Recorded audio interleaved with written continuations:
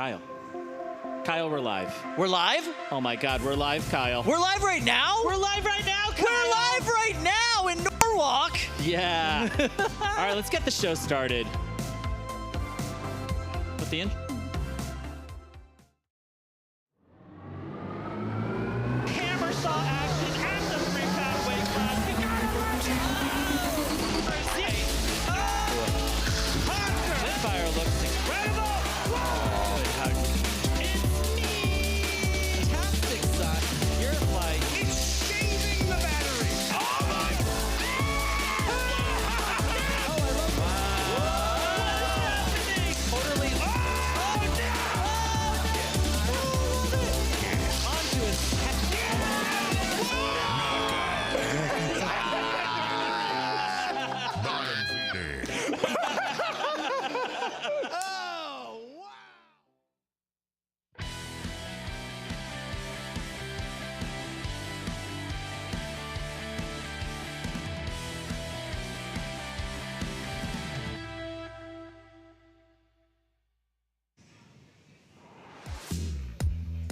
Good morning and welcome to beautiful downtown Norwalk, Connecticut for the July edition of Norwalk Havoc.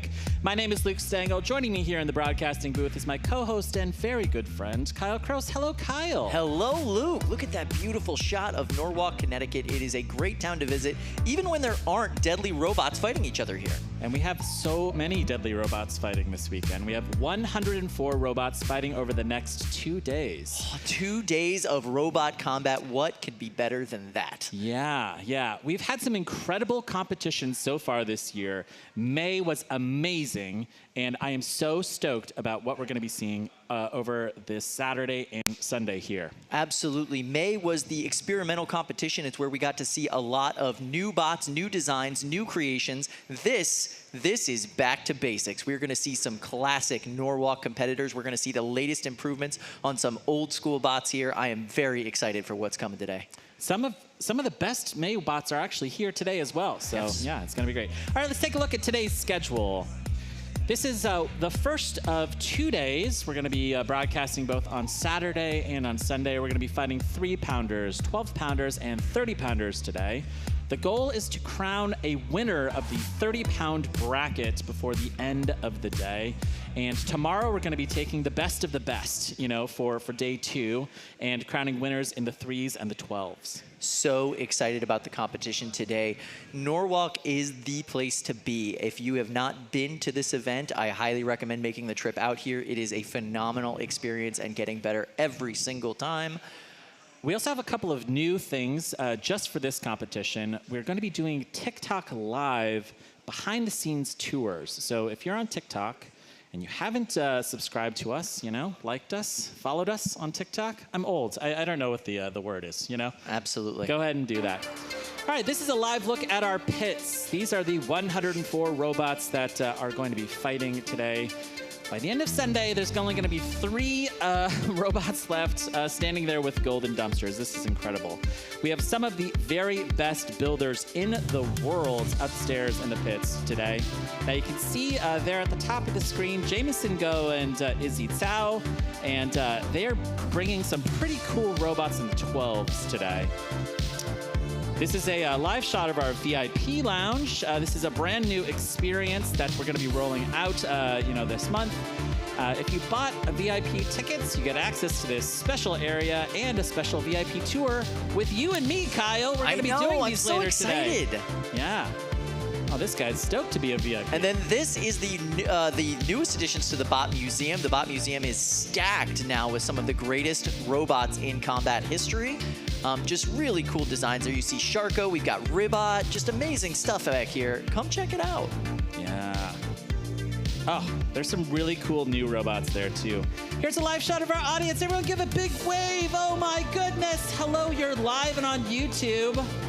And yeah, I am so excited about all of the robot fights you're going to be seeing later today. If you're following us on YouTube, please like and subscribe and smash that subscribe button. Yeah, that's what you should be doing. You should smash it. Don't click that button. Share it with all your friends. Bring them on in. Smash it. Check out this stuff. It's really weird and fun and awesome. Yeah, it's great. All right, let's take a look at our highlights from our last competition in May. Now, Kyle, as you were saying, this is our experimental division. These are all robots that were making their Norwalk Havoc debut.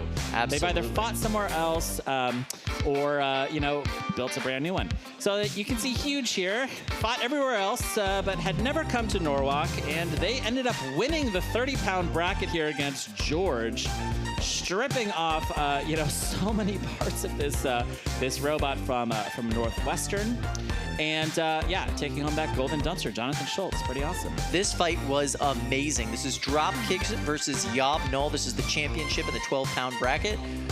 Absolutely dominant performance here by Dropkick, but Yab-Nol is such a cool bot. Look at that hit. Oh my goodness. The Yab-Nol story is one of those stories that I'm going to be following today. I mean, that's a super dominant team, team defective. Yeah. We're going to be seeing like 5 or 6 12-pounders from that team later today. Really trying to take over that division, and I am glad to see it. They just put out some great work. Now here, oh my gosh, this is our Beetleweight finals. This was Saw Loser versus Crashfest. Ultimately, it was the yellow and red lifter of Crashfest that took home the golden dumpster. Our very first lifter ever in Norwalk Havoc history to win the golden dumpster. Absolutely. What a dominant performance by them for that entire competition. And Saw Loser, 2 Saw to lose, coming all the way out from Great Britain. Absolutely phenomenal team. They put on a great performance. It was so cool to see them. I like that little tap there, the little pat. That's pretty great. All right, let's take a look at our tournament basics. Today we are fighting in 3 weight classes, as I said, 3s, 12s, and 30s. This is a double elimination competition, which means you have to lose twice before you are eliminated.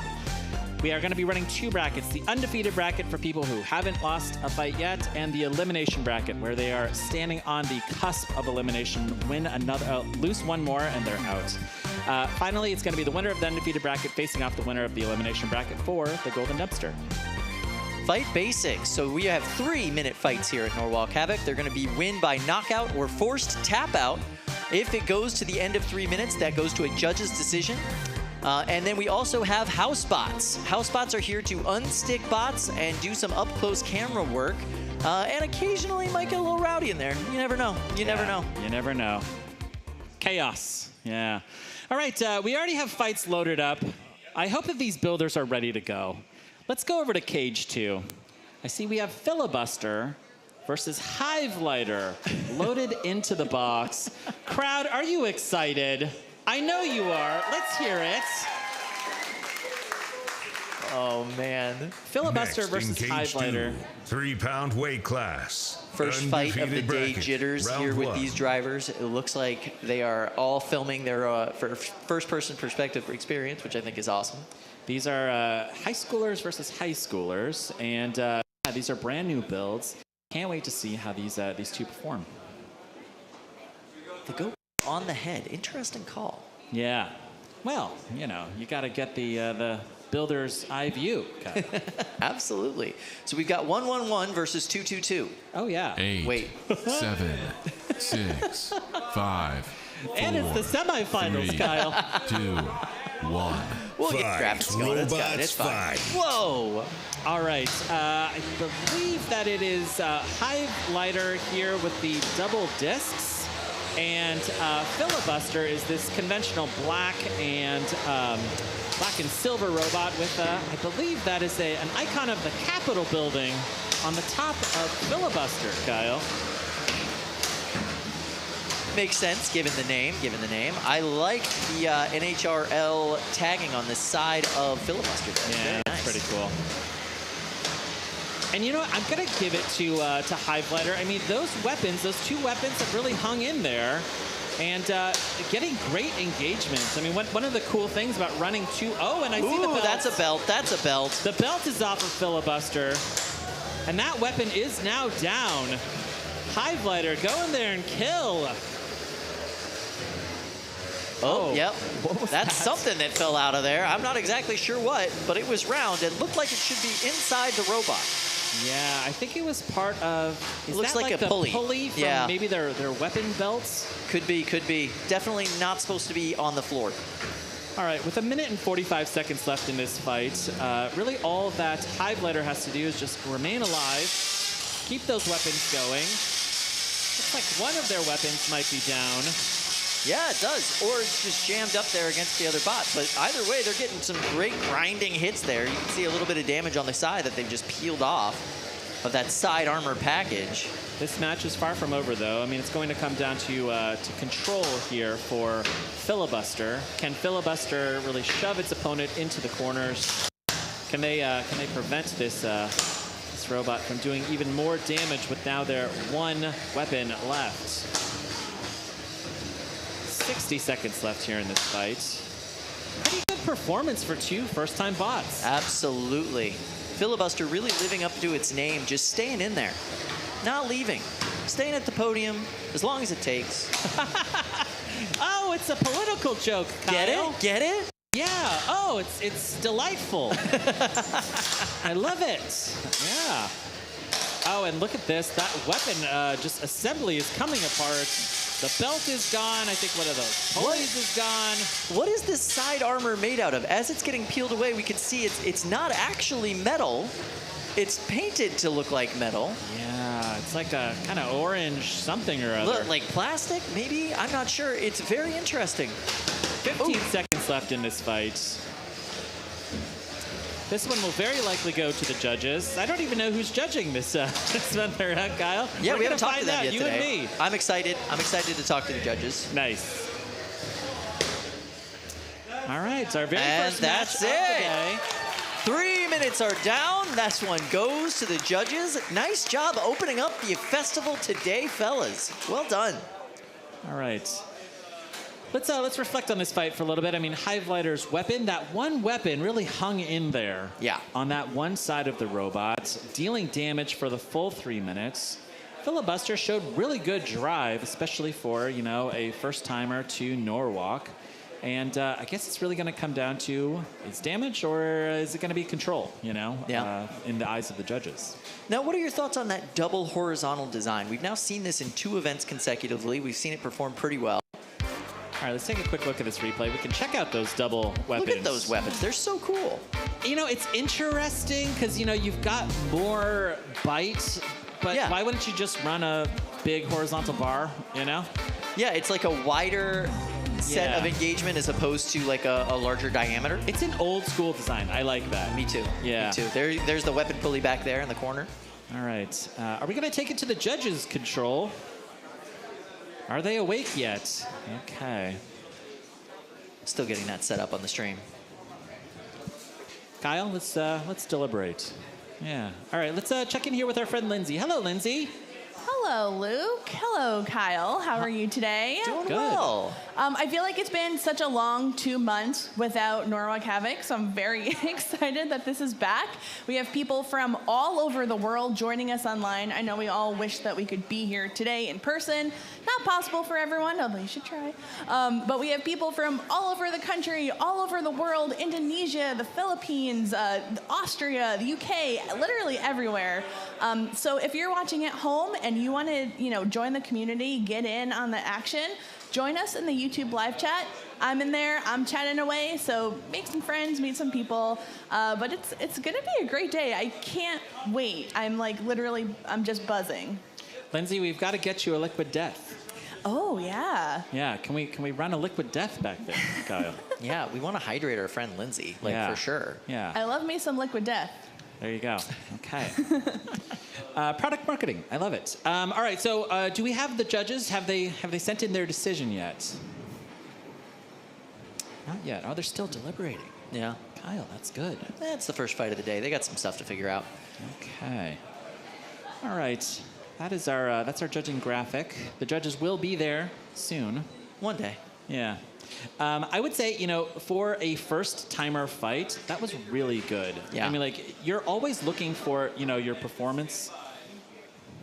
You're looking for that kind of first-time performance. They went the full 3 minutes. That's incredible. Yeah. I certainly didn't in my first fight. Well, it's hard to do. Yeah. It's a hard thing to do. And hey, one of the 3 weapons ran the entire time.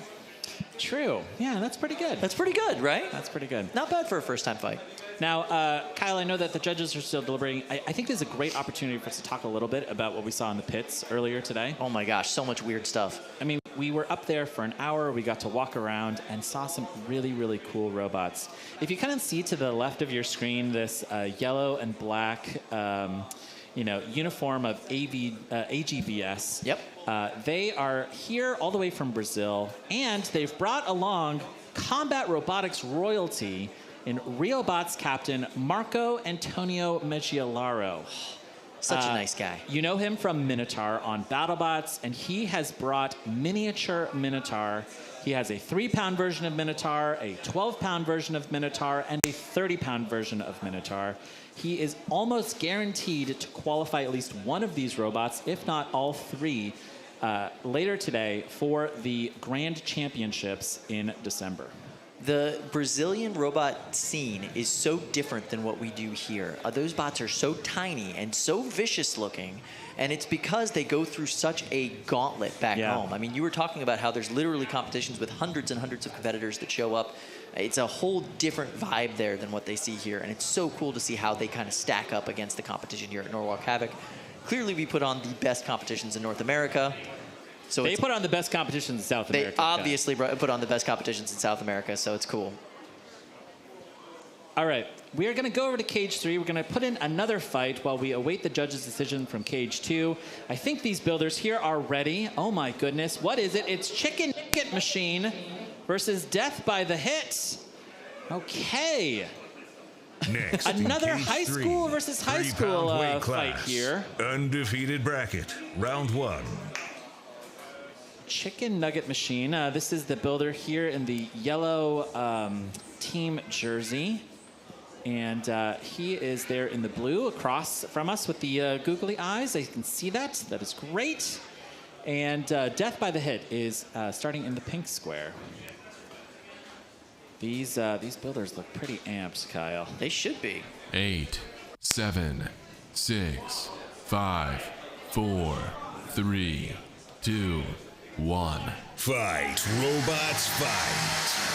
Wow, there are a total of 4 robots here in this box because we're running mini-bots for this one. Mini-bots are going to be a big theme throughout the day today. A lot of competitors are taking advantage of the weight bonus that you get with a mini-bot. Kyle, I am loving the mini-bot with the knife on it. It is so, aggressive. I love it. Absolutely, yeah. No kinetic energy weapon on that mini-bot. It is acting like it has the most vicious spinner you've ever seen. It's just driving full force straight into the opponent. I love it. Now, this giant, the main bots here are these 2 black robots, and the mini-bots are the red and blue and the black and green. And it looks like the weapons from both of the main robots are down. Yeah, absolutely. You can see a little bit of that double disc spinner twitching, but no real movement out of it, and the large spinner is not spinning at all. Yeah. And so when this happens, it kind of comes down to a push fest. We're going to see if these mini-bots can stay alive. If you're able to kill one of the mini-bots, you're going to rack up a lot of points. And these look like, pretty, an awful lot of duct tape, Kyle. Yeah, duct tape armor, totally valid. Googly eyes at least add 4 points to your armor package. Yeah, I like that. I like that a lot. This is a rather chaotic push fest. You can see a little, I think that's a belt coming off. Yeah, I'm seeing really good drive here from Chicken Nuggets. They are this kind of lower weapon with that Drisk.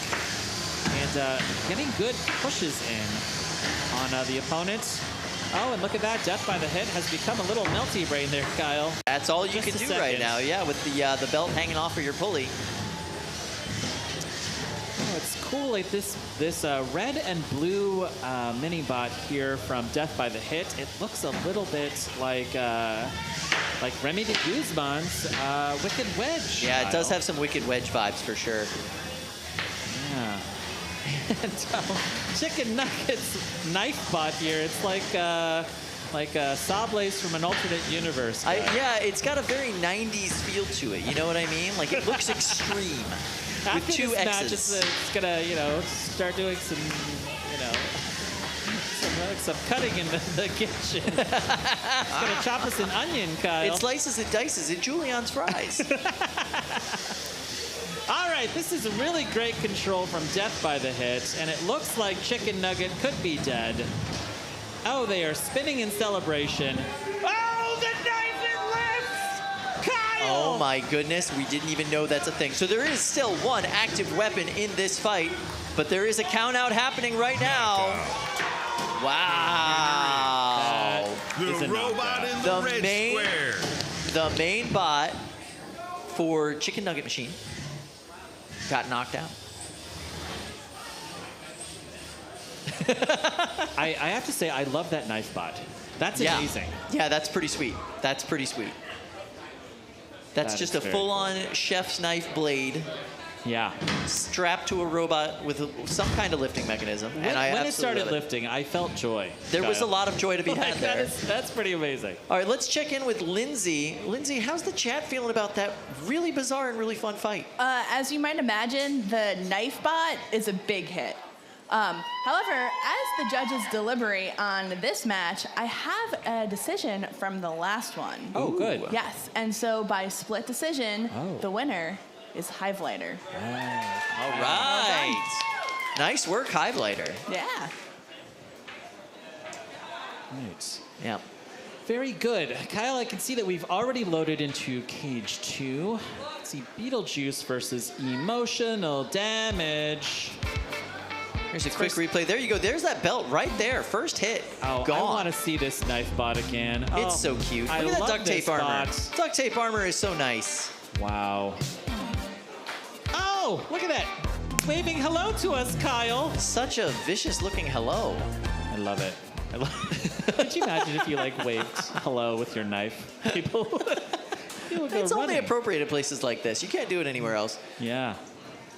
All right, look at this. Cage 2's prepping. All right. In the pink square, we've got Emotional Damage versus BeetleJuice. Kyle, we're both from the internet. We know what that is, We right? definitely know what that is. We definitely know where that comes from. That's great. That's great. Yeah, and you know what? We started with high schoolers for the first two matches. We just keep getting younger and younger. I'm assuming we're going to do toddlers and infants after this. Well, you know, if you can see into the box, if you're tall enough to see into the box, you're allowed to fight in it. And if you're not tall enough, we'll give you a stool. Versus Yeah, there you go. It's fine. Emotional damage. All right. The voice of God doesn't know how you're supposed to say emotional damage there, Kyle. No, it's saying it with far too much 8, gravitas. 7, 6, 5, 4, 3, 2, 1. Fight, robots, fight. All right, this white bot here in pink is emotional damage. And that is a nasty hit. Oh my goodness, but they're still coming in for more. I'm That seeing weapon some is... smoke coming out of emotional damage. Yeah, that not robot's sure what gonna have that to go smoke to is coming therapy from. after this, Kyle. So you can see the armor has holes for weight. I was going to say aerodynamics, clearly. Yeah, but it looks like the weapon on BeetleJuice is down. Yep, BeetleJuice's weapon is down. BeetleJuice has got some cool looking mini bots. I dig Yeah. that. Look at that Yeah. thing. Some of the mini bots here are obviously, you know, they're here to get the weight bonus. I think that these mini bots look like they could actually do some help, do some work. BeetleJuice is a kind of vector kit adjacent robot with a lot of custom parts. I saw the builders build reports. They've built multiple copies of BeetleJuice back Yeah, there. there's a bunch of them back there, yeah. And it looks like both of these main bots are just twisting in place. Yeah, those first couple of engagements really caused a lot of consternation. Look at that weapon trying to get working again, trying to twitch. Yeah, that belt tension does not look right. Emotional damage, that weapon's probably not going to spin up, though. No, it just got knocked to the left. It's supposed to be straight on, Kyle. Yeah, definitely. The belt is where it's supposed to be. It's just that the weapon's not. But you know what? I'm going to give it to these kids. Like, when I was their age, I definitely could not build a robot that sophisticated. That's pretty cool. Absolutely not. And yeah, that's a hard fight for them to begin with, going up with a really powerful horizontal like that. And hey, their bot's still moving. It's still functioning. They still have a chance in this fight. Well, as long as they're engaging, we will not start the count out. So, you know, if one of these drivers feels that their opponent's going to die, they could always back off. If any one of them could go backwards, I think they can only go forward. Pretty sure they can only go forwards, and it looks like we've got some crab walking happening here with emotional damage. Yeah, what is the time check left? We've got 40 seconds left here on the clock.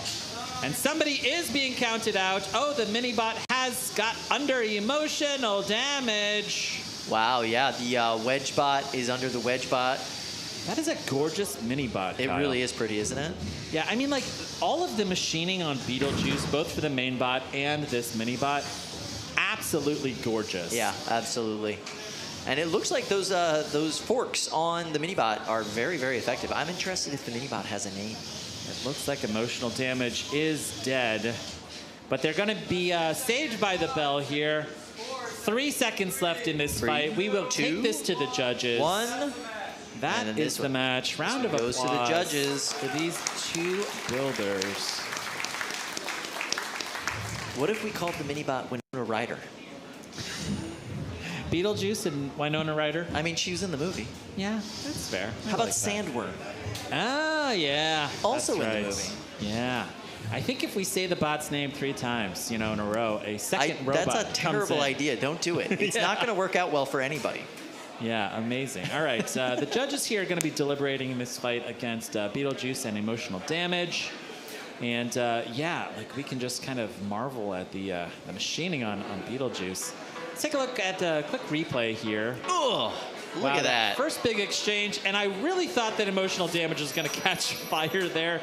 Just that big puff of smoke. You really don't want to see that. Yeah, I don't even know what kind of smoke that is. That's just a big old puff coming right out. Yeah. And then all of a sudden that weapon got real twitchy there on BeetleJuice. Yeah, it was kind of just that one big exchange, and something got jostled loose in BeetleJuice, and that robot didn't really work right. But I will tell you, they're very talented builders. You can just see it in the build quality on BeetleJuice. I have total faith that they're going to be able to fix this robot, and if they won't, just throw that one in the trash, get their second spare. They've got, I think, 3 robots. I saw back 3 there. fully completed ones on their table when I was back there today. Yeah. Yeah. They're taking the sport seriously. That's really cool. That's what you got to do. You know what I mean? You know what I mean? And, it is interesting how many builders they have, like, really strict rules for themselves on how many robots they bring, right? Like, Jameson will bring 1 copy of his robot, pretty much. Yeah. But that's not how everybody works. A lot of people are like, we'll bring 2, we'll bring 3. It doesn't matter. We want to have all of our different armor packages kind of preset on a bot, and we can throw it right in when we need it. Yeah, I feel like we may have a rule clarification perhaps in 2023, because I'm seeing robots up there where you're like, that is 2 separate robots and you're running them under the same name, you know? Yeah. Like, oh, here's my horizontal configuration, here's my my vertical configuration, here's my lifter configuration, here's my hammer configuration. As long as you can switch out the modules between the bots and prove that you can do it, though, it's within the rules. All right, let's take a look at. Oh my gosh, it's breaking news. Controls just told me this is next year's schedule. Write this down. Okay, screenshot this. Yeah, do it. Put this in your calendar. Book your flights now to get out to Norwalk, Connecticut. January, March, May, June, August, September, and then the World Championships will be in November this time. It's been in December for the last 3 years. I know, yeah. November 11th, right after my birthday. Really? Yeah, November 8th. Wow. Yeah. Our birthdays are so close to one another. Yeah, we've had this conversation before. Yeah, like mine's like a week before yours. Yeah, Scott. you're a week older than me. Yeah, well, a week wiser too. All right. Okay, I'm always gonna stay one step ahead of you, Kyle. All right. Yeah, I mean, a lot of people said December, really difficult time to travel out to the East Coast. A lot of people are traveling. Yeah. And November, very builder-centric, builder-friendly kind of decision on our part. Yeah, come on out, watch the leaves change, destroy your toys. Yeah, that's good. It's going to be a great time. All right, the judges are continuing to deliberate, so we're going to go to another fight, winner Kyle. is Cage 3. Red Hawk X. Oh, wow, all right. That is a great shot of, confidence for Mark here with Red Hawk X. Let's see if he can earn that win here. Yeah, he's being declared winner before the fight even starts. Facing off against William Marchese. And William he feels like this is an injustice, you can tell. He wants to actually fight. Yeah, William wearing his trademark pink, jacket here. I love it. It's just, you gotta have swag to be able to pull that off. And William sent me the link to this jacket, and I was like, I'm gonna buy one. But then I realized it is so expensive, William. You're a classy gentleman, William, all right? It was like a $95 jacket, William. Wow. All right. I paid that much? Yeah. Yeah, it's a sick jacket. All right. This is one of those accidentally logging into his Amazon account while he was sleeping purchases. Happens to the best of us. Backlash Wave made its Norwalk Havoc debut in May, and Red Hawk X here. This is their first time running this robot. Fight, robot, So typically speaking, when builders put X on their name, this is the experimental version of their robot. We've seen that with several different teams. Red Hawk is you could call them a classic Norwalk competitor. They've been here for literal years, just reiterating and reiterating on their bot. So making an experimental platform to try new things is such a great idea. And right now, I gotta tell you, Luke, this experiment is working out great. Yeah, ripping off that left side wheel of Backlash Wave, tipping it on its side, caving in those little tipping forks on the side of Backlash Wave. This is a massacre, Kyle. Oh, Yeah. and that weapon on Red Hawk X is bulletproof. Absolutely vicious. You can see it looks Incredible. like a wheel bushing there. And what was that? That was a belt. The belt just got Tap thrown. out. That's a tap out. The winner is Red Oh, Hawk that X. belt just melted off of them. That's amazing. All right, the voice of God is omnipotent. Yeah, All right. absolutely. Should have God already trusted knew it. what was going to happen. Should have trusted it. All right, calling it for Mark Belanger. Did I say it right, Mark? No, Bellinger? No. Belanger. Belanger. I keep saying it wrong, Kyle. Oh, no. That's a bad day. Here's one of the things, all right? Backlash Wave is the primary robot that William is running today. Okay. He's had some challenges getting Sea Dragon's Roar into the box and getting it running the way that he wants to. Gotcha. And this is a pretty wrecked robot that he's going to be bringing up into the pits. Yeah. Yeah. I mean, the belt. I mean, look at that. Look at that. Ugh. Whew. Red Hawk X looks like just charge up the batteries and just throw it right back in. Absolutely. It doesn't really have anything visible on it, but that is a That's a trouncing, Kyle. that is a trouncing. That is a trouncing. There's two belts there. Not sure where that other one came from, but wow. Yeah. Rough. And you see Okay. belts come off of the pulley. You don't often see belts just get split open like that. All right, let's take a quick look here at this instant replay. The weapon on Backlash Wave had some challenges getting up to speed early. Yeah. And Mark really went in there and capitalized, just popping basically every single side of Backlash Wave that it could reach, caving in those anti-tipping forks, ripping off a wheel, and really just kind of sending William Marchese, on quite a wild roller coaster without his consent, Kyle. That's a roller coaster he didn't want to be on. That is absolute destruction there. Amazing. Wow. All right. I think that other belt might have been from Black Hawk X. I'm not entirely sure. All right, I can see that we're, oh my goodness, it's Lindsay. Let's go check in with our friend Lindsay. Hello, Lindsay. Oh, hello. I have some news to share with you. We have a unanimous decision from the match prior to this one Okay. for BeetleJuice, BeetleJuice, BeetleJuice. She said no. it 3 times. Wow. It's not here. All right, yeah, does not surprise me. Beetle No. just did great. They did a phenomenal job. All right, running into Revolver. Cage 2. versus Radix. Okay, Revolver versus Radix here. Radix, the team is wearing these red T-shirts 8, here. This is a family 7, team 6, from Buffalo, 5, New York. 4, Brand new 3, builds, Undercutter 2, versus 1. Undercutter. Fight, robots, fight. Wow. Oh, and the spin up on Radix is good. You can hear it. It sounds like a jet. Going weapon to weapon against Revolver. And Revolver just looks lost there, Kyle. Yeah, really just discombobulated drive on Revolver. I was talking to the builder of Radix, and he said Oh! that this is 100 hours That's a of wheel. design and builds. Looks like the weapon could be down on Radix. Might be, yeah, that was a very loud weapon that we're not really hearing any of right now. Revolver is inspired by Victor Soto's robot Rotator. And you can kind of see why. It's pretty still. Oh, what was that? That's That was another a wheel from one of the mini-bots. The mini-bots. mini-bot's been losing wheels here pretty consistently. Those look like Lego wheels, don't they? Those are very small wheels.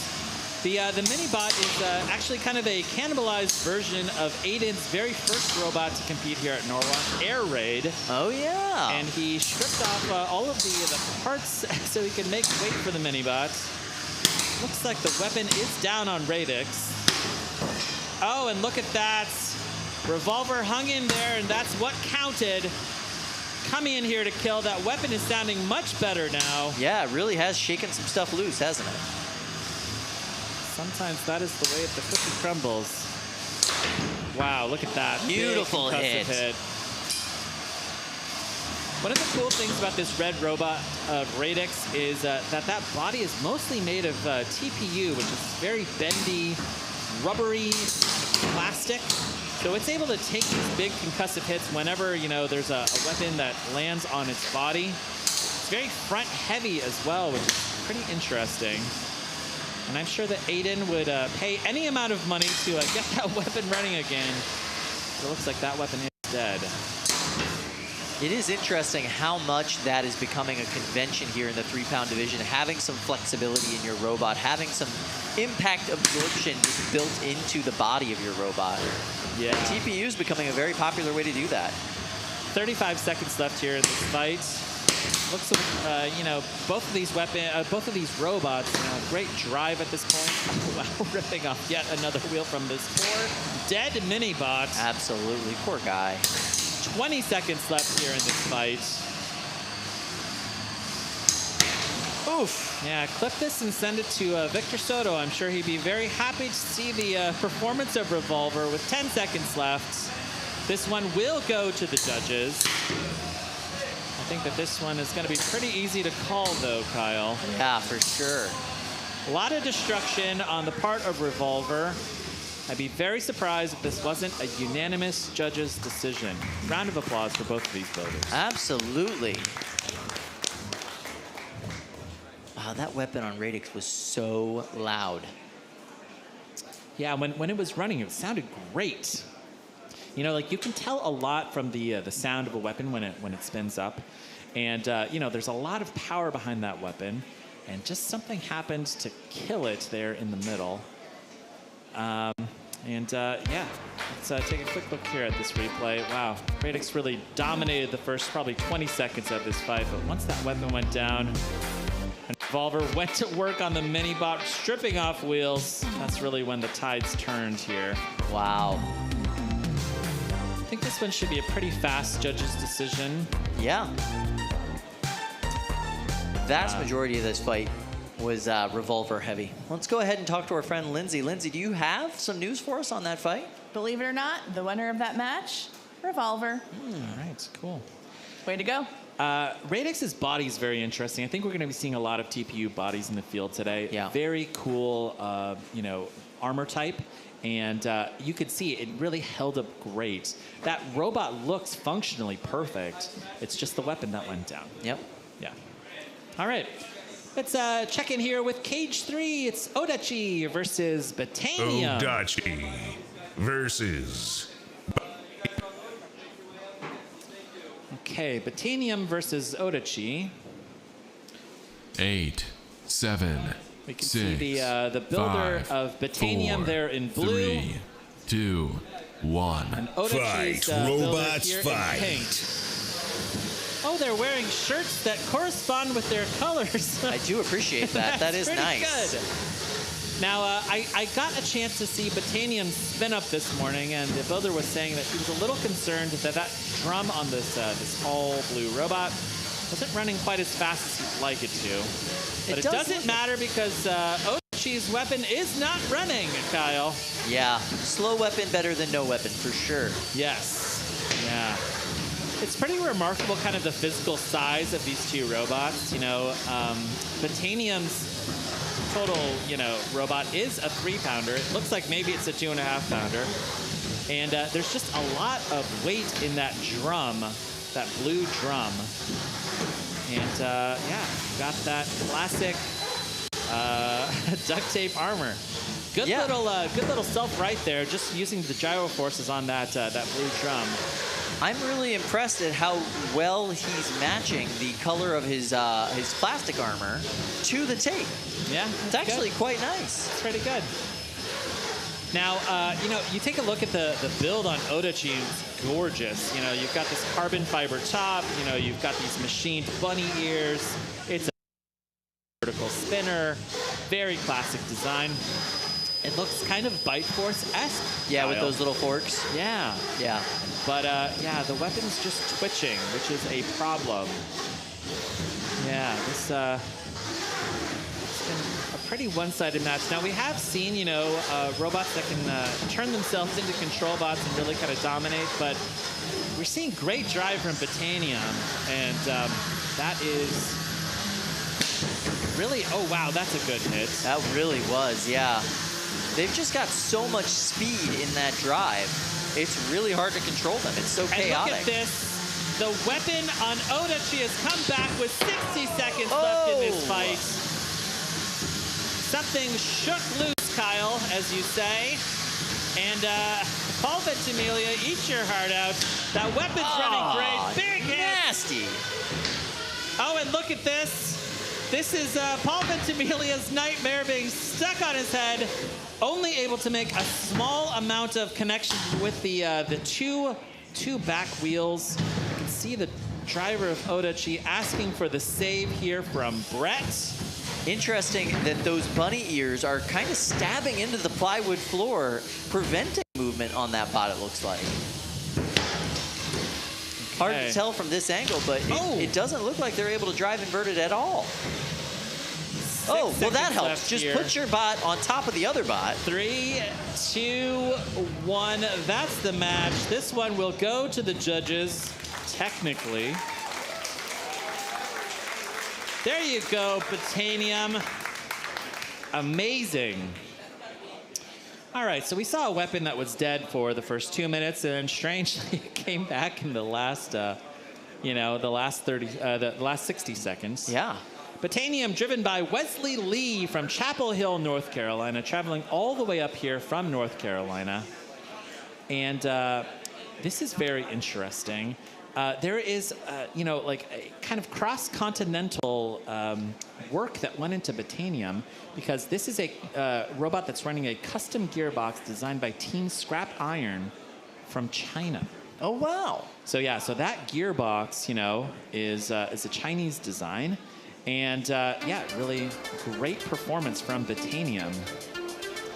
Now, Kyle, as you said, appropriately, slow weapon better than...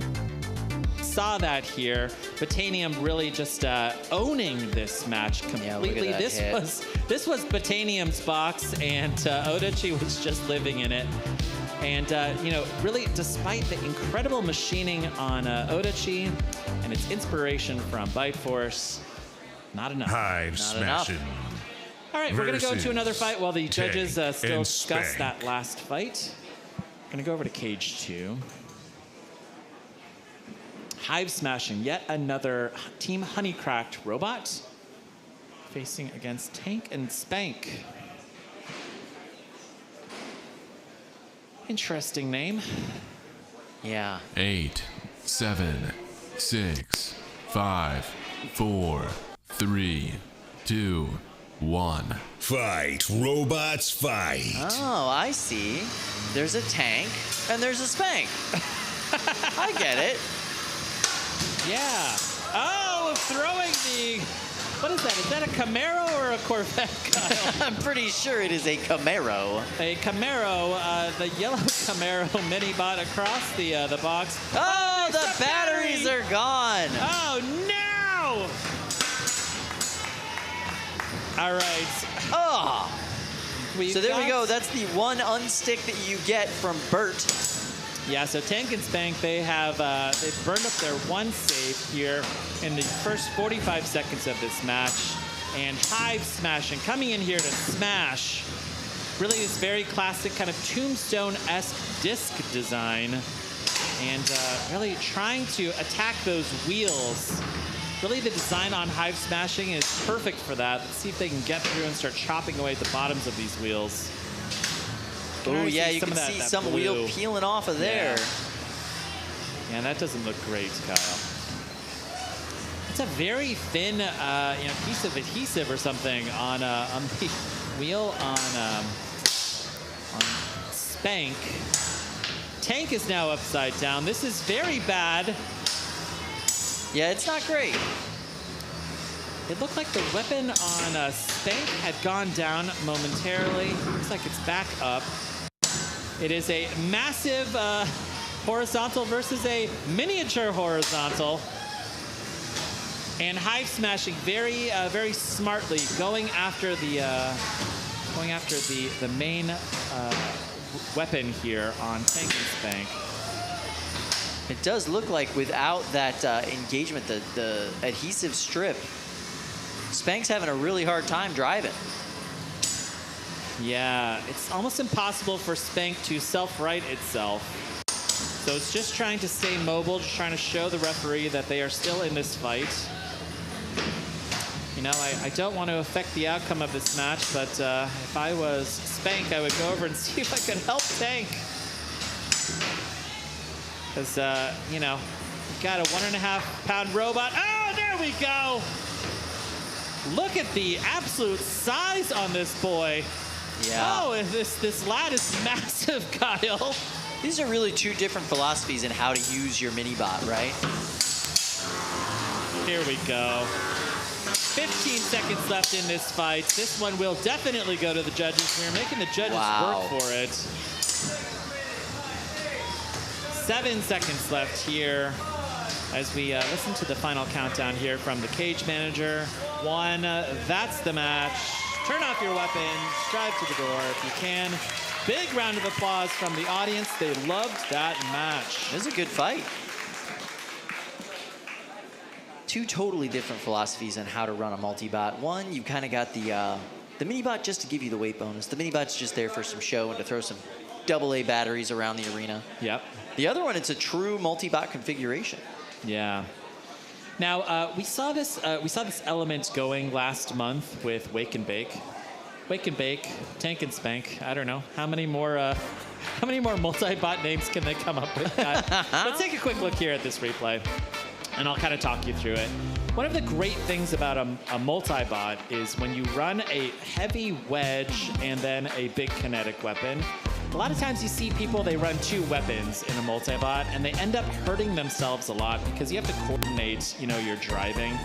Ideally, you know, Tank would have pinned, you know, its opponent, and Spank would have gone in and tried to eat some of those wheels.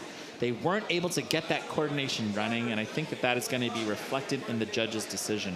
Speaking of judges' decisions, we just got word that the previous fight was won by Bitanium. Surprising. Surprising. Yeah. That is... So in case you were overwhelmed with suspense, that's what happened. Yeah.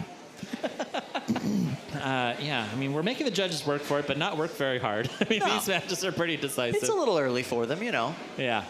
All right, so the judges are still deliberating. Are we going to go to another fight? I can see that Cage 3 is loaded up. This is Wormhole and Steven Bogus versus PGF. PGF. PGF, of course, stands for probably going to fail. Yeah, the voice of God put a little stank on that. You gotta love it. This is PGF's final competition ever. They are going to be retiring this robot at the end of this competition. 8. Look at Theo. 7. He looks 6, sad about it. Theo, 5, I'm sad too. 4, 3, 2, 1. Fight, robots, fight.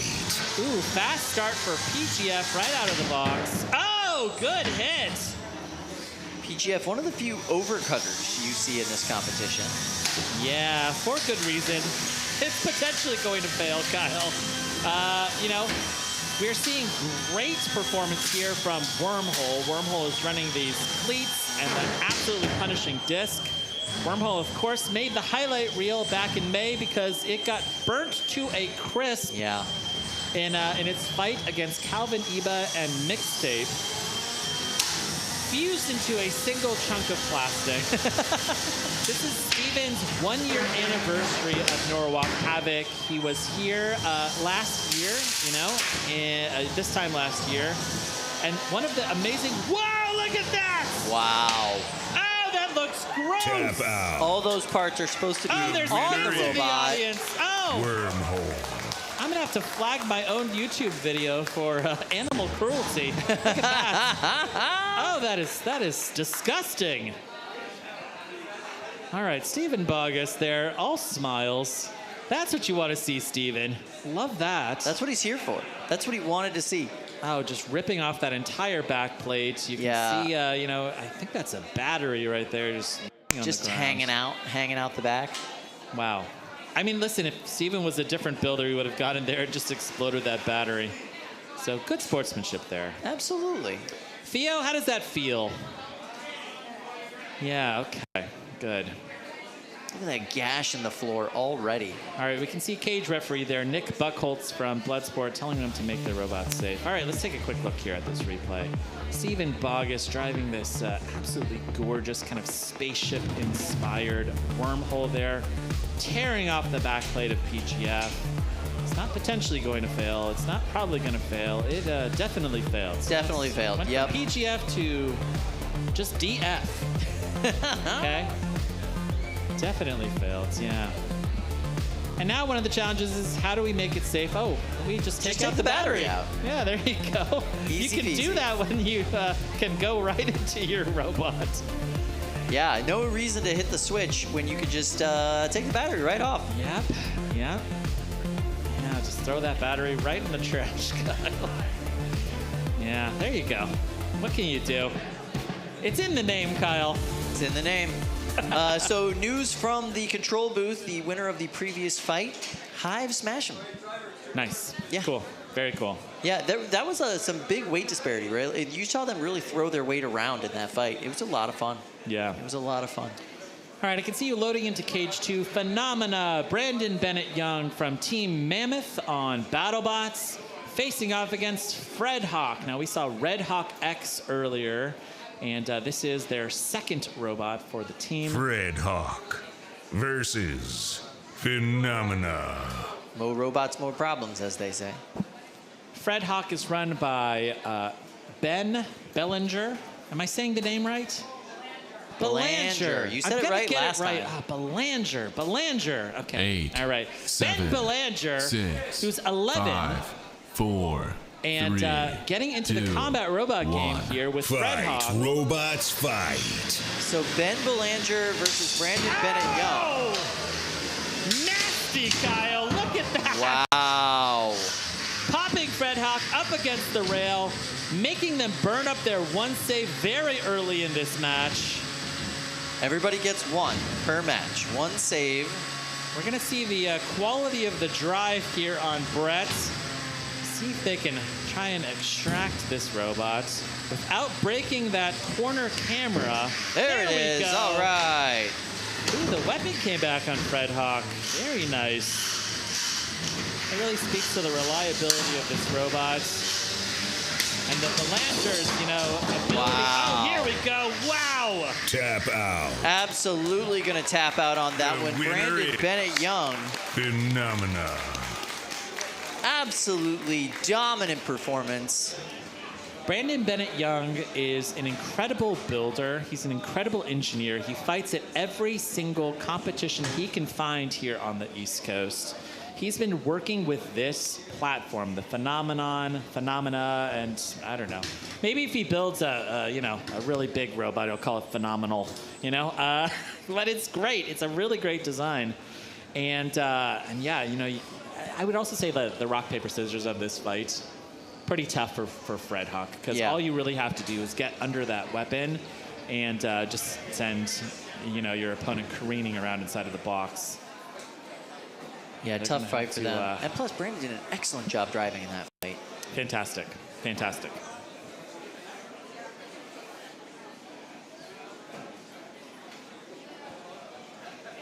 This is what the floor looks like just a little bit into competition.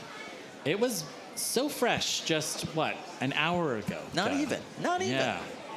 Within the next couple of hours, it's going to look like a Jackson Pollock painting. It's going to be beautiful. Yeah, all right, let's take a look at this replay. Phenomenon successfully getting under that horizontal mid cutter, just popping Fred Hawk in the air. Really not a lot that you can do.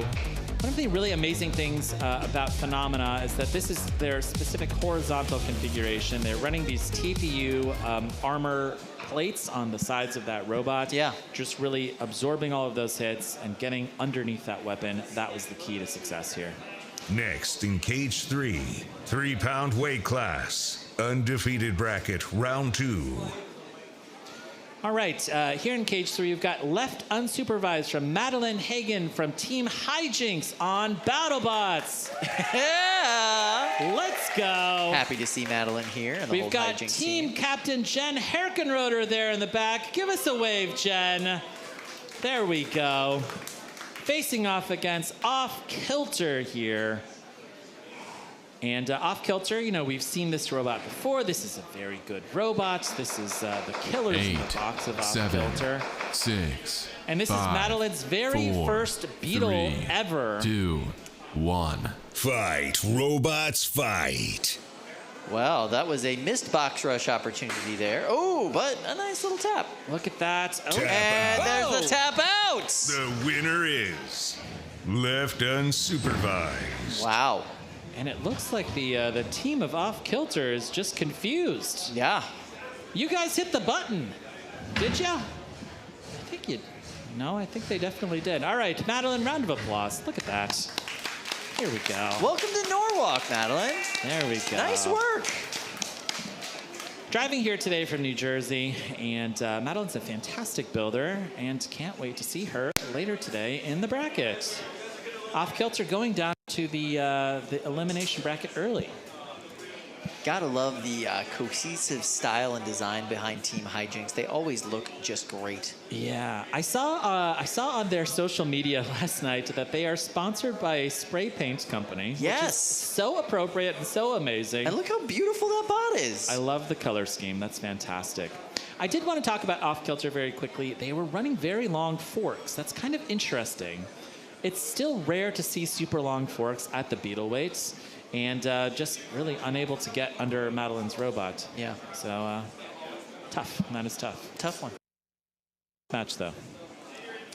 All right. Oh my goodness. Oh, this is one I'm excited about. Let's go. What are we excited about? Angel Vidal and Hurt Next in Caboose Cage here, 2, facing off the against greatest danger versus Hurt Caboose. Yeah, let's go. This is Melty Brain goodness, my friends. A Melty Brain robot. Luke, what's a Melty Brain robot? Melty Brain is where your drive doubles as your weapon. You're going to try and spin yourself as fast as possible, and you are guaranteed to make engagement with your opponent. And really, you know, a lot of times we see these Melty Brain fights, you know, we can learn a lot about the fight in the first few seconds. Lindsay, let's check in with you very quickly. Are we checking in with Lindsay? No, we're going to go to this fight. Is that right? Okay, good. All right. Hurt Caboose there. Oh my gosh, you can see Evan Arias' sticker. Now Incredible. Look at the Right wedge on on the front of Hurt Caboose. And then these new additions that they have to their egg beater spinners, they're calling their brass knuckles. Yeah, I love that. Absolutely vicious addition. Kind of adds a little bit more spike to the top and bottom of the blade, gives you a little bit more engagement, 8, and apparently 7, a lot more weight 6, at the front of those 5, egg beater spinners. 3, 2, 1. Fight, robots, fight. Spin up on the Greatest Danger is good. Greatest Danger, such a cool bot, such a great design, capable of just giant hits. The Greatest Danger has successfully popped Angel Vidal onto his head. There we can see the mini-bot, the little green mini-bot from Hurt Caboose, just slapping away the mini-bot here at Greatest Danger. Incredible. Oh my gosh. Kyle, I love a Melty Brain. Absolutely, and there we go. Angel's getting his one save from Bert the Brick. I think the drive might be dead on Hurt Caboose. That It might robot be, looks yeah. like it got hit just in the power button. Yeah. It is getting counted out. Countdown is happening. Look at how much control Oh, the Greatest they have Danger. on the Greatest Danger. It is so hard to control a Melty Brain well, but he really can't guide that thing where he wants it to go. The winner is the knockout. The winner is the Greatest Danger. That's 3 consecutive knockouts for the Greatest Danger in that one fight. Yeah. I mean, I will tell you, like, I was slightly concerned because it didn't look like a totally symmetrical spin-up on the Greatest Danger. It did look a little bit shaky. You know, like, that happens when you have part of your ring a little bit heavier than the kind of countervailing side. But it's difficult to kind of custom machine a ring like that, where you're perfectly asking, balanced. hey, give me a little bit more weapon, you know, like a little bit more weight on this one side. It didn't really matter, though, because we saw great, I'd say good enough spin up from there. Yep. And really just killing the power completely on Hurt Caboose. And just such good control for a Melty Brain. Melty Brain's wheels are all going in the same direction. So it's not like they can steer. It's more like you have to control the torque of each wheel to really determine your direction. It's a lot of programming. It's very complex for what should be a pretty simple design. Spin it fast, right? Yeah. Super cool design. Super fun to see it work. And I love that we allow those here at Norwalk. Yeah. All right, let's take a quick look here at this replay. I like this kind of UFO design on the Greatest Danger. I will tell you, like, the name, like, when they first brought the robot, I was like, that's a very ambitious name. You're really calling it their most successful match here at Norwalk to date. Yeah, it's a cool design. Fantastic. Kyle, how'd you like the Liquid Death? I could see you over there drinking it. Here we go. It's water from the Alps, I heard. Refreshing. All right, let's check in here with Lindsay, who has a super chat. Hello, Lindsay. Hi, I have a super chat, our first of the day, and this one is from user Belargus, who has a question.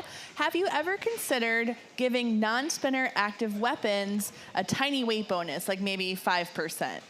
Have you ever considered giving non-spinner active weapons? Oh, so like a hammer or something. Is that right? I say no.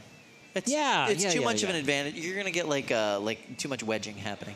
Yeah, that's fair. I mean, if you want the weight advantage, just build a mini bot. Exactly. Yeah. There's plenty of ways to get weight advantages here at Norwalk Norwalk Havoc's rule set is very generous, and it's really designed for creativity. There are ways to get a lot of weight into the box. We've seen that before. People running virtually 6-pound robots in the beetle weight cage because they have lawyered their way into that extra spirit weight. of the rules is to lawyer the rules. Like, that is literally the point. So, I don't think we need to add any more weight bonuses when it comes to that stuff. Plus, as we saw in the last competition, non-spinners, viable option here. You can win with them. Absolutely.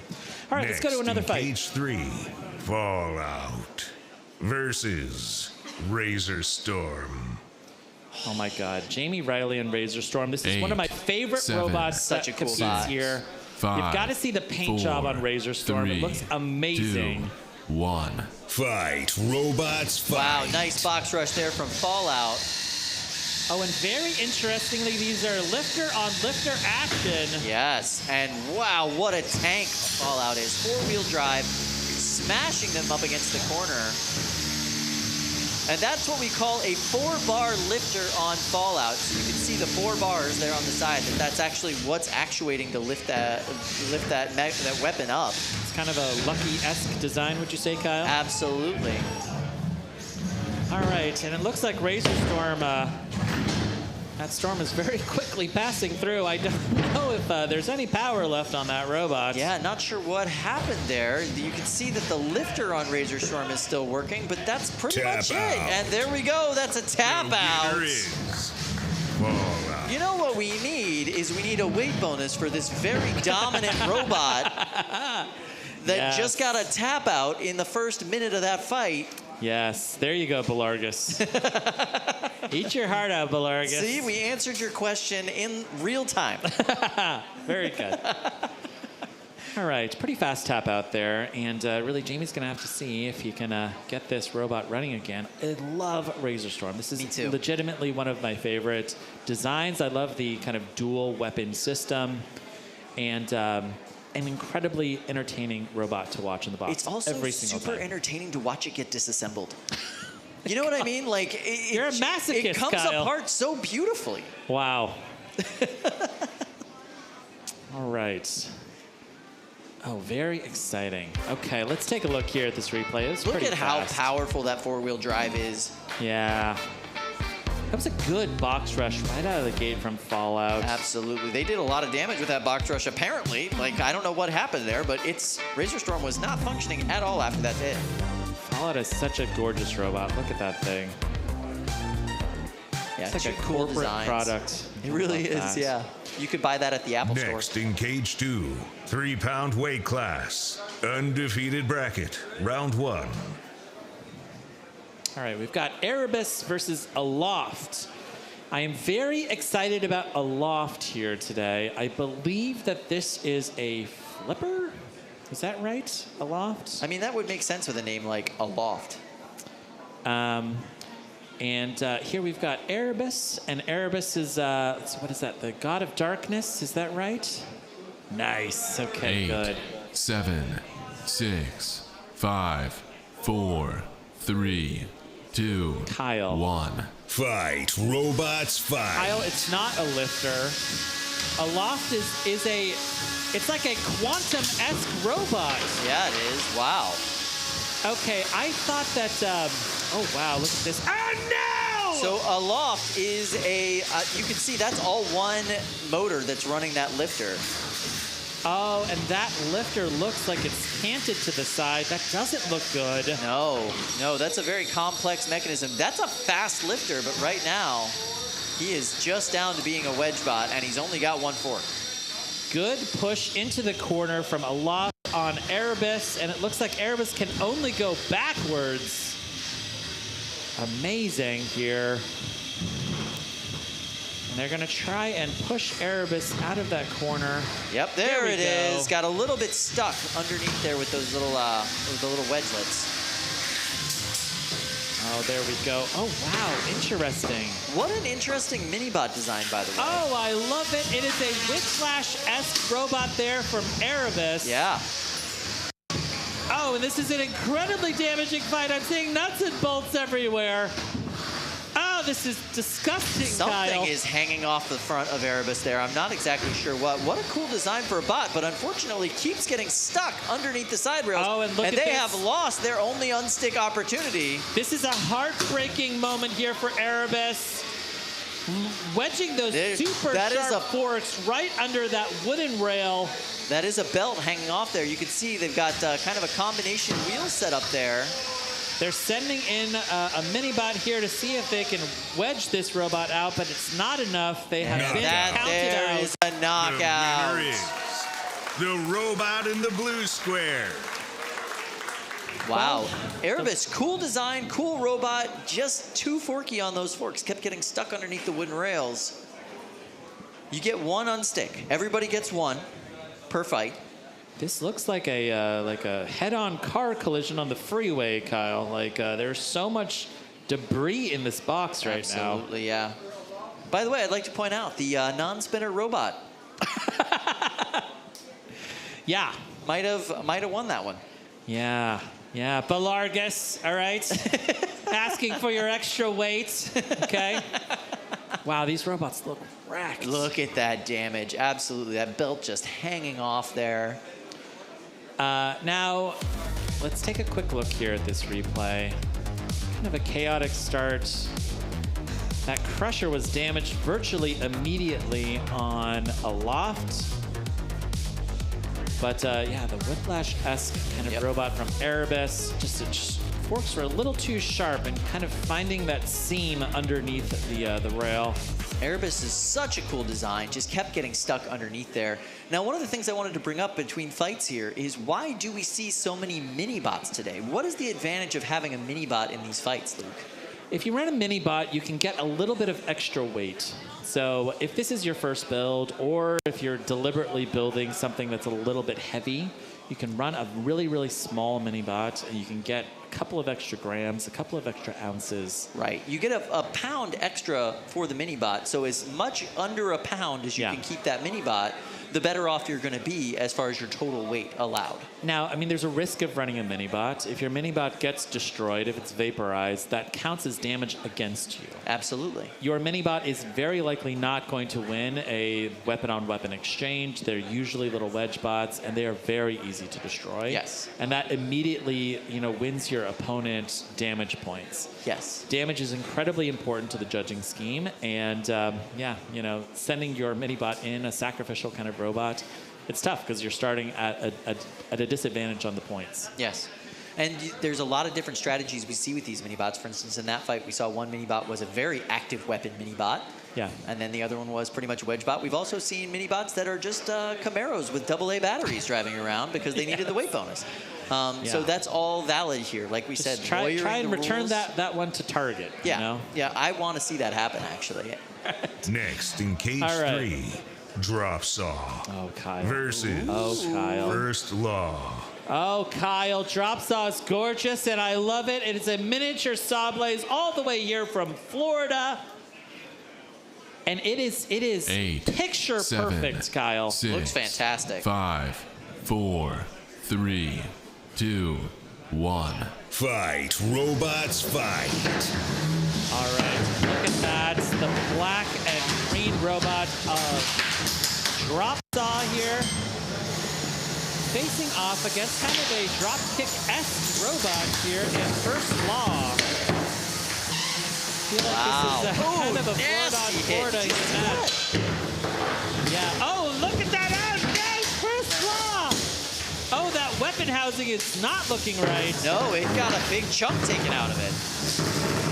Oh, and that is a turn of events here. Jack Sapotnik with DropSaw, you know, really this is his match. I mean, that was a surgical hit from DropSaw early on in this fight, which seems to have dislodged the weapon housing. Just amazing. Yeah. One of the reasons why there's so many fans of Sawblaze on BattleBots is that Sawblaze is a really good control bot.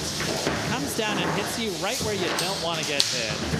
And it's working in the 3-pounders. I mean, like, I never thought I was going to see, you know, a really competitive BeetleJuice design because it's just really difficult to miniaturize something that complicated. But Jack's done it, and this looks great. We've seen a few of them, right? It's starting to become more popular. Oh, this is wild. Oh, nasty hit there. Oh, I'm gonna see that in my nightmares tonight, Kyle. Just graphic damage that we're seeing here. Such a cool bot. First Law is getting bodied properly here. Like Weapon's still spinning, though. I mean, that bot's still functioning. It just doesn't have a very key structural element to keep it running properly.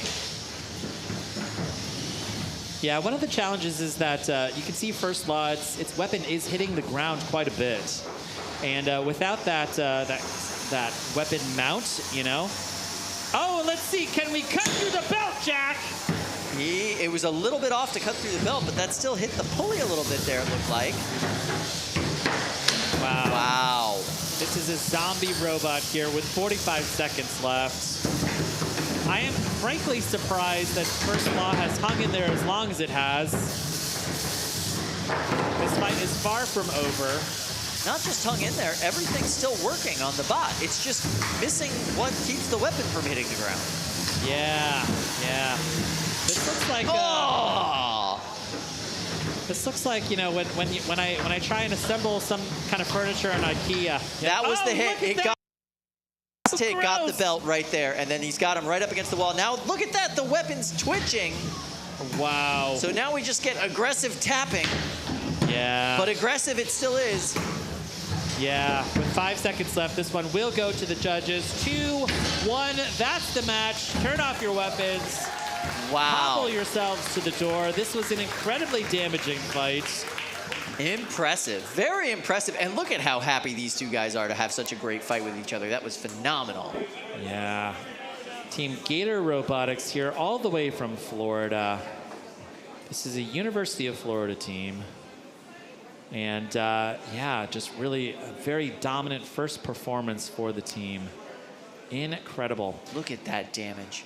This one we will technically send to the judges, but I think that this is very clearly a win for Small Blaze. It's so tiny. Yeah. The cutest little Blaze. Okay. All right, as we really just try and vacuum up all of the debris inside of this box. Look at that. Just see robot parts right there, Kyle. Oh, wow. All Let's right, take a quick here we look at this replay. Whoa. Oh, that weapon housing came off very early in this fight, and really it was Jack's fight to lose at that point. With the weapon from First Law dragging along the ground. And here at the very end of the match, Jack was successful in getting the belt off. Oh, incredible. Hey, Lindsay. Hi, I have some news, and it is a unanimous decision for DropSaw, my new favorite bot of all time here at NHRL. Good. Yes, that makes sense. DropSaw's picked up a new fan. Yeah. All right. You know, it's weird. Lindsay's got a type. She likes Sable's-esque robots. She does. Yeah. All right, loading into cage 2, you know, I can see Tryangles Mark II versus Hype Train. I love Tryangles Mark I. Cannot wait to see Tryangles Mark II. And who doesn't love a Hype Train? Yeah, I love Hype Train. I've got the Hype Train sticker Tryangles Mark II on my my laptop. And Angel, you're gonna have to earn it. All right. Here we go. If Hype Train goes winless here today, I might have to peel off this sticker, Angel. 8. Gonna get a second milk tank sticker. 6, 5, 4, 3, 2, 1. Fight, robots, fight. All right, we see the neon green of Hype Train. Good box rush there. Meeting Tryangles Mark II there in the corner, and right in the center. Popping Tryangles in the air, up against the rail. Angel not afraid of that big chunky wedge on Tryangles at all. Really interesting wheel placement on Tryangles, Kyle. I kind of love it. Hype Train is such a cool design. Here we go. Tryangles, oh no, stuck up on the camera. Tipping Tryangles into the camera. Brett is gonna come in here and try and save. Pushing Tryangles further into the camera. Yeah, that is the back end of the robot going further into the camera. That's not really helping, Brett. Oh, Brett the chaos agent, Kyle. Brett's trying to help. It's just, it's so hard to be surgical with a sledgehammer. Yeah, oh, tipping Tryangles onto its face. All right, they're asking Hype Train to come over and see if Hype Train can help out. Wow, here we go. Oh, there we go. This is starting to work. It's starting to shake them loose. There it is. Okay, at least they're upside down now, and they can drive inverted. Let's see here. Can Angel very charitably get this robot back onto its wheels? Oh! Oh, this is total control. Just bobbled them in the air with that series of hits. Oh no, Angel! Angel being a helper and a hindrance all at the same time there. Absolute control from Hype Train. He is earning the sticker, Kyle. Oh, I love it. Dominant performance there from Angel Vidal. And if Angel had let this go for another second, he would have gotten a tap out. You can see the builder of Tryangles trying to tap out. Oh no, he's stuck up there now. There are so many right angles, Triangle. I guess that's appropriate. Nothing isosceles about this one. Yeah, that was an acute pun. Just going for those geometry jokes, you know what I mean? All right, 35 seconds left here in this fight. Oh no. What's going on? Angel. Are you? Angel. Tap oh, there we go. The winner is yeah. Hype Train. Hype Train. Angel was the power off. I think that the builder of Tryangles very charitably hit the tap out button, seeing that Hype Train was dead. Very good sportsmanship. I'm going to say round of applause for the builder of Tryangles. Good sportsmanship there. There are so few sports where you see this kind of sportsmanship. It's all about putting on a good show. It's all about putting on a good tournament. I love it. I love it. All right, let's take a quick look here at this replay. I mean, just dominant performance. Basically from the Hype Train. Angel Vidal finding all of the flat surfaces on this robot, exploiting virtually every single one of them. Yeah, wow, look at this. Tipping it up against the corner. Now, Kyle, it's almost 11:30. You're going to be doing a tour here, a VIP pit tour. That's exactly right? Yes, I'm very excited about going and hanging out with those VIP keys. We do have to get our friend Chris up here, but he's busy. Probably preoccupied making a robot work at this point. Yeah. Lindsay, can you text your fiance and tell him to come down? Can you tear him away from that beautiful robot that he's building up there? It is really beautiful, and fingers crossed we see it today. I heard we have a super chat. Is that accurate? We sure do. We sure do. And then this one is from CHDR Returns, who's in the stands, and says, hello from the bleachers. And Luke, apologies. I'm not saying this. This is CHD Returns, okay? How much for a thumb war this time? Also, both bots in that Erebus versus Aloft fight were beautifully engineered. Very true. They were How beautifully can I agree engineered. with like half of that, but disagree so strongly with the other half of that super chat? Listen, I'm just saying set a ridiculous price, okay? Just something absurd.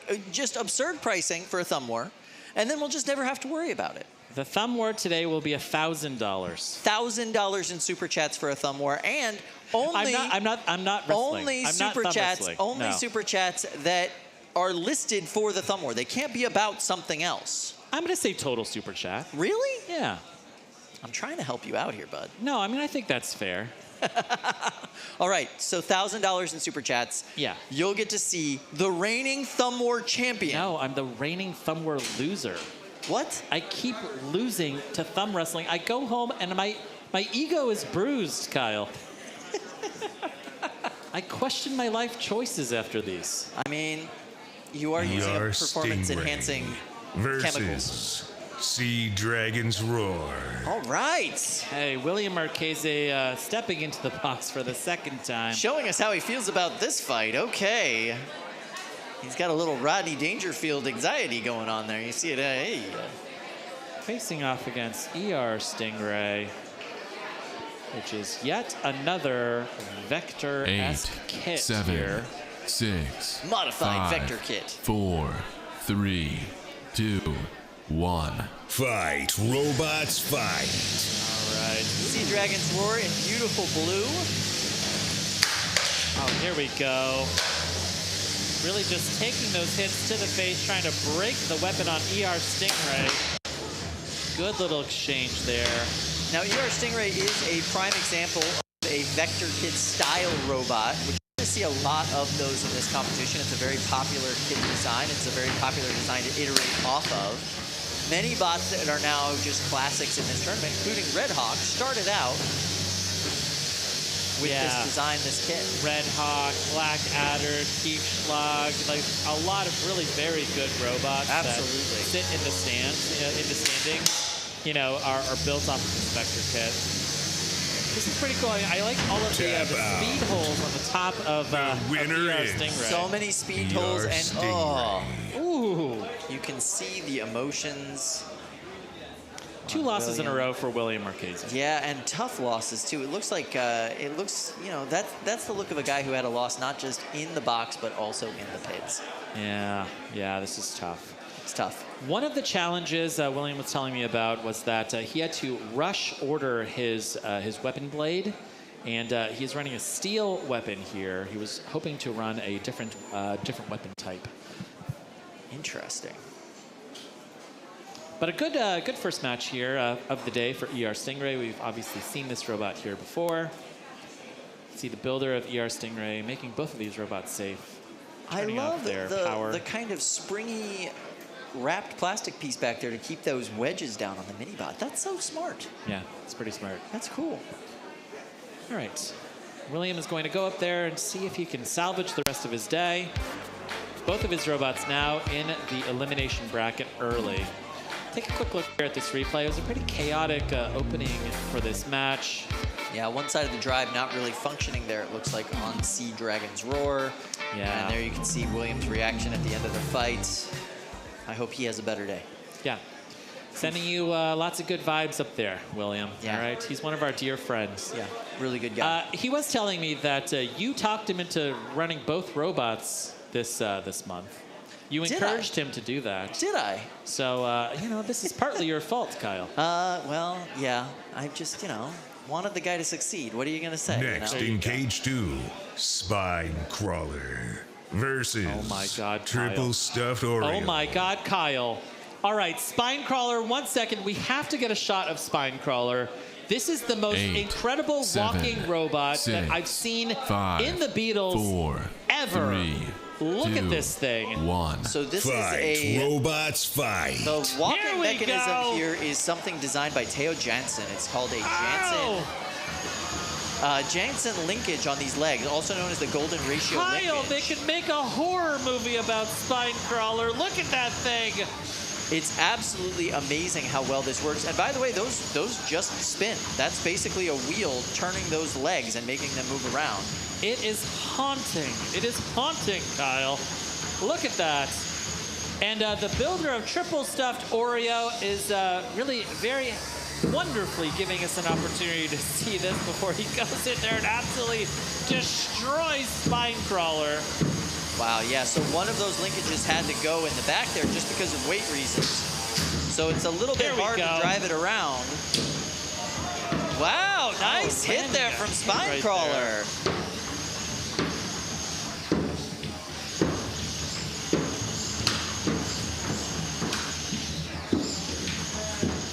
Okay, there we go. Triple Stuffed Oreo coming into the side there. I'm not seeing the weapon spinning. Oh, there it is. There's the weapon on Triple Stuffed Oreo. Wow, look at this. It's like a metronome. It's like a metronome of horror, Kyle. Look at that. But I'm going to say I love the walking motion. It's so Oh, cool. no! Tipping Spinecrawler on its head. And Oh! can Spinecrawler self-right? Yes, it can! Absolutely phenomenal. Amazing. I love it. Spinecrawler is from the Casmers, who typically run melty brains like Project Liftoff. They are not afraid of an ambitious design. Let's see if they can do it again, Kyle. Let's see if they can do it. They're trying, they're trying. It seems like they only got one side of the linkage going on both sides. They need both sides going to self-right. They got some help! Yes! Got a little bit of help there from Triple Stuffed Oreo. I love Triple Stuffed Oreo, by the way. What a cool bot. Super zippy, well-driven. And just being such a good sportsman in this fight.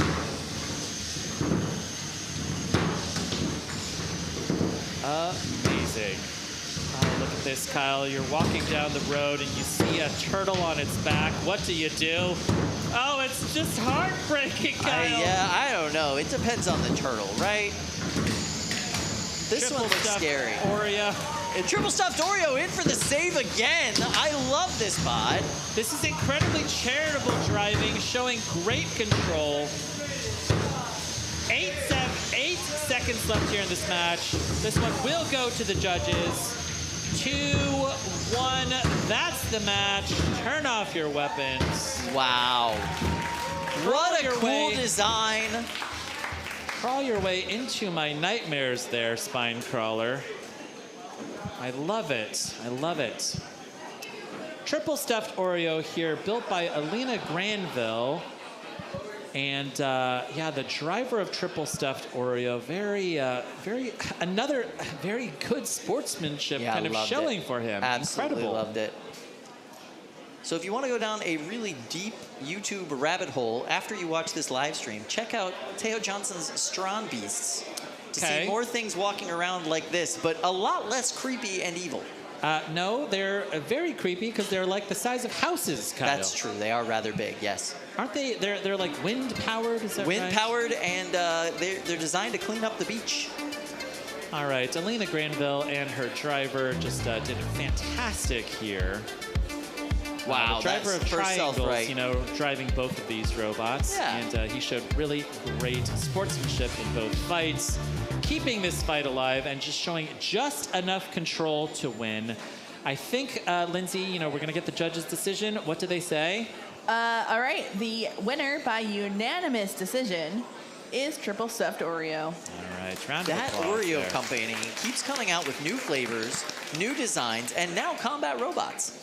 Amazing. Amazing. Amazing. Great showing there for both of those robots. I love the walking motion from the Casmers. That is incredible. Casmers just can't bring a meta bot. No. That's not a thing that they do. They want to win. They're here to compete. It's a Next in meta-breaking cage bot. But they 3, always bring the weird stuff. Kamino I love it. Yeah. versus Alex Wang. All right. So we've got Kamino versus Alex Wang. Yes, yeah. I was, Kamino, obviously, it's a 8, Star Wars 7, reference. Yeah, it's a 6, planet where they clone 5, things. 4, Yeah, and 3, it's a take 2, on the egg beater 1. clone kind of Fight, spinner. robots, fight. Pretty wild. Right. And good speed right out of the box here from Kamino. Oh, a huge hit from Kamino. And really just taking it straight to Alex Wang. Oh, and the belt is gone. Oh, Alex. Oh, no. Alex finds himself on his head. That robot is dead, Kamino. Tap out. There we go. Fast The winner tap is Kamino. out. All right. Kamino, yeah, came from the planet of the clones and modified itself just enough to get a win. That's fantastic. Kind of a cheeky reference here because egg beaters are pretty popular here at Norwalk. And Kamino, yeah, really modifying that robot and winning this match here. Now Kyle is gone. I am flying solo, and I'm experiencing a whole lot of terror. Is Chris coming? Oh my gosh, hello, Chris. Wow, okay. We are just seeing how the sausage is made, Chris. I saw you scurrying across the arena. And you missed a great fight. This was fantastic, super destructive. Alex Wang here is going to have to take that robot back upstairs and put it back together. Yeah, fantastic. All right, let's take a quick look here at this replay. Chris, now you can watch it. This is great. And yeah, absolute bodied, Alex Wang here. Name of the builder, name of the bots, they are synonymous. Kamino just coming in, and with that absolute bulletproof reliability, Kamino's looking fantastic. Chris, you've got the green liquid death. Which one is that? This is severed lime. Oh, nice. Really severs my my thirst. That's pretty good. Now, yeah, all right, let's check in here with your fiance, Chris. Let's check in with Lindsay and some super chats. Hello, Lindsay. Hello, Luke. You put out a call for super chats, and lo and behold, people are answering your call. So we have 5 super chats here, and some of them do have to do with Thumb Wars. Not all of them, though. I'll start here with one from our favorite pumpkin farmer, giant pumpkin farmer, I should say, and Copperhead teammate Chad New. Says, hi, Greenhouse. The pumpkins say hi. Best new bot? I don't know. Do you have an opinion on best new bot of the competition today? Listen, Chad should just bring one of these giant pumpkins here. He'd probably get a weight bonus. That'd be my favorite robot. It'd be the first 700-pound robot. I'm following along, Chad, with all of your photos from the greenhouse. They are incredible. I cannot wait to see this 1,000-pound plus pumpkin. It's going to be amazing. Yeah, he's a champion pumpkin grower. He is. Yeah. All right, the next super chat is from, I might not say this correctly, Vincius Montero, okay, who sent a dizzy face emoji. Sadly, it did not, translate over this particular program, but nice. He's left dizzied from these matches today. Good. Okay, nice. All right, so the next one is from Ethan from Broken Gears Robotics. William brought something to help Luke with his Thumb Wars. Will Luke help William win? Yeah, Luke. so William brought the Magic Ninja Dust yet again, and I'm going to suggest maybe he applies Magic Ninja Dust to the robot. Oh. Yeah. Maybe to the wheels. Yeah, to the wheels, yeah. All right, so we have a message here from Waggers. Hi from Australia. It's after 1:30 a.m. and I will need to sleep soon. Maybe after this fight, maybe just one more fight. Maybe 10 more. I don't know. It's going to be a late night. Waggers, thanks for sticking up with us. And when you wake up, we're probably still going to be here. So yeah, no worries. Waggers when has you wake at up least at like 7 p.m., we are just going to be hitting our stride then, Waggers. Just throw out your day tomorrow, Waggers. Yeah. Join us for the rest of the night. There you go. Yeah. All right, and the last one here is from our friend Ian, who the announcers sometimes affectionately call Lane over in Scotland. Imagine waking up at 3 a.m., you hear a continuous tapping noise, something moving near your feet. You look and see a red-legged robot with an axe moving slowly towards your face. Sweet dreams, chat. Oh, Lane, come on. All right, Lindsay, what are we up to on Super Chats? Are we like at $50 or something? Yeah, we're in the realm of $50 to $60. You gave me homework. Now you're making me do math and add them along the way. So thanks for that. Just estimate. So we're at $50. If I'm estimating, I'll say around $250. Oh, stop it, Lindsay. Stop it. I I'm going to never come said over I'm good at there, math. and I'm going to thumb wrestle you, Lindsay, okay? You know what? I have pretty good thumbs. That's not in the bracket.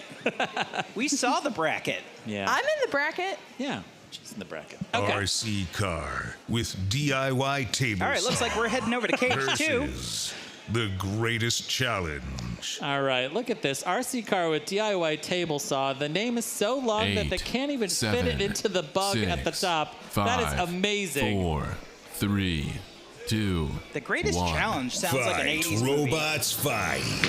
Oh, no. We saw the greatest danger. This is now the greatest challenge. This is the same team, boy. Team Oh, no. Alfredo. Oh, no.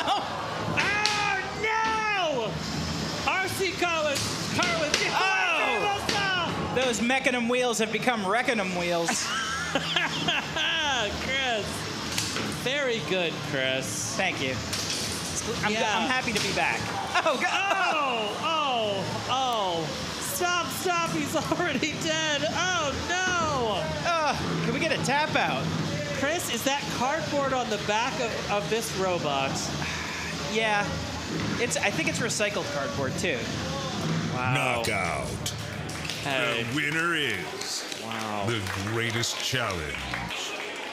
Great fights here from the greatest challenge and the greatest danger, and really showing off the performance of that spinner. This is a multi-brain or is this a ring spinner, Chris? I'm so curious. Maybe we can get a good shot here of the greatest challenge. I think it's a hybrid of the two. Really? Interesting. All right, I can see loading into cage 3. We've got Seth, Schaefer, and Division. And the Shore family here with Voxel V1. Wow, a couple of Titans going at it here early in the day. I love this. Yeah. There we go. We can see Team Alfredo. Oh, there we go. Don't leave her hanging, Team Alfredo. Oh, look at that. Did you see that poor little, just little teeny tiny piece of metal I need that. spinning? I need that. A little bit of cardboard. This is a cardboard body. Listen, I'm going to tell you, the driver and builder of this robot is lapping everybody on the couch because they've actually put something into the box. So is it a melty brain? It's surprisingly maneuverable. It's a melty brain. Yeah, it's a melty brain. We saw great performance earlier today from their other robot, the Greatest Danger. Both of the robots remain undefeated. We're going to see how far Team Alfredo can go today. Cage 3 looks like it's ready to go. Next in cage 3, Division versus Voxel. All right. We can see Michael Shore, and it's his dad that's running Voxel today. And then, of course, on the other side of the box, we have Seth Schaefer. Check out his YouTube channel if you want to learn a little something about bots. Friend of the team, friend of the league, friend of the pod, Seth Schaefer. 3, 2, 1. Fight. Robots fight. Oh, boy. Oh, here we go. That's what you like to see for Division, just that absolute chaotic bouncing around inside of the box. And bulletproof reliability on the weapon, back on their feet. This deep 6-esque, huge vertical bar from Division. It's done several pirouettes so far. Do you know how hard it is, Luke, to fight a ballerina? There we go with the sky attack, Chris. I love it. Whoa! Going end over end at least 10 times there. Facing off against the absolute bulletproof wide boy drum from Voxel V1. Voxel staying absolutely planted to the floor, sending Division up into the lights. Huge hits. up those long forks on Division, getting under that robot. Incredible. Wow. And Division is hanging in there with amazing reliability, Chris. I tell you, the new Division weapon system, it's, of course, I say that now, but holy cow. I mean, that took so many hits before it went down. Voxel V1. Wow, great match. Fantastic match. You know, Seth Schaefer has really nailed the reliability on that robot. I don't think there's a lot of robots here today that can go end over end, flying through the air, landing on its weapon, and continuing to run for as long as that match went. And, you know, at the very, the last seconds of that match, really finding that his weapon had finally gone down. Take a quick look at this replay. Oh, I could watch this all day. I mean, if anybody's going to test the durability of your bot, it's going to be the Voxels, right? The line of Voxels. Yeah, that egg beater drum on Voxel, just staying totally planted to the floor, sending all of that kinetic energy into Division and into the air. Amazing. Fantastic. Voxel, good robot to watch here today. Always. Yeah. Michael Shore has already qualified for the Grand Championship later this year. With his 12-pound robot. Right. And, yeah, would love to qualify Voxel, I'm sure, also today. Yeah. Stands a good chance. Chris, this is our first time that we get to actually talk a little bit. How are you? I'm doing well. How's the robot? You're building a robot, Chris. Well, I'm just observing. Guy McPherson is doing most of the work on the bot right now. Really? Yeah. He's new. Got it. Got it. He's, you know, rough and tumble. Got it. All right, we're going to go to a quick commercial break. We'll be back in just a second.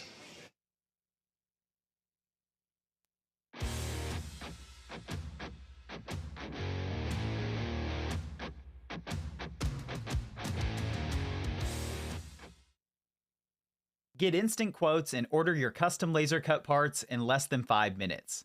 To get started, head to sendcutsend.com and select Get an Instant Quote. Drag and drop or select your part files. We accept DXF, DWG, EPS, and .ai Adobe Illustrator files. Check out our parts builder if you don't have a file. Confirm your drawing's measurements are correct. If not, select the desired unit type, inches or millimeters. Select Next and choose your material category such as metals. I'll select aluminum and 5052 aluminum. Not sure what material to choose? Learn more about all the materials we offer and get a better understanding of which material is best for your project. After defining a material, select the desired thickness. Define the quantity of the current part. Note the price changes based on the quantities. If you're looking for a different price, go back a step and define a different material or thickness. Compare prices and quantities to find the quote that matches your budget. For most materials, we offer free deburring. You can also choose from bending and tapping as post-processing options. Check out our website for additional bending and tapping guidelines and tutorials.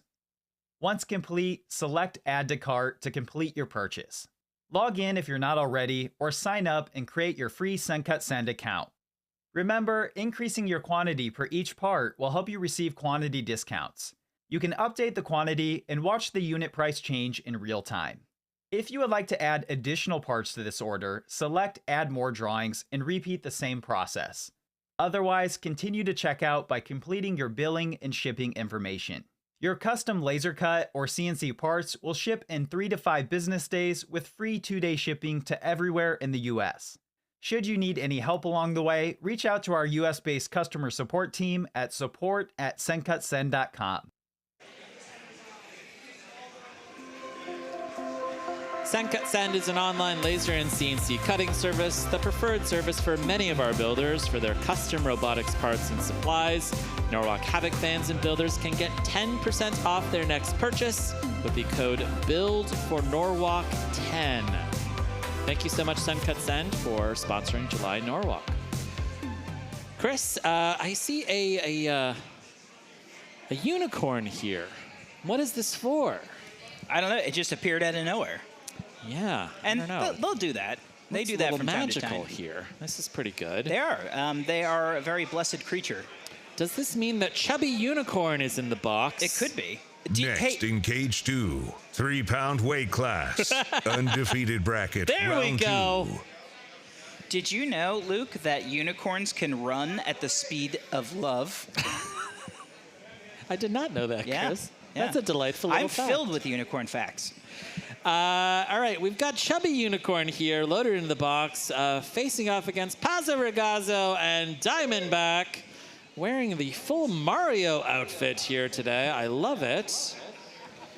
Is this the 8, Mario that 7, flies? This is like 6, the Yeah, Tanuki. like the raccoon 5, one. Mario, 4, the Tanuki. 3, All right, Is that- 2, I'm sorry.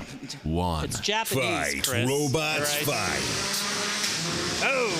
Here we go. We've got the Diamondback inspired, the Copperhead inspired Diamondback facing off against this white robot here from Chubby Unicorn.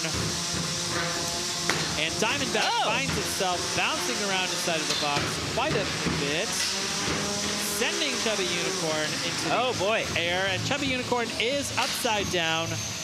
Oh no! See that it's little on flame? Oh fire! my goodness!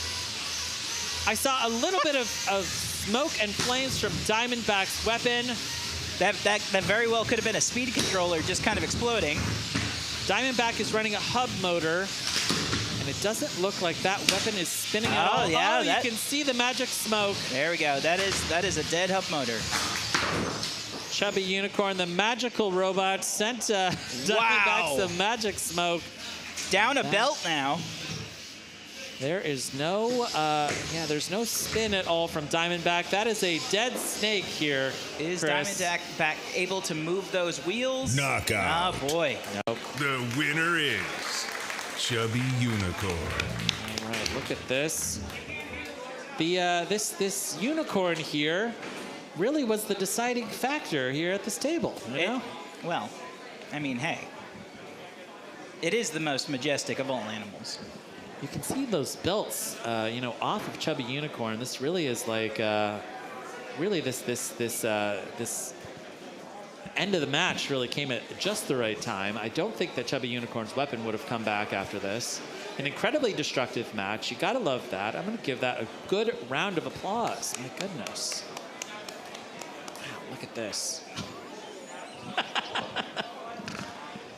Oh, Chris, they've brought by Baby Brett. Wow. Baby Brett and the unicorn here on this desk. All right, take a quick look here at this replay. I mean, Diamondback was right on top of Chubby Unicorn in the early stages of that match. Once that hub motor burnt out right there, Yeah. Diamond Unicorn. That's a different mod.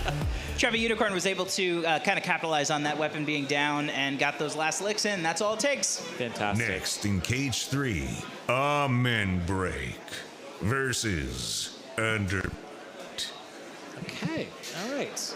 Got Amen Break here in the blue corner and Underbite here in the pink corner. This is undefeated bracket round 2.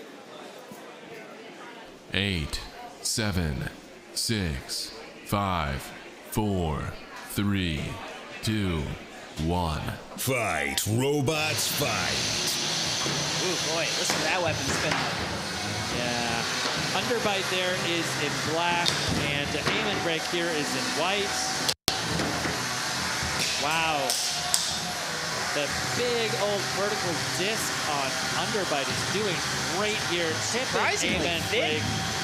Looks like we're going to get a nudge from the house bot. Every bot gets one.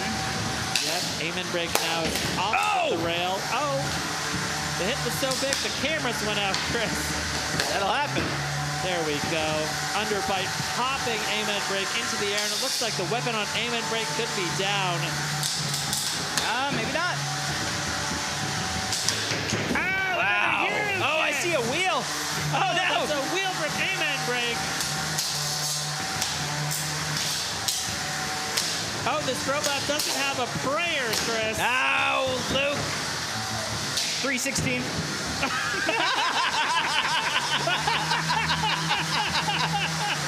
Chris. There we go. Sunday school was good for something after all, Chris. That's great. Amazing. And it looks like Amen Break is really looking quite sad, pushed up against the camera. Oh, I see it. Is that another belt? And Underbite just absolutely coming back here to kill. That is a gorgeous looking robot. Amen Break is dead.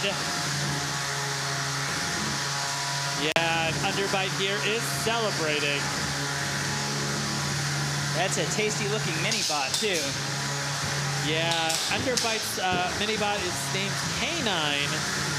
And, yeah, look at that. Tipped on its head. And Underbite is celebrating an absolutely dominant performance here from Underbite. Fantastic. Knockout. The winner is Underbite. Right. Great match. Underbite run by Joshua Kermai from Milford, Connecticut, a local builder here. The mini-bot is called K9, driven by Josh's girlfriend, Felicia D'Souza. And Joshua, look at that. Oh, it looks gorgeous. Look at that thing. Custom machined, custom designed. It looks a bit like our podcast logo. Yeah. Joshua, you're going to have to owe us, royalties on that. Chris, there's a little spider that's come onto the desk. Look at this thing. Wanted to come check out Norwalk Havoc. Chris. Run away. Yeah. All right, let's take a look at this replay here. Yeah. All right. Yeah, Underbite just consistently getting under Amen Break, sending that robot to the heavens, Chris. Enough. And at one point, tipping that robot up against the rail, ripping off a wheel, killing the weapon. Yeah, tough. Yeah, pretty. That's a punishing bot right there, and that's a devastating weapon. Yeah, fantastic. All right, let's go on over to Cage 2. Oh, we've got the winner of May Norwalk, Crashfest in the box, facing off against Cutting Board.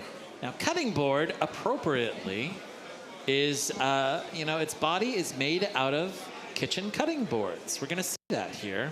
Next in Cage 2, Cutting Board versus Crashfest. Team True Chefs over there from Cutting Board. And here's Robert Bruns.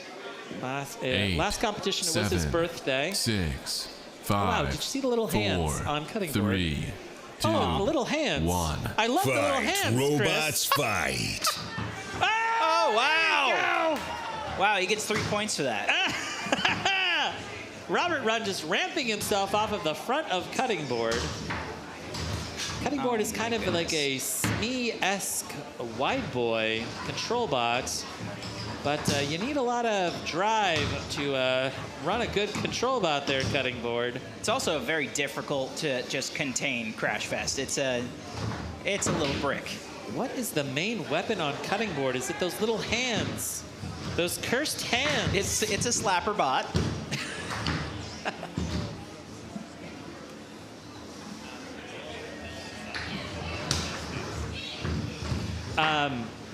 Yeah, look at this. Cutting Board is just a little like ski ramp here. Crashfest successfully landing good pins, pushing it up against the rail.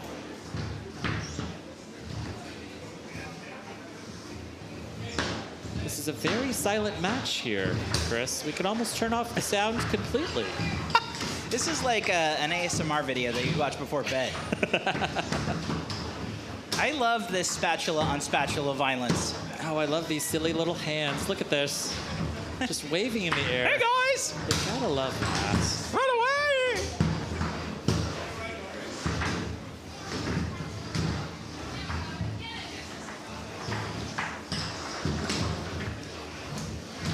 Definitely some mobility issues since the beginning of the match coming out of Cutting Board.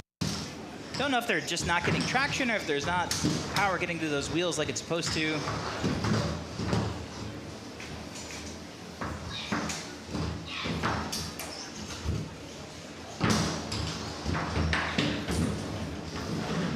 This This is kind of like a nature documentary where you'd see like 2 rhinoceros beetles kind of going at it.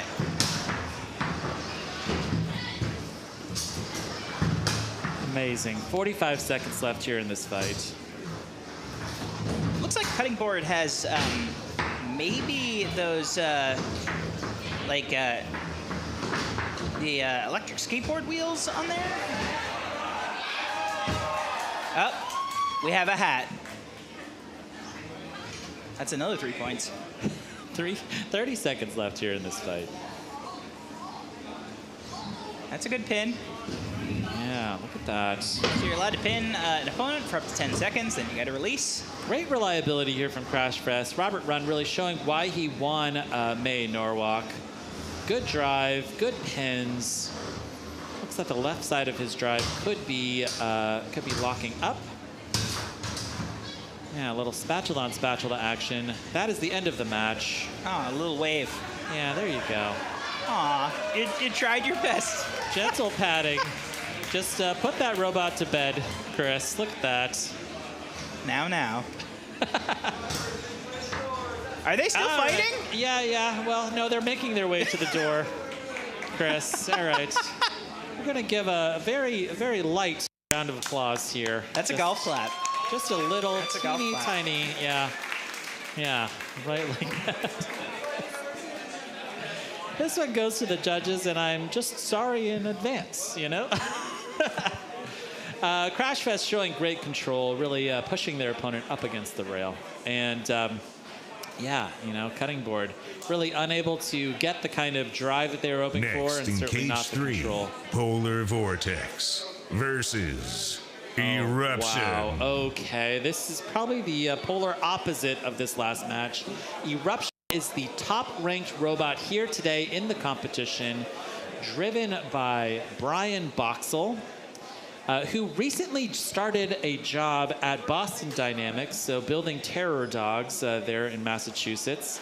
And we're going to see why Eruption is so highly ranked. This is an incredibly dominant design, facing off against Polar Vortex, which is a multi-bot here. They also make a terror ostrich. That's true. That is true, yeah. Yeah, Polar Vortex here, this 2 drums, these egg beater drums, facing off against just absolute bulletproof killer egg beater in the opposite corner with Brian Voxel and Eruption. The anticipation, it is palpable, Chris. Yeah. I have wanted to see Eruption's first fight here, you know, for the last 2 months. And I think these two bots look like they are balanced in weight. So just knocking out one does not knock out the bots from the match. 8, you have to knock out both. 7, 6, 5, 4, 3, 2, 1. Fight, robots, fight. Huge hit from Eruption on Polar Vortex. And one half of that robot does not look right. Oh, it's a 2-on-1, but he needs to have a 3-on-1 or a 4-on-1. I mean, look at this. Oh, that robot is dead. Oh. Here we go. Oh, I see my what goodness. looks to be perhaps a battery. I think there's another one in the other The corner. winner is Incredible. Eruption. Wow, you can see the Yukon team, and they are looking stunned. All right. Is that the end of the match? Was that a tap out? I believe it was a tap out. All right, we are going to drive to the door, and Brian Voxel absolutely celebrating. Brian, I hope that your coworkers at Boston Dynamics are watching this. I'd love to get a little 3-pound terror dog in there. What do you think? That'd be pretty cool. Yeah, pretty amazing. I always said we should get a spot to just kind of walk around and Yeah, that's what we need to get. a pit cam operator. All right, let's check out this replay here. Eruption and Brian Voxel going in there and just surgically killing these 2 miniature egg beaters, ripping out the battery on one of them, possibly ripping out the battery on both. The winner Fantastic. is Hyperdrive. Okay, got it. The winner of that last match was Eruption, and Hyperdrive is in the box for Cage 2. And the voice of God has called it, so Hyperdrive, you got to win this one now. Go home, God, you're drunk. I will tell you, one of the really cool things is facing off against Hyperdrive is Newbert. Newbert is driven by 7, 6, 8-year-old Cole 5, Wilson. 4, 3, 2, 1. Fight, robots, fight. Oh, incredible speed right out of the box from Hyperdrive, but Cole Wilson absolutely staying planted to the floor, flipping Hyperdrive on its head. Cole, this is your time. Going in there and kill. There we go. We're right side up again. Super fan of Norwalk Havoc, building this brand new robot here in Newbert. This is that FingerTech Egg Beater drum. Wow, and staying absolutely planted. This is fantastic performance from Newbert. Hyperdrive, this is a brand new robot from the Florida team, Gator Robotics. This is their first time running this design in the box. Looks like Hyperdrive is very slowly dying here. Look at that. Newbert's won his Knockout. First match. Fantastic. Let's go, Cole. Newbert. There we go. The 13-year-old builder and driver of Newbert winning his first match of the day. Fantastic. Sending Hyperdrive, this University of Florida robot, down into the elimination bracket early. I think it's, did they get a little bit of the name because it looks like it might be Hypershock inspired. Yeah, that kind of like double disc design. Very fast robot. That box rush was fantastic from Hyperdrive, but just ran into that unstoppable force of Newbert, and Newbert just stayed absolutely planted to the floor, popping his opponent into the air. Look at this, fast box rush from Hyperdrive, and then it spent the rest of the match on its head. Oh, it's gross. Look at that. Yeah, and we saw the belt come off in that last shot too. So even if he did get right side up, it was going to be an uphill battle. Good driving here from Cole and Newbert, really keeping his opponent up against the rail. Fast match. That's what you want early in the day. Yeah. You don't want to have super destructive 3-minute matches where you have to go back and rebuild everything, use up all of your spares. You want 10-second matches. Yeah, baseball rules. You don't want your, your starting pitcher to throw 90 pitches by the 5th inning. Yeah. Because they're going to be tapped out. Right. Yeah. There you go. Fantastic performance there, Cole and Newbert. Okay. I can see both of the cages here are open. We are going to be loading into cage 3. Jackrabbit versus BeetleJuice. But we're going to first... Oh, my gosh, Chris. Okay, wait. We got to talk about this. Loading into cage 2 is Mechanical Advantage. This robot here comes from Florida on a 21-match winning streak over the past 4 events that it's competed in.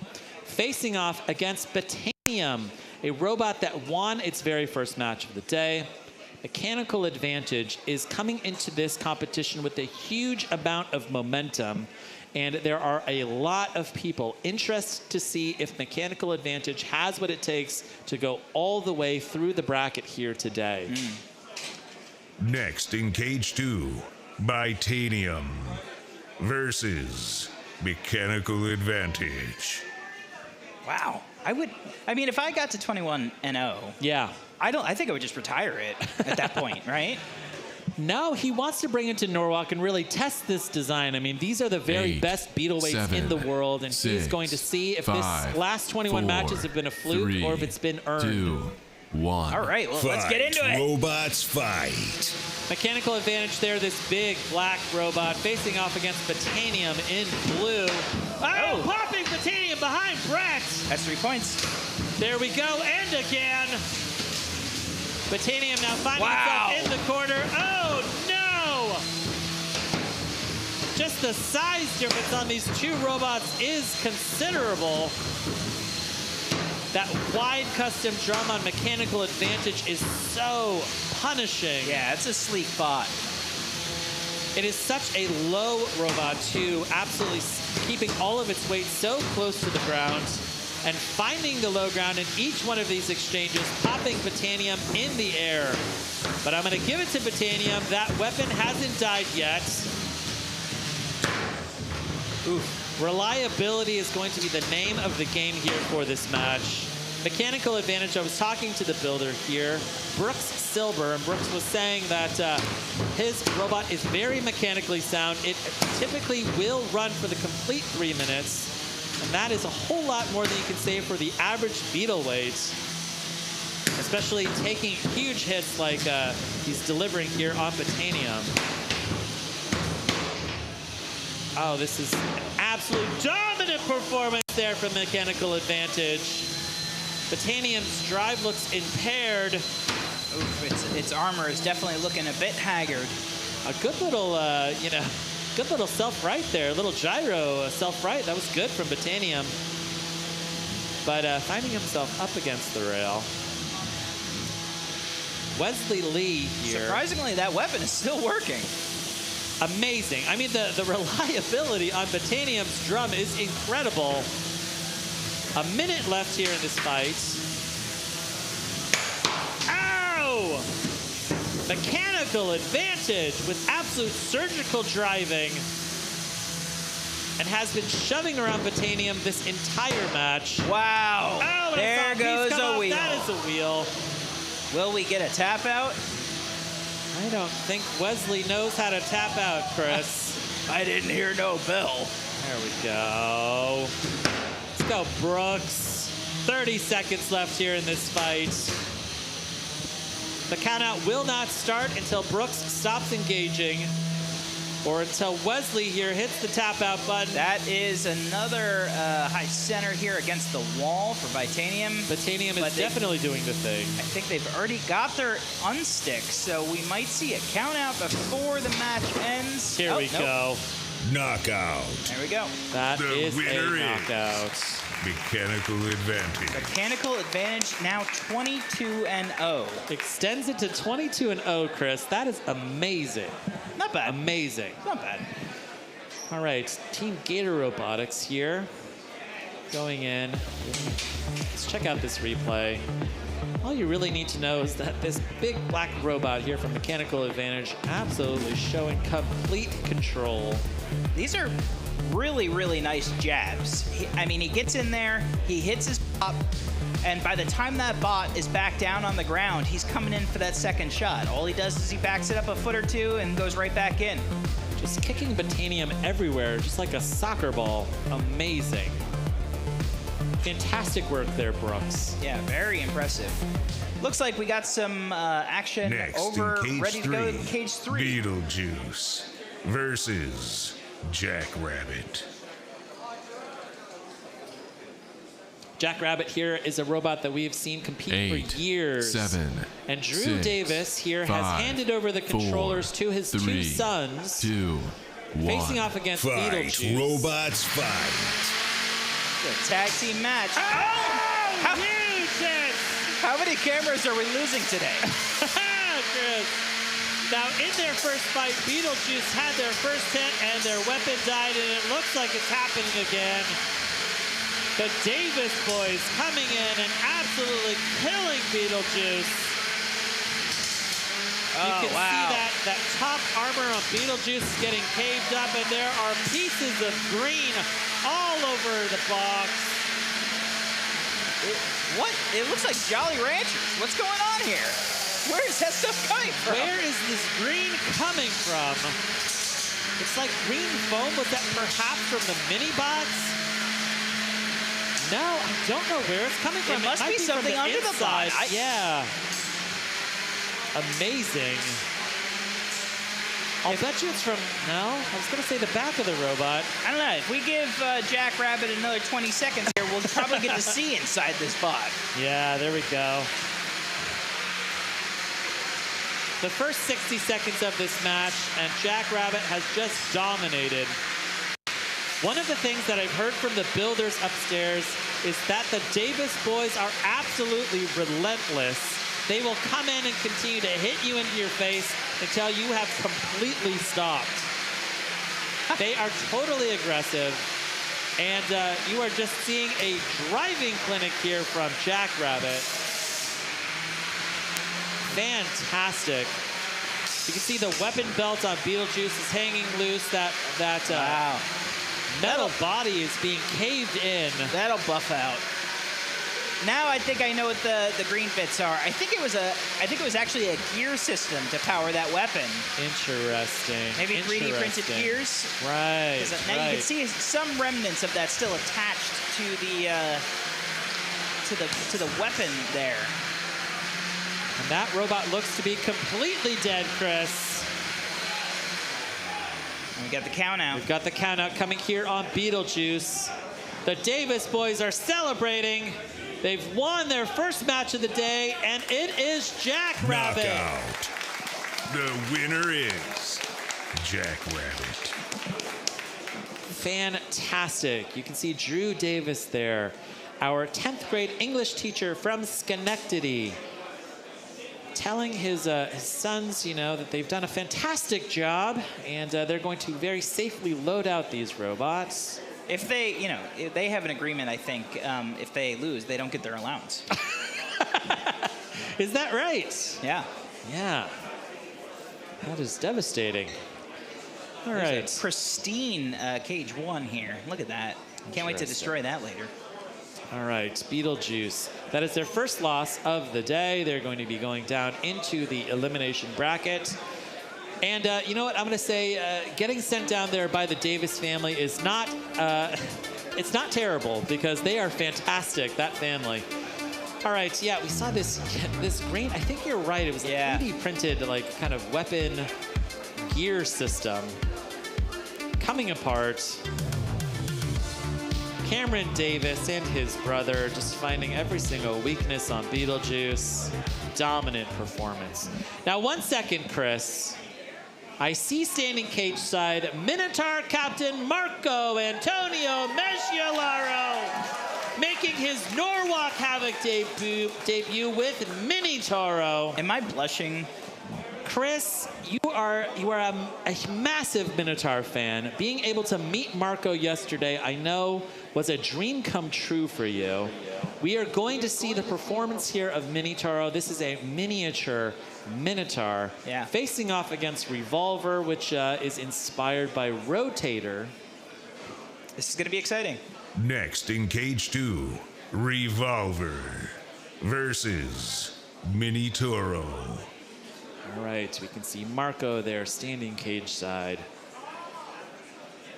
The driver here from Team AGBS. 8, 7, 6, 5, 4, 3, 2, 1. Fight, robots, fight. So you can see the builder of Revolver has put the Minotaur sticker on the top of his robot.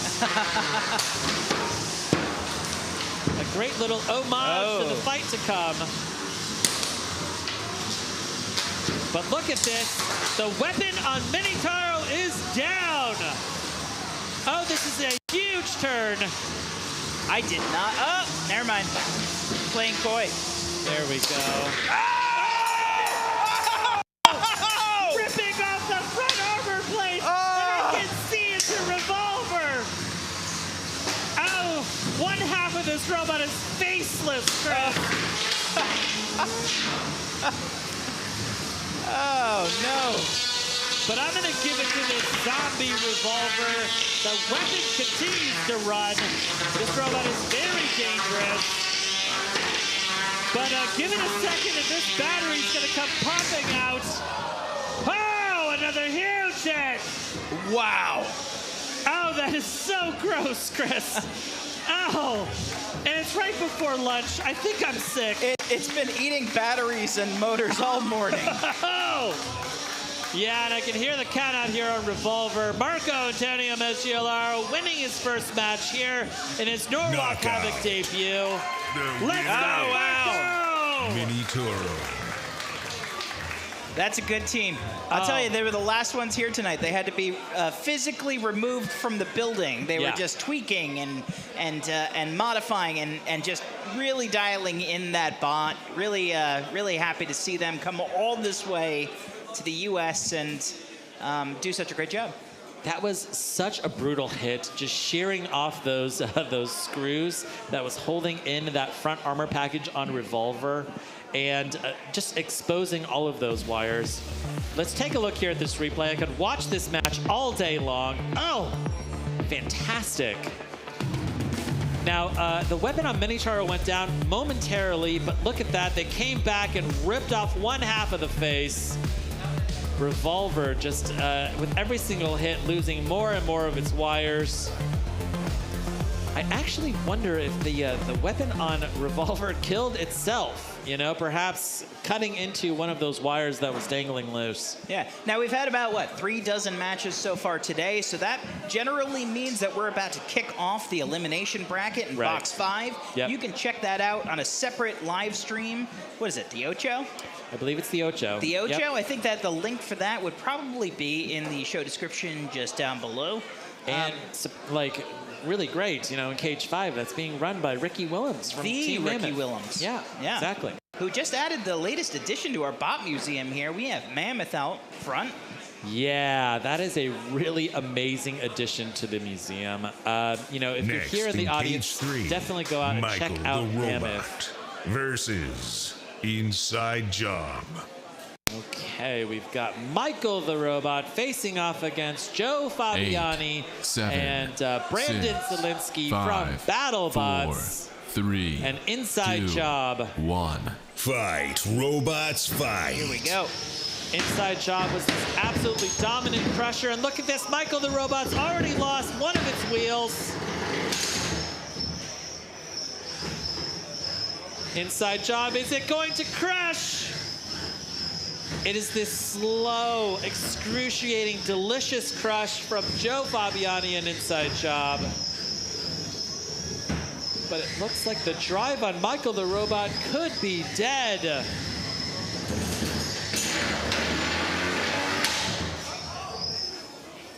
Oh. Look at this. Here's the crush. Here's so the crush. It's so slow. That's menacing. Got a good shot there of the back of Brandon's head, Chris. Yeah, I think a lot of the cameras inside the box have already exploded today. Look at this. Oh, the crush, Joe. Oh, I see it. It's just so slow. It's happening. Oh. Oh, I love the crush. Joe Fabiani has caught this this robot that is very impaired here in Michael the Robot, driving it all around the box. There's not a single wheel that is connected to the ground on Michael the Robot. It is being taken for a ride. I'm sure that the referee is telling Joe Fabiani that this is an illegally long pin and to back off and allow Michael the Robot a dignified death here, Chris. It's tricky. You know, it's Inside Job. It's about a 35-minute full crushing sequence. Here comes that crush! That looks like some pretty substantial top plate armor. Oh, I love it! I love it! Oh, and this is quite a turn of events. Inside Job There goes the belt. has popped Michael the Robot up just enough to get that weapon off the ground, but it's not enough. This weapon belt is gone on Michael the Robot. This undercutter is dying here. 40 seconds left in this match. Let's see one more good crush, Joe.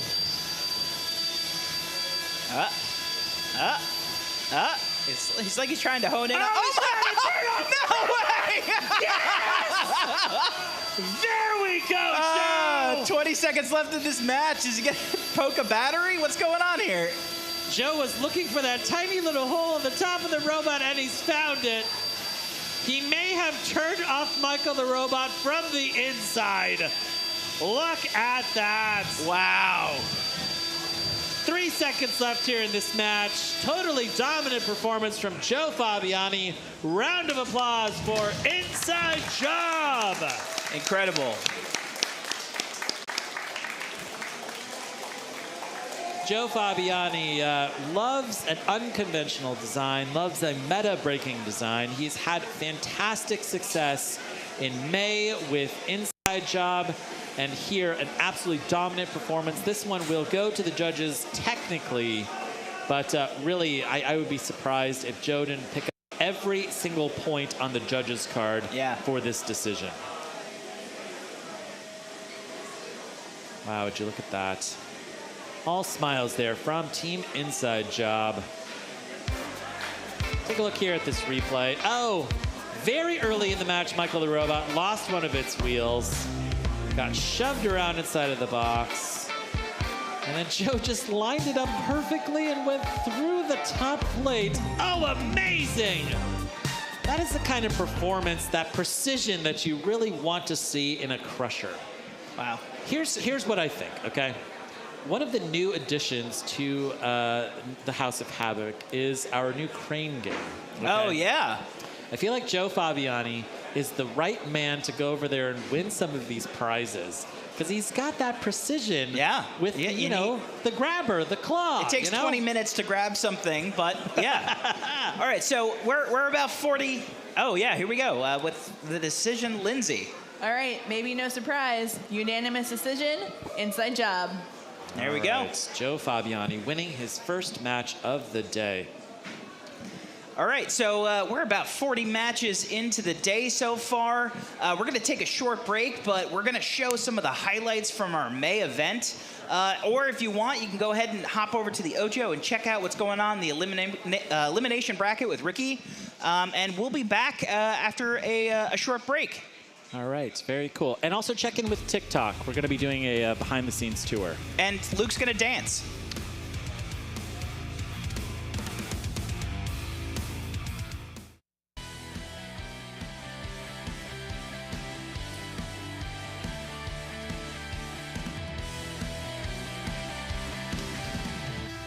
May is all about new and interesting robots. Now, if you're following along with Norwalk Havoc, you know the big names, the Lynxes, the Silent Springs, right? The Blackbirds, the Shredded Bros. Today, you're going to be seeing brand new robots. Those, like legends, are not here today. Instead, we're going to be minting new champions. Fresh ideas. New bots. This is rookie Aaron Hill. Never built a Beetle before. Never built a Beetle before. I do hear that he is had some success at First Robotics, so I think maybe this is perhaps a bot to watch. First is a really good place to kind of get some groundings and learn the basics before you come do combat robotics. So this is great. This is really good. They like kind of teach you about, you know, the Wumpus. Teach you about teamwork, 8, you know. 7. Now the Wumpus 6, looks so much heavier than 3 pounds, but from what I understand, it did come in at weight. 2, 1. Fight, robots, Wumpus, of course, is a shell spinner, and Shifty is a swerve drive. Swerve drive means that the wheels inside of Shifty are able to independently move in whatever direction. Okay, good spin up here from the Wumpus. You're looking for that totally. Oh! That is a tap out! Wow. The Wumpus has lost its shell. Incredible! Whoa! This is a brand new 3-pound version of their much beloved 12-pounder. Oh, wow.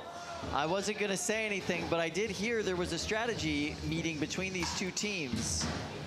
Early on, they said, let's work together for this first half. Ben, oh, you lost one of Ben! your wheels. Wow. Milk Tankette's just dominating here. Oh! You were supposed to work together, Milk Tankette, not drop the glitter bomb on them. All right, wait. Oh, no! Oh, no! Yes! Oh, that is incredible! This is a betrayal if I've ever seen one. These two teams worked together. They coordinated before this fight. They said, for the first minute of the fight, let's just team up on Brett the Brick. We're going to try to turn Brett the Brick off. And Milk Tankette worked with Quarreltay for just a second, but then immediately turned on them, dropping a glitter bomb inside the bot, and now trying to set them on fire. This is incredible. I love a flame bot, Kyle. This is a heel turn from Milk Tankette if I've ever seen one. Wow. I love it. Now we're going to go to the judge's decision. I don't want to sway them, but, you know, I am wearing the Milk Tank outfit here. You didn't have to sway them. Boom, boom, boom. It is a unanimous judges decision. Incredible. The winner is Milk Tank. That's what Tweety would have wanted. It's true. It is exactly what Tweety would have wanted. This is a cursed creation here, I'm going to say. It's an abomination, Chris. They, Jameson Go and his two friends, they built these wheelless, egg beater spinners. Put brushes on the bottom of them. Yeah. And zip tied them together. It's an all pork turducken. Oh no. Oh. Yeah. That might have just been a jump start from Tale of Three Hams. I think so. I think This the is weapon like on watching Hive the Train is slowest down. car crash ever.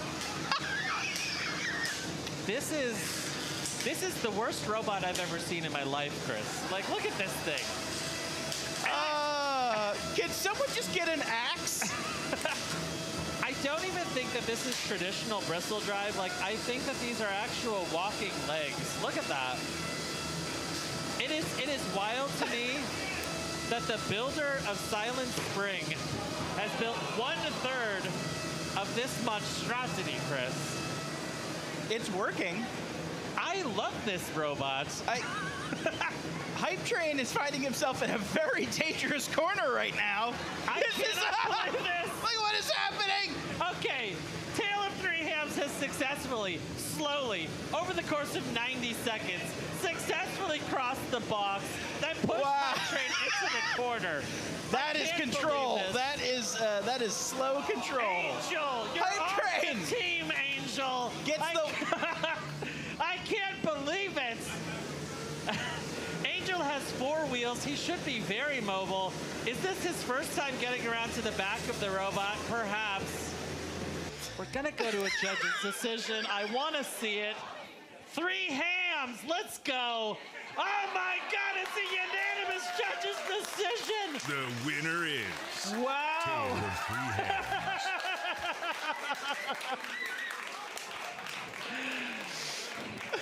All right, let's check in with Allie. All right, I have got the 3 Hams right here. Might have been the slowest robot we've ever seen, and it did the trick. Was that your plan? Who wants to answer that? We have no plan, so everything is according to plan. That is a perfect answer. It's supposed to go that slow, right? We all are wondering.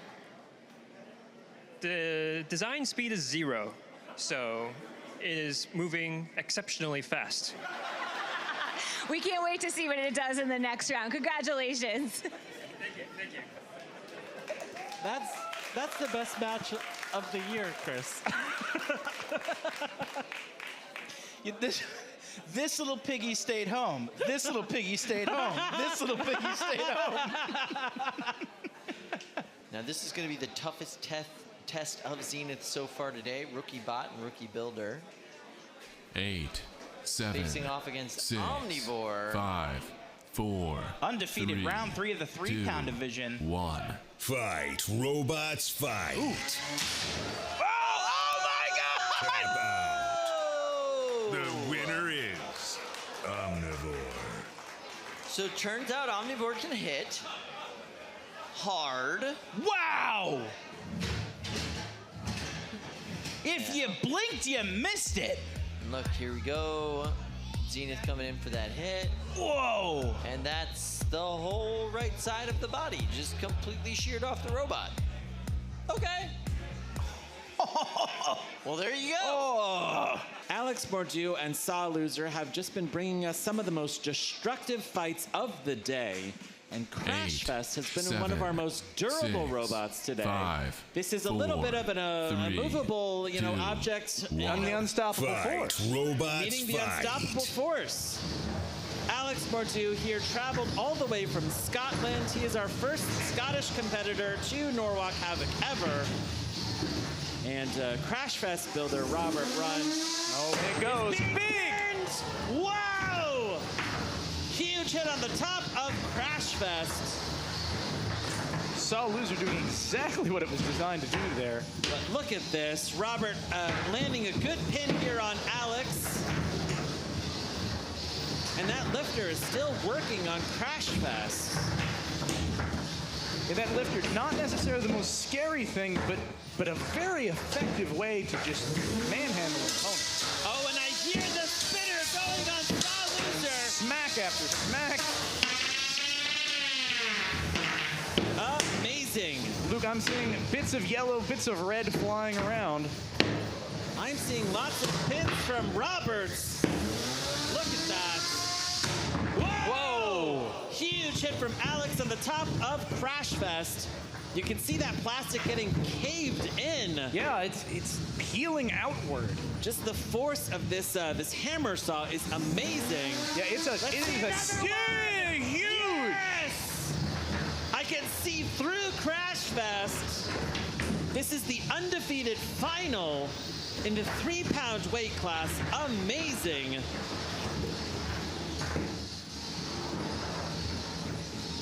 Robert Rund and Alex Bordeaux have gone undefeated so far, and one of these builders is going to be kicked down into the elimination bracket here shortly. Oh! Whoa! That was so close to a debilitating hit on Crashfest.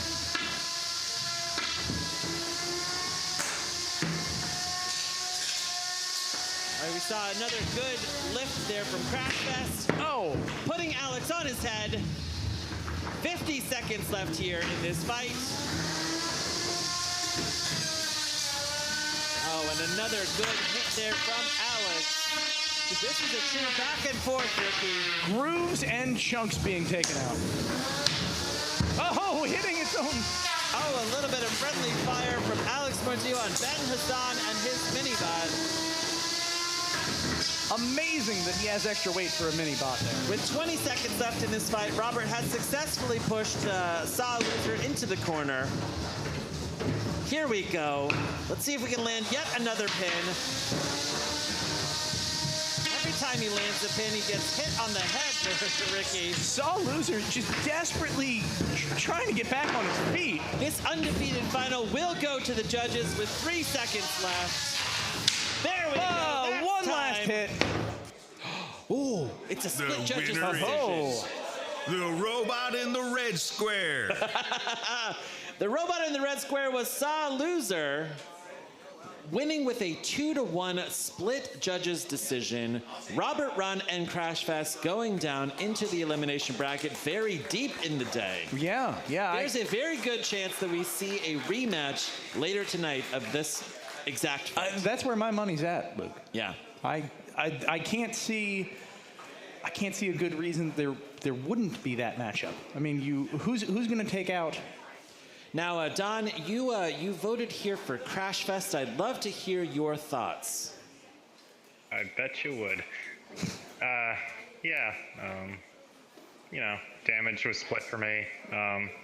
Saw Loser was definitely being more aggressive because definition of that is the use of your weapon. And, and Crashfest for me was, controlling most of the match, getting a lot of pins. Mm-hmm. So it was a 9-8 score for me. Fantastic. Let's quickly rehash what happened in April. 1, 2, 3, 4. I declare a thumb war. Let's get it on! Ricky!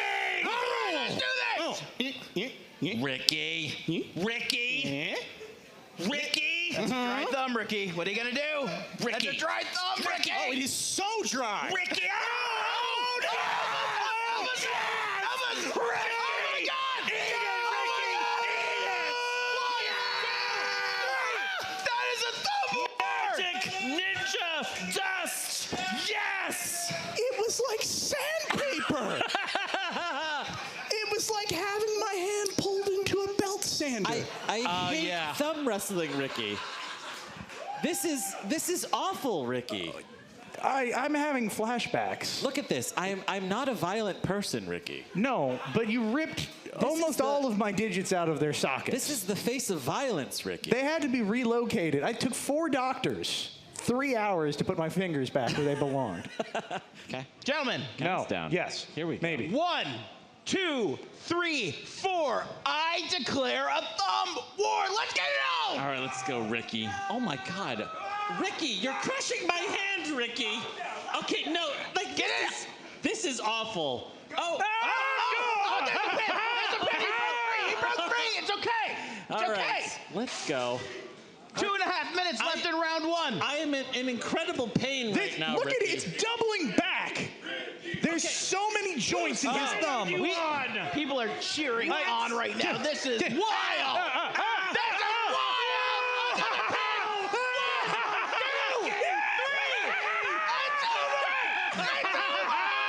It's over! Yes! Knockout. Bottom feeder.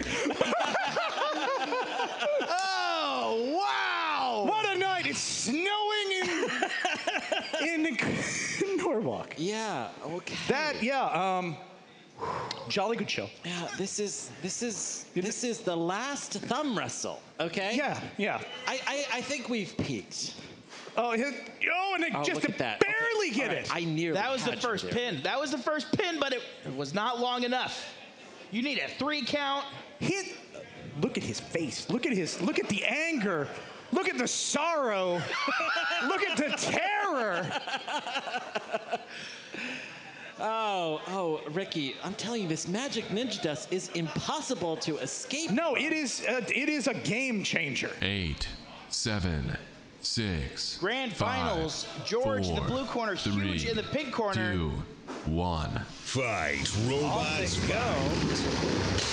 Whoa! Oh my goodness! And go! Massive hit! Oh! Huge doing exactly what Huge wants to do. Oh, wow. George is still moving, but Huge is just ready to go. That is a murder bot. That is a murder bot from the future sent to kill George. And kill George it has. Look at the sparks flying. Still have movement. Huge backing off a little bit, looking for that. Oh, look at the pulleys just getting obliterated by Huge. Oh, wow. Big hit after big hit. The chassis all bent out of shape on George.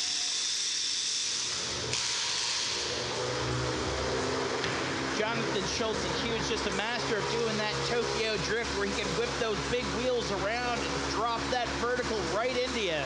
Yeah, the gyro drop is really an effective tactic when he wants it to be. You can see Huge staring down George. knockout. And there we have There it. he is. You. Little victory dance, well-earned victory dance from Huge. Your victor for the grand finale. Big smile on Jonathan's face. Look at that. That's pure Jonathan right there. Just happiness and smiles and giggles for a well-earned victory. I can't hear him, but I'm assuming there are giggles. We'll go to the replay of what was so smile-inducing. First big hit, you kind of knew what was coming for the rest of the fight.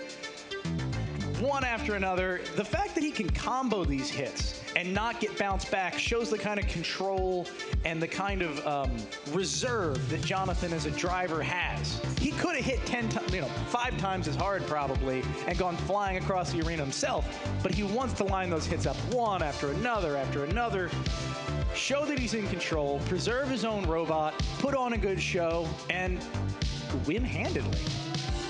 And that takes a lot. It takes a lot of confidence, takes a lot of experience.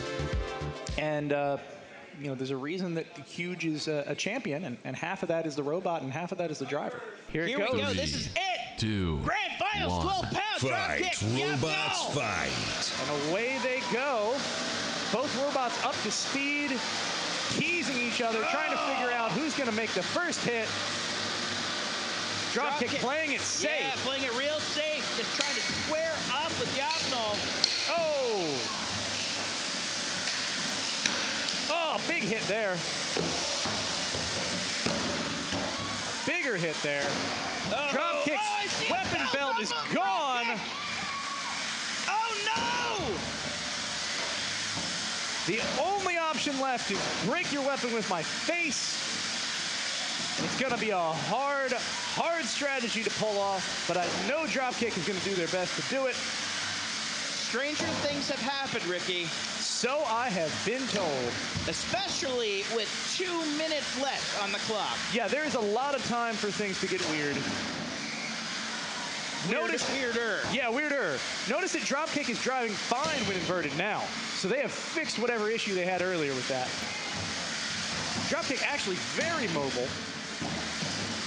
Looks like Yab-Nol has toned back their weapon a little bit now that they've...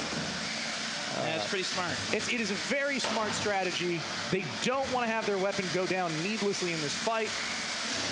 If they can just pop after pop, control the fight a little bit, do a little damage, it's in the bag for them.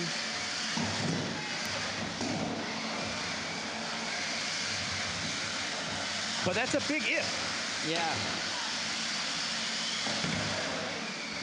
Especially Jacob is no slouch when it comes to driving.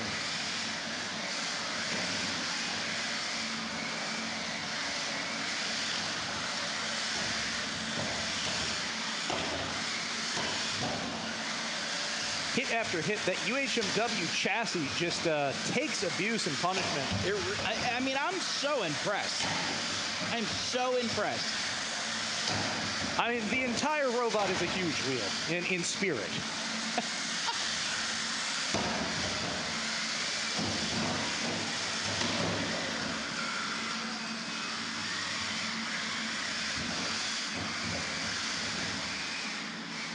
Nice pin there from Yab-Nol. Yeah, that is definitely asserting dominance. Weapon is off, but I don't believe that weapon is down on Yab-Nol.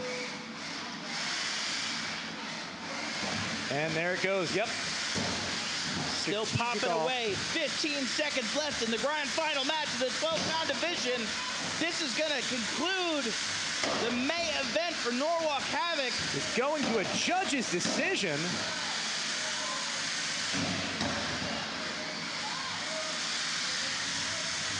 And that is your match! Ladies and gentlemen, your 12-pound grand finals are going to the judges. Yab-Nol across the board, your champion for the night, your grand final winner. The crowd is going wild, Chris. You told me that you were up pretty much all night getting this bot ready, and you said that you'd done some simple math. And by your simple math, you said, I want to do 2 fights, I want to qualify, and I want to go to bed. I'm exhausted. It is now 11:39 p.m. You are still here. You did qualify. I did qualify. You got that part, but what else happened? Well, once you win your first 2, it's really easy to say I'll leave after 3. And then I think we only had 4. Like, it's really all a blur. And Maddie did it right because she slept on the couch for like 2 hours in between a couple of the fights. But yeah, it was just kind of getting caught up in like the adrenaline of the day and not wanting to miss out on what seemed like a good chance. He was just working better than it ever has before. So. It was amazing. One of the other things that I noticed, you talked to me this morning about how you brought material for and even drew out new wheels for the bot. You were ready to go with those new wheels. Did those ever end up going on the robot?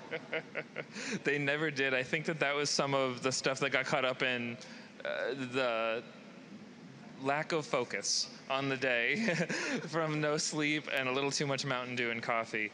It's just...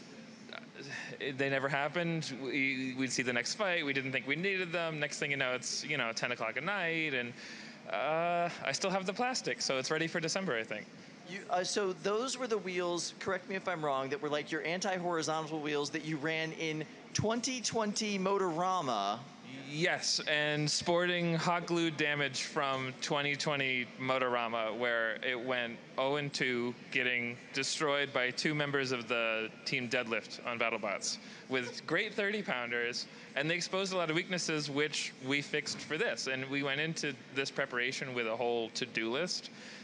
Thicker blades, hit harder, a lot cleaner electronics, and besides the hours of panic this morning trying to solve one gremlin, it worked out pretty well.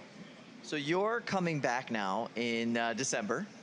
Maybe maybe sometime before that. Who knows? You don't live that far. No, I'm only an hour away, but they need to stop overlapping Norwalks with weddings I'm scheduled to go to. Oh, yeah. Because then I got to pick. And I'm like, you're not giving me $1,000.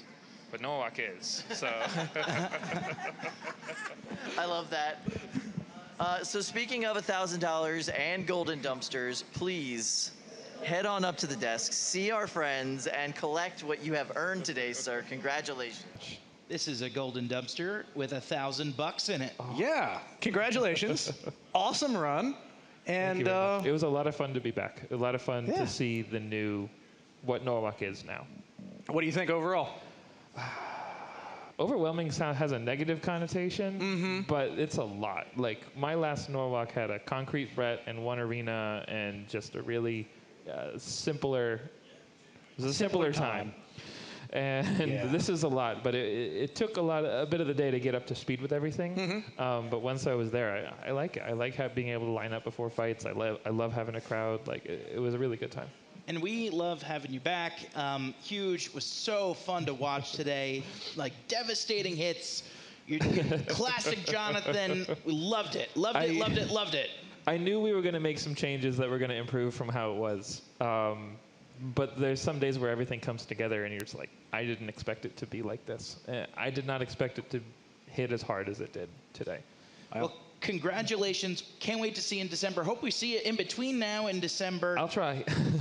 And we're going to go over to Kyle. Hi, everybody. I'm standing by here with the birthday boy, Robert Rund. So, happy birthday. Thank you. How'd your day go? Good. Yeah. Twice sung to me now today. Once by Luke and once by them. I sang with the first one, so yeah. I don't remember. Sorry, I apologize. I remember who was out. Oh, good. So today you won literally the entire tournament, and I'm pretty sure, Gil will correct me if I am wrong, but I am pretty sure you are the first ever non-spinner golden dumpster winner in the 3-pound division ever here at Norwalk Havoc. So how do you feel about that? It feels weird. My goal was to win one fight today, win the undefeated bracket. You did that? Yes, and I don't know what happened. I know Control Bot, Austin likes him, but I didn't expect a Control Bot or non-spinner to go this far. Because there's, like, Saw Loser, there's Ablation, there's a ton of super damaging robots here that, I mean, as I said in previous interviews, my goal was 9 points. Because on a judge's decision, it's 17 total points. I need 9 of them.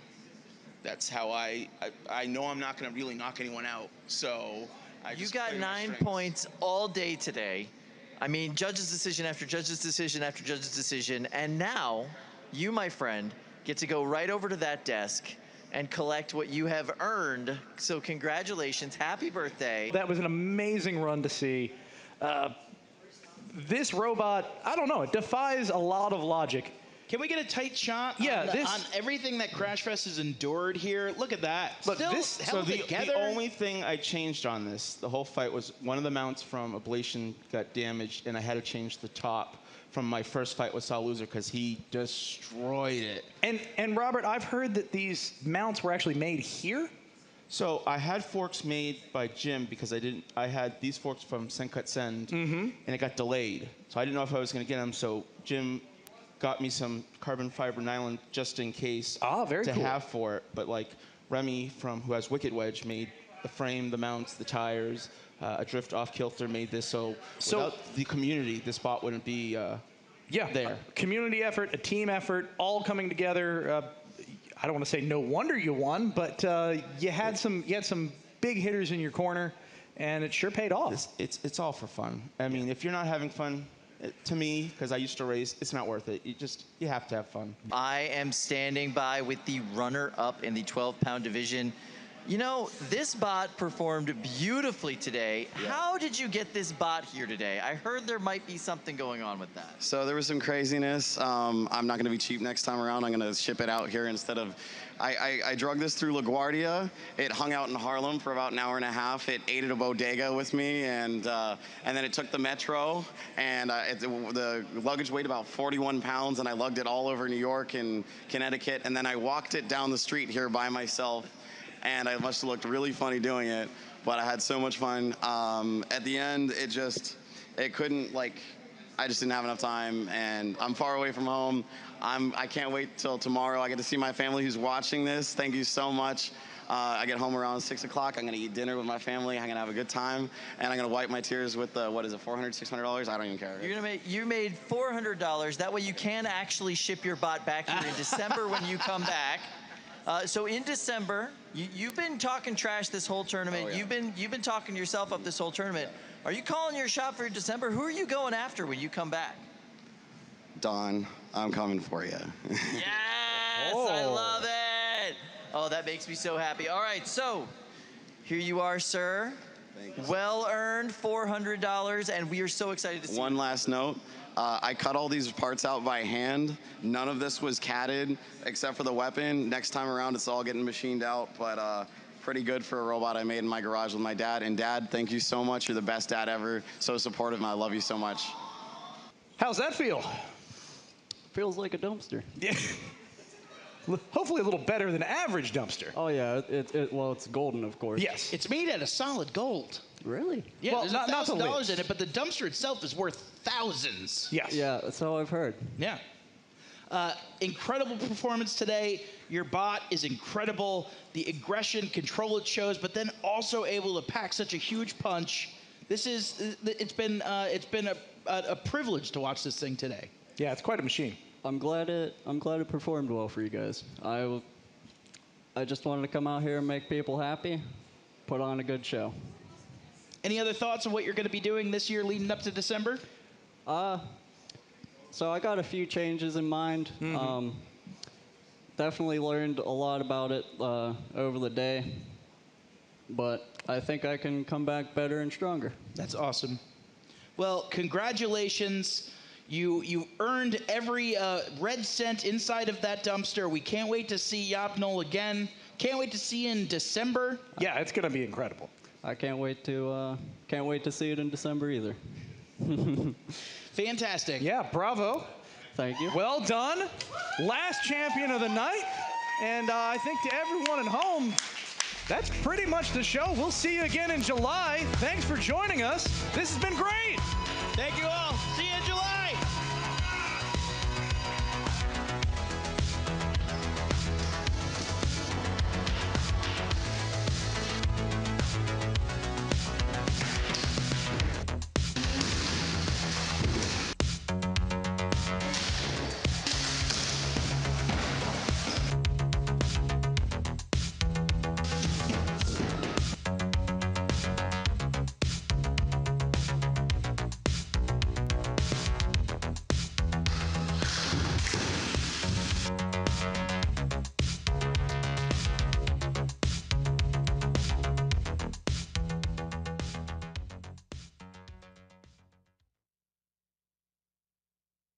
Smells like bad decisions.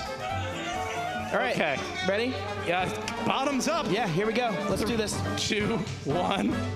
We've got lots of competitors here, right? Lots of hobbies, lots of interesting background. One of these interesting side projects, Pearl Grey. Does anyone have a cracker or an Oreo? Or do we just drink out of this thing? What kind of madman are you? This is...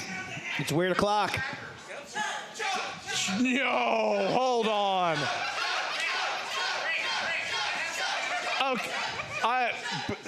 Gil's informed me that he has bread. Put a Ritz on the Ritz. Here we go. There is okay. There's Ritz. Can someone stand by with like a McFlurry and McFlurry? Yeah, just. I need a Shamrock Shake. A Shamrock. Oh my! I'm wafting and my eyes are watering. Oh, this is a mistake. Okay, what we're gonna do? This is gonna be my approach. That didn't work at all. Okay, let's. Oh, yes. All right, the first one that goes for it. There is 100% chance I'm gonna drink this entire bottle. Here, you gotta dump it on a little bit. Okay, how much? Tell me when. There you go. Ooh. Okay. All right. Right. All right. Okay. Okay. You gotta serve me up too. Oh, I do. Okay. No, seriously though, this milk is mine. You're getting nothing. It smells like bad decisions. All right. Okay. Ready? Yeah. Bottoms up. Yeah. Here we go. Let's do this. 2, 1. Oh my.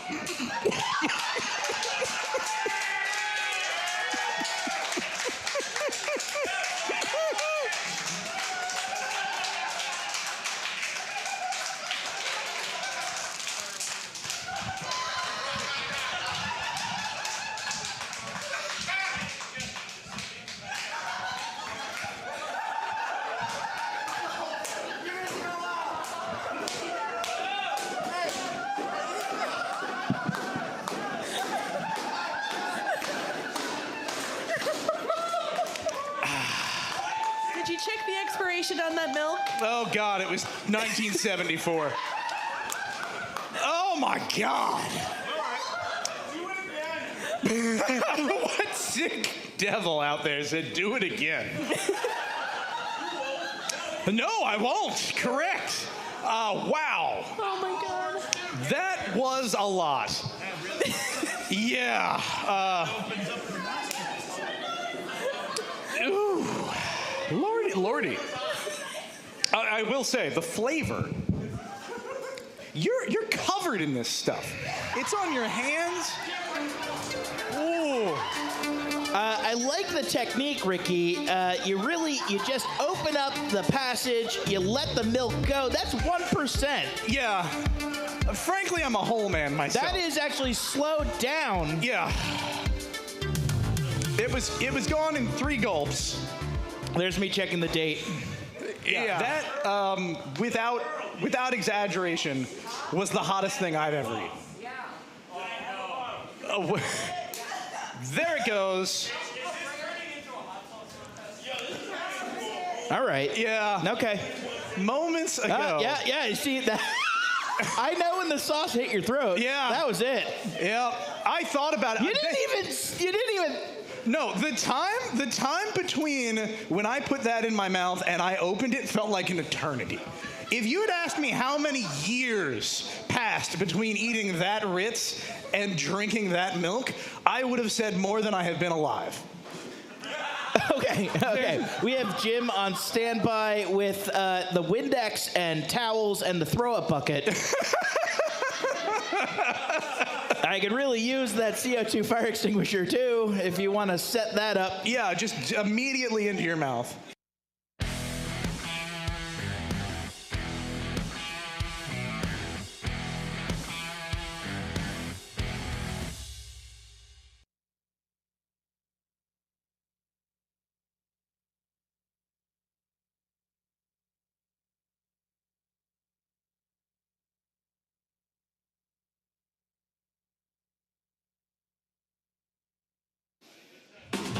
Oh my God, we are live, YouTube.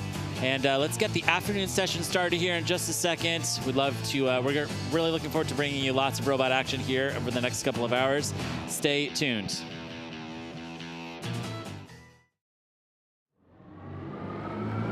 Hammer saw action at the 3-pound weight class. We got him right. This fire looks incredible. Fantastic, son. You're like, it's shaving the battery. Oh my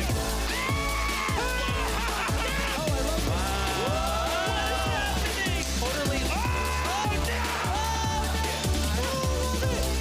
Onto his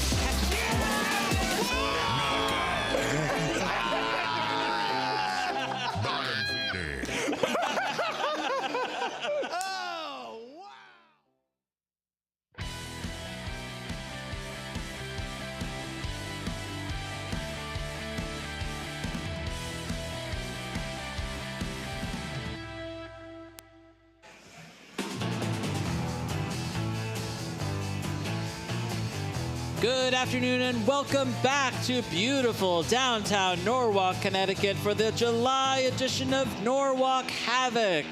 My name is Luke Stengel. Joining me here in the broadcasting booth is my very good friend and co-host, Kyle Cross. Hello, Kyle. Hey, check it out. These guys are fishing for fish, and we're fishing for destruction around here. Heck yeah, we are. Kyle, how was the morning session? How was your VIP pit tour? Okay, VIP pit tour was so fun. Yeah. These guys were all such super fans. I was like, so I'm going to explain this to you. And they were like, no, we're going to explain it to you, actually. And I was like, oh, okay, fair enough, fair enough. It was so much fun. So many of the builders were so generous with their time. They gave out stickers. They were like super happy to talk to us about their bots. It was awesome. I mean, we took a bunch of pictures by the step and repeat. Awesome. It was great. The VIP experience here is so cool. Yeah. Absolutely amazing. The one thing I want to add to the tour next time, though, is an Ed stop. Okay. Let's take a quick look here at today's agenda. This is day one of a 2-day summer festival of bot mayhem. We're fighting both today and tomorrow live in Norwalk, Connecticut. We're going to be live streaming every single fight here on our YouTube channel and the elimination bracket on NHRL's The Ocho channel. If you want to check out behind the scenes footage, check out our TikTok and follow us there on TikTok. Follow us on YouTube. Follow us on Instagram. Follow us everywhere. Follow us, out of the building and to our cars. Maybe not there. Yeah, and tonight we will be crowning a champion in the 30-pound weight class. The big boys. All right, let's take a quick look here at the pits. We're going to take a quick video tour of the facility. This is a live look at all of these builders. We started the day with 104 robots, and already we're starting to see robots getting eliminated from the brackets. Jen Herkenroder. Oh, here we go. There's the green room. These are all the folks that are ready to go. I see Tamaki there from Brazil getting ready to fight. And he is running Wasabi yet again. There's a robot that qualified earlier this year. We've got a good live shot of the crowd. Hello, crowd! Yo! Hello! Oh, and whoa! That's a fantastic depth charge sign there. This is a fully fed crowd. They've just gone out to our food trucks outside and had a bunch of delicious food. Now they're in here ready for some carnage. Yeah, I'm ready for some carnage too. We saw fantastic action this morning. So good. And here in the afternoon session, we're going to be kicking off inside of the big box. Yes. The kinetic energy from those 30-pounders is so scary. You can feel it in your chest when those impacts happen here. The live experience here is just phenomenal. I cannot recommend it enough. Let's talk about the tournament basics. So we've got 3 weight classes today, 3-pound, 12-pound, 30-pound fights going on. Today we are going to crown a 30-pound champion. This is a double elimination style tournament. That means you have to get defeated twice in order to leave the tournament. We have undefeated bracket and the elimination bracket for each weight class. So the end of the weight class, the winner of the undefeated bracket will face off against the winner of the elimination bracket. We're going to see a fight here in a second, so this will be really self-explanatory. But this is a 3-minute fight, and you leave the box either by achieving a knockout or forcing your opponent to tap out. Judges' decisions are for fights that go for the full 3 minutes, and we have house spots in every single one of our cages for unsticks and a up-close view from the inside of the box. And for the afternoon session today, we are going to be welcoming our pit reporter, Allie, to the team. She's going to be giving us action from the pits and from box side. So let's go to her right now. Yes, thank you for having me back. It's always such an honor to be back in Norwalk, and it's even better this year, or I should say this month. I've only been here since March, and I've seen so much improvement between our merch. Have to get some of that. All the food trucks, they never disappoint, but you should see the improvements in our VIP lounge. We got these nice cushions you can sit on now, and of course that's not the most important stuff. The most important stuff is the competitors that we are about to see return to these cages. And now I feel like I know them. I follow them on social media, and we want you to do that too. We've got a ton of TikTok content, as you mentioned, coming your way, and I cannot wait to see some of our favorite bots back out there. We're going to jump right into the action here by going to cage 3. This is elimination bracket round 1. So pumped. Spine Crawler is back, and they are facing off one of the most destructive competitors here, Division. Division is the big vertical spinner in the 3-pound division. Kyle, this is an art piece versus a sledgehammer. I mean, absolutely. Listen, Division was a bit of a concept bot when it first started, but now that it's mastered the art of self-writing, it is an actual viable competitor here. Oh, I feel uncomfortable, Kyle. I'm so excited about this. Seth Schaefer has very generously refused to spin up his weapon in the first few seconds of this match. So nice, so nice. Shoving Spine Crawler into the corner. It looks like Spine Crawler has all of its linkages actually in and functioning, so they have a bit of a weight bonus that they were able to use now, or they were able to shave some weight off. That's good. That's going to help with their mobility quite a bit. Division very generously going after the mini-bot first on Spine Crawler, just giving that robot as much airtime as possible. I love that. And there he goes! Seth Schaefer says, now it's time to hurt somebody, and I love it. Spine Crawler now finds itself on its side. I feel like I'm watching an animal being killed, Kyle. Hey, don't say that. We could get taken off of YouTube. Look at this. The left side of the drive on Spine Crawler is locked up. Yeah, and there's wires and cabling hanging out of the side of Spine Crawler. It is not supposed to look that way. This is true crab walking. I feel like I'm... Oh, no! All right, we haven't had Brett come in here and try and save. I mean, I was gonna say that would be a tap out right there with the knockout. Okay. Division. This was the elimination bracket. This was a do or die fight, and the Casmers are going home early with Spine Crawler. I want to give an amazing, huge round of applause to Spine Crawler for building something so complicated and beautiful. Such a cool bot, such an interesting concept, such an interesting design. I absolutely loved it. That's one of those robots that you could just package up and sell as a toy, Kyle. You know, my kids would love that. Yeah, they would drive that terrifying, all day long. Awful, nightmare-inducing toy. Yes. You know? That's what we want. Like, if that thing, turned on by itself in the middle of the night, I would sell my house and move. All right, let's check out here a replay. Division really very charitably not turning on its spinner until the middle part of this match. So nice of them. And really, surgically popping its opponent on its side. I mean, Seth is a huge fan of good design. He knows exactly how complicated Spine Crawler is and wants to send, the Casmers home with a mostly intact robot. Absolutely. He did the very best job that he could, and I really appreciate that about him. A 3-pound walker. You gotta love that. What? I mean, amazing. Absolutely amazing. Well, technically, it's a 5-pound walker, right? Well, 6 pounds, actually. Yeah, it's a chunky walker. It's a chunky walker.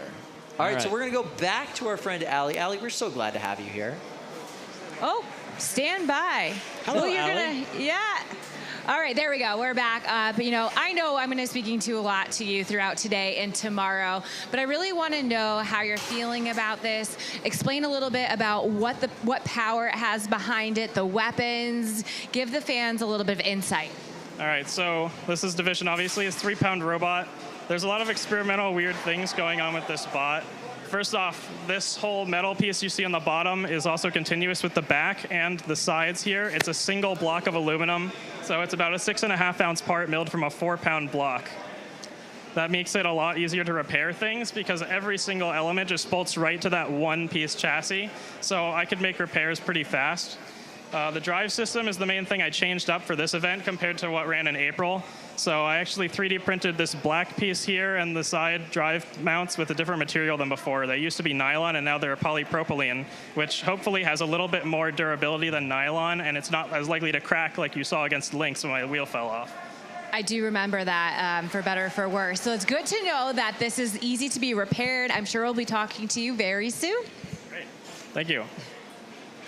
All right, Seth Schaefer with Just Cuz Robotics.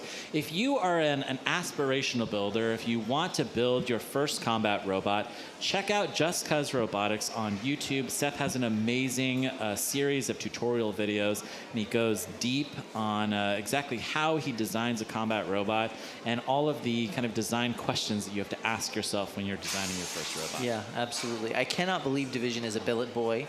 That blows my mind, especially at the 3 pounds. Yeah. Seth being a part of the Bloodsport team, a famous billet boy at the heavyweights, makes True. perfect sense to me. I think that's awesome. Yeah. Really, really cool. Now, Kyle, very exciting. I see that we're loading into Cage 1. This is our first big box fight of the day. I love it. And we are seeing the Brazilians with Sombra. Sombra is one of my very favorite 12 pounds. It is just everything you want to see. Super destructive, really tight, really compact, really great design. And the driving, as always from this team, phenomenal.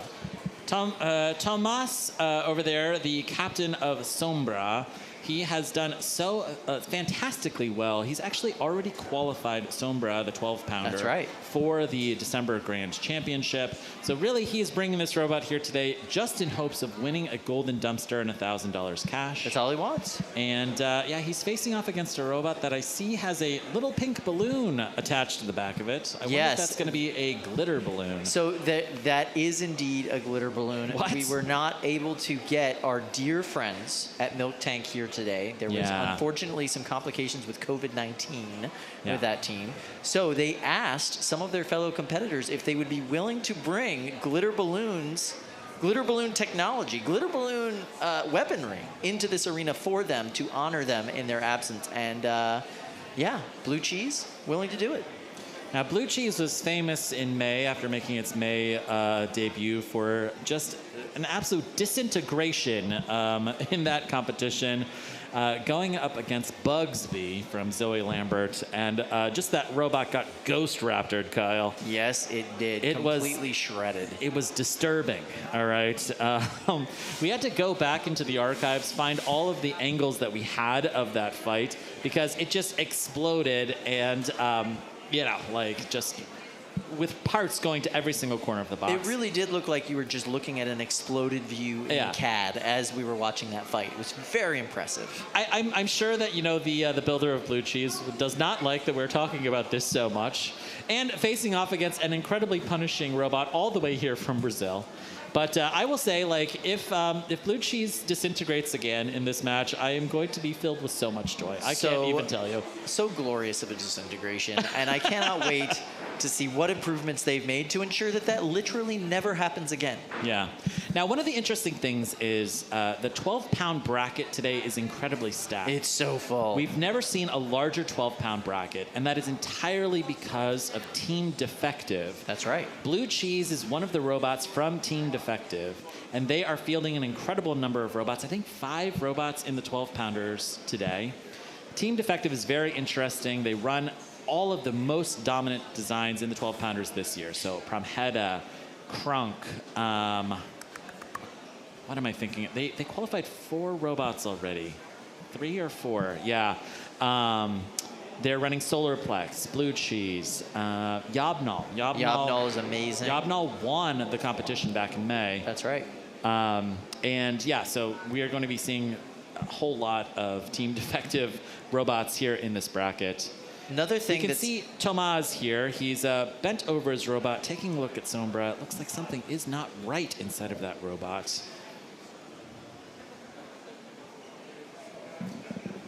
Now, yeah, let's check out here. Oh, wow, great. Okay, feel free here, if you love Norwalk Havoc as much as we do, to follow us on social media.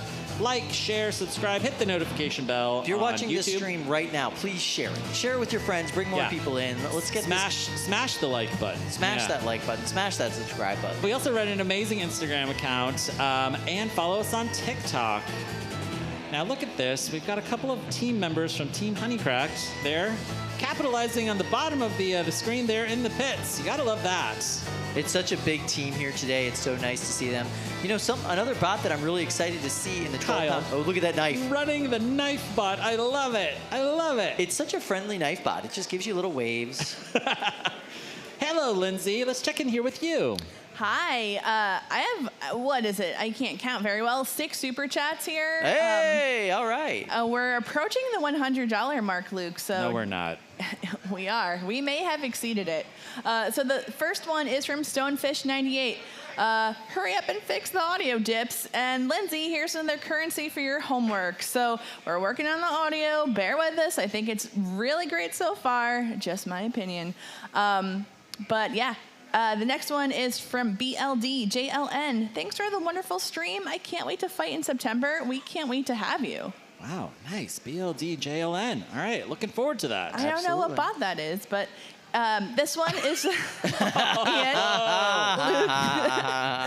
316 says, "I just crushed your thumb." That's right. As That's it is written. right. The Gospel of Luke as it truly was written. Yes. Okay, good. Good. I hate thumb wrestling. I hate it. You can't get out of it, Luke. So good. Another one from your friend Greg Needell. Hey, Luke, can you tell me what time Thumb Wars is going to be so I can plan my day? Greg, it is not happening. It's not happening today, and it's not happening tomorrow. So, for you specifically, please turn off the stream. All right? Wow. Everyone else, But share it with keep all your going. friends first, Greg. Luke, I don't think you ended up eating that sticker. So anyway, this one is from Luke Quinn from Copperhead. Depth charge is going all the way. All the way outside of the box in the middle of a fight? Copperhead captain. Captain. That's right. New captain, Luke Quinn. That's exactly right. And the last one here is from Victor Dyson/Sky. Cheering on the big man Business Cat with Ramplan. Best of luck in full combat. Rooting for you. I know Ramplan making their full combat 12-pound debut. They have been the most popular bot in the Sportsman 12-pound division since the inception, I think, of this competition. I am so excited to see full combat version of Ramplan. I think that's going to be phenomenal. Kyle, what is the plan? To ram. The plan is to ram. Yeah, and use your little army thing to flip stuff. Yeah. That's there all we he go. does. Now, as we're working on the bots here in Cage 1 with Tomas and Sombra, we have loaded into Cage 2 and Cage 3. Where are we going to go first, Control? Next in Cage 2, the greatest challenge versus Silk. Awesome. All right. Silk is one of our top bots. This is a robot from Christian Cooper from Team WPI, Team Ribot on BattleBots, facing off against the melty brain of the greatest challenge. 8, 7, 6, 5, 4, 3, 2, 1. Fight, robots, fight. Christian Cooper very handily crossing the box, getting under the greatest challenge. Nice hit there. Beautiful work. Oh, just kicking it in the air like a UFO, Kyle. There we go! That's what I like to see. All right, that was a 2-wall. There's another 2-wall. Let's see if we get a 3-waller. There we go. The greatest challenge would love to stay on the ground, but it is spending more time in the air. It's like a shuffle puck. There we go! I love it. Christian just doing an excellent job keeping control of this fight. I think that's the first time he's actually lost an engagement there. That was amazing. There we go. Christian Cooper with his absolutely punishing vertical spinner manages to get under the greatest challenge. Oh no! That's not good. That's not good. There is one unstick coming to him from Brett the Brick. He didn't need it, Kyle. He was able to get himself down off of the rail using these metal cleats. But he finds himself on his head. Christian would love to gyro himself back over. Instead, he's going to violently crash into the corner and self-right himself that way. Christian's moving over to the side of the box to try and get a better view. The greatest challenge is still incredibly dangerous here. Absolutely. I mean, there's almost no way for a Melty Brain to be safe. Oh, look at this. As long as the drive's working, the weapon is working. It looks like the greatest challenge's, weapon could be spinning down. I wonder if it's lost one of those wheels. Could be one side of the drive is down. Very, very plausible. But it looks like the weapon on Silk is not quite as powerful as it was earlier in this match. And it's certainly doing a heck of a lot of crab walking as well. Looks like that left side of the drive is not fully functional there. 60 seconds left here in this fight. Oh, I love a Melty Brain, Kyle. I mean, who doesn't? Every single time that a Melty Brain gets put into the box, they are making contact with their opponent. I thought you were going to say an angel gets its wings, but, That too, Kyle.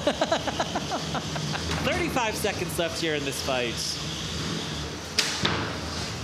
Wow. Silk doing such a great job at the beginning of this fight. Now it seems to be down a drive side. The weapon's kind of working. Yeah, crab walking here.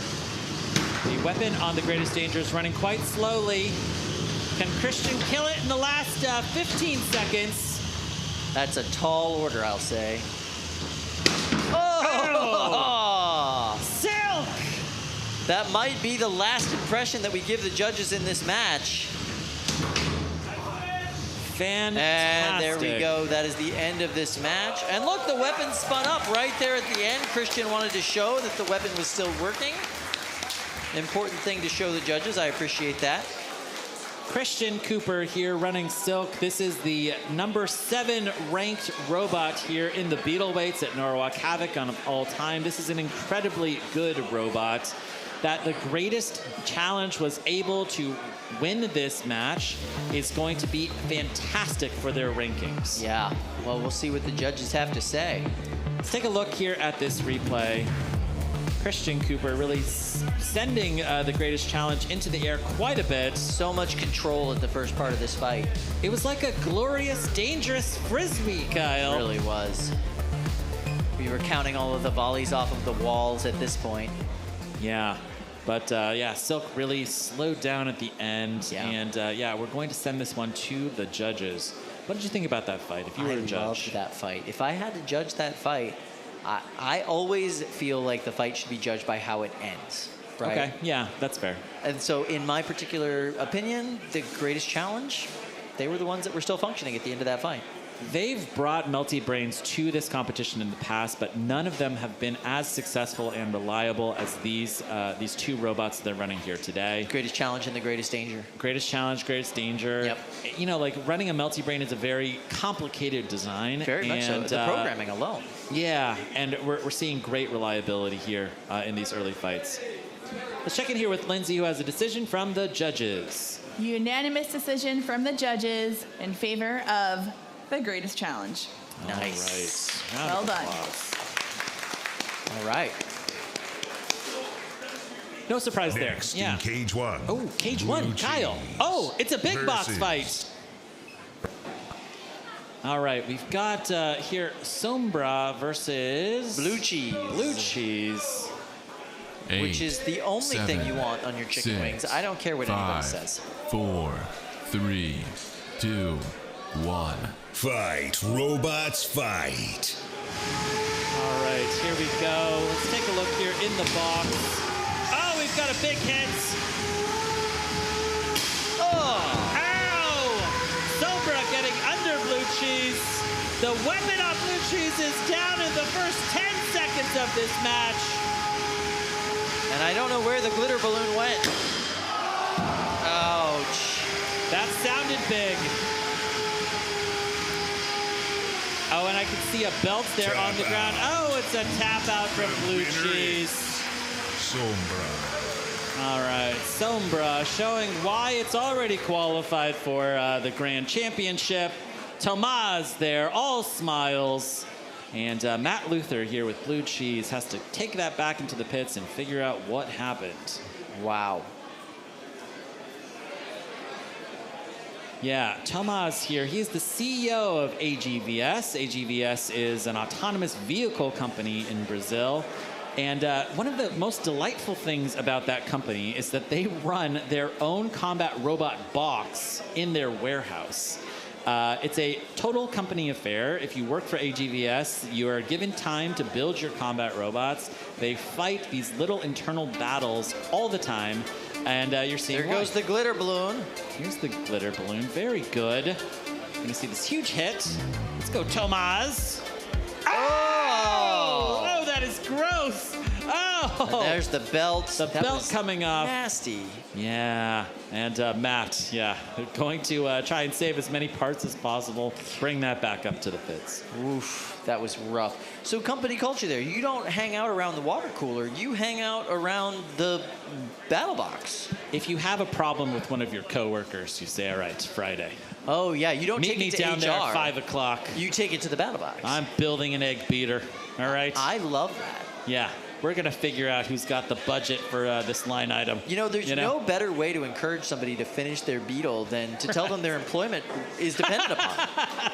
Yeah. I think if you beat Tobaz, you get to be the new CEO. Oh, that's what it is. Yeah. All There you right. go. I like that. Klingon Yeah. rules. Let's go. There you go. Fantastic fight. You know, Tomaz, I really expect him to do very well in the brackets here today. For sure. Okay. I see loaded into cage 3. I've got Scrambled versus Outburst. Oh my gosh, Kyle. Outburst is here. Outburst is a miniature Tantrum, which is incredibly difficult to build at the 3-pound weight class. Let's be honest, Tantrum's incredibly difficult to build at the heavyweight class. That's true. That's true. Tantrum, of course, famously one of the smallest, physically smallest battle bots, and did fantastic, obviously, at the most recent season. Really? Did they do okay? Yes, they did. Huh. Tantrum Captain Aaron Hill was here last month. Versus Outburst. I know, and we really missed some awesome opportunities, by the way, to just see these two bots compete against each other last month. That would have been so much fun to see Aaron Hill have to drive against a tiny version of his heavyweight bot. Outburst here is built by Alex Richmond, a 15-year-old from Richmond, Virginia. And as you can see, it is a perfect scale model replica of the Puncher on Tantrum. And the Puncher here on Outburst is, it goes back and forth as well. Like it is fully a true articulated. Puncher. Yep, fully Fantastic. articulated. Very cool. Now, Scrambled also had an incredibly successful May event. Went deep into to the bracket. Grant Frazier 8, here, 11 7, years old. 6. So we got a 15-year-old versus an 11-year-old. 3, 2, 1. Fight, robots, fight. Here we go. What is going on with this mini-bot? I love the mini-bot, Kyle. Oh, no! It's a cardboard mini-bot. Been tipped over onto its side. And Grant, with Scrambled, is really showing his dominant driving here against Outburst.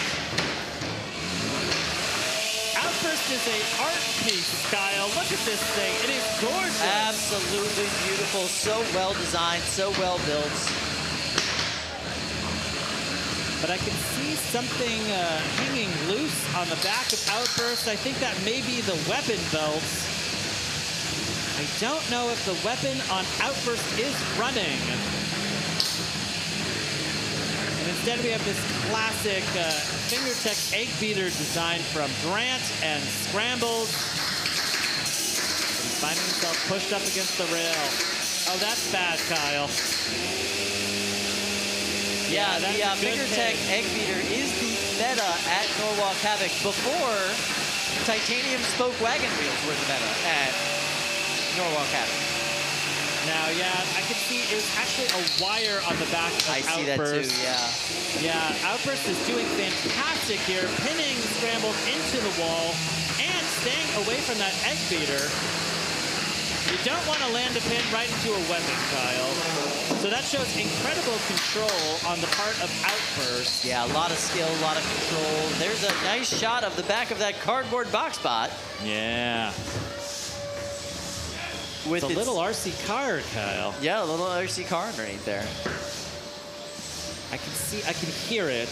Scrambled's weapon appears to have gone down here in this fight. There's 60 seconds left. And it does look like the slide mechanism and the weapon mechanism on Outburst are also not functional. So this is down to a pushing match. I'm going to give it to Alex Richmond. Fantastic control driving here. So good, yeah. From Outburst. Pushing Scrambled into the wall, and there he goes! That weapon Scrambled's is weapon fully back. functional again.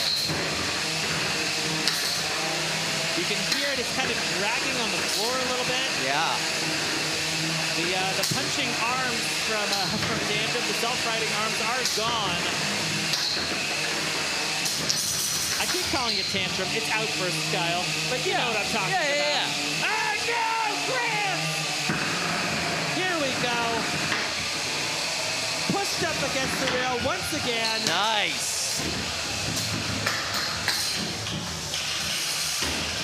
Here we go. Fantastic pins from Outburst.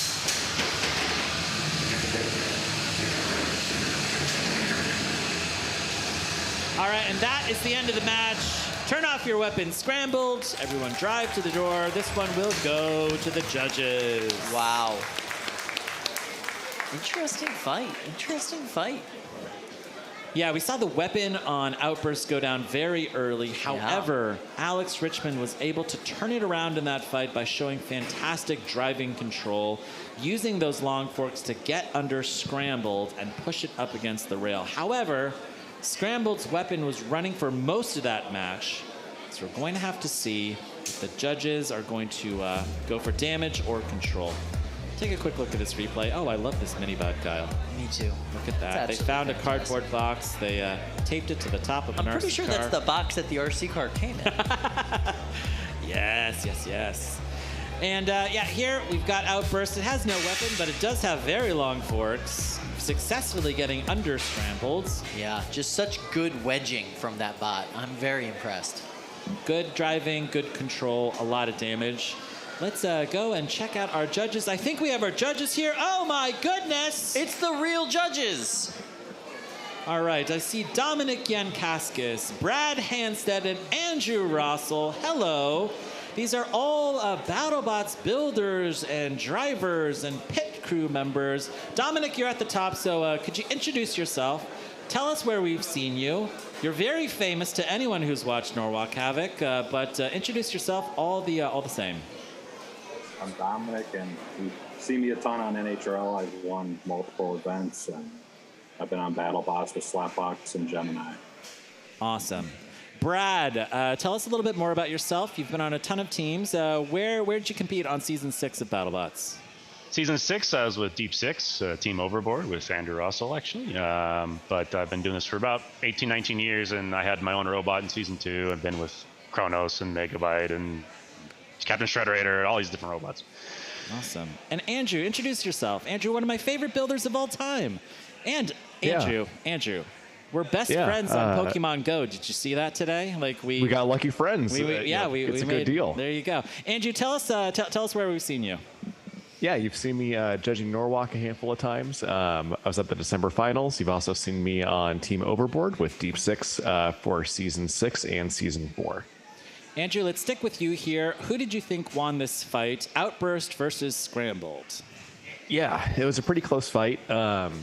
Looking at the criteria and kind of talking about that with some of the event organizers, I actually gave this one to Scrambled in a split decision. All right. Hey, we've got one vote for Scrambled. Brad, cast your vote. Yeah, so you know, the main thing for me was the mini bot question, right? Having a mini bot die really did give Scrambled a bit of an edge, but the control, the aggression, I gave Outburst the win. Okay, this will be a true split decision. Dominic, break this tie. Who is the winner of this fight? For me, it was real tight with the mini bot swaying towards Scrambled for, you know, damage and whatnot. But in the end, I had to give it to Outburst by 1 point. Wow. A close judges' decision in favor of Outburst. Thank you so much, judges. Outburst winning that match by 1 point. It's a gorgeous robot. I so love that cool. robot. It's so cool. Yeah. All right, loading into Cage 2, we've got Norwalk Havoc royalty in the building with Shredded Bro, Next Evan in Arias, Cage 2, Captain of Brute Pain Force Train, Captain of Shredded Bro, the leader of Team Shreddit, facing off against Brute Force. Brute Force. This is 8, undefeated bracket 7, round 2. 6, 5, 4, 3, 2, 1. Fight, robots, fight. Here we go, that classic Evan Arias aggression, crossing the box, bringing straight to Brute Force. Not afraid to go weapon on weapon. Here we go. Absolutely not. This is classic Evan Arias, running a FingerTech beater bar, coming straight at you with the box rush, ripping your wheels off, eating them alive, and making you tap out within the first minute of the fight. Oh, Evan broke his legs and then ripped them off. Oh, fantastic. Welcome to Norwalk. You know what? I'm going to say, if your first fight is against Evan Arias, you can't lose.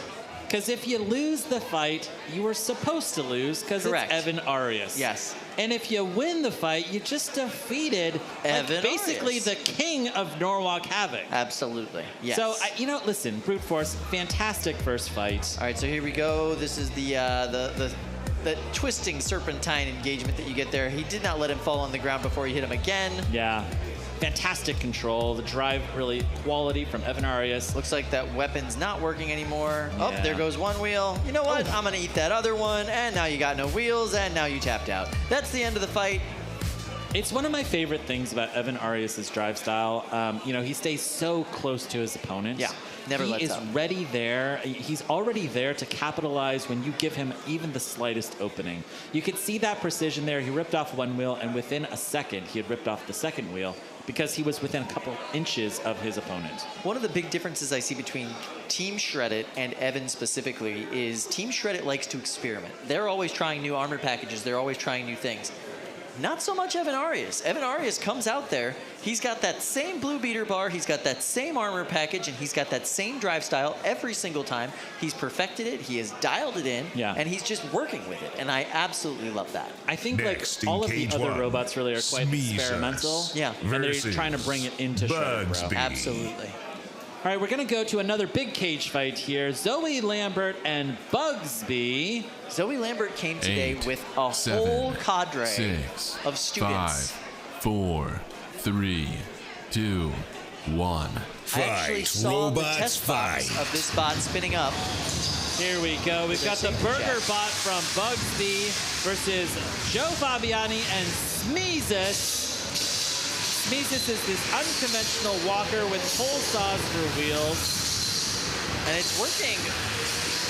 I'm seeing a lot of sparking from the weapon from Joe Fabiani and Smeezus. Yeah, there might be a little bit of tolerance issues there. I'm not sure what's going on. Yeah, it seems like he's... Oh! All right, ripping off the sacrificial burger on the top of Bugsby. That bun armor is gone. Oh, no! The self-righting stick is gone. Oh, no!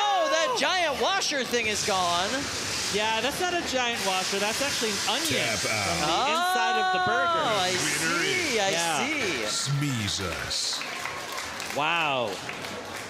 Destroyed that burger like I destroy a Big Mac, Kyle. Delicious. Yeah, wow. Just deconstructing that burger. Making it gluten-free. That's what I was going to say. Yeah, you got to have that Atkins-free burger there. Yeah, there you go. Yeah.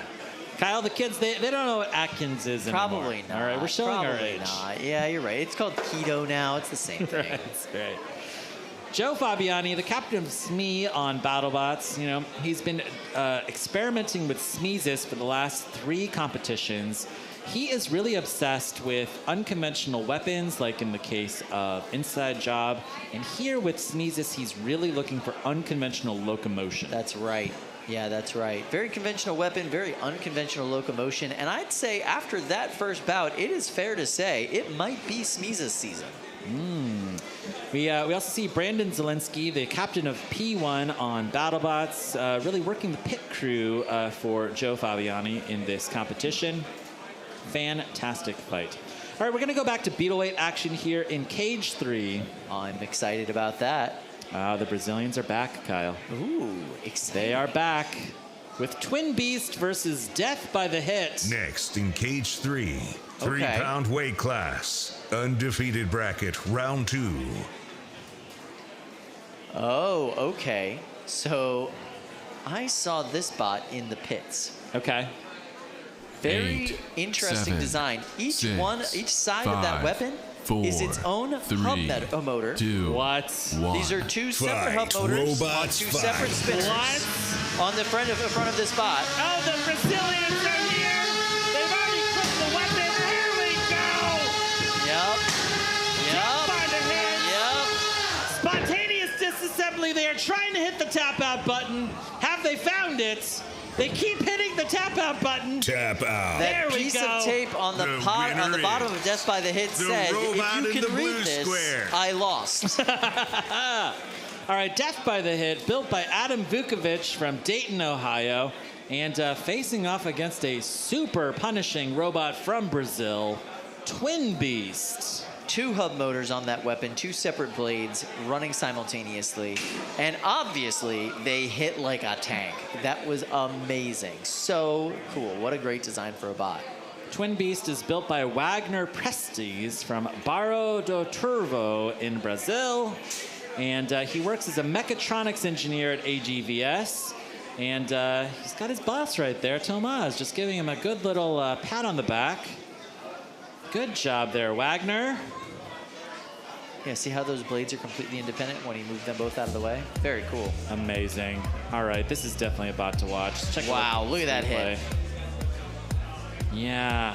Wow. It's almost like you saw like LeBron James just dunk on a high schooler, you know? If you can read this, I've lost. And there you go. All right, we're going to go to our friend Allie with an interview. Okay. Allie, who you got for us? I'm going to grab him. Okay. All right, I'm going to walk on over, or have him walk on over here. Adam, he had a tough battle right there. We want to one. How are you feeling right now? I would feel pretty good if I were you, even though you hit the tap out button, because you had an incredible competitor. But 2, what damage is there? So the fun scoop came off right here, which got bent really bad. I didn't really want to take any damage, so I tapped out once I knew that I got flipped over because I couldn't self-fight. I didn't want to take any more damage. All right, well, something to make your day a little bit better. We're going to send you off with a send cut save, $50 going towards whatever repairs you need, because we want to see you back here. All right, good showing there, Adam. And listen, losing to the Brazilians, like that is nothing, you know, to feel bad about. It's basically the same as winning to anybody else. Those robots, they are like hyper cars, you know. Super scary stuff. Fantastic. Next in Cage 2, 3-pound weight class. All right. Undefeated bracket, round 2. All right, we've got Sepiol, built by Lucas Buermeyer, who competed on Season 6 of Rebot, facing off against DropSaw, our miniature saw blaze from the University of Florida, and Jack Spotnik. And yeah, this is undefeated bracket round 2. 8. Sepiol is now running its horizontal 5, configuration. This 4, is a modular bot. 3, 2, 1. Fight, robots, fight. Sepiol is a ranked bot. They're ranked 22 of all time. Facing off against Jack, horizontal configuration on DropSaw. Oh, beautiful. Absolutely gorgeous. Jack shoving Sepiol into the wall, showing that his first win was no fluke. Here we go.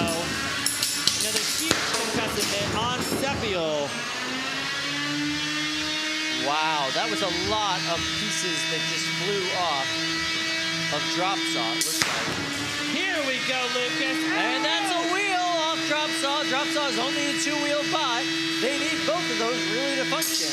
I feel like I'm watching Tombstone versus Sawblaze all over again. Wow. All right. In the red square. Lucas Buermeyer and Sepiol, your winner, earning that tap out.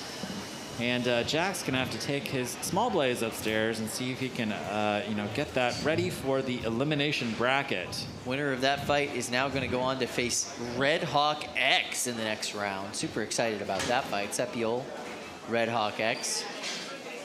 A little college design. team on college team action here with Team WPI versus University of Florida, both engineering students.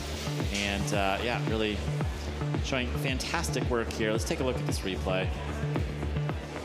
Jack was running his horizontal configuration in hopes of breaking the horizontal on Sepiol.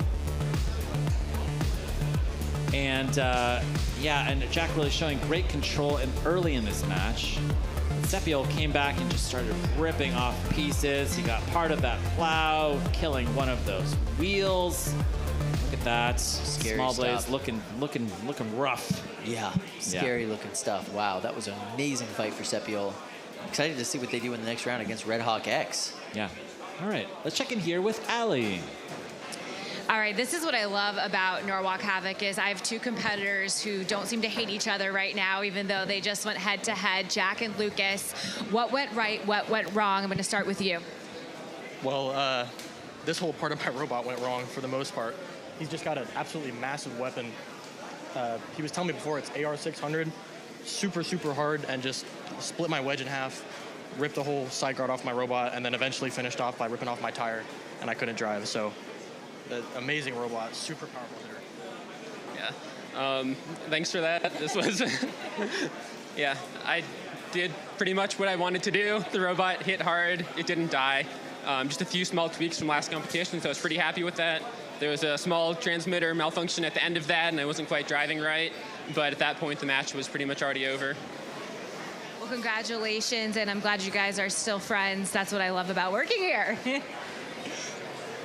Next in cage 3, triple stuffed Oreo versus Blackbird. All right, we've got Tony D'Ambrosio and Blackbird from Team Shreddit. He was the winner of March Norwalk, took home a golden dumpster, and really running a lot of custom stuff on his robot. 8, Facing off against 7, triple stuffed Oreo. 6, 5, the 4, most deliciously 3, named robot 2, in the field 1. today. Fight, robots, fight. Blackbird is a bot that we've just seen improve event after event after event. It's always trying something new. It's always just more powerful hits, more reliability. Blackbird is also running this stealth bomber-inspired mini-bot because it was a little too heavy, when it weighed in. That mini-bot only weighs 5 ounces, I heard. Fantastic. I can't believe that they built a mini-bot that can run 3 minutes and it only weighs 5 ounces. That is really a marvel of engineering. And not only that, it looks cool, right? So many look mini-bots. at this. That's awesome. Under triple stuffed Oreo. Here comes Blackbird. Grinding away at that bottom plate, ripping them into the air as soon as they caught those rabbit ears. Fantastic. I can see a piece of metal that's sticking straight up on... That's part of the back armor package that actually is what they use to protect their batteries and their linkages, and now there are no batteries connected to the linkages. Everything's got ripped out. The winner is Blackbird. Wow. All right, Tony D'Ambrosio, very dominant early performance for this robot. So impressed. When he took home first place earlier this year, that is the culmination of years of work. Yes. Tony D'Ambrosio comes to every single one of these competitions, drives in every single time from New Hampshire, and his robot continues to get better. It started off as a pretty conventional FingerTech egg beater bar, but it is now almost completely custom. And so much of the innovation in that design really is driven by Anthony's work in this division, I think. Yeah, absolutely. Great job with the mini-bot as well, and really just totally dominant performance here from Tony and Blackbird. Very cool bot. I love Blackbird. It's so neat. And knowing his daughter's taste in robots, that's got to be a favorite for her. Yeah, that's true. Shout out to, Aria, fan of Valkyrie. Big fan of Valkyrie. Wow, look at these hits. Just boom, boom, boom, run right after the other. Wow. Of Team Shreddit, we always describe Evan as just relentless. Look at that. Oh, just eating into those wires. Oh, that's gross. Oh, I love it. Look at that. Severing that wire. Anthony, I would describe as just surgical. Next in cage every 2, single move he has out there has a HiveLighter purpose.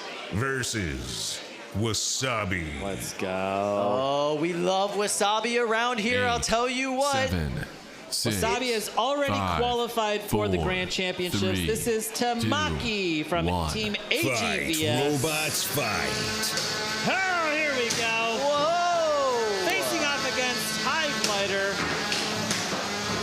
This is it. Oh, no! That's not good. That's not good. That weapon's supposed to be on the bot. Tap out, please tap out. The winner is I want you to have Wasabi. something left. Anything. Wow, let's go Tamaki. Wow. Lindsay. Right? That's a genuine reaction from Lindsay that we just caught back there. Tamaki, vicious win there. That was absolutely phenomenal. That is what we love to see from this Brazilian team, and especially Tamaki. He's so aggressive. He's such a great driver, and that drum hits so hard. Yeah, absolutely. You know, we've talked about this before, but really the bots from Team AGVS are very different from the 3-pounders that we see here in the US. No wasted space in those bots. Look how tiny and compact and vicious that machine is.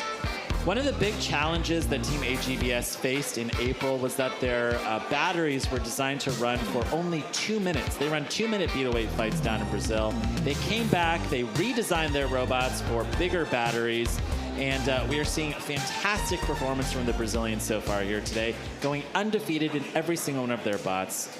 Let's check out here Ali and Tamaki. Yes, the Wasabi, what a spicy little match there. That was pretty quick. You know, what did you do right? Tell me a little bit about, I know you don't have the bot in your hand, but how powerful it is. Well, since the last tournament, we did a lot of upgrades in Brazil, right? On this match, I was a lot nervous. Since Brazil, we were hoping to come here and have good fights. And thankfully, we did great now. Yeah, I hope that it goes well on the weekend. Well, you came quite a long way. Once again, we're so happy to have you back, and we can't wait to see you back out there. Okay, thank you. Next in Cage 4, Manufacturer Recalled versus Promheda. All right. Oh, we got some 12-pound action going on in Cage 4. Promheda, this is a number 2 ranked robot of all time here at Norwalk Havoc, driven by Zach Knight, the leader of Team Defective. That's right. This is their flagship 12-pounder, facing off against Manufacturer Recalled. Is that right? Thomas Carroll from Fairfield, Connecticut. That's right. Team Test Dummies. This is their very first bot, their very first build, their very first competition, and facing off against a multi-time winner, Golden Dumpster winner in Zach Knight. This is, I don't know, what's the analogy here?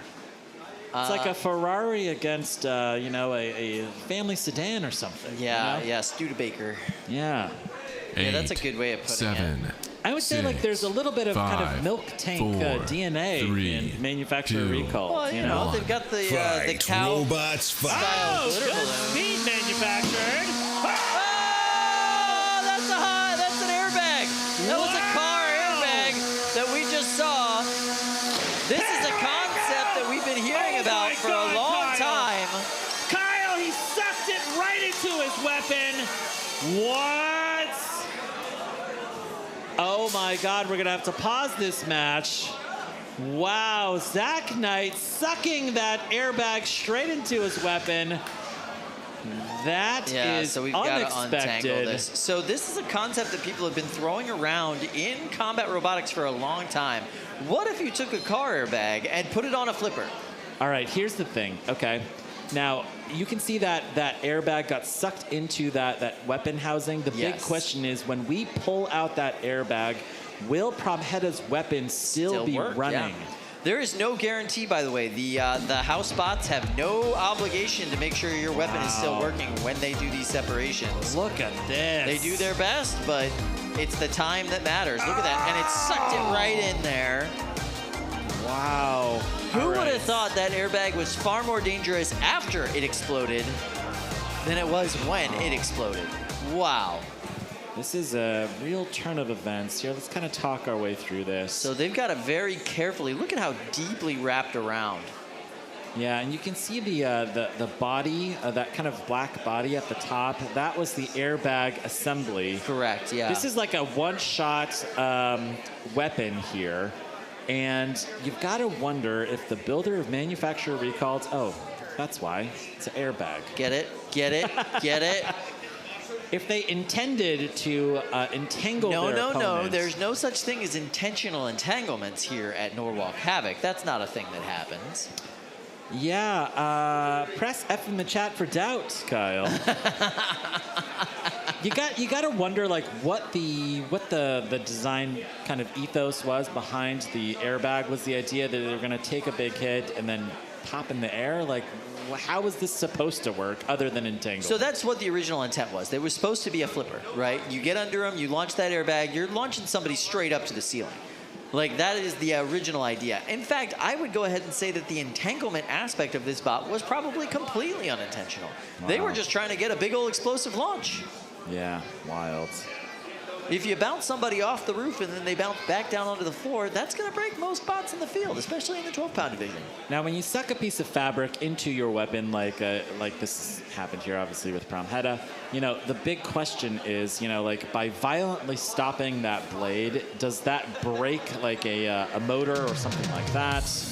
Here we go. Yeah, there you go. You can see the bag got sucked up into the weapon there. Oh, wow.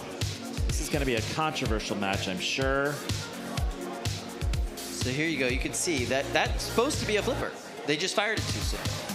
Or the impact caused it to go off. I'm not exactly sure there, honestly. Yeah. Where did they even get that? Did they pull that out of a car, Kyle? Yes, I believe they probably took it out of their steering wheel when they got here today. Yeah, their steering wheel Very just has, carefully. like, you know, a big just hole a in gaping it. hole, Is that yep, right in the middle, yep. Oh, they're trying to cut So now they've through got to it. cut the bag.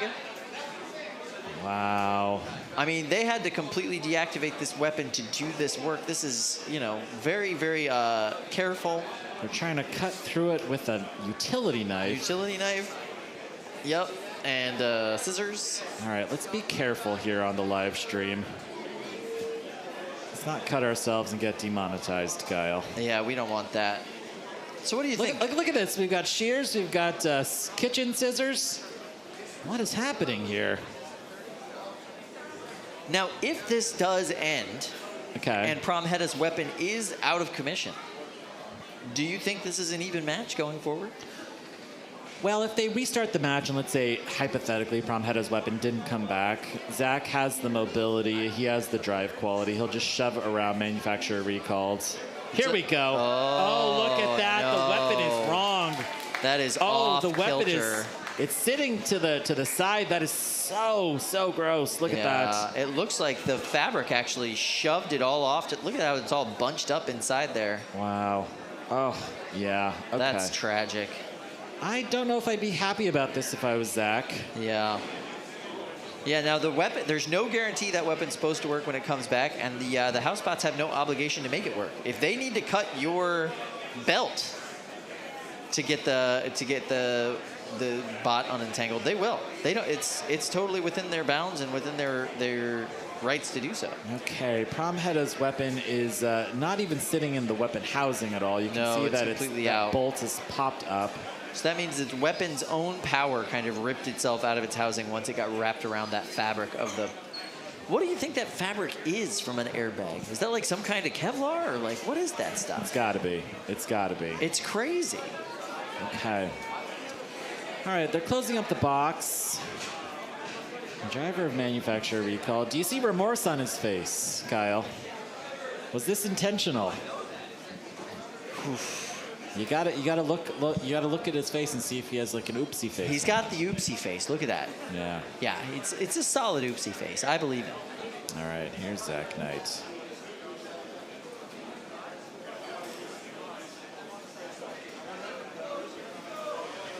Okay, all right, we're back into action.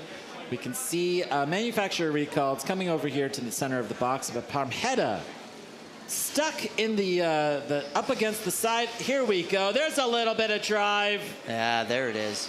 So by the way, just because I just looked this up, airbags are typically made from woven fabric. Nylon textiles such as nylon polyamide 6.6 are among the most common fabrics used in the weave of airbag cushions. Wow. Okay.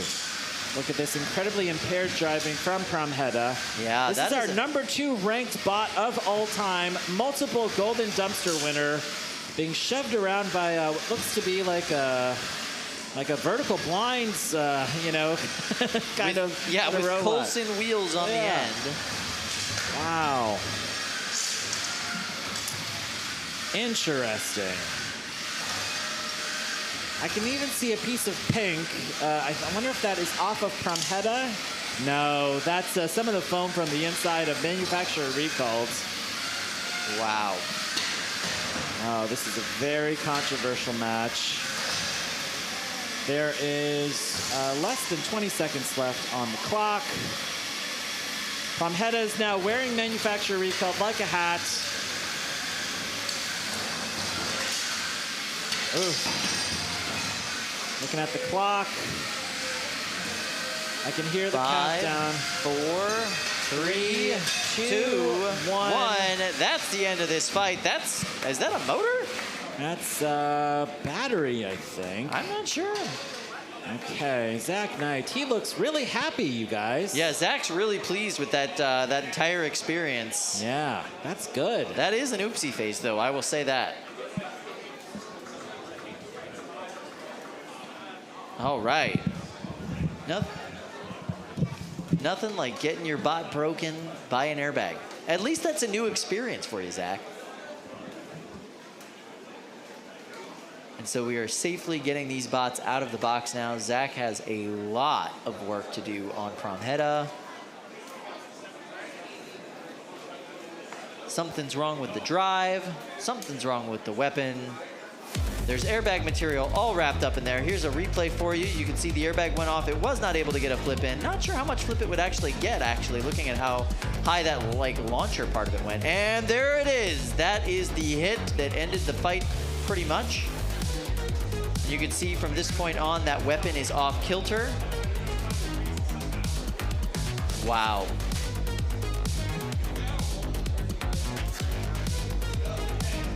All right, well, welcome back. I am joined here at the desk by our intrepid pit reporter, Allie. Yeah, I'm not slightly terrified at all. Hey, good to see you. You too. So how you been? Good. You know, I can't complain. It's summer and I'm back here. And I mean, this is the place to be this weekend. The beach?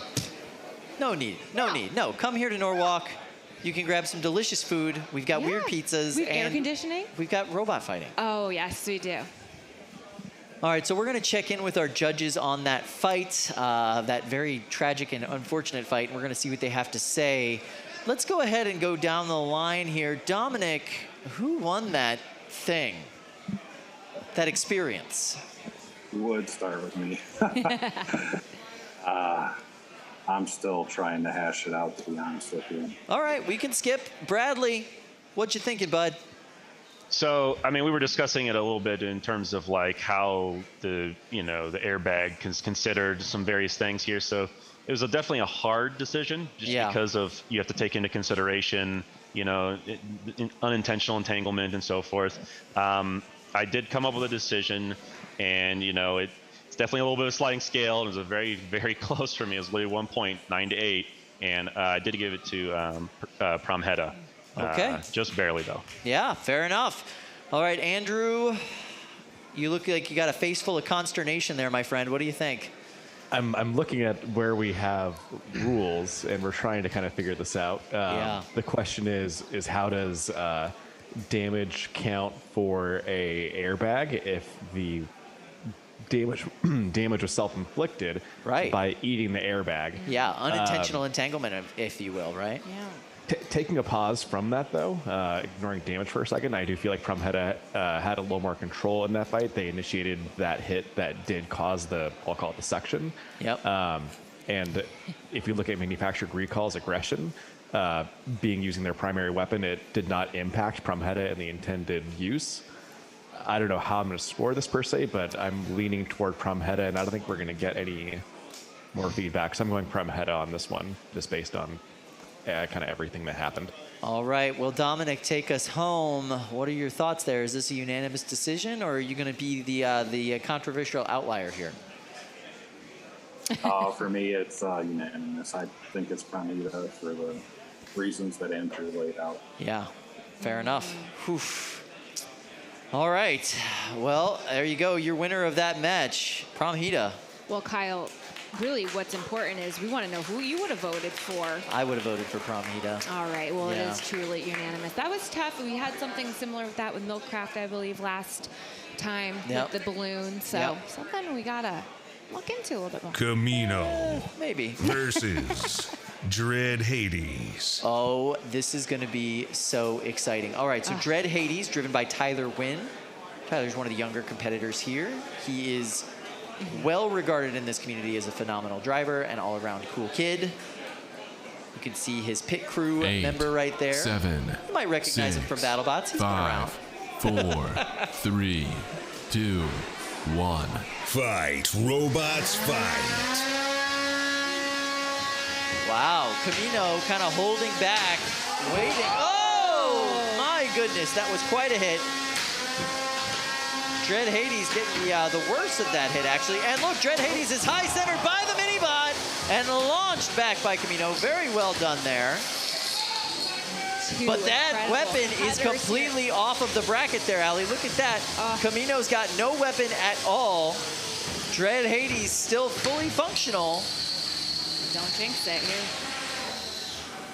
Well, yeah, for now.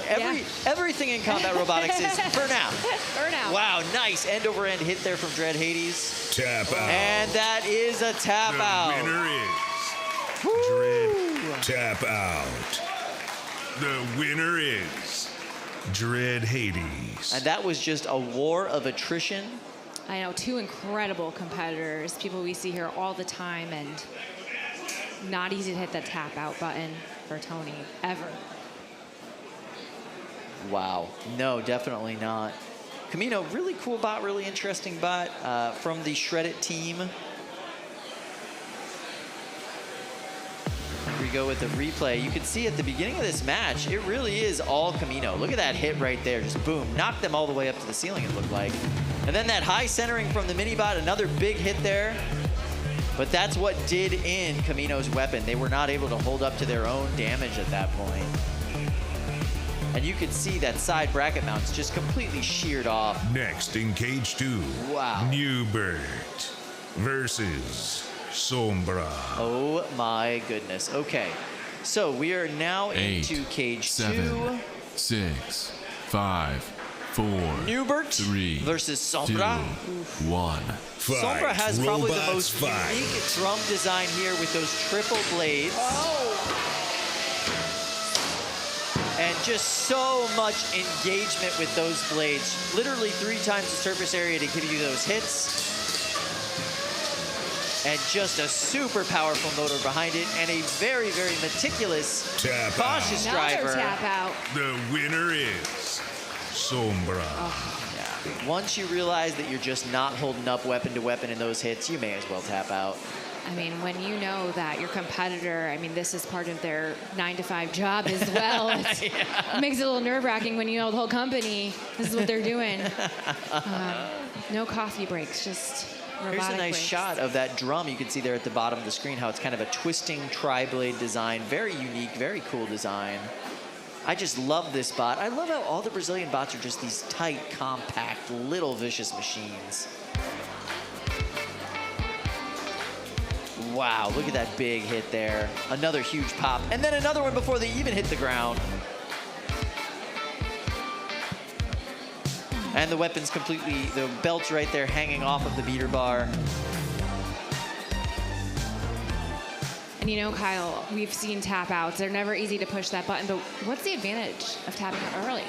The advantage is that you can survive in the defeat in the elimination bracket, and you have a chance. You know, not everybody brings multiple copies of their bots. That's actually a really expensive thing to do. You know what I mean? If you're building a competitive bot, we're talking $1,000, $2,000 minimum, and so you know you've got to really be able to save that money, save that time, and just save that time in the pits. At the least, you have 20 minutes between fights. Sometimes in these earlier brackets, you have a little bit more time. But if you only have 20 minutes, man, you need to make sure that you have a bot that will be able to be fixed in that period of time. So yeah, tap out. And I know I've seen them run upstairs to get their robot fixed. And here is a look of our pits here. And you can see people hard at work. What I love about the pits, and I mean, I'm down here most of the time, but when I am up there, is that people want to help each other. It doesn't matter if they're going up against you and in future rounds. If they see a way that they can fix your robot, they're going to jump in and help. It's advantageous from a strategic standpoint too. You want to like, That's true, I you guess want to you know. Yeah, well, you want to know how other people do things. You also want to like, if you need a tool, you want to have that goodwill amongst your fellow competitors to like get that tool. So it makes perfect sense. Hyperdrive versus Backlash Wave. Oh yes, all right. So Backlash Wave had a really rough start to the day. Hyperdrive. 8, Interesting 7, 6, 5, 4, 3. Two very similar 2, designs here. Gonna be interested to see how they match up with each other. So Hyperdrive, look at this, like this really sleek. I know. Really beautiful design on it. We've got what looks like, well, one dragon almost. That's what I look at it. I look like I feel like it looks like a dragon. Then we've got Backlash that wave. other super sleek design. Yeah, I just love it. Yeah, apparently Hyperdrive was supposed to be all black. They ended up going with an orange print on the side armor a little bit later in the game. I love it. I think it's a beautiful design. All black, it would be a little bit too Batmobile.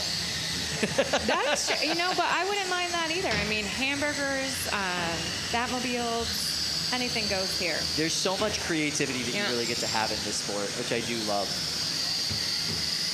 Neither of these bots really able to get their weapons up to speed. They are completely entangled. Whoa, that was almost a suplex nice little there. flip. Yeah. Really got to get under him with some power to flip him over. Hyperdrive's weapon looks like it wants to get spinning. Backlash wave not really getting any weapon engagement at all. Oh, yeah, kind of a flip there from Bert. There you go, Bert. All right, there we're we back go. in All right, it now. so that is the one flip that the Hyperdrive gets from Bert the Brick. Just one. Everybody gets one per fight. It's really impressive to see how good of a pusher Backlash has ended up being. Backlash wave has ended up being in this fight. No, I am amazed, though, by the design to be able to easily flip over and correct yourself. And any robot we see here, when you're flipped on your back, you can see with Hyperdrive, it's pretty easy to get back right into it. Yeah, Backlash wave, pretty much the same bot upside down as it is right side up. Blade spins the wrong way when it's upside down, but it's still able to do some damage. And we are down to a pushing match for the last 50 seconds of this fight. But we get to see some cool driving. We do get to see some incredible driving here. A little dizzy.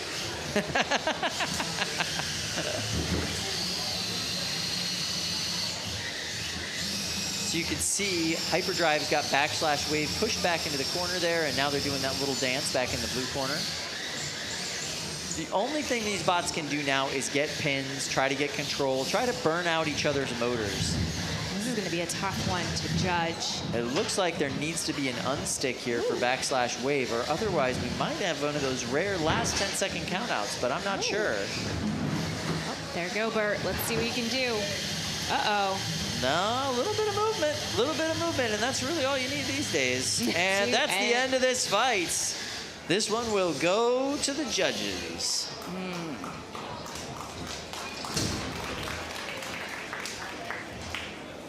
All right, these two competitors going to safely get their bots out of the box. Looks like they had a hard time getting those bots really working in that match. Yeah, a lot of, we only had that really uh-oh moment at the end. But didn't seem like we had any major damage, no major hits. Judges gonna have to determine this one. All right, here we go with the replay. Both had their unstick moments, but nothing really that was a big standout moment in this one. I like the little suplex throw there. Yeah, when the weapons aren't working, it's hard. Yeah. Excellent driving clinic from these two guys. I'll be interested to see what the judges have to say. I know, this is gonna be a tough one to decide.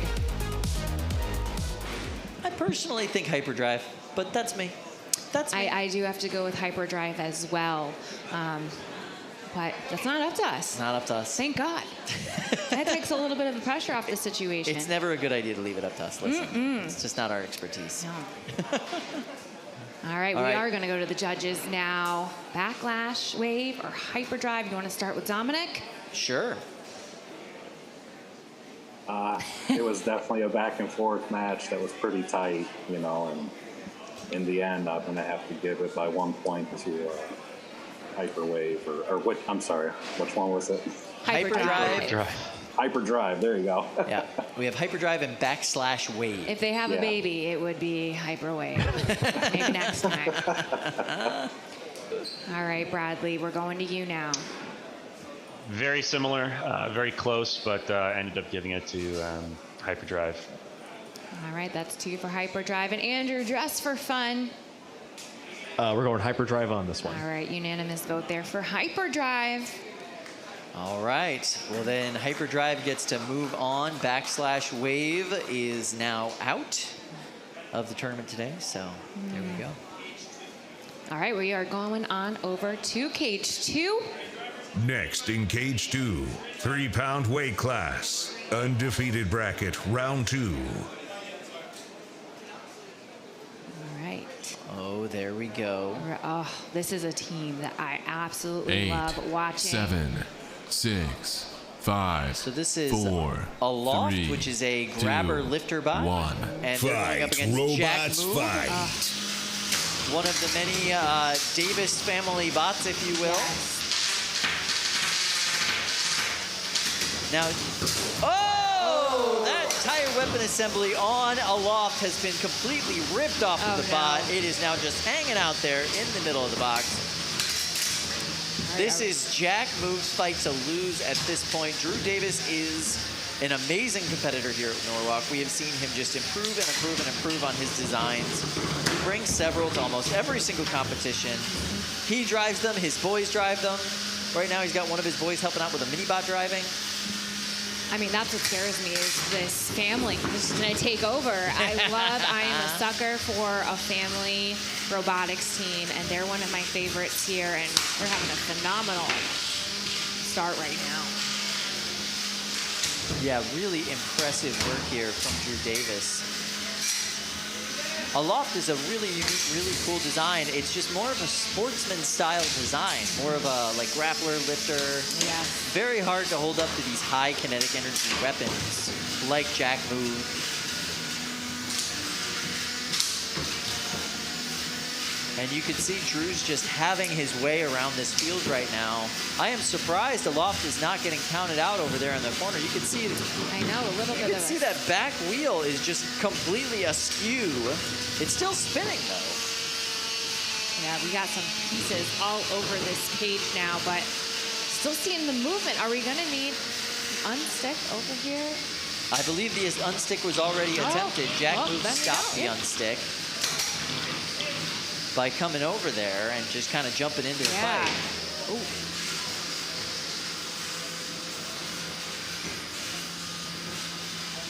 Now Jack Move's just kind of playing with their food, hoping Aloft will get some kind of movement. If the main bot goes out in this particular fight, that's the end of the fight. And we got 54 seconds left on the clock. Can they hang in there that long? Hard to say. It's obviously a durable like drive pod part of the body. Last 40 seconds left in this fight. And you know at this point, you just want to keep moving. You don't want to hit that tap out button. Not when you're this close, about 30 seconds away. Wow, still able to get some good movement out of Aloft there. That's really impressive. They have a little second wind.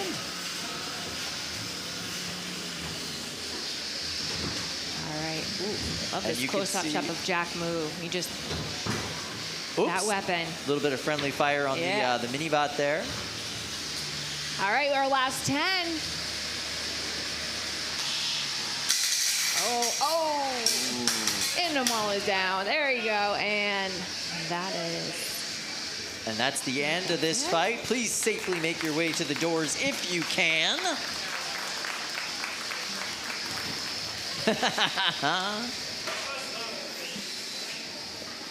Nice to see the Davis family just having fun over there together. I love it. I love seeing them here. I love how involved the boys are. On Aloft, just so many pieces and parts sheared off on there. This is, by the way, the Burt cam. Or Brett cam, sorry, apologize. Brett the Brick. So this will go to the judges, but I think we know. Yeah, we got a pretty good idea. I think we have an idea of how it's going to play out. Just a very strong performance from the Davis family. And Aloft, ooh, down goes the other bot there, bright and early in these first few minutes. Yeah, Seconds, I should say. Yeah, no more weapon after that. Very cool little shell spinner mini bot there for Aloft, but unfortunately, while they did get some good grinding, some good sparks, not a big help in this fight. Wow. All right, so we're gonna go to the judges. This might be a fast one, we'll see. I know, I think we know. But Dominic, what do you've got?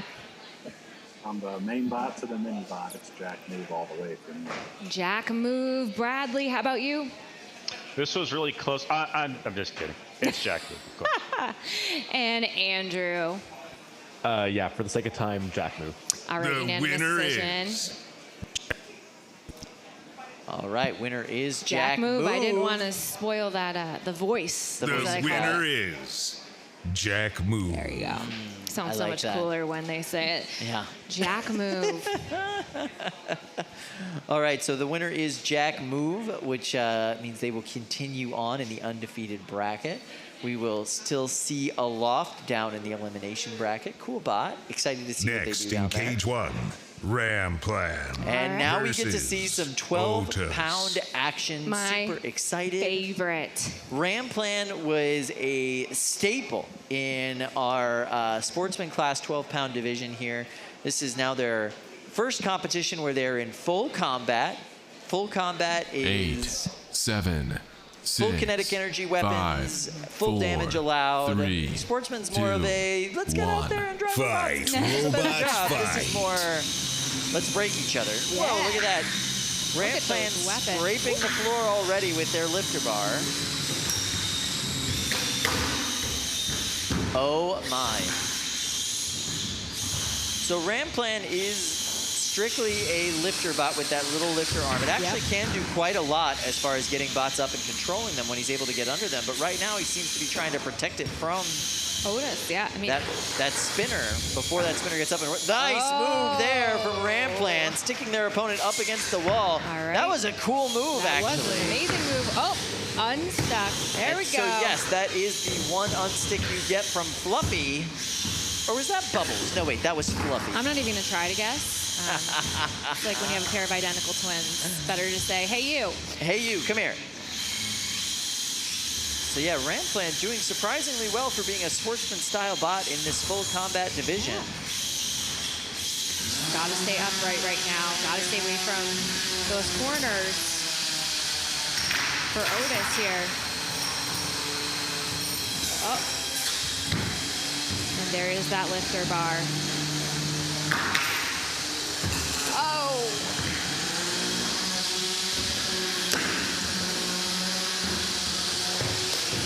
Nice move there from Ramplan. You can see their little forks taking a really good hit from that spinner. I mean, just such good strategic use of that lifter bar. Oh, I see a piece. Yeah, that's a belt of some yep. sort. I'm not sure whose or what it went to. I think it might be Otis's, from what I saw. But we'll find out. Yeah, I think you're right. I don't hear that weapon anymore. That looks like it might be a weapon belt. So now we're down to basically 2 sportsman bots if that weapon belt is gone. And we are down to that final minute as well. Ramplan really able to do so much with that lifter arm. Super impressive. Look at them getting flips and pops. And the way they use it to manipulate their own bot. Look at that. Just like that. Nice work from Ramplan, triumphantly stabbing them up through the wheel guard and then slamming them down. You don't need a high kinetic energy weapon to put on an amazing show here, and I'm so glad Ramplan made the move over to full combat. They absolutely deserve to be there. Such a cool bot. Another great flip from them. And this is just great driving, too. To strategically Phenomenal know driving. Where to use that. All right, we are down to those final 10 seconds. And those last 5. And a match. What a match. That was Very cool to watch, Beautiful work. Ramplan. I am fascinated by that sidebar. So cool. Well done to the team from Ramplan. Such a great driving match, such a great driving clinic. This one will go to the judges. But I think we have a strong feeling of how that's going to Ramplan. go. So this is the replay here. You can see right at the beginning. Well, Weapon's having a hard time getting up to speed. Boom! That's that first big flip up into the wall. Such a cool move right there. And then they flipped him over again with the arm there. And then they're going to get behind him here. And boom! That's the stab where they pick them up and carry them around. And just spin them around. Showing that they have all Showing the off a control, little bit, yeah. all of the control of Lets that them fight. And then go. a big old flip to get out of there. So impressive. And yeah, it does look like it was. What a great full combat debut for Ramplan. So excited to see them there. We're going to go to the judges. Andrew, tell me what you thought about that match. Yeah, that was a nice display of control by Ramplan. That, along with the belt being torn off of their opponent, that really squared it away as a win for Ramplan for me. All right, Bradley, what about you? Absolutely, full control, a lot of aggression, and that damage from that weapon going out. It's quite obvious Ramplan won that fight. All right, and Dominic, not that it matters what you think right now, but what do you think? No, it always matters, but. Thank you. No, I feel the same way, and it's not too often you see a control bot damaging a weaponized spot, so it's Ramplan all the way. The winner is Ramplan. There you go, and work, a big, Ramplan. big round of applause. Crowd liked what they see with that one. All right, we are going on over to cage Next 4. in cage 4, you factory recalled versus Promheda. Oh my goodness. Oh. That is That is a very cool bot. yes. So this is I believe not manufacturer recall versus Promheda. I believe we are actually onto the Plyohazard fight.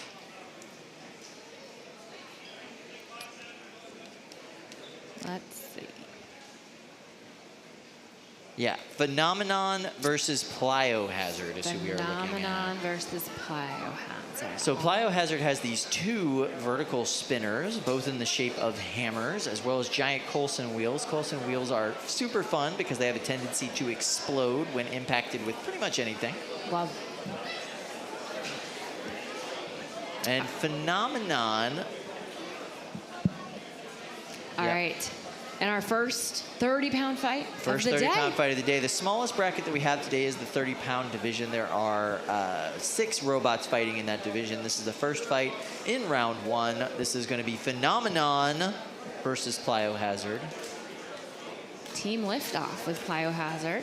Yeah, Team Liftoff is a great team. They do some really weird, really experimental bots. We've already seen them do some strange things here today, so I'm very excited to see this bot. 8, Plyohazard has 7, changed 6, quite a lot 5, in its time here. 4, It started out as an 3, actual plywood 2, box. 1. Its very first Fight. competition. I do see the Robots Home fight. Depot logo on there. Then it became a melty brain, and now it's whatever this is. I don't know, but I like it. I do too. It's really cool.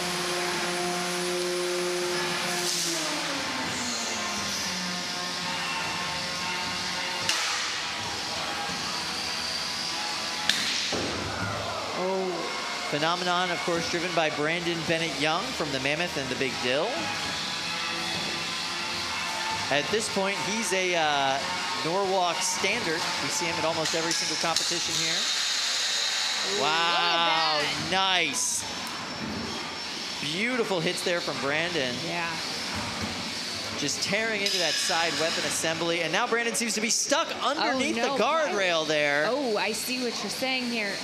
Ooh. That fork is just dug in. I don't know if. Let's see if. And Plyohazard's attempting to stop him from getting unstuck, but there we go. That is the unstick from Bubbles. Bubbles is our house bot in this box. Ooh, and I look at that. We are seeing some damage on Plyohazard. Yeah, Plyohazard is not doing. Not doing Oh, nasty hit there from Phenomenon onto the back plate of Plyohazard. And Plyohazard, I'm not sure they're moving anymore. Uh-oh. That's technically an unstick for them, correct? That would be considered All right, an unstick so we for them. are out of those. Everybody's gotten their unsticks. You can see that Colson wheel hanging off the side of Plyohazard there. Tap out. And that's the tap out. Your winner is Phenomenon. Tap out. And Brandon winner Bennett is Young will move on in the 30-pound division. With only 6 spots in the 30-pound division, this is literally the best tournament so far to qualify in that division. Yeah. It's the top 4 that make it. Oof. I'm interested to learn more about the damage done to Plyohazard. How it can be repaired. Tap out. Well, they know what they're doing, that team. They'll be able to get it than me. Functioning. I am sure, but oof. And he's very happy with that experience. They really do bring out their bots to have a good time.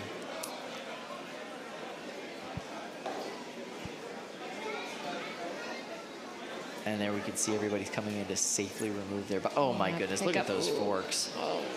And you can see that back wheel's completely off kilter. That's supposed to be at a 90-degree angle. All right, here's the replay here. Nice hits there. Oh, and that's where they got stuck. Yep. Something they're going to have to watch out for in the rest of this tournament. You definitely don't want those forks to keep getting stuck underneath those guardrails. That could be your best friend or your worst enemy right there. Usually those forks are what get the win for you. And then, oof, you can see here, this is really where Plyohazard just barely being the shape of a robot bit the anymore. dust, yeah.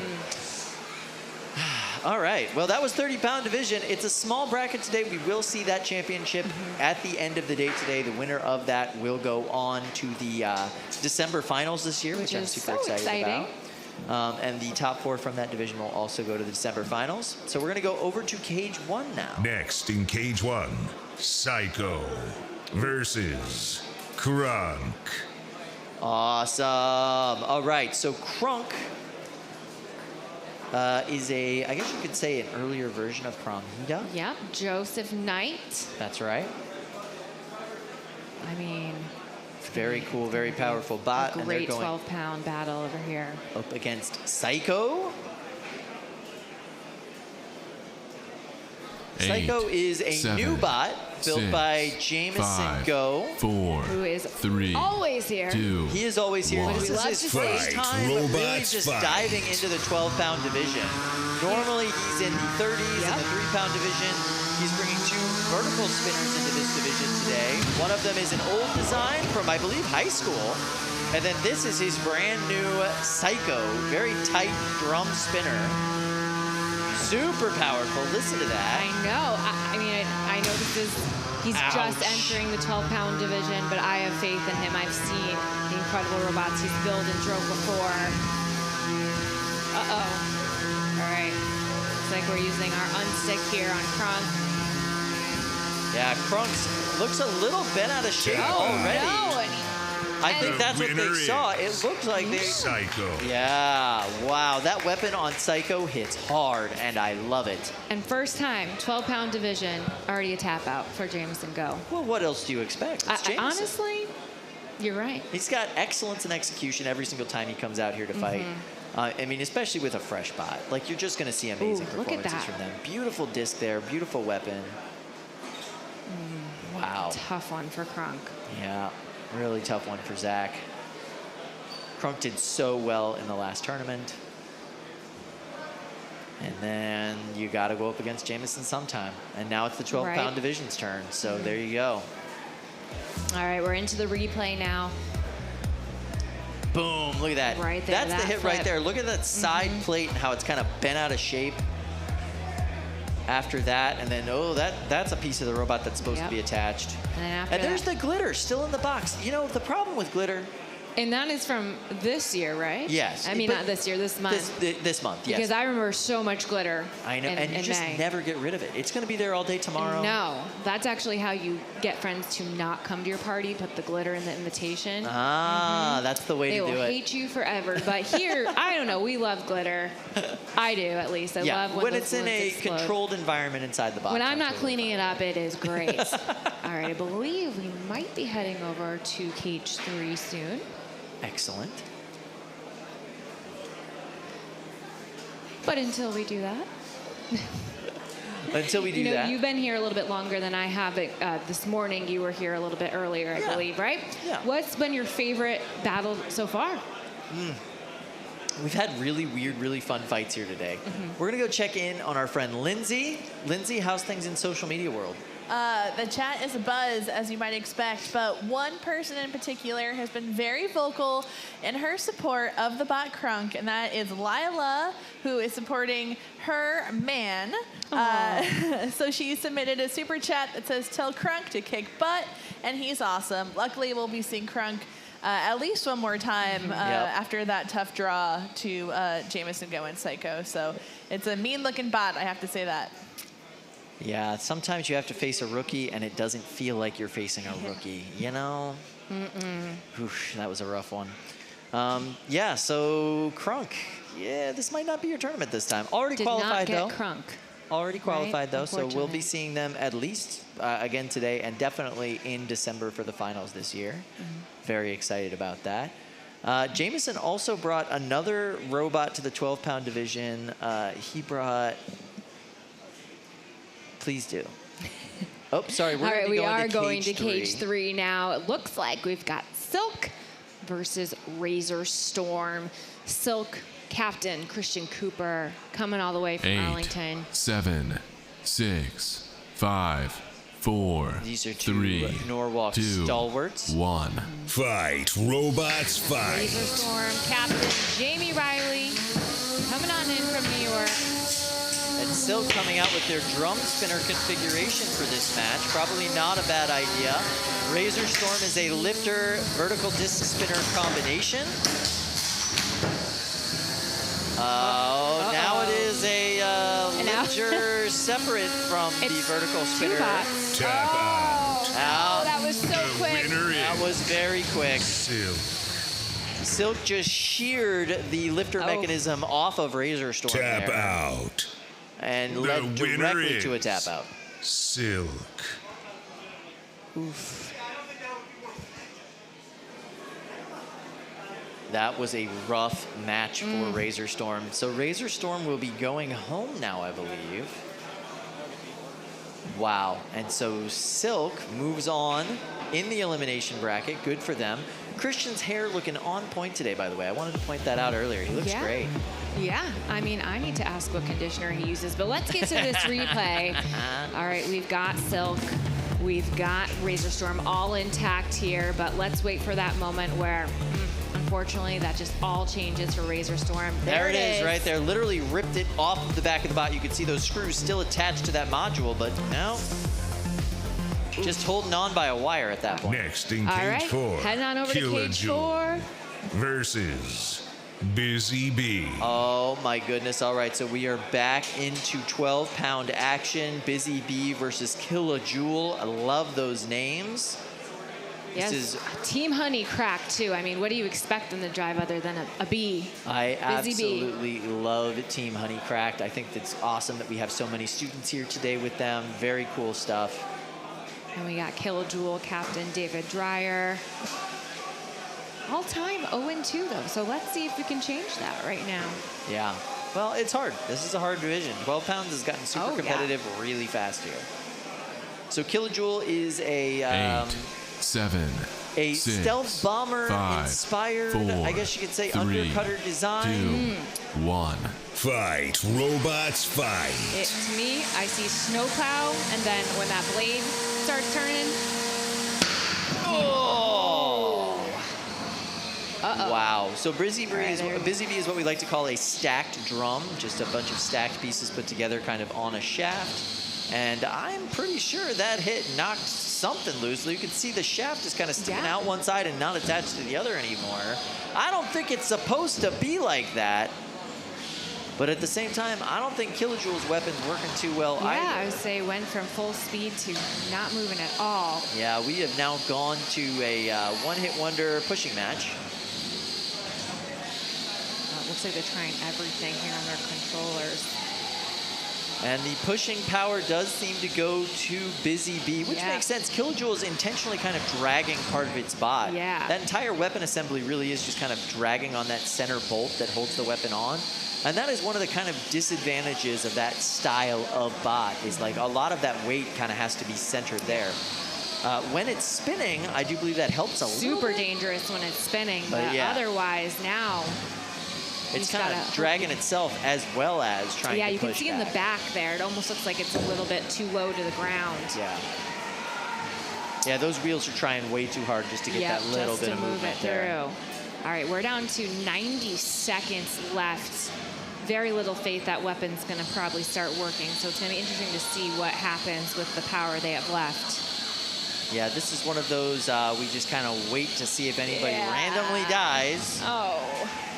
And if they don't, then this goes to the judges.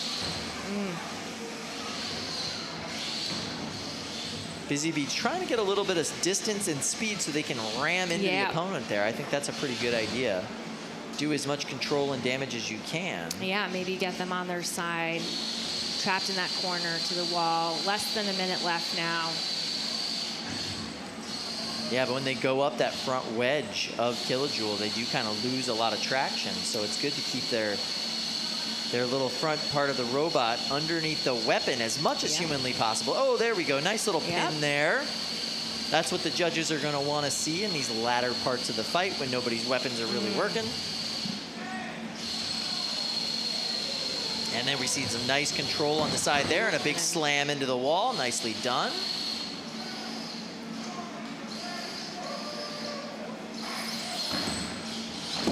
Kill-a-Joule is such a cool looking robot. I absolutely love that tri-blade design on the spinner. And All right, we're down to those final 10 seconds.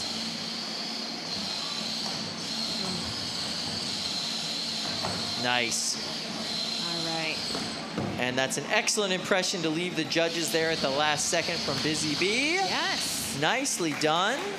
And there's a great shot of that beautiful weapon That's on not working, Kill-a-Joule. yeah. It doesn't have to work to be pretty, you know. That it's is very gorgeous. true. It's very nice work. So you can see Fluffy pushing everybody to the door. We're gonna get a little replay of that big hit. Boom!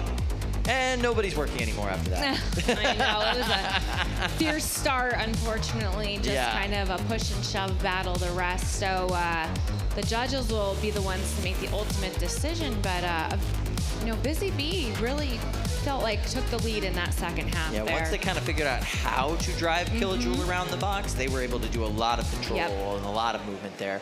Really impressive stuff. We're going to go to our friends, the judges. Bradley, we haven't started with you yet. Let's start with you. What do you think happened in that fight? Who won that? Well, you know, I was trying to decide if the mini-bot got hit at all because the mini-bot seemed to kind of just die, which is can be pretty negative against you. But even still, even if damage was kind of equaled out because both weapons died, the control definitely went to Busy Bee, and that's what really edged out Busy Bee for me. Yep. All right, Bradley, we got one for Busy Bee. Switch it up. We'll go to Dominic now. Basically, I'm going to have to agree with everything Brad said. For me, it was Busy Bee. Kind of, they both disabled each other at the same time, but the mini bot factor, but it wasn't enough to sway it the other way. Yep, makes sense. And Andrew. Yeah, for about 2 minutes, it was kind of an even fight, and then really in the last minute there, there's a lot of control demonstrated by Busy Bee, and unanimous for Busy Bee. All right. All right, there you go. Busy Bee will be moving on.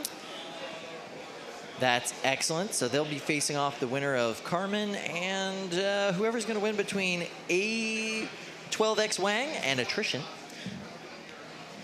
All right, heading over to Lindsay. She's been monitoring the super chats. I actually have it open over here, and it is just nonstop today. Yeah, the chat has been going crazy, as usual, but we have a few super chats loaded up. All right. And the first one is from Catters.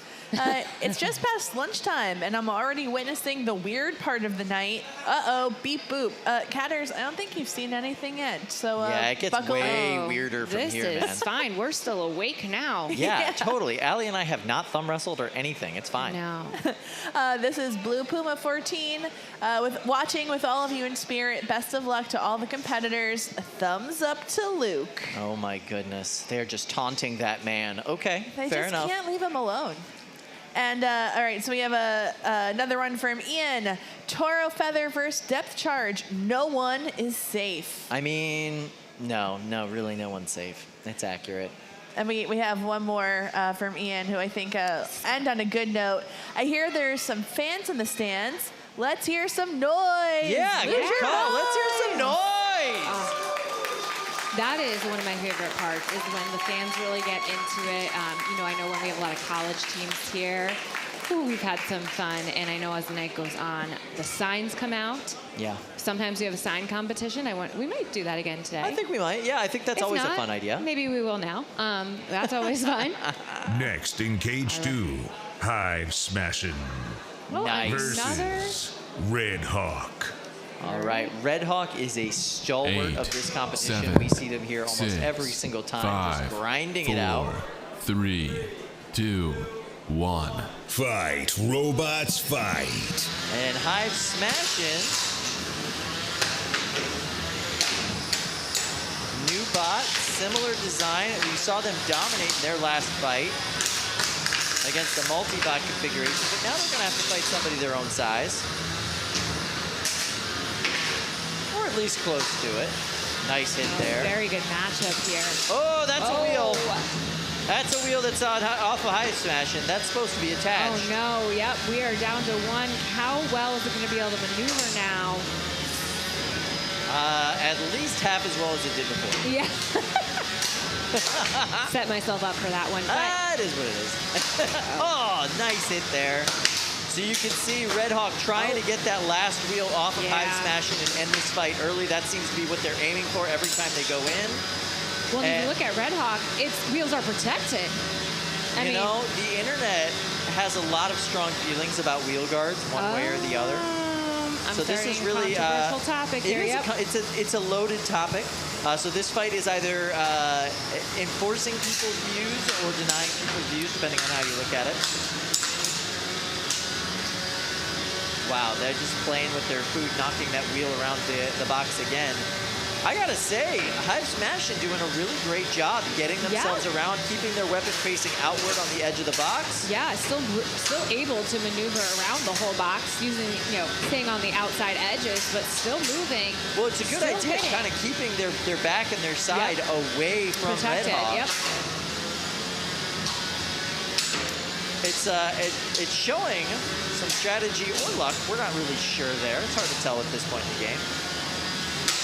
Oh, nice big hit there. Big hit, still moving. One wheel and all. Weapon still working on Hive Smashin'. And the weapon just powered down on Red Hawk. Looks like he went over to collect himself, got it back up and running. Came in on Hive Smashin'. Hive Smashin's weapon is not. Oh, nope, it's still functioning. Still running, still running. There we go. Wow, in that exchange, it looked like Hive Smashin' even kind of got the better of it there. Impressive moves from Hive Smashin'. I mean, really great driving right now from Hive Smashin'. Oh, 30 seconds left in this.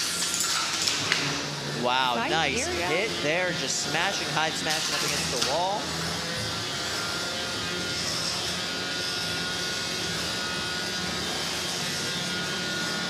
Will Hive Smash get one more smashing?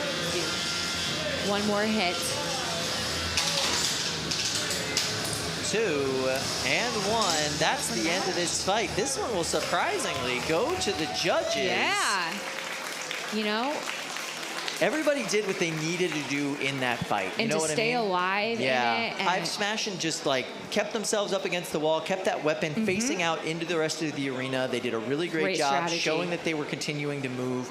I thought that was very impressive. Red Hawk just really did a great job choosing their shots there, making sure they weren't just running headfirst into that weapon every time, possibly losing the fight for themselves. But they were still aggressive enough, hopefully, to get the judges to give them a little bit. this so we'll is see. gonna definitely come down to, I don't know, I feel like it could be a 2-1. Hive Smashin' is my vote right now. They stayed alive. They drove strategically to keep moving the whole time. They got a few last hits in. And, you know, being able to drive your bot with only one wheel, it's an underrated skill. It really is. There's the wheel that got knocked off right at the beginning of this fight. Hive Smashin had to switch up their strategy real quick. You can see them here, keeping themselves kind of with their backs to the wall. Ooh, nice hit there from Red Hawk. You can see, even with that one wheel, still going after.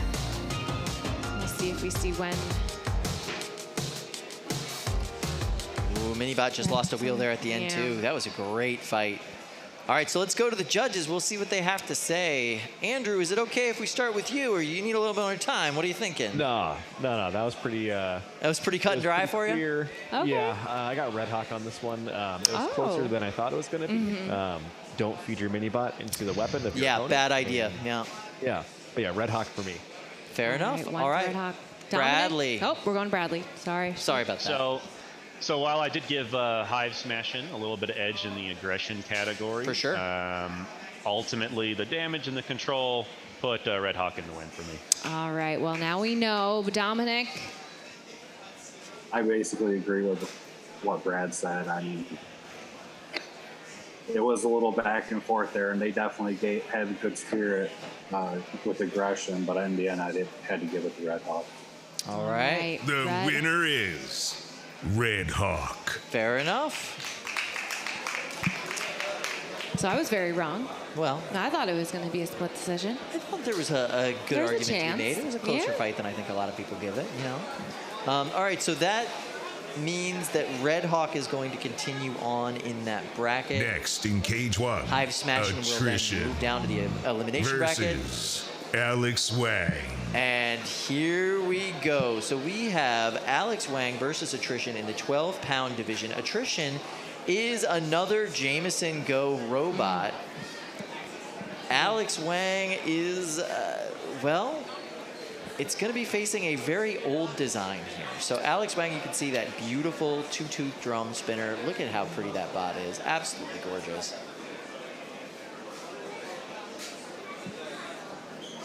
Hold on a second.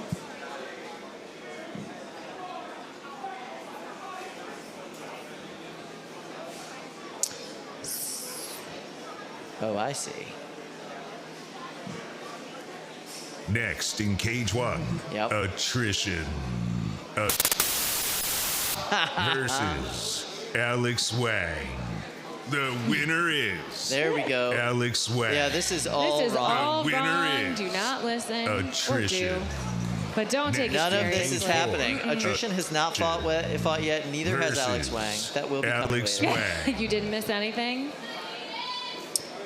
Yeah, we're you having can't a hard control. time The voice here. of God is all powerful and uncontrollable sometimes.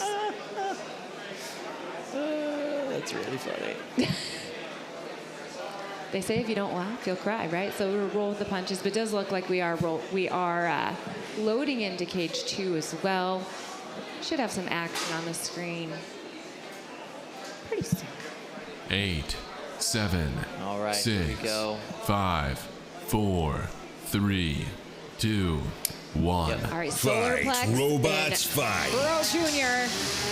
So Toro Jr., you might remember, this bot might Oh my goodness. Well, winner is that was very fast. So Toro Jr. is a small version of Toro Maximus. Also, you know, Minotaur, you might recognize that bot. And Solarplex is what's left of that bot that's being pushed over to the corner by Bubbles.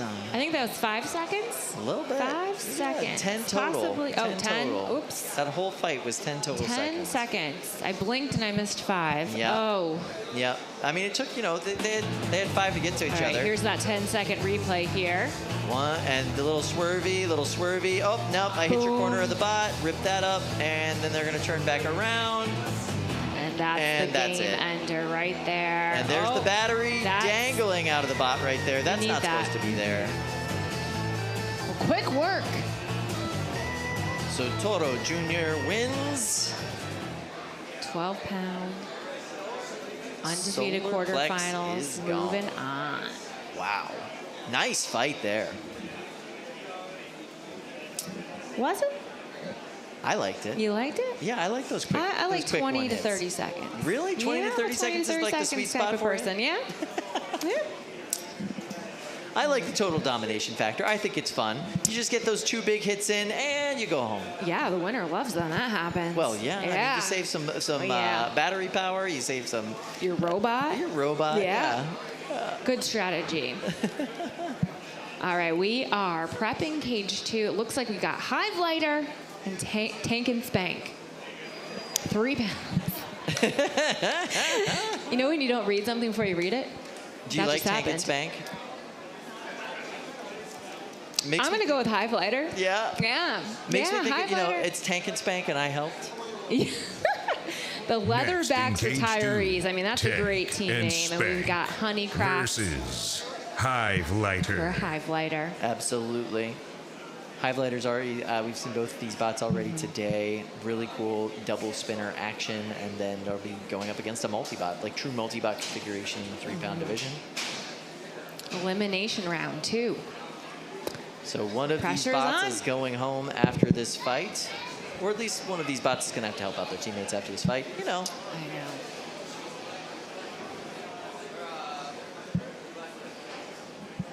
So there we see HiveLighter's that dual disc, horizontal disc spinner.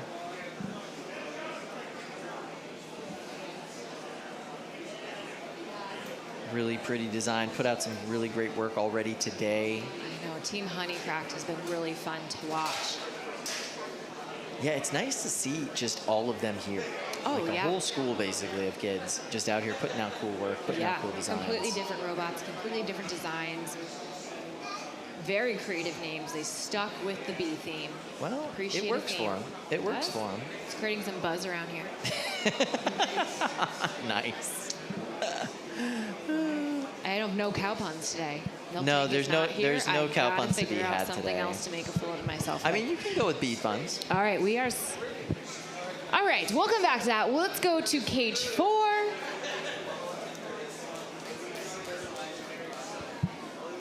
Okay. All right. Next in cage 4, Attrition There we go. versus Alex Wang. All right, so we were going to have this fight. Now we're definitely having this fight. Attrition did not win it. Just so you guys know, it still has to happen. 8, 7, 6, 5, 12-pound 4, action. 3, 2, 1. Attrition is a classic bot in this weight class. It has been around for a long, long time.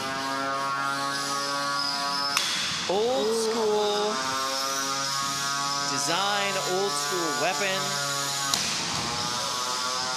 All right, but is Alex Wang's weapon working there? Alex Wang's weapon has not There we been go, working there we since go. this fight started. No, look at that. That Oh. belt is loosey-goose right there. That is not attached to anything. It's definitely not attached now. Yeah, now it's definitely not attached. So Alex Wang is in 2 pieces. 3 of you include the belt, and Attrition. Tap out. Oh, yeah. The winner is Attrition. Very Quick old or- style bot. Just won that fight very handily. That's essentially like you went out there with a brand new Camaro and you lost to like a 1940 Dodge Caravan. They just don't make them like they used to, though, you know? That's what they always say. That was really impressive work there from Jameson Go and Attrition. Really cool drum spinner bot. Blast from the past. Basically, that thing's been sitting on the shelf for like 10 years. He busted it out for this competition. Great competition to bring it to. Lots of really, really great bots in the 12-pound division, and wonderful first showing for them. Look at this. Boom, nice hit there. And that's when The weapon module stopped working basically at that point. And then game over. Yep. Just pieces of Alex Wang thrown all over the box. Not the person, the bot. Yeah. It's not that graphic, Oof. but yeah, Nope, it's this gross is stuff. child friendly. Yes. It is All right. child friendly. All right, so we're going to take a short break. We'll see you guys when we come back for more robot fighting action.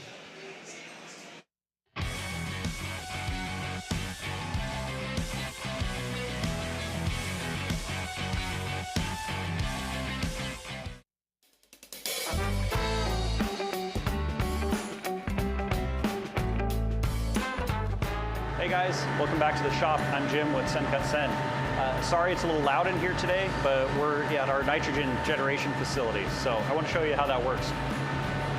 First off, we start with atmosphere at 120 psi through this big Kaiser compressor, and then we send it through all these membrane filters. The membrane filters help us get rid of oxygen and trace gases, which leaves us with about 99.8% pure nitrogen. Luckily, nitrogen makes up about 70% of the atmosphere, so we're not wasting too much energy extracting it. The nitrogen then comes into this high pressure pump starting from 120 psi, then we take it up to about 430 psi and store it in these buffer tanks until we have the demands at the laser. The nitrogen is really crucial in our process because we take the vaporized metal from the laser and blow it away with the nitrogen, leaving you a really, really crisp edge. And hopefully we can show that in a future video. We have tons of these coming up, so stay tuned. Thanks.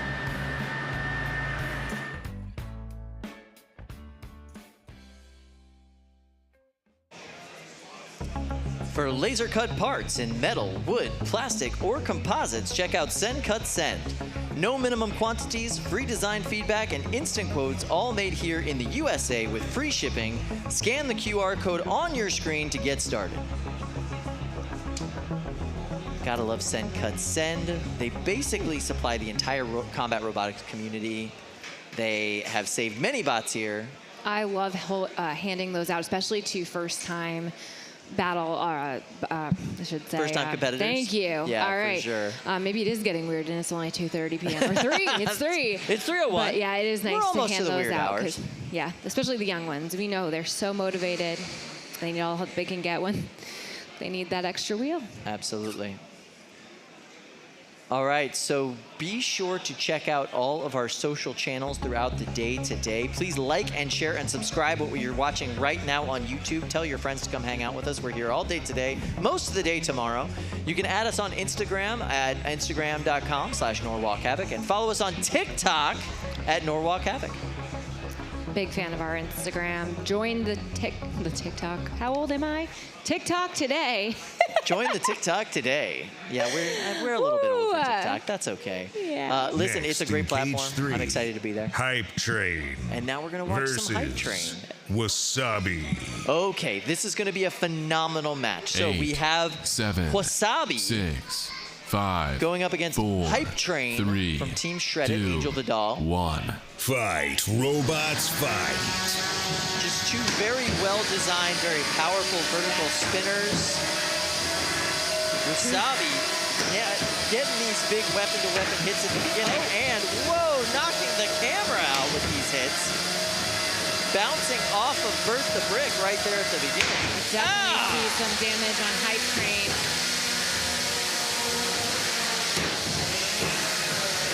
Hype Train's TPU armor taking a lot of damage. You can see on those side impacts there from Wasabi. Yeah, Wasabi just really taking control right now. Look at how much that armor package is just off-kilter there on the side.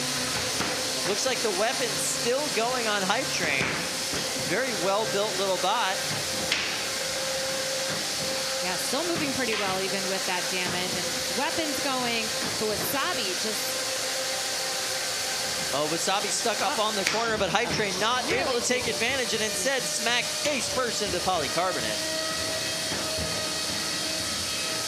Looks like Hype Train's drive might be suffering a little bit here. I'm not sure what's wrong with it, but they're certainly not getting that get up and go we're used to seeing from any of those Team Shredded bots. Oh, nice little tailspin flip in the air from Wasabi there. Wasabi's really getting under Hype Train. Then again.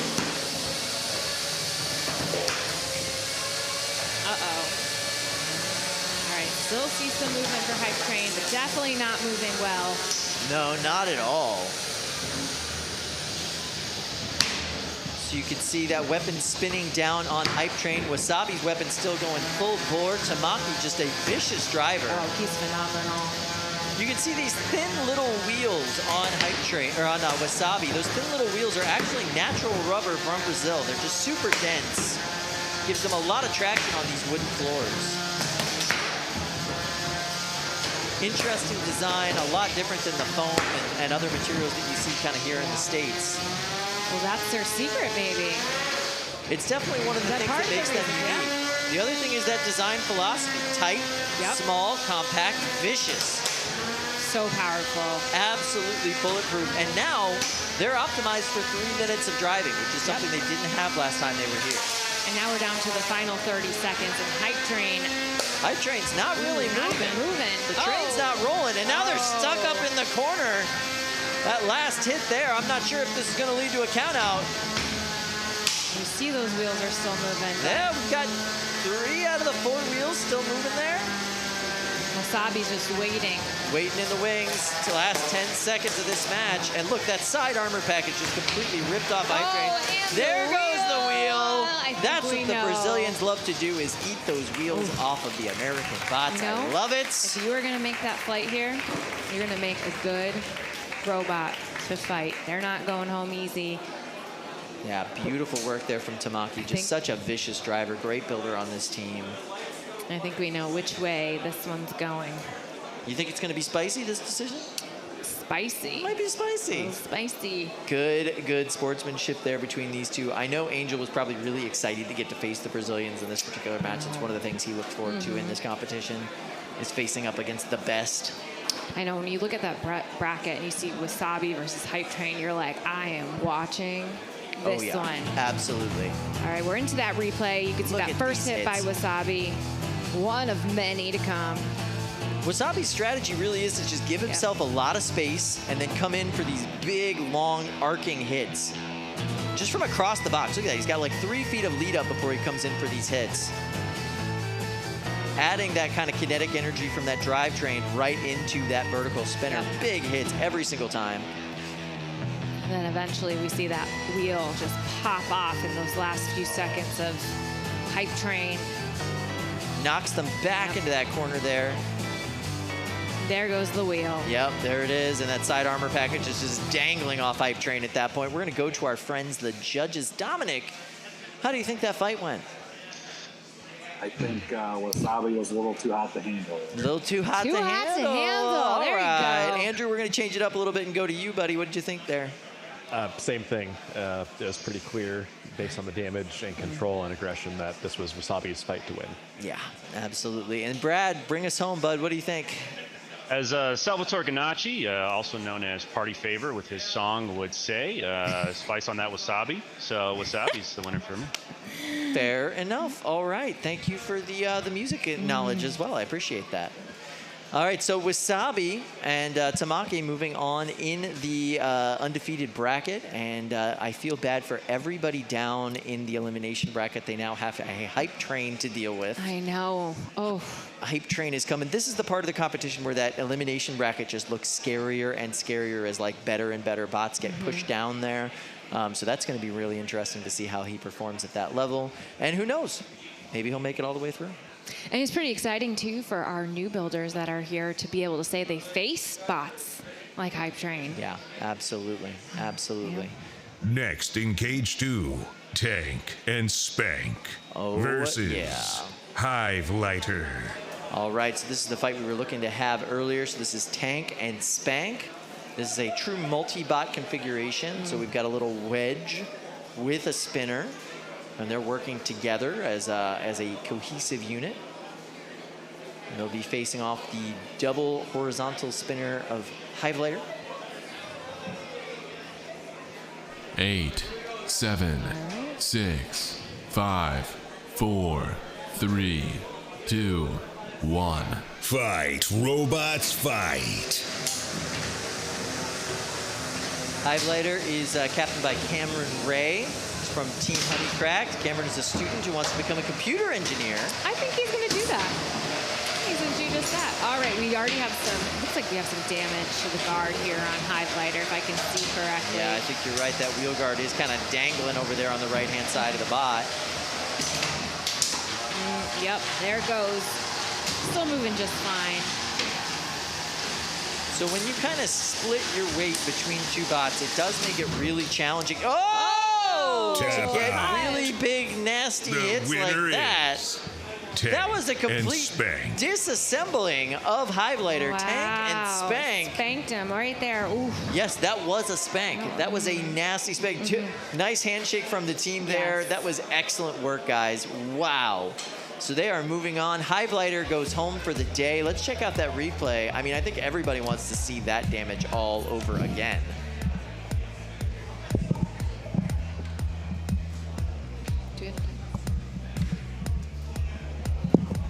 There we go. There he comes in there and pins him up against the wall. Beautiful work there. Tap out happens. Guts of the bot all over the place. And as Ali said earlier, that was a spanking. Beautiful work from Tank and Spank. We'll be seeing them continuing on in the elimination bracket.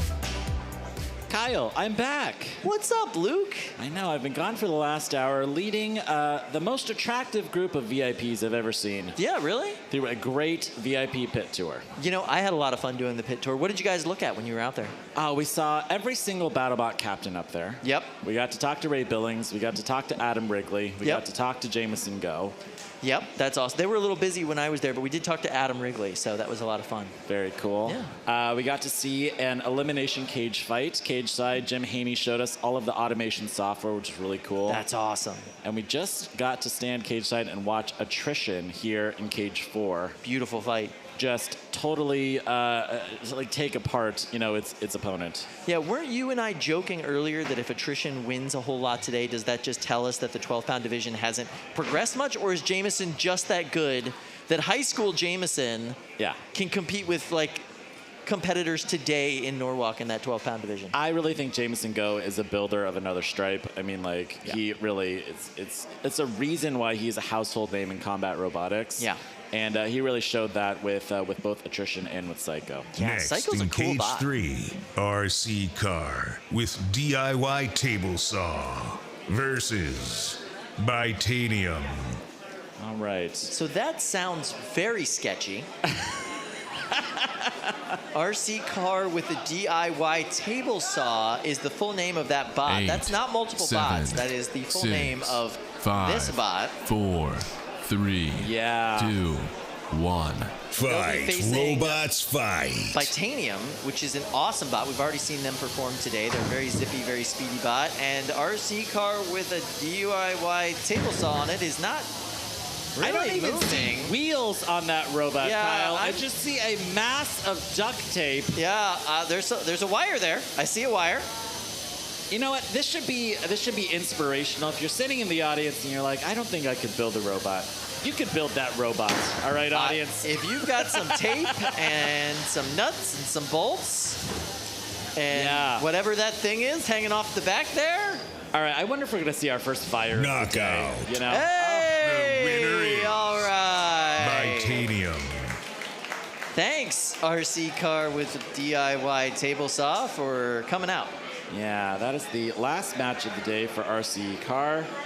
Thank God, Kyle. All right. Yeah, they're gonna save in a lot of duct tape for that fight not going on the full 3 minutes. That was a robot from Brandeis University, and I think that they're gonna have a tough conversation with their dean when they get back. I was about to say, yeah, maybe we shouldn't endorse their university in that particular thing. I don't. Yeah. I don't wanna Engineering have to dean deal just with- texting them like, you know, see me in my office What was Monday that? morning. Yeah. Well, this is what you. Where's my sponsorship dollars going to? This you know? is what happens when you let the drama department build a combat robot. So. Next in cage We 2, say as thespians. Topic versus That's true. Mechanical Advantage. All right, we've got undefeated bracket round 3, Mechanical Advantage, which extended its winning streak to 22-0. Very cool bot. Facing off against 8, Tothic, this is 7, going to be their 6, most difficult 5, test of the 4, last 5 3, competitions. 2, Tothic 1. is an incredibly Fight, good robots robot. fight. Tothic, just one of the dominant designs from Team Ribot and Christian Carl. Oh! And I think he got a belt! Yeah, I think so too, but I think it also lost its entire weapon assembly in that hit because it just went. a belt from Tothic. Yeah, and the weapon from Topics over there in the corner. They basically just smashed their weapon directly into that beater bar at full speed. Tragedy, Kyle. Error? Tragedy? However you want to define it. That was absolutely destructive work there from Mechanical Advantage. Wow. Tothic's entire strategy is to pin you and slam you with that very powerful Sawblaze-esque weapon, and that is just not going to happen anymore. Tothic driver Christian Cooper here. His only hope is to land enough pins to win on control, but Mechanical Advantage is coming in there with that absolutely bulletproof egg beater, intent on ripping apart every single part of Tothic. Tothic is ranked 29 of all time here. Mechanical Advantage is schooling a very good robot here at Norwalk Havoc. Yeah, a robot that has beaten Silent Spring. A robot that we have seen do just amazing things at this competition. That's a good pin, though, from Tothic on Mechanical Advantage. Absolutely. Staying away from that weapon. All right, and they can hold that pin for 10 seconds before they need to let go. Looks like one of those barbs on the end of their might be fork. Stuck underneath the side armor there, yeah. Could be stuck, yeah. They're free now. Oh, nice pin again from Tothic. Tothic showing their domination and aggressive tapping onto the weapon. Why bit not? Of aggressive tapping. Oh, wow. 65 seconds left in this fight. More aggressive tapping over in the corner from Tothic. When will it end, Kyle? Not Look soon at this. enough for Tothic. Not soon enough at all. Every minute they're in this fight, they're just taking more and more damage from an incredibly powerful egg beater spinner in Mechanical Advantage. If we let them go for another minute, I think that Tothic would be leaving here in a garbage bag. You know, you're not wrong. Mechanical Advantage, one of those bots that people have been doing fantasy booking for here at Norwalk for a while. What would happen if Mechanical Advantage came to this competition? How would they hold up against the Norwalk competition? We're seeing them up against one of the best here in Tothic, and I gotta say, they are living up to all of the expectations right now. Absolutely phenomenal work from this team. 15 seconds left here in this match. Mechanical Advantage looks like they will be extending that winning streak. This one will go to the judges, but I think I know how they're going to call it. Hard to say at this point. I mean, hey. 2 seconds left. Tothic stuck under had to get themselves unstuck there from the corner. And we are now at the end of this fight. Please drive to the doors and safely turn off your weapons. Christian Cooper there. Team Ribot designer, weapon designer for Ribot, Christian Cooper. Clearly the most luxurious hair on that team as well. You gotta love that, Kyle. All right, let's take a look at this replay. This is a fantastic look at this, match. Weapon up to speed, and here we go. Boom. Oh, and that weapon came off. Oh, no. It's like watching somebody get their hand chopped off, Kyle. It's so uncomfortable. Yeah, not good. Oof. And from there, Mechanical Advantage just went to work. You know, Mechanical Advantage builder Brooks Silver told me, my weapon will go 3 minutes, guaranteed.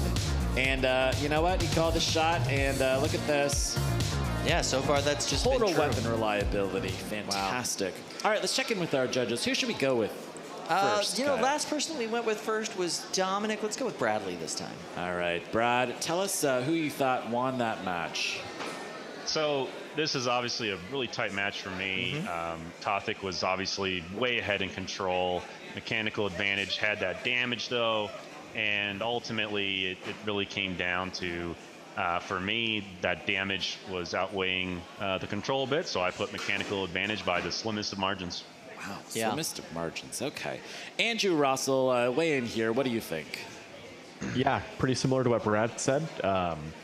Aggression and control. Pretty split. You know, you could have gone either way. I edged a little bit more toward Tothic, but that really disabling of the primary weapon on the first hit kind of sealed it for Mechanical Advantage for the match. All right, 2 votes for Mechanical Advantage. Take us home here, Dominic. I'm feeling the same way. I mean, if Topic would have been able to hold his weapon on for most of the match, it probably would have been a totally different outcome, but it's mechanical advantage for me too. Yeah. All right. A unanimous judges' decision for Brooks, Silver, and mechanical advantage. Thank you so much, judges. All right, I see that we're loaded into cage 3. I've got Team Hijinks here standing cage side with left unsupervised. Next in cage 3, left unsupervised. Oh, wow. Versus Eruption. Facing off against our top-ranked Beetleweight in the competition here today. Eruption is ranked 5 of all time here at Norwalk Havoc. Facing off against Madeline Hagen 8, and a 7, brand new Beetleweight 6, from Madeline. 5, 4, 3, Left 2, unsupervised, 1. really awesome. Fight, robots, fight. Oh!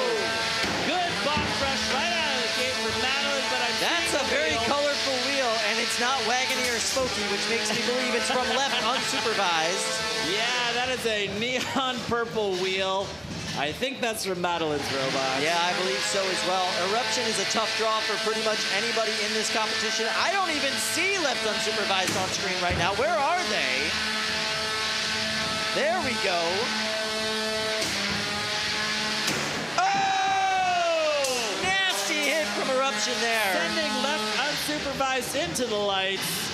Madeline's robot now is on its head. Are we going to tap out? They have one unstick available to them, but they are currently inverted with one wheel. Yeah, it's not looking great, Madeline. Madeline is definitely struggling to control her robot in this particular situation. She's doing everything she can, but Eruption is absolutely relentless. The side armor package from left unsupervised is starting to peel away. Wow. Piece by piece, getting chipped off of this bot right now. Madeline is not tapping out. She is just going for it. She says, I can survive anything. The guts of left unsupervised are just hanging out the side of the robot at this point. There's no wheels anymore. Wow. All of the wheels are gone. What is going on? Wow. And finally, the referees are counting this bot out. There is no tap out to be had. She didn't hear no bell. Knockout. Wow. That is a knockout. Eruption. Yeah. I'd say that was some hijinks. Yeah, Brian Voxel there with Eruption. Now, interestingly, Brian Voxel ranked 5 of all time here at Norwalk Havoc, but he's had a really tough first couple of months here. Yeah, he has. He has not yet qualified for the Grand Championship in December. He is intent on qualifying today. So really, no mercy, full send, and, left unsupervised. Sadly, was a road bump on the way to Brian's, bracket journey. Wow. Yeah, the road bump indeed. Listen, if you're trying to qualify, this is the kind of performance that you want to put on. Madeline, to her credit, never gave up, never surrendered. You gotta love that. Man, against this onslaught, almost no bot would survive. Look at these hits, just super powerful. Ripping off that second wheel. Wow. Eruption with wagon wheels is just, it's a very effective change for them, and I really like it. Yeah, Next in cage 2, all right. Phenomena. Oh, this is a BattleBots Dread Hades. fight here. We've got Tombstone Captain Ray Billings here standing 8, cage side with 7, Perfect Phoenix Captain 6, Tyler 5, Wynn running Dread 4, Hades. 3, facing off against 2, Phenomena from 1. Mammoth team Fight, member Brandon robots, Bennett fight. Young. Phenomena here is this green robot. Dread Hades is this black and gold robot. And you can see Phenomena has these beautiful little wedge lifts to try to get underneath Dread Hades. Well, they are not working at all in these first couple of engagements. Every single one of these hits are going the direction of Dread Hades. And in typical Tyler Wynn fashion, he is giving Brandon no room to breathe. Absolutely none.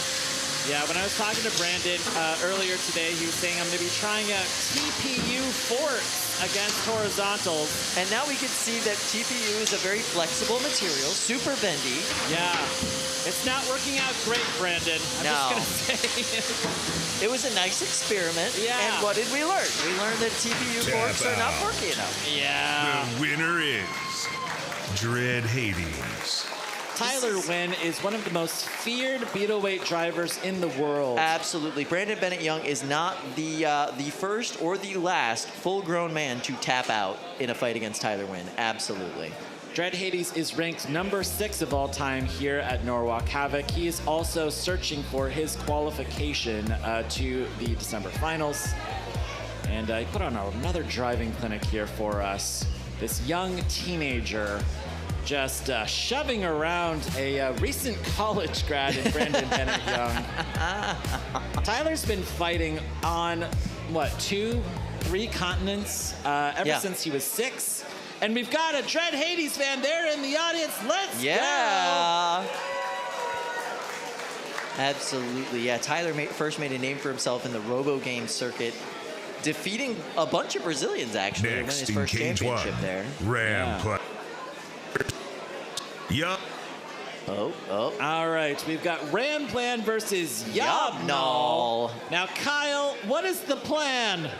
Well, obviously, the plan is to ram that long boy as much as humanly possible. Ramplan having their full combat debut here today. They have already put on a driving clinic for us in their first match. Just beautiful, beautiful work from them. And it turns out if you have side plates, side armor like this, Ramplan has got a really good plan for that. And it is to stab you through it and parade you around the box as if you are a beautiful trophy to display to this audience. 1. Fight, robots, fight. Oh, good speed right out of the box from Ramplan. And with that little waggle stick safely up in the air, facing off against Yab-Nol. Yab-Nol was the winner of May 12-pound combat. That's right. Taking home $1,000 and a golden dumpster 2 months ago. But look at this. Brendan Steele has tipped Yab-Nol up against the corner. And this will be their one unstick from Bubbles. Bubbles is doing a great job of gently unsticking them now. Oh, Bubbles looks a little drunk. Bubbles! Here we go. Burning up that one unstick. Maybe we can send in Brendan to help Yab-Nol. There we go, there we go. That's the unstick. It happened. There we go. Look at that. Brendan putting Yab-Nol back on its feet. So the big problem with facing a bot, and there we go. They lifted him up and slammed him down again. That waggle stick's got a lot of power for it. You saw the stab right through that side armor plate right there. Yeah. This is just how Ramplan does it. They get full control of your bot. They flip you upside down. They don't let you get that weapon up to speed. Why this bot hasn't been in full combat yet, I don't understand, because it's just dominating today. It's beautiful in such a stacked 12-pound division today. It is such a simple idea, Kyle. Wow! Look at that, stabbing it in again, and they're gonna do a nice little flip to get themselves out of it. Here we go, look at that, yes! Brendan just putting his arm right through his opponent's body. Incredible. Plus, I love the theme of the bot, and that's a tap out! The winner is... This is the reigning champion of the 12-pound division right now from the last competition. Yab-Nol just tapped out. Wow, to fantastic. Ramplan, a wedge with a waggle stick, ladies and gentlemen. A wedge with a waggle stick. I love it. I am so impressed. Amazing. All right, let's check out this replay. Great speed right out of the box from Ramplan, taking it to Yab-Nol, a championship robot. Yab-Nol has already qualified for the finals, but really just getting shoved all around the box by Ramplan and just dominated. Ramplan really just showed off great control in this match, killing the weapon, forcing that tap out. Yeah, beautiful work, absolutely gorgeous. All right, let's check in here with Lindsay. Hello, Lindsay. Hello, hello. I have a couple super chats here. Because people are really engaged. There's lots going on. Good. So we have two, actually, from Curtis Honeycutt, Go Caldera and Division, Team Bloodsport. Also Nick with a follow-up in his next super chat here. Let's go Eruption and Division, Team Bloodsport represent. Also Nick, great refereeing. Nick is doing a really nice job refereeing today. Thanks, Curtis. And the last one here is from Ethan at Broken Gears Robotics. It's July, so I must ask, of course, has Luke gotten some more warm fish yet? Got to make sure he's staying healthy and not giving me more inspirations. Ethan, this is the 1-year anniversary of the hot poke incident. Yes. Where I nearly died of food poisoning live on the air. And, inspired Ethan to build a robot called Hot Poke, which I believe he's going to be bringing here later this year. Yeah. And he's asked me if I want to drive part of the robot, so I may be doing that. He knows you don't have a great record on that, right? I'm a terrible driver. Yeah. Yeah. Next in Cage 3. All right, let's check in here with Erebus Cage 3. versus BeetleJuice. All right. Oh, yes. 8. Elimination 7, bracket round 2. This is a do or die 5, moment for these two 4, bots. The loser 3, here will be going 2, home. 1. Fight. Two Robots just awesome fight. designs. I absolutely love BeetleJuice. So cohesive, such a beautiful design. Erebus just has a lot going on. They've got that little lifter package. They've got that disc spinner, the kind of offset wheels. Oh, that's not good. Is that from the Minibot? I think that was the Minibot. But it does look like there's a wheel there. That is probably from the Minibot. Oh, that's not good. Oh, no. Erebus is missing half of its front wedge armor there, and now they are just dealing with the Minibot. In its first 2 fights of the day, BeetleJuice was having some problems with the reliability of its weapon. We are not seeing any of those problems here. No way. BeetleJuice's horizontal is running great. And at this point, Erebus really only has one side of the robot that could possibly take those hits from BeetleJuice. So they're going to have to be very careful how they come in to take their shot. Oh, that's some smoke coming out of Erebus there. Kyle, where there's smoke, there's typically fire. Have we seen a fire yet here today, Kyle? I know it's off for an hour. No, just some smoke, no real fire, and a bunch of dismantlings, like a lot of instant dismantlings today. Yeah, you gotta love that. Oh, there goes the other side of that armor. That's a tap out with no protection for your bot. You say, I'm going to go home and see what of this I can salvage. BeetleJuice. All right, don't say that anymore. We've already said it enough for the day. Look at how happy this family is. Nice work, guys. High fives all the way around. Very proud family. I love it. All right, we are going to bid an early farewell to Mark Kansberg from West Milford in New Jersey and Erebus. This is a brand new robot to July Norwalk Havoc, and I really hope to see Mark here again. Let's take a quick look at this replay. Yeah, cool design, really cool concept. It's a very ambitious custom build, I would say. For sure, yeah, with those two different like offset types of wheels. You've got the big rubber up front, and then you've got those spiky spoke wheels in the back. We saw a little bit of magic smoke there at the end. That looked like that was part of that armor coming off, actually, like something grinding. It's hard to tell whatever smoke is. Yeah, that's true. Wow. Could be just a belt burning out. You never know. Yeah. All right. So Mark has to go back to the drawing board, and I really hope to see Erebus here again soon. Me too. That's it's a cool really bot. Cool design. You know, it's hard to do like a Whiplash-esque robot, especially in the beetle weights. Yeah. You've got the vertical spinner. You've got the lifter. Yep. It's a lot to control. It's a lot to manage. It's a lot. Yeah. It's a lot. And it really does limit your ability to armor your bot. You know, you've got to put those extra motors, those extra servos, those extra belts, those extra parts in there. I mean, we've seen Whiplash being in those. Next in Cage 4, those problems, 30-pound weight where class, like, their armor's getting ripped undefeated off. bracket quarterfinals. Absolutely. Yeah. Okay. Oh. Well, I don't like seeing this shirt out here. Yeah, all right, let's talk about this very quickly. So, this is Dustin, S-Wine, and Depth Charge. Now, if you saw Dustin's Norwalk Havoc debut earlier this year, Depth Charge was the first robot to cut its way through the inner panel on the Lexan, damaging that inner panel, smashing through it, and yeah, if you're sitting in the audience, maybe take one step back, you know? Dustin showed our tour earlier today a piece of that damaged polycarbonate that came off of the box. This is a double disc spinner. These are, it's kind of like a cursed walker of like a tombstone. Yeah, you know? so like a brushed walker 8, type of 7, design, right? So you have these 6, brushes that are kind of offset 5, from each other, so as the 4, bot wobbles 3, around, it does walk 2, in a allegedly Fight, controlled robots, direction. fight. Facing off against Marco Antonio Maggiolaro's robot Toro Feather. It's like Minotaur Here or we Toro go. Maximus. But Dustin S. Wine trying to spin up those weapons.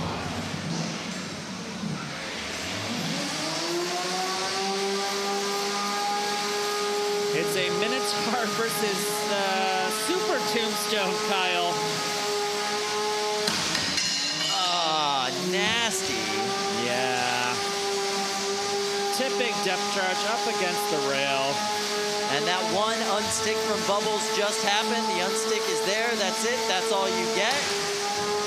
Kyle, you don't have to worry about them breaching the box again. I don't think they're breaching anything here. Now, to be clear, they only breached that first layer of polycarbonate, not the second layer of polycarbonate. Everybody was safe. Just, you know, one layer less safe than they were before. We've got Nick Buckholtz there from Bloodsports, counting out Dustin S-Wine from Deep Six.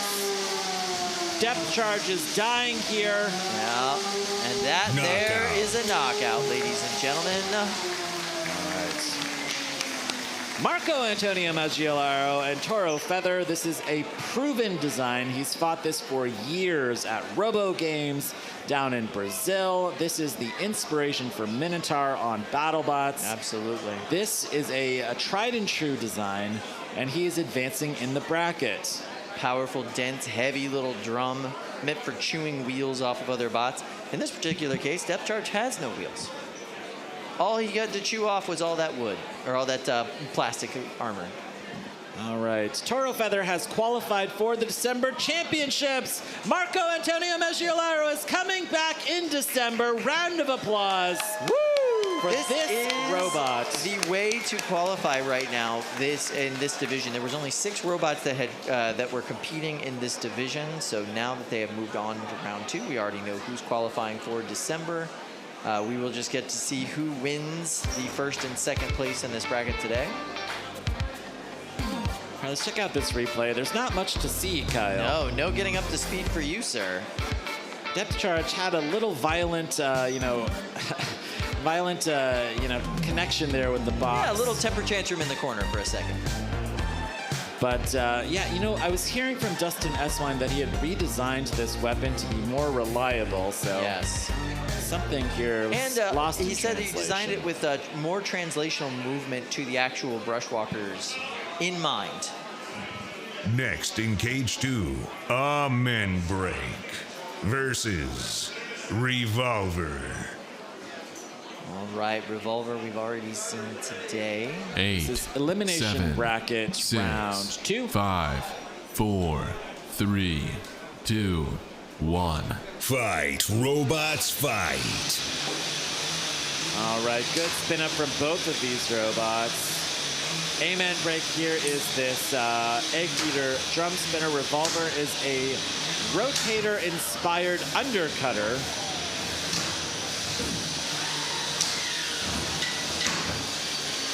Revolver sending itself into the... Oh, That's no! a wheel missing off of Amen break there. That wheel just rolled away from the hub. Yeah, definitely supposed to be attached. But when you're facing an undercutter, this kind of thing's going to happen. You're going to get your wheels hit. You're going to lose your bushings. You're going to lose the things that hold the wheels on. You've got to ask FingerTech for a refund there, Amen break. Look at that. This is very sad. But really, I mean, this undercutter is doing what it's designed to do. Attack the wheels first. You can't get very far without wheels, Kyle. No, you can't get very far without wheels at all. And that wheel's kind of encumering their movement right now just because it's getting kind of jammed up and wobbled around inside of that bracket. You know, I never thought about that before. Combat robotics parts makers really do have live stream of their products working or not working at any given moment. Yeah, exactly. It's got to be really challenging for them. Yeah, if you like the hub on Amen Break, go and check out FingerTech's website. Yeah. Well, I will say, you know, the beater bar is going pretty good. Beater bar is working great.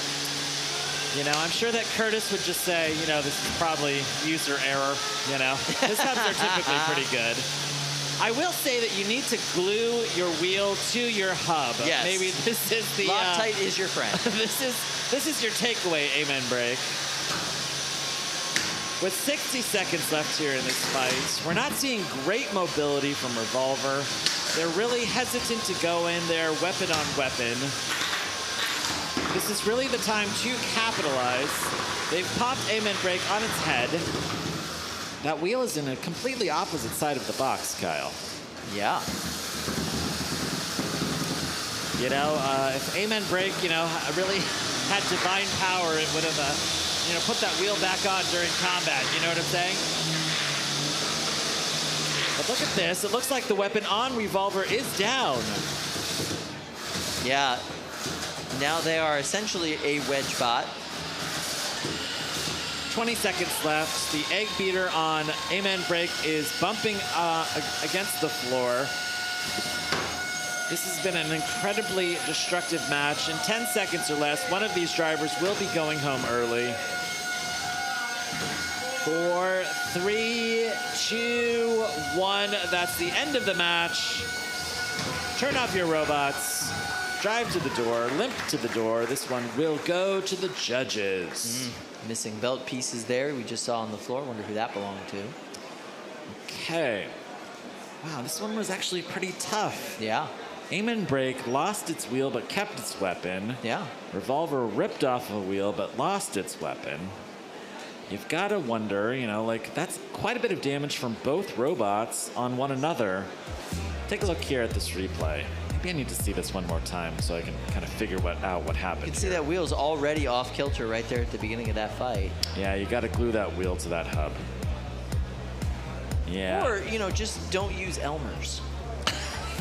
You think maybe they use schoolyard glue, is that right? Yeah, absolutely. Listen, it's food safe.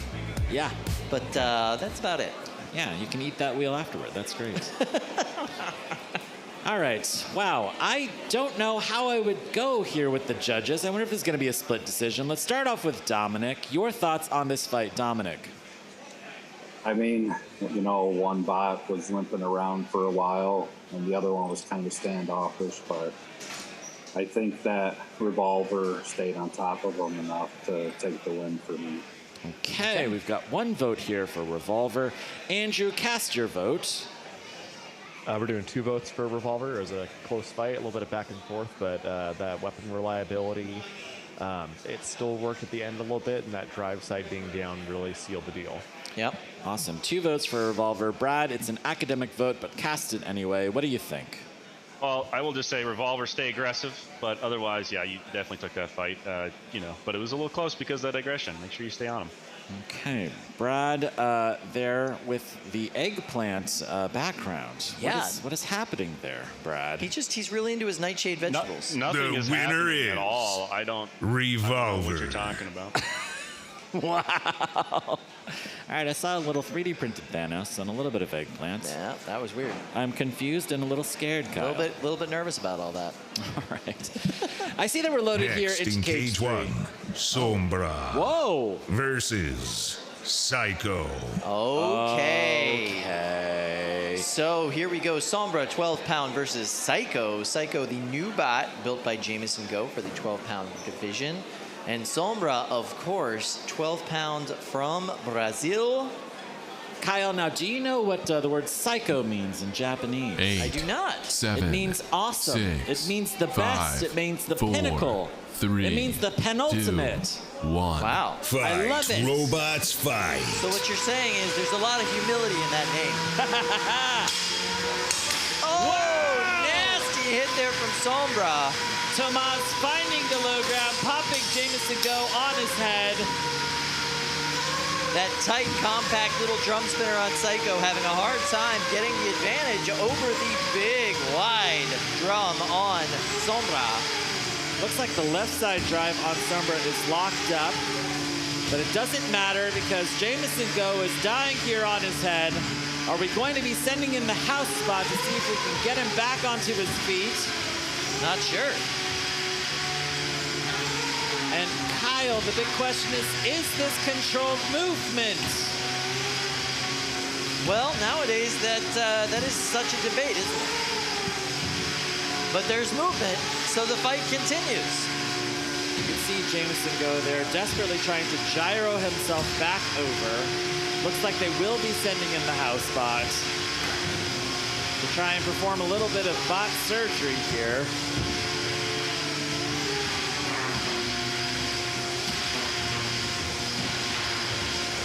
A minute and 45 left in this match. These two bots are just dancing around each other, trying to find an angle, trying to find some way to actually make contact. Wow. Eventually, somebody's gonna, there we go. There's a little bit of contact. And that sound like a jet engine. Who do you think that's from? I believe that is Psycho. That's what it sounded like in its first fight. Wow. And it's an absolutely gorgeous machine on its head. It really is. That's AR 500 bent all the way around that bot.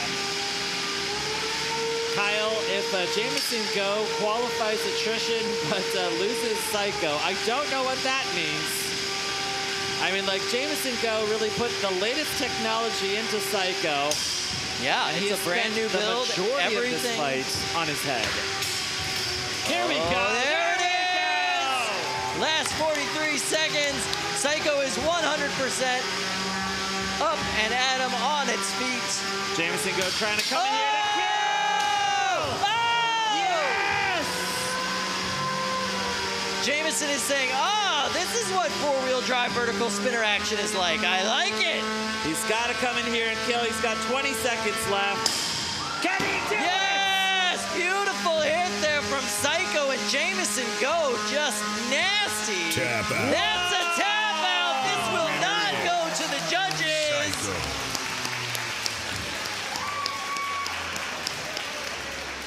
Tomas hitting that tap out button, advancing Psycho. Wow. All right, so Psycho goes on into the undefeated semifinals. After that, they will face the winner of Ramplan versus Smeezus. Wow. Either of those fights are going to be awesome. I can't wait to see it. Jameson Go is having a fantastic day here in the 12s. Absolutely. He's got a good chance of qualifying attrition. He's got an excellent chance of qualifying Psycho at this point. Psycho's a little bit further along in the bracket than attrition, but here we go with that replay. So this first encounter, yeah, that goes all the way to Sombra there. Nice hit. And this was the majority of the fight. The majority of the fight was Psycho on its head. And Sombra all of a sudden lost the left side of their drive here. Not sure what happened, but they are not able to move it. Beautiful hit there from Psycho.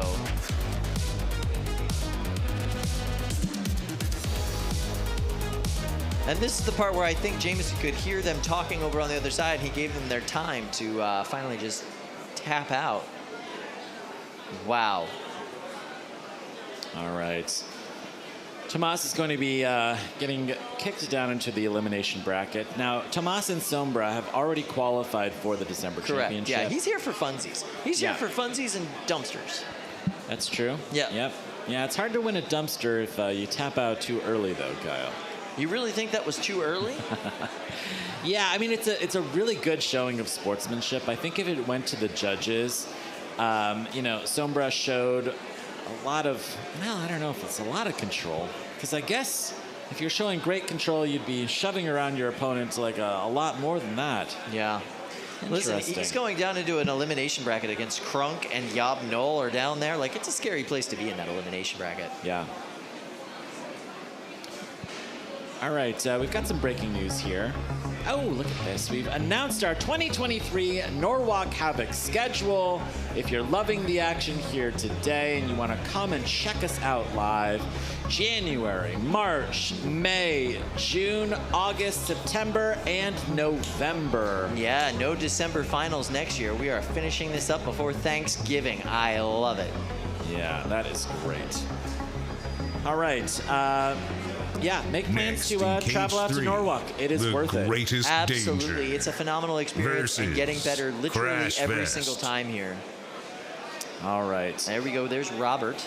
We've got Robert Rund here in Crashfest, winner of the Beatles in May, facing off against a Melty Brain in the Greatest Danger. Now, this is undefeated bracket round 3. 8, Both 7, of these bots have had 6, great performance so 5, far today. 4, 3, 2, Crashfest really surprised everyone when they won in May, including Robert. Robert was not expecting to go as far in that bracket as he did.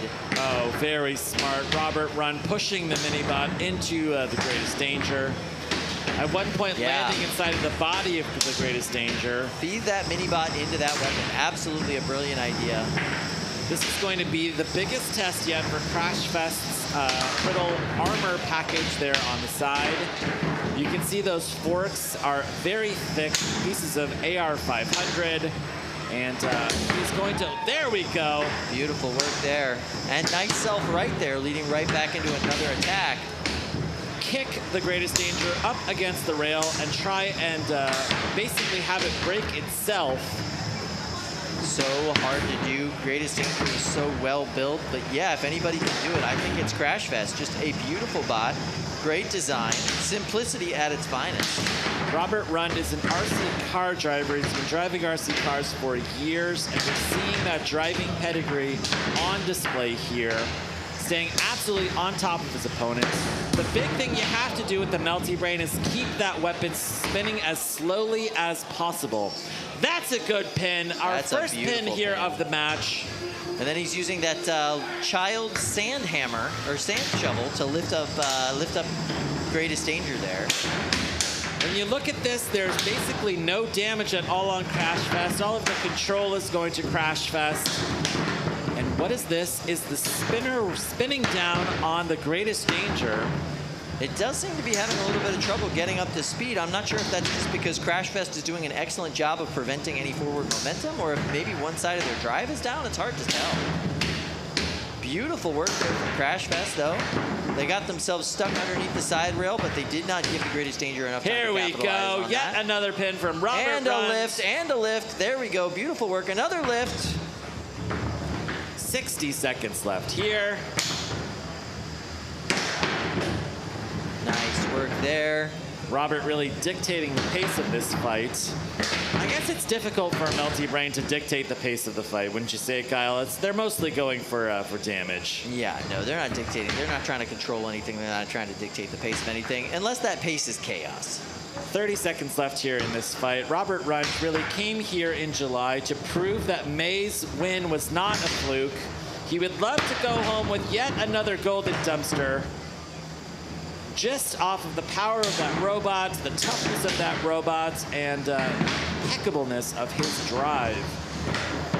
This design is just so simple, so smart, just dense rubber wheels, really nice lifter, and those big AR forks.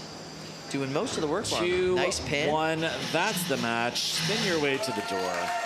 This goes to the judges, and judges are what Crashfest wants. They want to go to the judges. They want to get those control points. They want to get those aggression points. We'll see what the judges have to say about this one, but I think it's pretty cut and dry, in my opinion. Okay. You're going to say cut and dry for Crashfest, is that right, Kyle? That is indeed what I am saying. All right, let's take a quick look here at this replay. Crashfest really shoving its opponent all over the box, really taking on no visible damage. Never losing control of this fight, yeah. Landing lots of great pins. Couple of good lifts, too, and that's hard to do. There's no surface area to lift there, and they were able to get 3 solid lifts out of this fight that I saw. Yeah, really putting that sand shovel through the body of the Greatest Danger. Yeah, absolutely. All right, so we're going over to our friends, the judges. Andrew, we're going to go ahead and start with you. How'd that fight go for you? Did you have a nice time? I did. You know, it was a pretty good fight, a little bit of back and forth action. It was like a air hockey table, just big scaled. Yeah. And yeah, with everything kind of you guys talked about, I think I'm going with Crashfest on this one. Closer than I thought it would be, but yeah, they drove it home. Fair enough. All right, Brad, what are you thinking? It was negligible damage either way. It kind of came down to that big control that Crashfest gave. So yeah, Crashfest. Fair enough. Dominic, bring us home. What'd you think? I agree with the other judges. Crashfest won it with aggression control, and damage is nothing. So. All right. There we go. Got a unanimous judges' decision for Robert Rund and Crashfest to advance. All That's right. impressive. Let's check in here with Allie. All right, I've got Robert Crashfest pulling out the win by the skin of your teeth. How are you feeling right now? Nervous. I was very worried about the melty brain. I know that you had to, if you stop it spinning, you have a really good chance of beating it. And that thing for most of the fight didn't stop spinning. So I just, as I said in May, I need 9 points and charge, because I have, as I said last time, I have a lifter as, a sand shovel, I think they call it. So I'm here to have fun, as I said. I need to go full bore because I need control and aggression. If I don't get that, I ain't winning. All right, well, I know you're nervous, but you're moving on. We'll see you again soon. Congratulations. Thank you very much. Alex Wang versus Bugsby. All right, loading into one of the big boxes is Alex Wang versus Bugsby. This, I believe, is the elimination bracket. I saw Alex Wang lose earlier today. Lose that weapon to attrition in Jameson Go. Yeah, this is the round bun one. is gone. The bun on the burger is gone, Kyle. Well, it barely made weight anyway, and it falls off when the burger gets up to full speed. So That's fair. Alex Wang, it's the 8, name of the builder, 7, the name of the bot. 6, 5. Is there a weapon on Alex 3, Wang? I don't see it, or is it just all under the bot? Fight, robots, fight. Yeah, let's see It here. got ripped off. Oh, that's a puff. What happened over there? What? What's going on there, fellas? Oh, he's on top of his weapon. Yeah, he's supposed to be. It's an undercutter, but no, I think the weapon came right off. Oh, and he's high-centered on it. He's high-centered on his weapon. Here comes Zoe. Oh, what a good helper Zoe is. Coming in to get him off of that weapon. Big helpful hit there from Zoe. Nice work. Big tap out. Oh, you tapped out from the help. That's, wow. You know, Zoe comes in. She tries to get him off his weapon. She tries to help him. What's the guy do? He taps out. Zoe Lambert here and Bugsby running a shell spinner. And, shell spinners, very popular designs for a very long time in this sport. Yeah. You know, like on BattleBots, we see robots like Gigabyte and Captain Shredderator. And, it's a proven design for a good reason because it's relatively easy to drive and a very destructive robot. Absolutely. Because it is always making contact with its opponents. Yep, and a big danger to themselves as well, which is half the fun. Now, very exciting. I see Marco Antonio Meggiolaro from Minotaur standing cage side here, cage 2, with Mini Next Toro. in cage 4, Now admit Alex half Wang the fun for you is saying his name. versus I love his name. Bugsby. All right, so we've got Underbite here facing Mini Toro. This is undefeated bracket round 3 action. Mini Toro has been doing great so far here today. Facing off against Underbite. Underbite also having an excellent performance here today all around. 8, nice work from 7, them. Underbite 6, is such a 5, gorgeous machine. It really is pretty. 3, 2, 1. Fight, robots, fight. Here we go. Nice Mini hit Toro. there from Underbite 3. Mini Toro coming in here. Oh, ripping off a wheel from Underbite.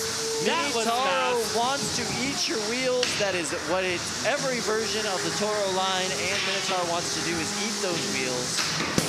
Oh. Beautiful hit there. Finding the angle there on Underbite. Vicious design. Popping Underbite and its Minibot in the air. Trying to eat off that last wheel. Let's go. Wow.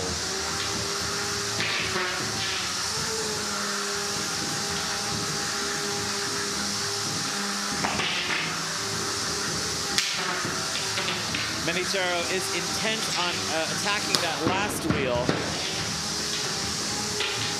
Would love to get around to the side. Underbite is just crab walking on that one wheel. Mini Toro has full mobility. Here we go. They go weapon on weapon. A good little shower of sparks. Oh, another big hit on the back of Underbite. Yeah, nice pop there from Mini Toro. Very well done. Got 70 seconds left here in this fight. Underbite really struggling to come up with some kind of strategy here. But it looks like the drum on Minitaro is down. Yeah, not functioning anymore. Underbite's weapon still up to speed, but they only have, obviously, one half of their drive because the other half's completely missing a wheel. And look at this. Minitaro's drive is impaired. It looks like one half of the drive is locked up. 60 seconds left here in this fight. The weapon is down. The mini-bot here from Underbite has successfully gotten under Minitaro. Excellent use of the mini-bot by Team Underbite. Just beautiful work getting right underneath. Oh, there we go. Yeah, you know, that mini-bot wants to go under every single robot. That's exactly right. Yeah, and it looks like that hub spinner on Minitaro could be down permanently for the rest of this match. The spinner on Underbite is going great.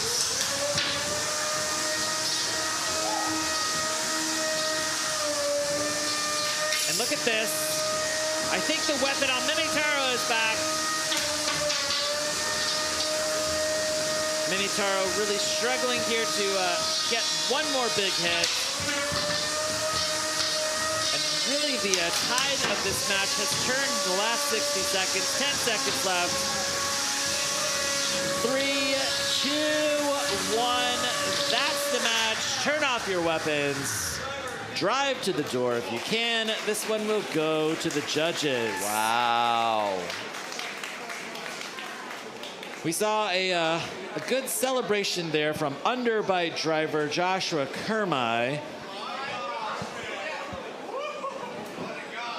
Wow, facing off against a miniature Minotaur and holding his own. This is going to be a close judge's decision, I think. Yeah, I agree. That was a tight one. Beautiful fight. Both drivers doing a phenomenal job with what they had.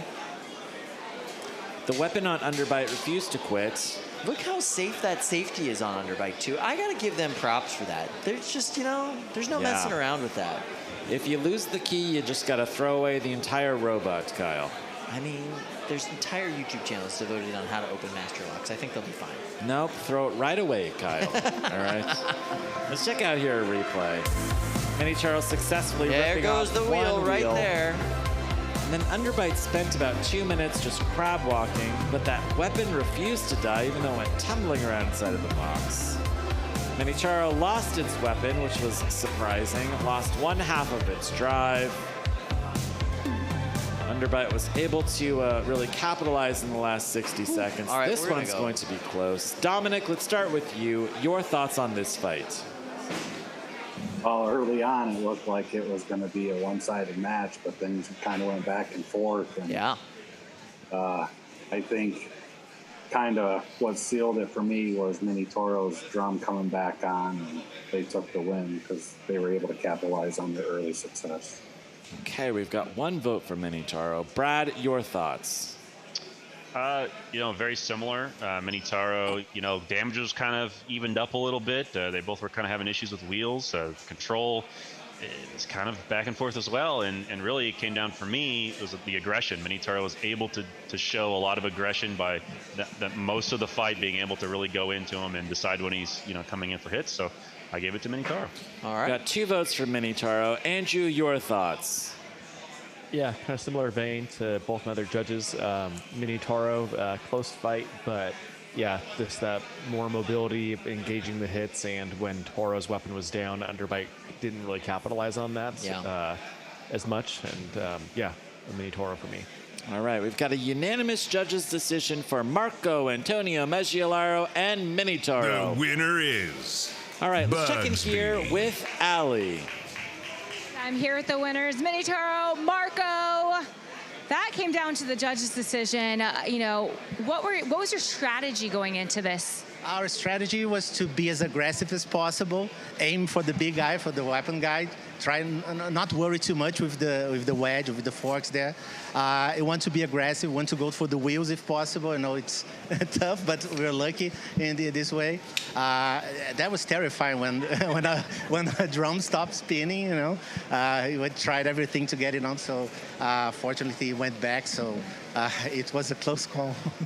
All right, congratulations. You're moving on. We'll see you soon. All right, fantastic work here from Team AGVS, from Team Riobots. Incredible, incredible work. Okay. All right, let's go over to Cage 3 here. We've got loaded in Wormhole versus Blackbird.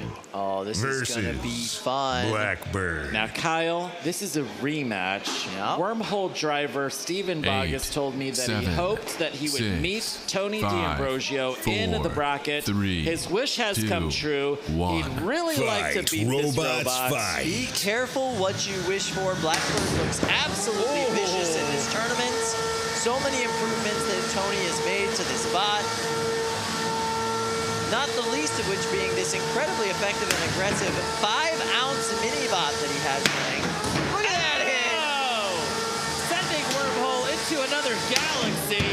Look at that! Oh! Just giving Wormhole so much airtime. Tony D'Ambrosio and Blackbird just staying totally planted to the floor. Yeah, getting a ton of engagement with those brand new brass knuckles on the end of that drum.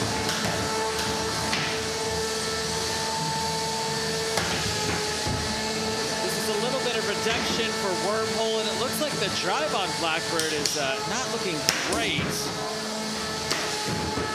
That's all right. Tony knows how to crab walk. We'll be fine. Oh, nice hit there from Wormhole. Beautiful work. Big weapon-on-weapon exchange there. Oh, nice. That hit sent Wormhole into another galaxy. That's what I just said, Kyle. And look at this. The weapon on Wormhole is down. Wow. Yeah, that belt is hanging off, and that weapon's a little off kilter, too. Look at that. Oh, the belt is gone. Look at that. Oh. This rematch did not go the way that Steven Bogus was hoping for. No, not at all. His weapon down, getting shoved around by Tony D'Ambrosio. P1 team member Tony D'Ambrosio.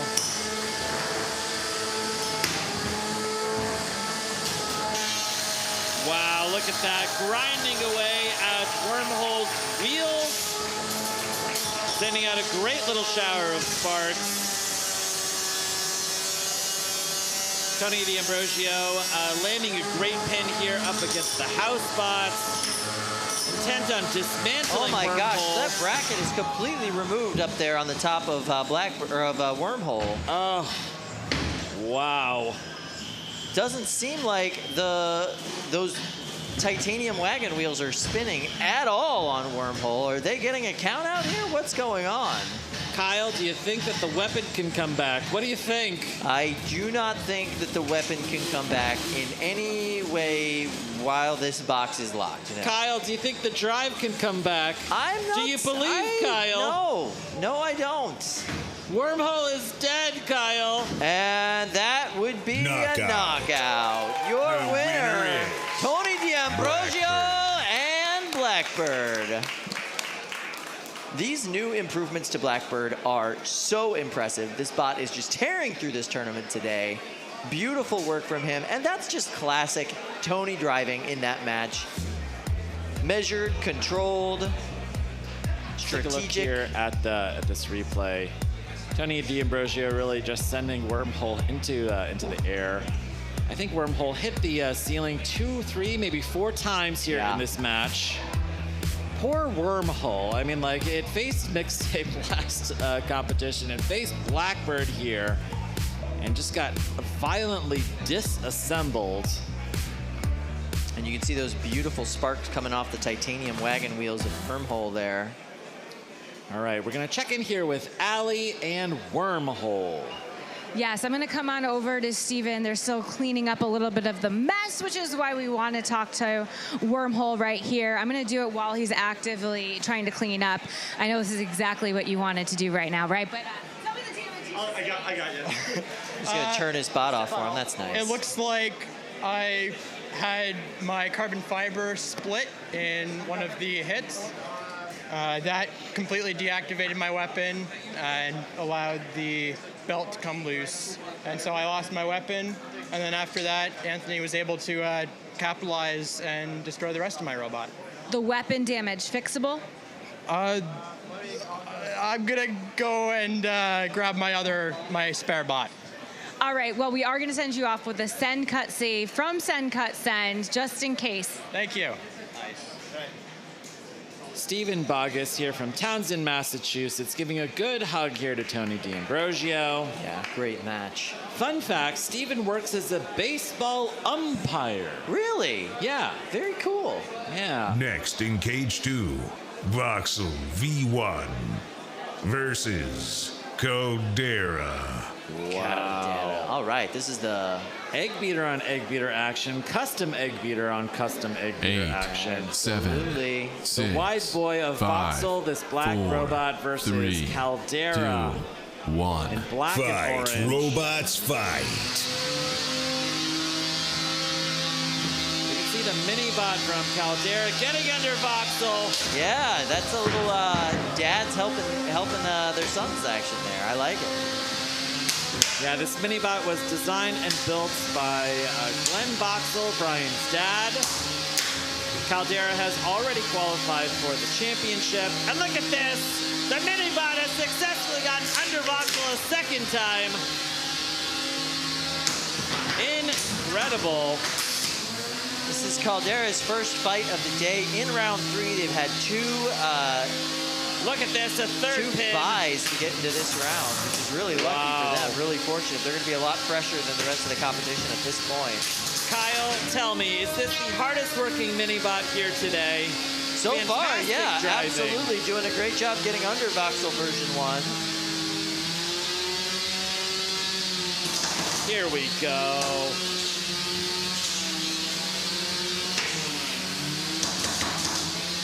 Wow, Caldera putting in a lot of work, tearing up that top plate on Voxel version 1. And this is the first error so far from Caldera, but the Shores were unable to capitalize. Voxel could have come by and hit the body, but they didn't. Yeah. And look at this, yet another good pin from Glenn Voxel and that mini-bot.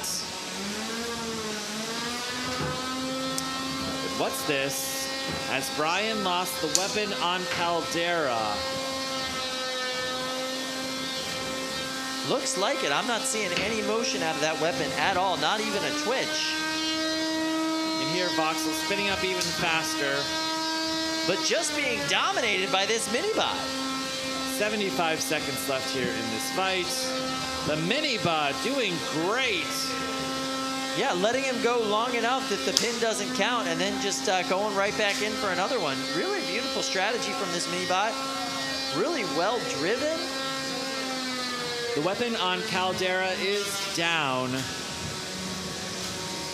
But really the question is, can Voxel do anything here with this opportunity? Yeah, they can. Nice pop there from Voxel version 1 and another one. 45 seconds left here. Looks like that mini-bot might be missing a wheel on one side, which would eliminate their ability to kind of help control this entire fight.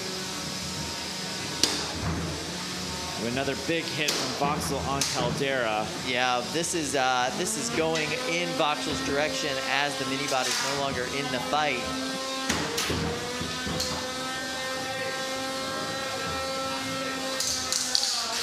Four, 3, 2, 1. That's the end of this match. Turn off your weapon, Voxel.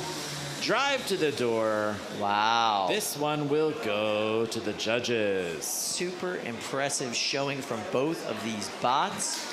It's a father and son team on both sides of the cage here, which is pretty cool. Got Michael and Brian talking to one another. Brian is an engineering student at WPI, and he competes on Team Bloodsport on BattleBots. He's a member of Team WPI, of course. Let's take a quick look here at this replay. Caldera really doing great work with that mini-bot, landing damaging hits early in this fight. Beautiful work. But the mini-bot went down, and then the weapon went down. Voxel really owning the last part of this match. I'd probably say the last third. Yeah, for sure. The question is it cumulative time, or is it, the last minute of the match really more important than the first two? What do you say, Kyle? In my personal opinion, the guy who wins the fight is the guy that's still fighting at the end. That's fair. That's fair. I guess we're going to see if the judges agree with you. Let's start off here with Andrew. Wait, did we already start with Andrew? No, let's start off with Brad. Hello, Brad. Let's start with you. Your thoughts on this fight? So yeah, this fight was really close because such a large portion of the fight was kind of in Caldera's favor. Yeah. And you know, the aggression was maybe a little on Caldera's side. The control for the length of the match was a little on Caldera's side, but the amount of damage, not only damaging, taking out the weapon, taking out the mini-bot drive, the slimmest of margins, I went to Voxel. Okay, we've got one vote for Voxel. Andrew, your thoughts? Yeah, that was probably like the best mini-bot we've seen so far today. Hardest working mini-bot today, really, yeah. They were controlling, letting their big bot get up to speed. At the end, though, you know, losing that primary weapon, losing drive on the mini-bot, I went for Voxel on this one. Wow, all right. We've got 2 votes for Voxel. Dominic, your thoughts? Pretty much agree with the other judges. You know, them losing the mini-bot was probably what swayed it. So I get the Voxel, and that's the risk you take, you know, running the mini-bot.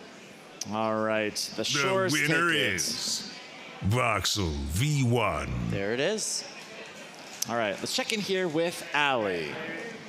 I can't resist a family affair when it comes to these battles. And we've got 2 father-son teams, just like you said. First, we'll speak with the winners, Voxel. You know, I did see you serving a little bit of damage. Clearly a crowd favorite over there. Or is that Mom? No, not Mom. Okay, just wanted to make sure. How are you feeling right now? Obviously, it came down to you guys not knowing what the judges were going to decide. I think it was a fantastic fight. I was very, very worried. Caldera is a very difficult bot to fight against, and that mini bot is very annoying. So that was a close one. They did a lot of damage to my armor. It got caught up in the wheel, which impacted the drive, but luckily was able to back out. And kept going to the end. They did a ton of damage to the pulley and got some fixing up to do, but great fight. Oh, it was. Very good fight. Yeah, I would say, although you didn't pull out the win, you did cause a lot of damage. That's got to feel good. Yeah, I had a good fight. We were trying a new motor out, and this was its first fight, so we got to go back and look to see why the motor died out and why the weapon stopped working. But it was a heck of a good fight. All right, what do you focus on next besides getting along with your dad throughout the whole competition? So for this particular matchup, it was a horizontal spinner versus wide vert, which is a problem we've been thinking about for a long time, and our solution to it was the mini-bot. So I think we need to expand on this more, figure out how to coordinate our hits a little bit better. There were several times where the mini-bot had Voxel teed up, and we whiffed. So we need to practice that a little bit more and come back better next time. All right, and how do you feel about moving forward? What's your new strategy? Well, it's a lot less stressful when you're not the one driving it, but we have pretty busy pits back up on the upstairs, so try and help out with whatever I can. I got my 12-pounder fighting later today, so hopefully I don't get too caught up, but I can just keep doing what we're doing, and hopefully it works out. All right, congratulations, and congratulations to you. I know you didn't win this one, but still phenomenal job. All right, great job here. I love a family team. Here's a nice shot of our pits. Everybody's back there still busy and working. Next in cage 4, Otis versus Kill-a-Joule. Nice. This is going to be a fun fight. 8. Now, Kill-a-Joule we saw 6, in 5, May. 4. That's right. Kind of a spontaneous disassembly from Kill-a-Joule. Fight, robots, fight. Keep that weapon on here. Kill-a-Joule here in the pink corner. Otis coming over to capitalize. Big hit right there. Kill-a-Joule now finds itself inverted. It's no longer an undercutter. It's an overhead spinner. But what's this? Is the weapon on Otis down? Or is it just spinning confusingly? Wow, what is that made out of? Is that like black electrical tape, Kyle? Are you talking about the weapon? On the weapon on the, yeah, on Otis. You think the weapon on Otis is black electrical tape? I think it's got something that's covering that drum, Kyle. I think it's just anodized. No, you can see the lines in it. Oh, What is that? I see, yeah. Unless it's like a stacked drum. What do you think? Well, it might be, yeah. Interesting. Okay. Well, whatever it is, it's not spinning right now. Yeah, and we've got a little bit of a spin. Look at this. Otis is already driven over to the door. I think it thinks that Kill-a-Joule is dead. Might be. Might be. Knockout. There it is. The That's the winner knockout. is Otis. All right, Kill-a-Joule here, built by David Dreyer from Willoughby, Ohio.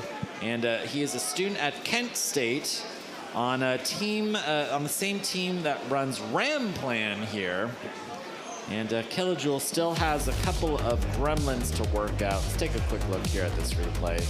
Kill-a-Joule is a little slow out of the box. One big hit, found itself flipped on its head. To add to the drama in this bracket, I will say Ramplan absolutely dominated Otis earlier today. Next in cage in their 3, very first 3-pound weight match. class, So undefeated interesting. bracket, round 3. Okay, it looks like we're going to go over to Red Hawk X versus Sepiol.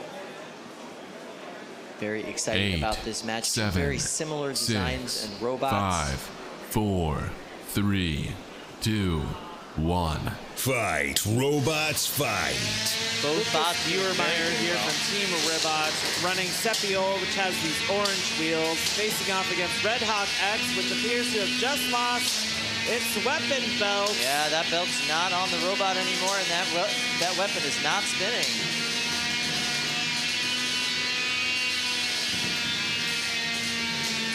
Yeah, the weapon on Red Hawk X looking very sad indeed. Lucas Biebermeyer coming in here to kill.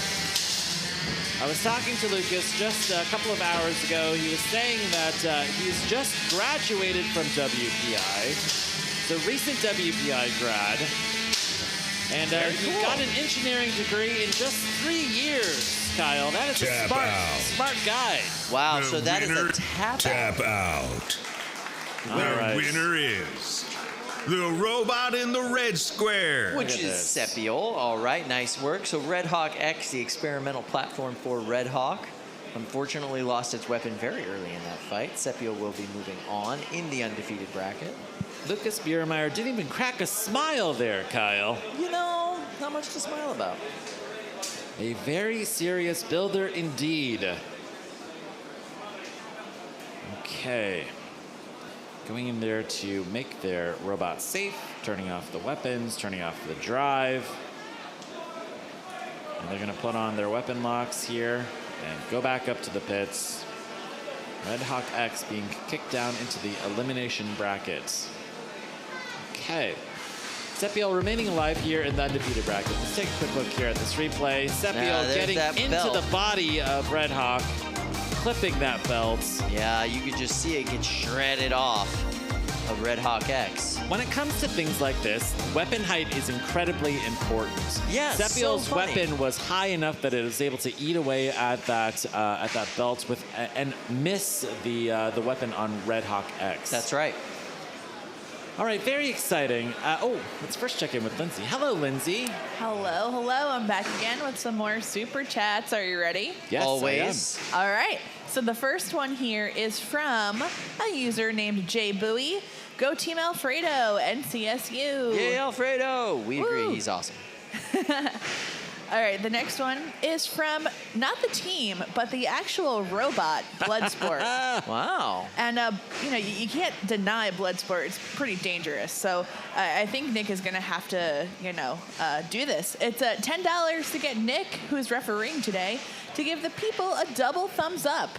All right. We already know BattleBots don't make a lot of money, so it's really nice of Bloodsport to share that. Yeah, it's a large portion of its net worth. The next one is from Glenn K. Ammo. Is it just me, or is there something in the air this weekend? Glenn. No, Glenn. I like that. President, fan art. Oh, all right. And then our last one here is from Chris Moran. Shout out to all the staff at NHRL, the folks in the control room, the announcers, event staff, and everyone everywhere. You guys rock. Wow, Chris Moran kind of patting himself on the back. He's part of our staff here, Kyle. He sure is. Yeah, absolutely. But, there's nothing wrong with little self-congratulations. Yeah, gotta love that. Thanks, Chris. Appreciate Chris. that. Yeah. All right, I see a bunch of cages loaded up. I wonder where we're going to go next. Let's go to cage 2. I can see the Brazilians. They're here with Next Sombra. in cage 2, Fragment. versus Sombra. Facing off against Fragment, this is going to be a tough 8, challenge for Fragment. 7, Yeah, for 6, sure. 5, 4, 3, 2, I absolutely 1. love Fight, this twisty robots, tri-bar fight. egg beater design on Sombra. Fragment is an overhead spinner, and that spinner is just the right height for Tomas to get under it. Whoa, that was a big hit there. Both bots got flung across the arena. Now this really great top-down view gives us a shot of the wheels on Sombra. Very interestingly, they're incredibly thin rubber wheels. That's right. And, you know, the first time I saw these wheels, I was like, how are they getting traction? But they are getting great traction here in the box. And they don't have to spend a whole lot of weight to get that traction, which is great. As it turns out, Brazil has some of the best rubber in the entire world, oddly enough. So it gives this team quite the advantage because they have access to a material that most people in the States or in Europe just don't have access to. All right, Fragment here, its weapon is down. Its drive is still up. Oh, good pin from Fragment very on aggressive Sombra. driving on Fragment there. Nice work. Oh, wow. Just kicking Sombra in the teeth there. Strangely enough, Fragment is more effective without a weapon, Kyle. Well, in a way, it makes sense that weapon kept hitting the top of the drum on Sombra and launching Fragment across the box. But now that that weapon is out of commission, they're essentially just a forky little wedge. Wow. Big hit there, getting Fragment off of the rail. Fragment running those metal cleats here, getting great engagement with this wooden floor. Here we go, Tomas. Let's see another big hit. Here we go. Oh, and I'm seeing pieces of metal coming off. Oh, wow. That is concerning, Kyle. Absolutely concerning and disturbing. Sombra, just this tight little package of death and destruction. That twisty tri-bar design, so fascinating. It's an interesting way to make an egg beater. Yeah, absolutely.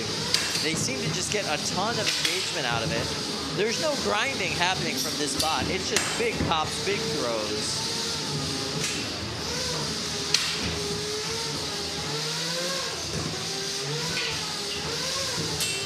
Sombra here with 20 seconds left in this match. Ooh. Wow! Nice, big Just hit and a big follow-up. Kicking its opponent behind the house by. Yeah, right over Bert, into the wall. Beautiful work.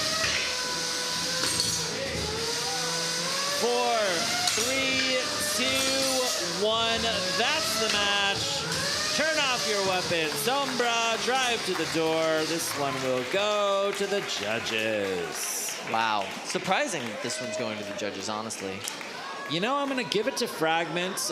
You know, they've built a very tough robot. Yeah, stood up to a lot of damage and abuse there. That was really impressive work. Now, you know, you take a look at kind of the rock, paper, scissors of this matchup. Doesn't look great for them. Sombra had the advantage of being able to get under that weapon. Yep. An overhead spinner is pretty high up off the ground, and Sombra was able to kick it into the air, killing that weapon. But the drive hung in there from Fragment. We saw some great pins from Fragment. I wonder if it's going to be enough. I don't think it is. I think that this is very clearly a Sombra win.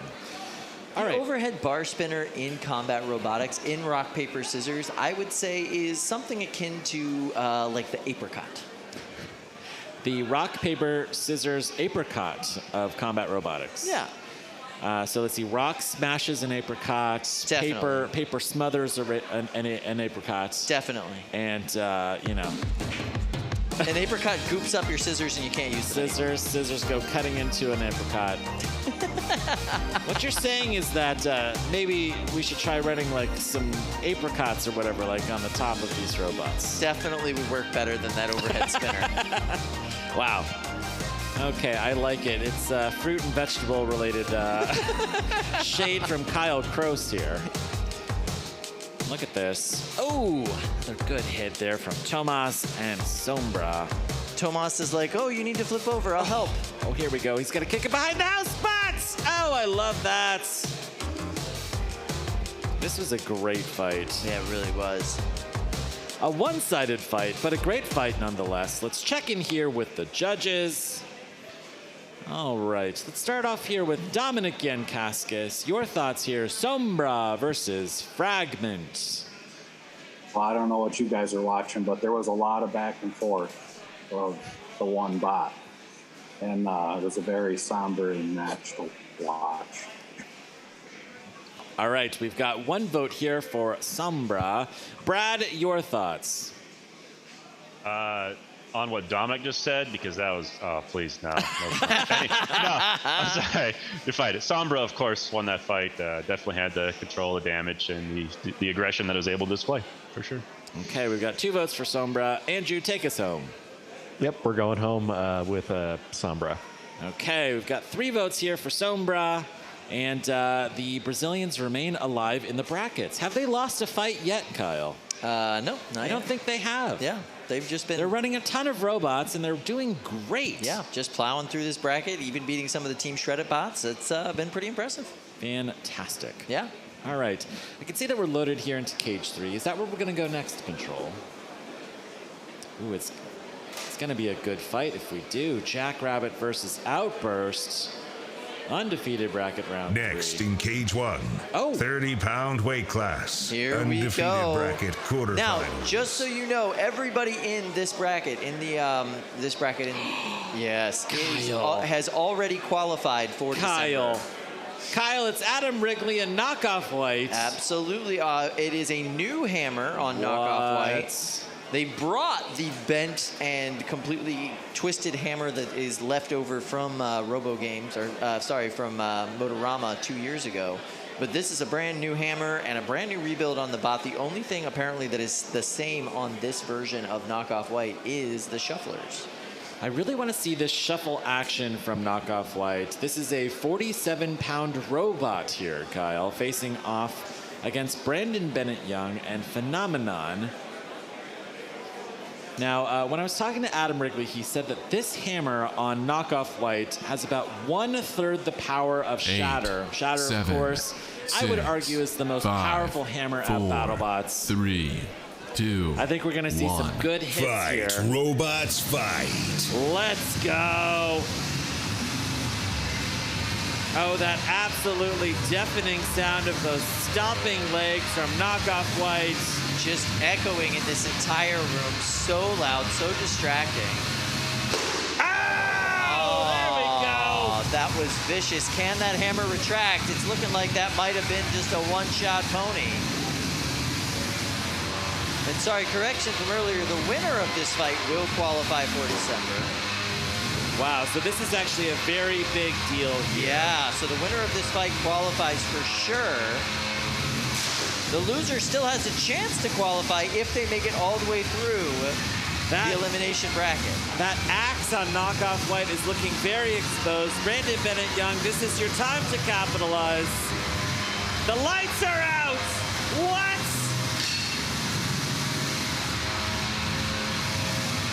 And wow, look at this. Part of the top armor of Phenomena has been shattered, but it is still hanging in there, trying to get some kind of angle on this very weird robot of Knockoff White. Yeah, Knockoff White's just hard to touch. I mean, there's not much armor on it, but the armor that is there really keeps you away from anything vital.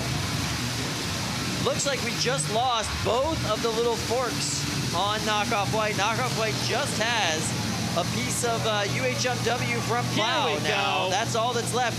And they are shoving a Phenomenon right up against that guardrail, just jamming that weapon into the wood, sending splinters all over this box.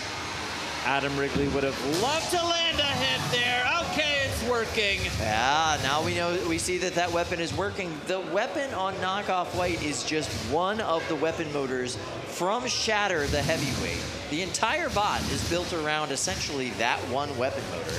And look at that. They have wedged Phenomenon under the The rail. This is what you get for having 47 pounds of bot to just shove the other bot around. I mean, just super, like, big advantage there. Hold the wheels off the ground. Phenomenon is stuck.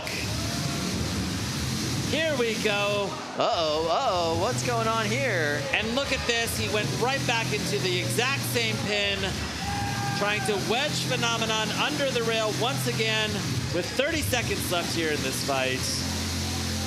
Are we going to see another shot from that hammer before this is all done? Who knows? Wow.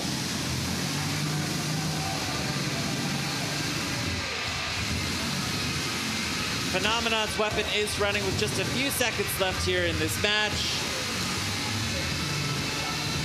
But it spent an awful lot of time under that rail. Incredible. This one will go to the judges. Round of applause for these two robots. Wow. Now this is a crucial judge's decision. Yeah, the winner of this judge's decision will automatically qualify for the Grand Championship in December. Brandon Bennett Young would love to stamp his ticket. Adam Wrigley, making his Norwalk Havoc debut with Knockoff White, would also love to stamp his ticket. Oh, look here at we that go. vicious, vicious hammer. Just a beautiful, beautiful, beautiful piece of cut metal there. I just love that. So we'll see who stamped their ticket. I mean, both of these bots have a good chance still. No, Knockoff's weapon just fired. So the judges were curious as to whether or not that weapon is down. It did just fire. Just before they closed it. I think Adam wanted to show that that weapon was still working at the end there. All right, let's check out this replay.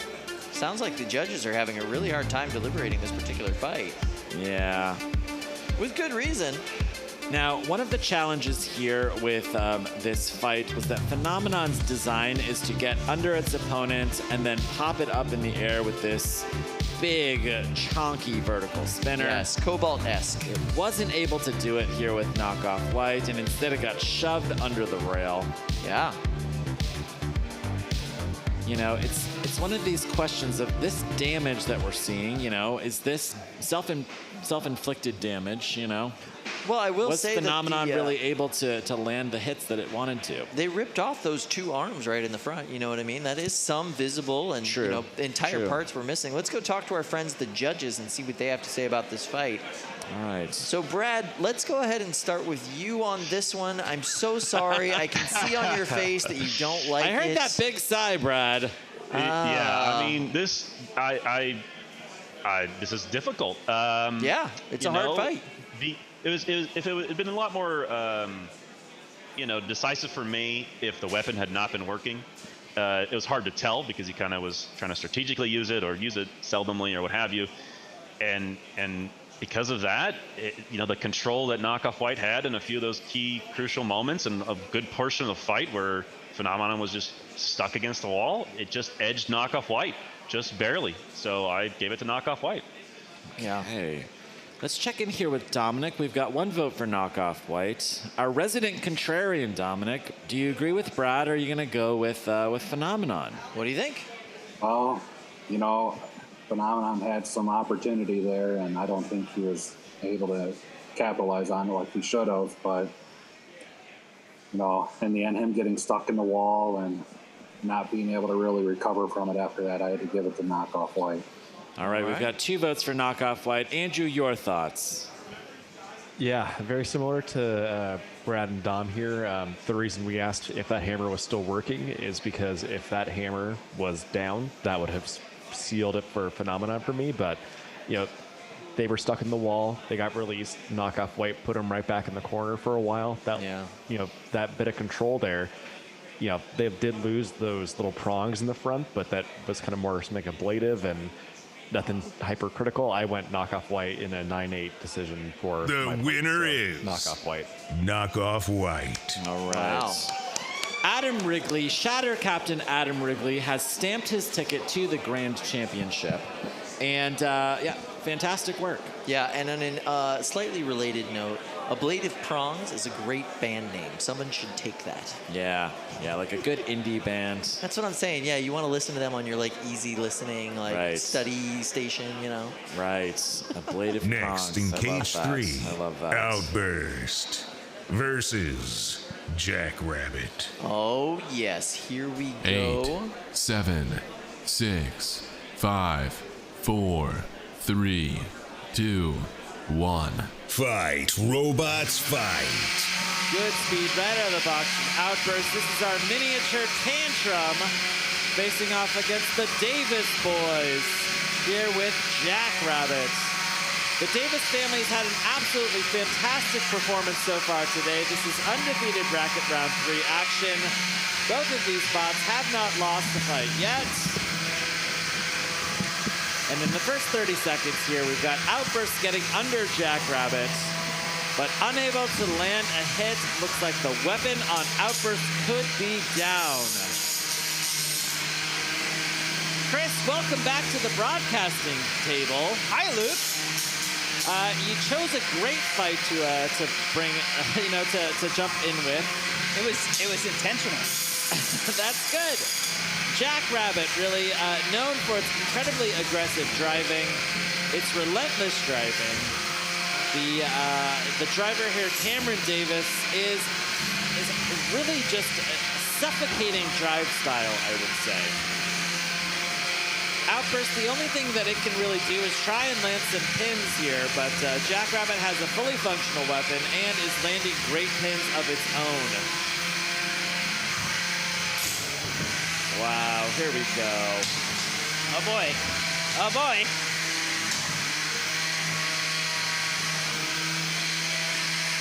See a big hit, Cameron. Oh, there it is. There we go. Oh.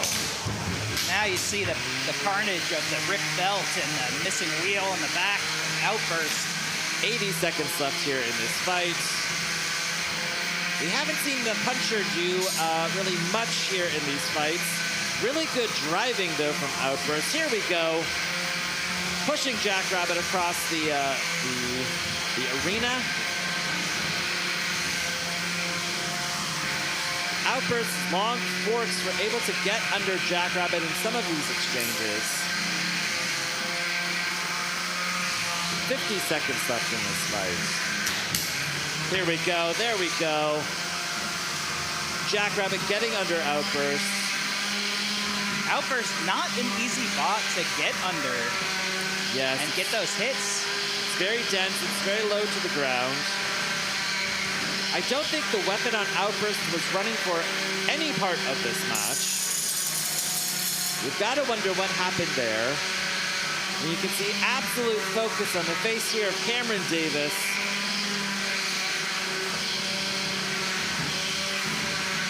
As we enter the last 10 seconds of this fight, this one will go to the judges.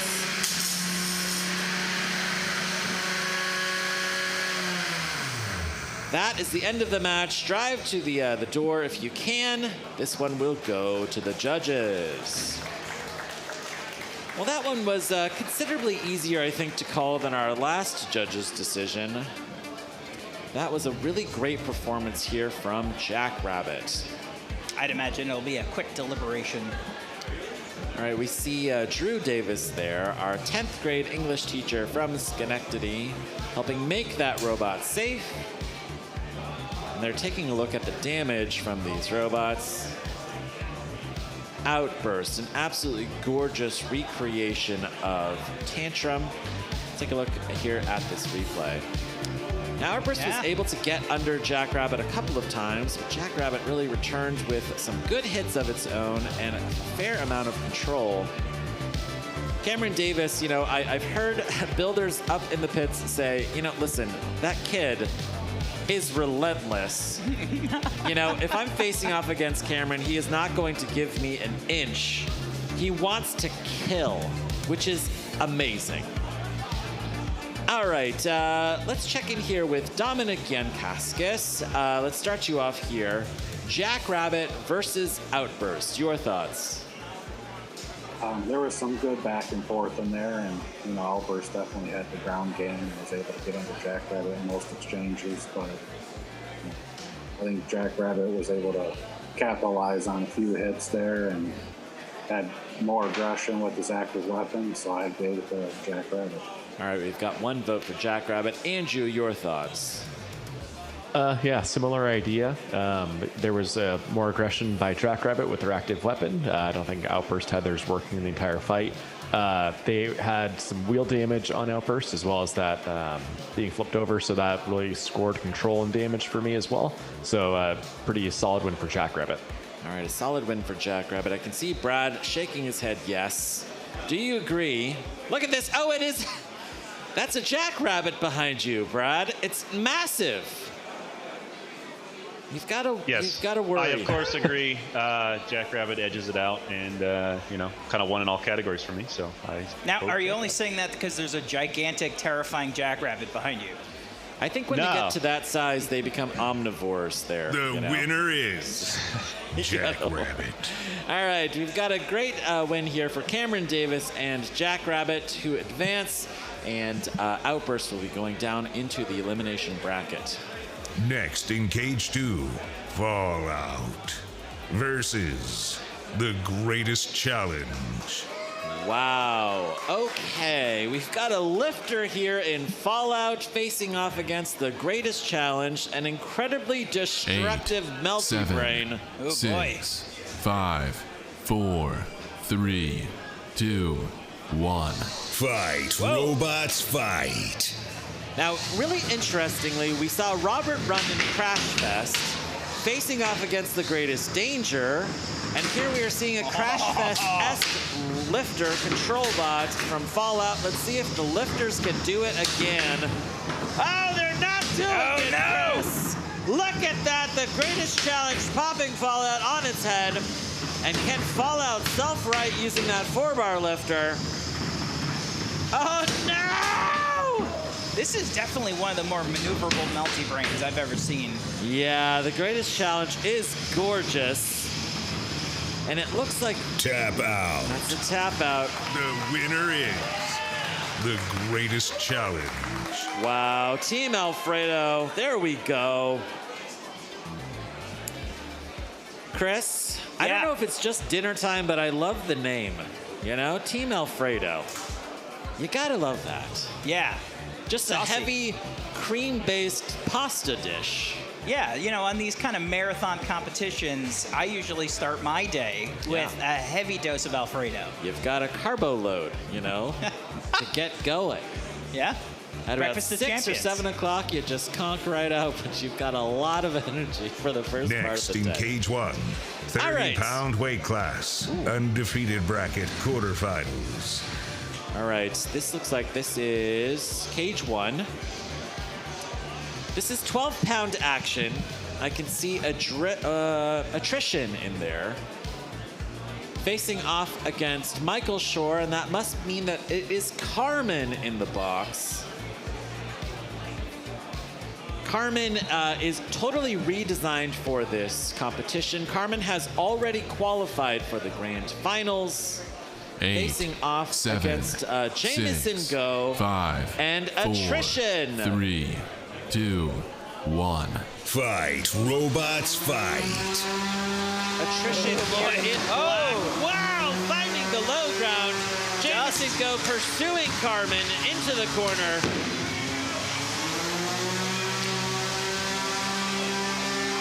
But look at this. Carmen has tipped Attrition up against the rail. Is he able to gyro off that, or going to get a little nudge from our house bot?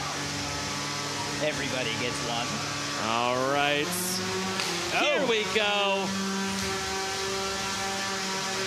Attrition really is a design from the past. Jameson Go told me that he hasn't touched this design in 5 years. And we can really see the progression of 12-pound design in Carmen. It's made out of concrete. Uh-oh. And it looks like the drum on Attrition is down! Whoa! Uh-oh. Do we have 2 weapons down? It's sounding very quiet in Cage 1, Chris. It was deafening only a few seconds ago. I can hear someone screaming there in the background. What is going on cage side? Jameson go and attrition. That robot looks like it's dead. This one is a win for Carmen. Knockout. The winner is Carmen. All right, Michael Shore, and showing off why Carmen is such a dominant design. Earlier this year, Carmen took home 2nd place. I think that was at the April competition. And Jameson Go, such a great sport, dusting off this old design of attrition, and you know, getting kicked in the face by Carmen. Yeah, well, I mean, I think that's why he brought the bot here. You know. Okay. All right, we're going to take a quick pause here in the action. Stay tuned. We'll be right back.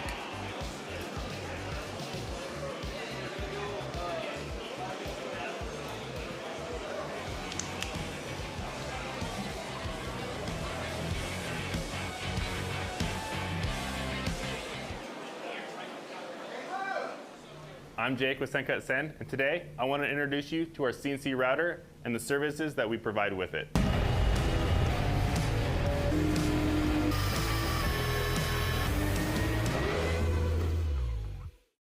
Here at Sencut Send, we have over 150 materials to choose from.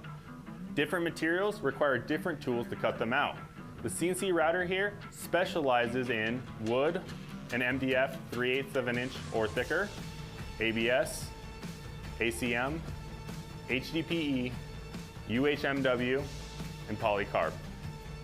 When using a material that's going to be cut on the CNC router, there are some guidelines that you should take into consideration. There's a minimum size for the part being 3 inches by 3 inches. Also, due to tooling, there's a minimum inside diameter of 1/8 of an inch or 0.125 inches. We currently only offer full depth cuts, so no partial depth cuts. And lastly, we don't offer any chamfering of the edges, only perpendicular cuts. When you receive your parts in the mail, there's a couple things you might notice. First, you might notice some small witness marks or steps on the edge of your part, as well as potentially light burning on the inside and outside of the part. These are due to the manufacturing process and completely cosmetic. Next, you also might notice some small relics of tabs on the edge of your part. This is due to the work holding that we use to hold down your part during the manufacturing process. You can remove these as a secondary operation. For more information, check out our CNC routing guidelines on our website. Thanks for watching. Stay tuned for more.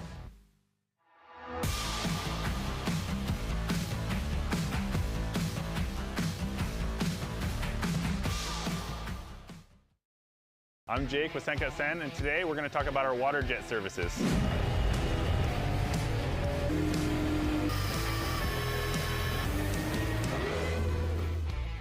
When you submit your order online, we pick the best machine to cut out your parts based on many different criteria. Materials such as G10, carbon fiber, and phenolic are cut on one of our water jets. The benefits of using the water jet process is that we have a high precision cut with no heat affected zone. We also have superior edge quality with little to no burring or dross. Some things to expect when your parts are cut on the water jet is a larger kerf or cutting width. This is going to result in an internal geometry such as holes being slightly restricted. Next is a radius in the internal corners of your part. This is due to the circular jet coming into those corners. The parts will have a small tab due to the manufacturing process. This can be removed due to a secondary operation once you receive your parts. Possible delamination on composite parts can be expected in the pierce and lead-in areas on your part. Splashback, which looks like sandblasting, can also be experienced on the back of your part. For the most updated information, check out our water jet guidelines on our website. Thanks for watching. Stay tuned for more.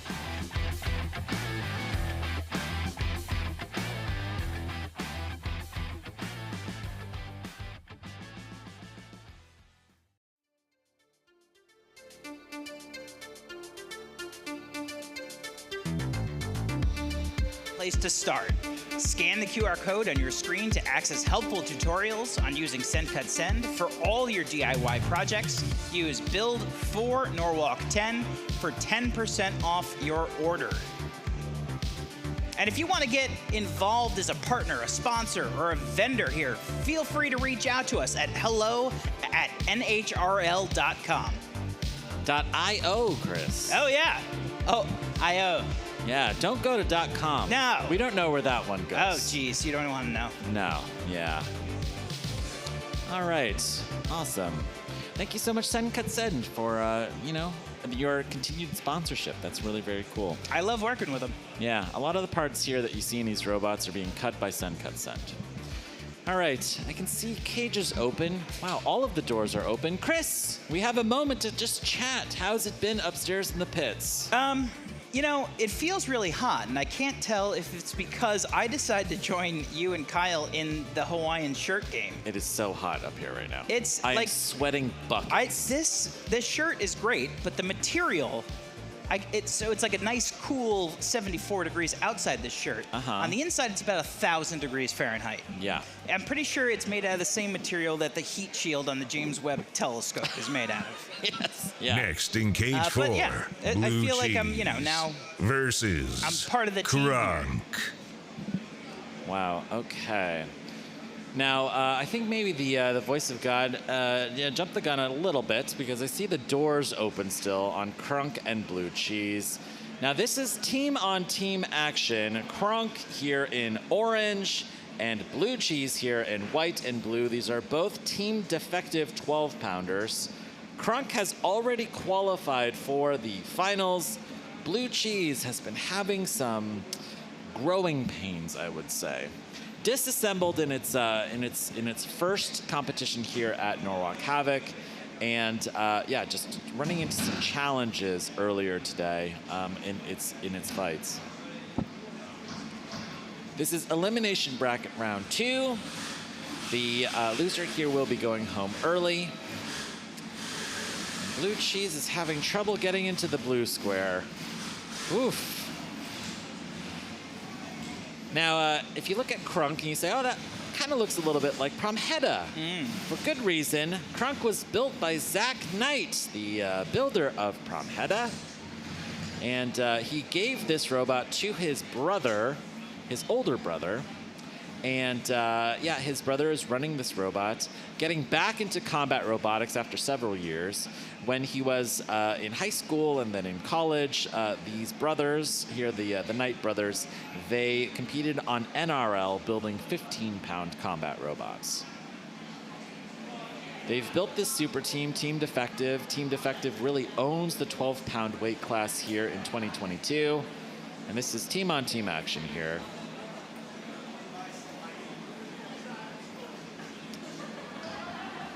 Yeah, you gotta wonder how this is going to go. It looked like it.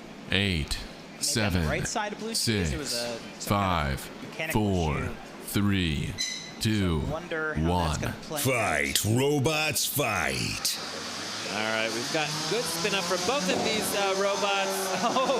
And Joe Knight on the box rush, getting himself stuck up on the rail instead.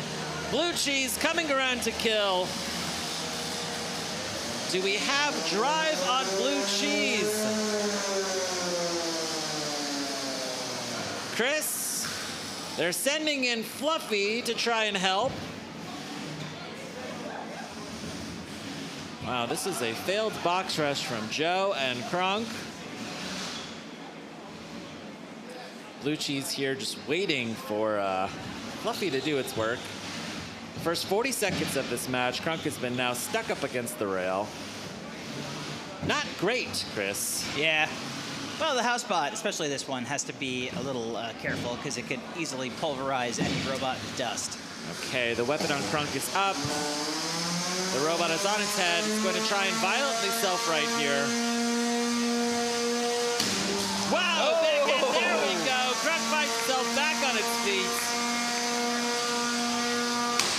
Here we go. Another big weapon-on-weapon exchange.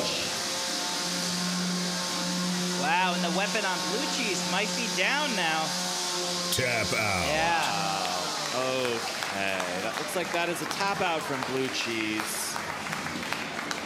Going home early there for this builder. Blue Cheese built by Matt Luther from Derry, Pennsylvania. We'll get a replay here in just a second. I can't wait to see this Charlie Brown moment when Blue Cheese manages to move the football on Crunk. Yeah, that was really good. I want to see this box rush again.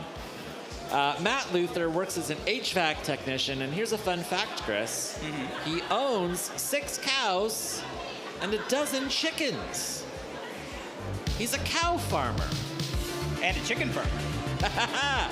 All right, let's check out this replay, Chris. Crunk found himself stuck in the corner, but was able to get back onto its feet and show off that absolute bulletproof reliability, sending Crunk halfway across the arena and sealing that victory through a tap out. Very good. Okay. All right. Next in cage 3, Adrift versus Shredded Bro. Okay. Oh boy. We've got Adrift here versus Evan Arias and Shredded Bro.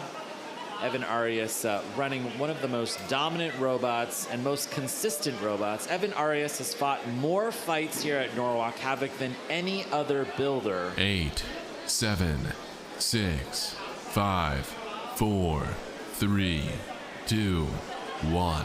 Fight, robots, fight. Here we go. That textbook, absolutely perfect box run from Evan Arias. One of the big things that you're going to watch for here is Evan staying very close to the front of the drift. Really likes to break that horizontal. He does not want that thing spinning up to full speed. Did we just lose another camera? I think so, Chris. Adrift here is a heavily modified vector kit. And Shredded Bro, it's kind of classic fingertech egg beater kit. Really, for both of these robots, it's going to come down to drive style and reliability. Both of these bots looking great 40 seconds into this match. Wow, big hit. Oh, Shredded Bro has a big piece of that armor pulled up. I wonder if it's affecting that left side wheel drive. Yeah, you can see that Drift has successfully chewed into part of the wheel on Shredded Bro, it looks like. Part of that armor package from the wheel guard, is peeled away. Shredded Bro now finds itself on its head. I don't see a weapon going. Adrift trying to, waiting for the save here from Brett. That was nice. Adrift driven by Carter Benninghoff from Pittsburgh. There you can see that loose belt on Shredded. Wow. Oh, Shredded is looking rough. The weapon is down on Shredded, and now with 90 seconds left in this match, he's going to try and land pins on Carter and ideally break the weapon of Adrift. Oh! There's one of the wheels from Shredded Bro. That was the good wheel, Chris. It's down to 0.4 wheels. Yeah, oh, this is very tough. Wow. Oh boy. Shredded Bro, its wheel is halfway gone. It is stuck there. Every time that Carter makes an engagement, he's able to get part of the wheel up and off the ground. If Carter was to just drive back to his square, Shredded Bro would die. Huge hit there. Oh, and look at my goodness. Shredded Bro has done the thing. Is he going to take the hit? Or is he just waiting? Wow.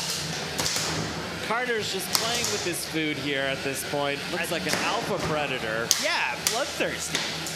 Wow, that wheel is gone. 20 seconds left. Oh my God. Evan Arias has never tapped out. He's going to wait for himself to be counted out. Look at this. You can see basically every part of Shredded Bro on the floor in this cage.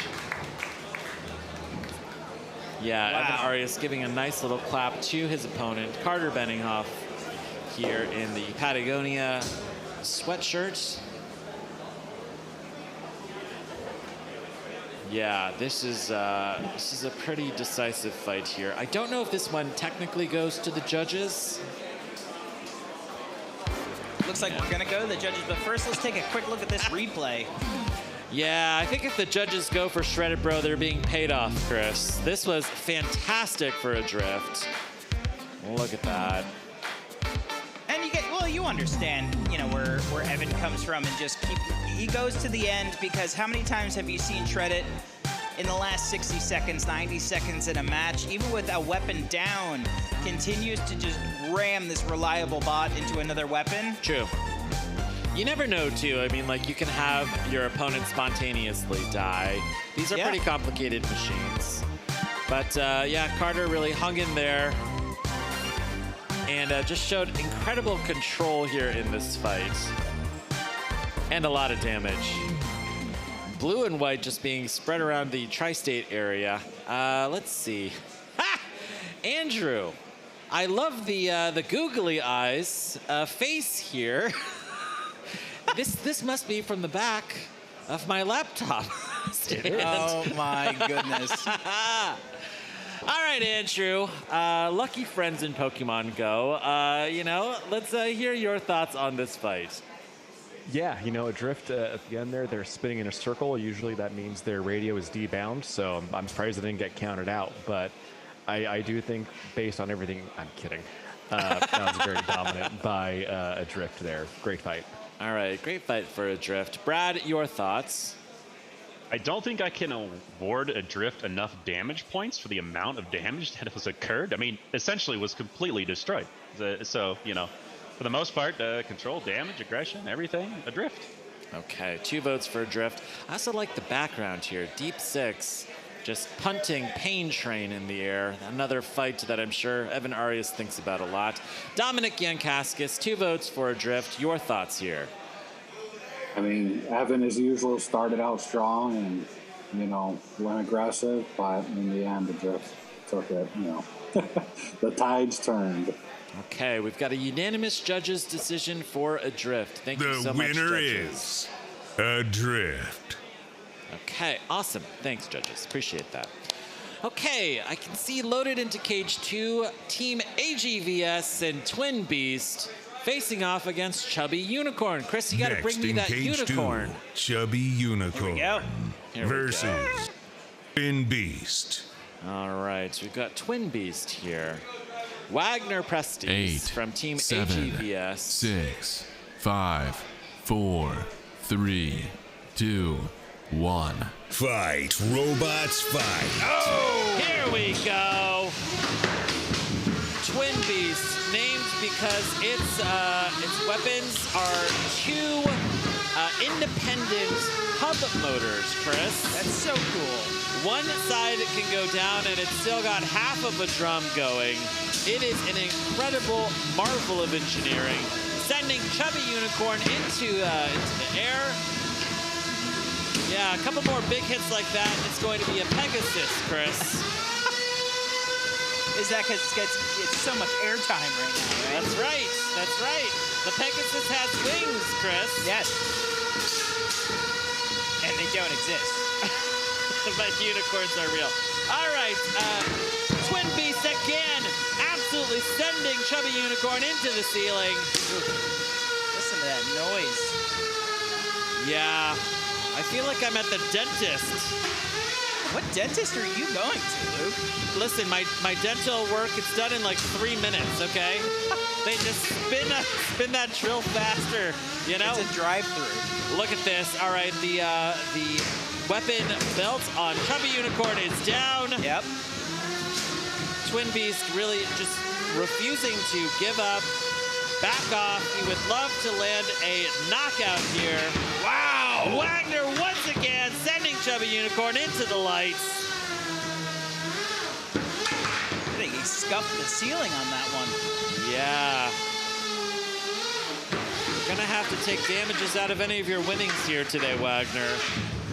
Look how tiny the robot is on Twin Beast. It looks like half the size of Chubby Unicorn. Team AGVS builds them so compact, and once again, sending Chubby Unicorn sky high. 60 seconds left. Chubby Unicorn driver Tim Hebert refuses to tap out. I can appreciate the pluck. They don't quit in Massachusetts, all right? They run the full 3 minutes, Chris. 40 seconds left in the match. Winner's bracket round 3. Wow, we're seeing such big kinetic energy from Twin Beast. fantastic. Wow. Now, I know that this is the undefeated bracket, but Chubby Unicorn's body looks pretty wrecked. I hope that he's got a spare back there. 12 seconds left here in this fight. This one will go to the judges. And yet another super destructive match, showing aggression, showing damage, showing control, showing you why the Brazilians are so dominant in this weight class. Twin Beasts, let's go. Look at just the collateral damage of the plywood in this box. It's havoc in there. Yeah, we're gonna have to send in the shop vac for sure. And half of the debris they're gonna be sucking up out of that shop vac is going to be from Chubby Unicorn. Oh my goodness. Look at that. That unicorn's lost quite a lot of weight, Chris. Let's take a look at this replay. Oh, I can that watch first this exchange all kind of set day the tone. Fantastic fight here. Twin Beasting planted to the floor, sending Chubby Unicorn into the sky at least a dozen times, peeling off every part of the armor package. This was a zombie unicorn by the end. Those do exist. Do they? Yeah. Wow. Twin Beast. Whew. What an interesting weapon on that bot. This is a robot to watch for sure. It's really interesting. All of the Team AGVS robots are very unique. Wow, and the background wars are just going so strong. Brad, let's start with you. I can see a unicorn, an overweight unicorn eating a donut there. Wow, I love that. Could be a wheel. We don't know. All right, your thoughts on this fight, Brad? I just want to say, Chubby Unicorn really held out. It kept functioning. That was surprising, but aggression, damage, control, Twin Beast easily for me. Okay, Twin Beast easily for Brad. Andrew, I can see this background. Let's see, it's Shrek, is that right? And a green Captain Shredderator. Does that say Captain Shrekerator? Shrekerator. Oh, I see. That's so pretty good. Our friend Jeff with Team Jackpot is one of the meme masters out there. So yeah, you'll see a lot more fun stuff coming up. That's Anyways, speaking of people that are masters, that fight was dominated by Twin Beast, and they got my vote. All right, Dominic Yankaskis refuses to change his background. I can appreciate it. Your thoughts, Dominic? The problem with being old school, I guess. But no, I have a great appreciation for bots that can take a ton of damage and keep going. But, in the end, Twin Beast was what its name is. It was a beast. All right, unanimous judges The decision winner here is Twin Beast. for Twin Beast. There you go. Yeah. Fantastic work there from Team AGVS. All right. Or Solarplex All right. versus Manufacturer Recalled. We are going to go over to a big cage fight. All right. Solarplex here. This is another Team Defective robot against Manufacturer Recalled, which had a really controversial early match today with an airbag that got entangled in Promheda. 8, 7, 6, 5, 4, 3, 2, 1. Fight, robots, fight. Now, Chris, concerningly, it doesn't look like Manufacturer Recalled has any weapon at all. How did they get this back into the box? Should they be automatically disqualified? Can you just run a wedge, Chris? Right. Yeah, I mean, there's wedge no lifter here. Should have to have some. Wow! Oh, I see. It was Solarplex. hiding 2 daggers the whole time. Solarplex getting a little bit of revenge for its friend in Promheda, ripping off that plow on Manufacturer Recalled. Now, this is one of the most dangerous parts of a fight, when you are so far ahead on the points that you go, let me see if I can get a knockout. That sounds like fun. Solarplex has to be very careful that they don't kill their weapon, which they just did. Oh my God, I just called it, Chris. They killed their weapon, Chris. You hexed them, Luke. Now let's hope that Solarplex doesn't kill its drive. Can I will it into existence, 2 Chris? minutes is a long time at this point. It's a very long time, Solarplex. No weapon. Look at this. Up against the wide boy of manufacturer recalls. If I was the cage manager, I would have disqualified manufacturer recall for not having an active weapon. But you know what? I have no power here, Chris. You're just here for looks, Luke. I am just here for looks, Chris. All right? Wow. Oh, boy. All right, that's a good pin. We got a little cluster going on here in the We corner. can see Nick Buckholz there, our referee from Team Blood Sports, telling Solarplex to back off. Let's see if Solarplex can land another pin. Chris, I'm gonna make a bold kind of observation here. I don't think I've ever seen those rolled belts work ever. I don't know why we keep running them. Like get a conventional belt. You know what I'm saying? Yeah.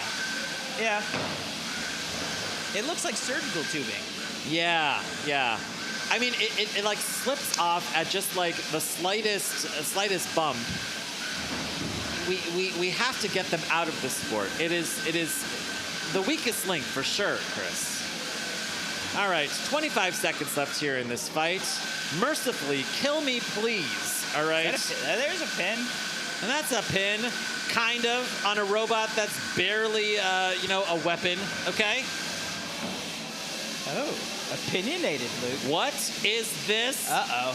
Is Solarplex dead? Oh, no. Will this torture never end? And that's your match. Wow. Okay.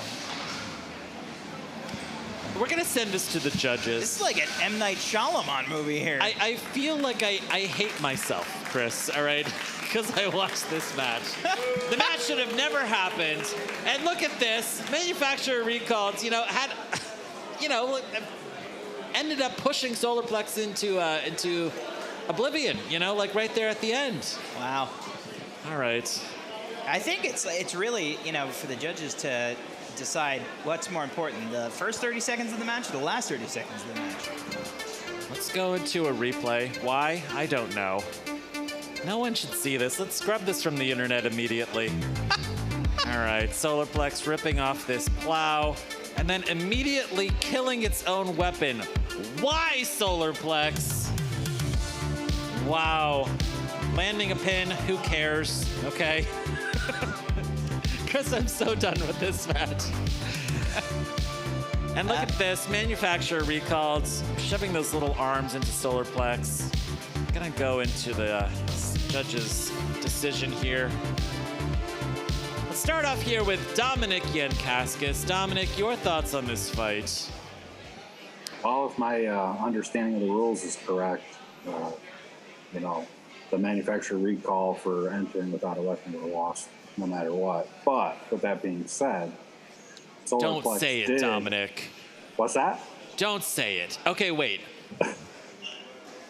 That's my understanding, but it doesn't matter. We're judging the fight we were given. So, with that being said, Solarplex did dismantle the weapon before their weapon went down. Okay. So, more or less on that alone and the exchanges that happen, I'm giving it to Solarplex. Thank God. Okay, Brad, your thoughts? Yeah, I mean, the little bit of control, I kind of, head towards Solarplex, so I'm going to go ahead and have to recall, manufacturer recall, and give it to Solarplex. All right, there is justice in this world. Andrew, your thoughts? I'm glad I'm not splitting any ties because I'm going with Solarplex as well. I actually had it split, though, point-wise, 9 Solarplex, 8 manufactured. Wow. The only reason that they got a little more damage or a little more aggression on Solarplex is that they actively use their weapon to damage manufactured's wedge as opposed to a belt popping off. So, yeah, just erase this fight, cancel the stream. Those belts are good. Don't talk bad about those belts. Brad, have you ever had belts have won success? competitions. Have you ever had success with those belts, Brad? I have had success, and we've won competitions with those. Recent success, Application. Oh, digging deep. Digging deep. Yeah. Ooh. Yeah, you replaced those. Few years. Brad. I know. A few years. There you go. Yeah, you're not The running them winner anymore. is Okay. Solarplex. All right. We're going to advance Solarplex in the elimination bracket. Call me crazy. I don't have strong feelings about that match, Luke. Next in Yeah. cage Okay, 3, good. Inside Job versus Jack Move. Okay. We've got good SME matchup captain here. Joe Fabiani facing off against Jack Move and the Davis family. We've got the crusher of 8, Inside Job. 7, 6, That is a 5, gorgeous, 4, aggressive robot. 3, 2, 1. Fight, robots, fight. Wow, great speed right out of the box from Inside Job, taking it straight to their mini-bot. No, that's not the mini-bot. That is the main bot. They've renamed it Jack in the Box. What is happening? We can see the little green robot. That's the mini-bot of Bug. Uh-oh. Uh-oh. It's got a hold of that in the hub motor. box. Look at this thing, Chris. They've modified Jack Move. I And love it. Joe has got his beak right into that weapon. What a incredible. What a clever defense against a crusher. It is very smart. They became a Borg. That is great. All right, the weapon on Jack in the Box is back running. Jack in the Box will assimilate. This is a very... Oh! Joe Fabiani found the seam in Jack in the Box. Wow, that was a 1 in a million shot. There we go, Joe. Oh. That's right on one of those belts, it looks like. Yeah, is that the crush? Are we seeing it? That slow, excruciating crush onto the weapon of Jack in the Box. That looks like it's in there. Oh! Whoa! He's lifting Jack in the Box! You gotta love that! Wow! Picking up those wheels off the ground, Joe Fabiani has done it! Let's go, Joe! Wow. That's pretty impressive. That is amazing. Now, here's my favorite thing. Unless they go in and pause this match, the only way that Joe can get out is to crush back down. Yeah, true. Amazing. It sounds like they're gonna actually pause the match for an unstick. All right. Now, one of my favorite things is to watch an unstick live. There is so much intrigue and danger in it. I don't know why they cut these unsticks on other, competitions. We are going to see it. This is going to be great. Now, I wonder if they're going to have to go in with vice grips and try and pull out the beak on Inside Job. You need like a melon baller to like scoop in there and try to get it out. I don't know. Yeah, I don't think you can do it with your hands here. We might. Look at that. Oh, that's so gross. Oh, it's so gross. If you have kids in the audience, shield their eyes. Oh! What is going on? I feel like I'm watching a murder scene. I think they've practically fused together. Yeah, that can sometimes happen. Oh, here we go. All right, the unstick is good. The box is locked back up. See how many seconds we have left on this clock. I think we are very close to the end of this match. This one will very likely go to the judges.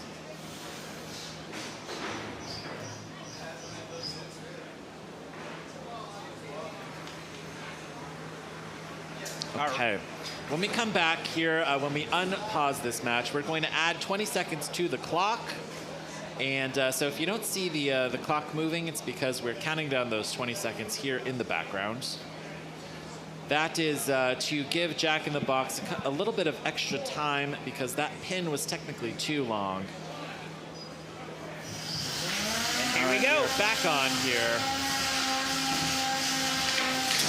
These He's 20 seconds here free. Wow, Joe's done it once again. Successfully going straight into that box. Finding the little hole in the box there, Chris. Of which there are not many. All right, 20 seconds is down. The clock is back. 50 seconds left in this fight.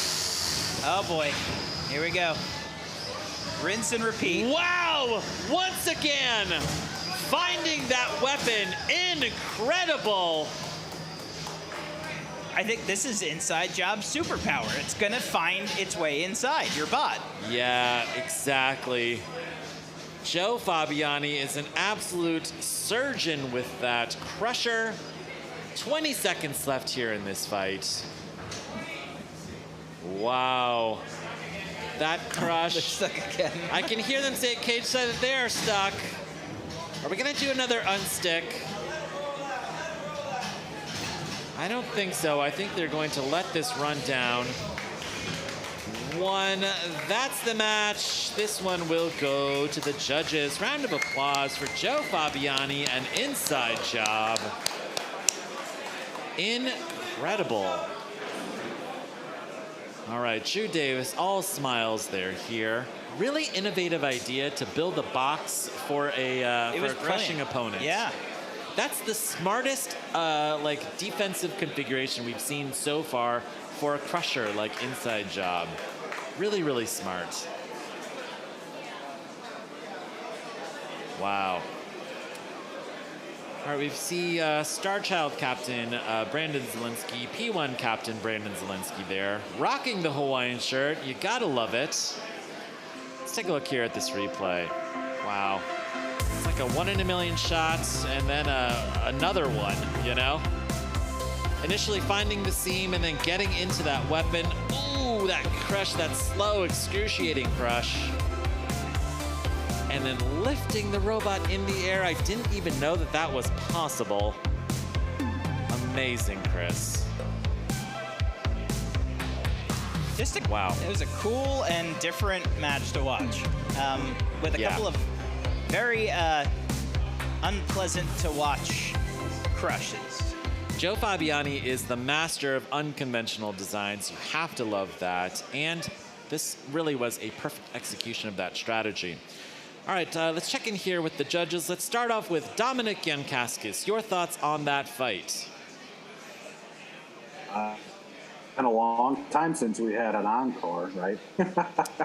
No, yeah, that's true. It's one of those things. There was some back and forth, but in the end, inside job won it with control for me.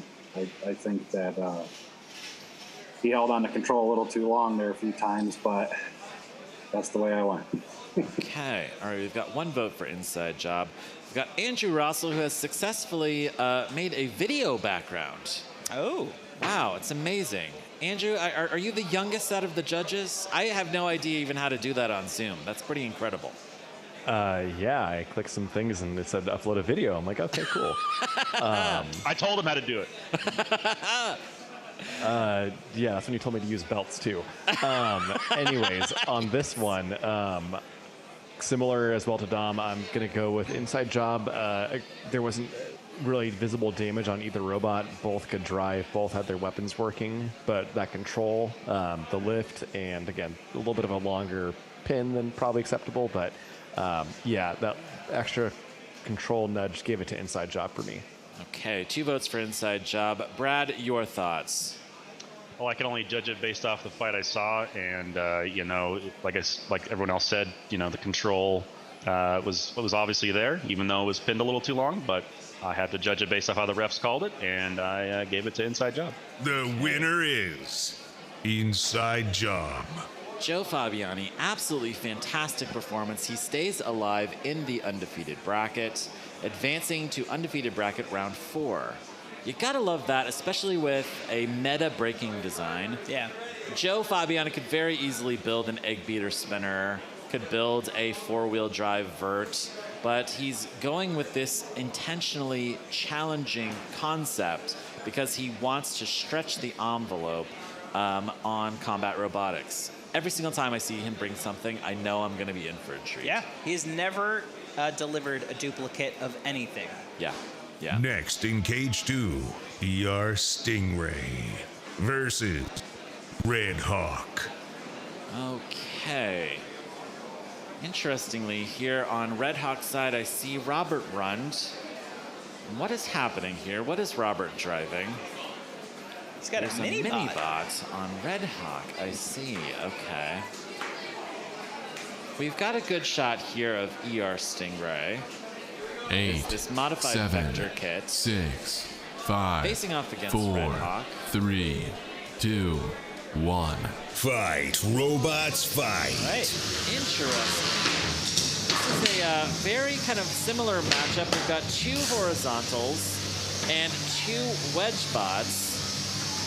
And Red Hawk finds itself immediately tipped up against the rail. Now, did Robert Rund start his minibot upside down, or did that happen? The minibot is named Timmy. Aw. Here we go. Ooh. All right, good pin from Timmy on the other minibot. Red Hawk is back on its feet. Stingray. There goes a wheel. Oh no. Who'd it come off of? I think that may have come off of one of the no? Yeah, maybe one of the mini-bots. I think perhaps the mini-bot from Red Hawk. Both mini-bots seem to have taken some damage, so now we have these 2 horizontal spinners going at it. Stingray has successfully killed the weapon on Red Hawk. Red Hawk, one of our most reliable builders here. He's competed at every single competition except May from the last year and a half, and has been getting better and better, advancing to the championship last year. This is a good pin here from Red Hawk on Stingray. Now the referee is telling them to back off of Stingray. Oh, Timmy's looking sad. Yeah. Okay, 75 seconds left here in this fight. Stingray still landing some good hits on Red Hawk, but Red Hawk really is dominating in control and driving. Now there's a pin. Another good pin. Here we go.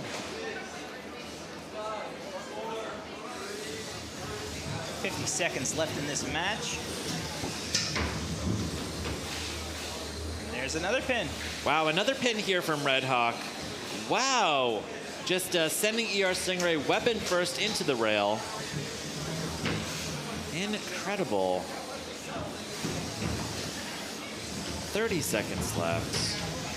Gotta wonder if this is going to ultimately come down to control. Has Stingray showed enough control to take home this win? Is the weapon on Stingray down? I think it might be. Wow. All right, another pin from Red Hawk. Incredible. This one will go to the judges as we enter the last 10 seconds of this match. Very destructive, great driving. Wow, this one is tough to call. Oh, a little awkward 3-way high five. They're gonna drive home and think about that high five later, all right? Yeah. That'll happen. Okay, wow, good fight here from 2 very similarly shaped robots. And Red Hawk showing off why he's an incredible driver. He has so much experience here in these boxes. He's fought at easily 25, 30 matches in the last year and a half, showing great pins on Stingray. Now, Stingray had better weapon reliability. The weapon ran longer. Stingray killing Timmy, the mini-bot from Red Hawk, but ultimately found himself shoved up against the rail an awful lot. You gotta wonder how the judges are going to see this. Let's start off here with Andrew. Andrew, your thoughts on this fight? Yeah, that's pretty close, and it looks like we have some judges' scores coming in. Based on what I saw, Red Hawk was able to really gain some control points, putting Stingray into the wall, and while Stingray I did award more damage points to, I am going with Red Hawk to win this fight. Okay, we've got 1 vote for Red Hawk. Brad, I can see Timmy from South Park back there. And Yes, sir. yeah, I wonder if that is going to give an indication of how you're voting here. No, not at all, really. I just feel bad that Timmy died in such a horrific way. But it was pretty close for me. You know, I wasn't sure if ER Stingray, its weapon kind of died at the end there. Yeah. That kind of brought it back. But Timmy completely dying and Red Hawk, with Red Hawk, and then ER's mini-bot still kind of functioning, gave the damage swing, and by like 1 point, ER Stingray was who I picked to win. Okay, we have a split judges decision. Dominic is so happy he's going to break this tie. Dominic, who is the winner? Oh, it was definitely back and forth from both, weapon activity standpoint with ER Stingray making the hits and then Red Hawk, pinning them. And it all came down to 1 point for me. And personally, it was if ER Stingray's weapon wouldn't have gone down, it might have gone to him, but I gave it to Red Hawk. The winner is Red Hawk. Amazing. All right, Red Hawk winning a very narrow judge's decision. Let's check in here with Allie. All right, I have ER Stingray, but of course they're great sports, so they're giving Red Hawk a high five. The first thing you said to me is, it didn't catch on fire. So that's always good. Still moving. This is the real machine. All right, let's talk to you then. What do you think it really came down to that could have maybe pulled off the win for you another day? Not getting pinned. Good answer. I'm not sure the weapon's working or not. We'll find out when we get back up there, but yeah, not getting pinned as many times. Well, at least you're still moving on, even if it's not in the winner's bracket. So congratulations on a great run and not catching on fire. Not catching on fire and still moving. And we have the famous informal logo here, the mini wedge. Oh, there we go. Creative, I get it now. All right, we will see you guys a little bit later. Thank you. That's a lot of fun. Okay, congratulations there to Red Hawk. Oh, and we see Chris. Chris is walking off, and Lindsay is taking his place. Hello, Lindsay. Oh, hi. Lindsay, this is our first time broadcasting together. That's this is cool. Yeah, that's true. I've done it once before with Chris, but he has other matters to attend to at the moment. So. I saw him carrying a hard hat. What was that? Are they going to put him to work here? No, that wasn't Chris. That was his friend. Oh. Clyde. Clyde. Yeah. They're very similar. One has a mustache, though. You'll see. It'll all make sense in time. Got it. Yeah. Okay. All right, Lindsay. Now I know you've been monitoring the chat. How is the live chat loving the action so far today? Yeah, they have a lot to say. And the thing that always astonishes me is how people tune in from 10 a.m. our time, and then they just stay for as long as it takes. Yeah. Whether they live in the UK, whether they live in California. So the people just stay, and they can't get enough of it. There's been a lot of love for Knockoff White. Yeah. There's been a lot of love for Yab-Nol. I mean, there's just like every time a bot shows up, there's a lot of buzz. I know, especially for the Brazilians, and there are a ton of Brazilians in the chat. Wow, cool. Yeah, every time a Brazilian bot fights, it's like, I don't want to say spamming the chat, but they're just in there, like, going very crazy. Excited. Yeah. Next in cage 4. All right, we're going to go to a big fight here. Versus Ramplan. Wow, Ramplan here. Business Cat. Running Ramplan, a very popular 8, robot. 7. Speaking 6, of a fan 5, favorite, I mean, 4, Ramplan is number 1 3, today, I'd say. 2, 1. That little waggle stick. Robots, fight. Wow, great speed right out of the box from Ramplan, successfully crossing the box, bringing it straight to Smeezes. Smeezes just doesn't have the same speed because it doesn't have conventional locomotion. Instead, Joe Fabiani is running whole saws. And wow, Ramplan successfully getting Smeezes up in the air momentarily. That little waggle stick is quite strong, Lindsay. That is quite the chunky bot next to Ramplan, and it's not even phasing Ramplan at all. Yeah, exactly. Now, I know that Joe Fabiani has had some problems with the reliability of his undercutter. It looks like the undercutter on Smeezes could be down.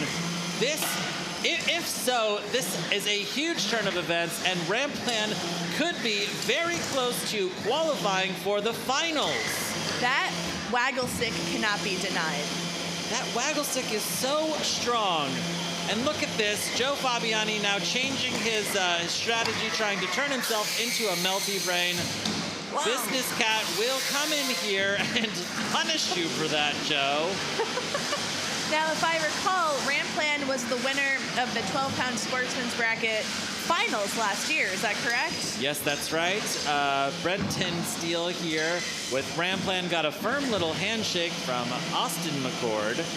That's all you get for winning 12-pound sportsman. He said, maybe I'd like to come back and win some cash. Yeah, he's in it for the money now. The handshake is good if you're on Great British Bake Off, but here at Norwalk Havoc, you want the cash. Yeah, Brendan, he recently graduated from Kent State. I think that he has to start paying back those student loans. So he's going to do it $1,000 at a time here in 12-pound full combat. Look at that! The little waggle stick has gone through the body of Smeezus. Oh, that's disturbing.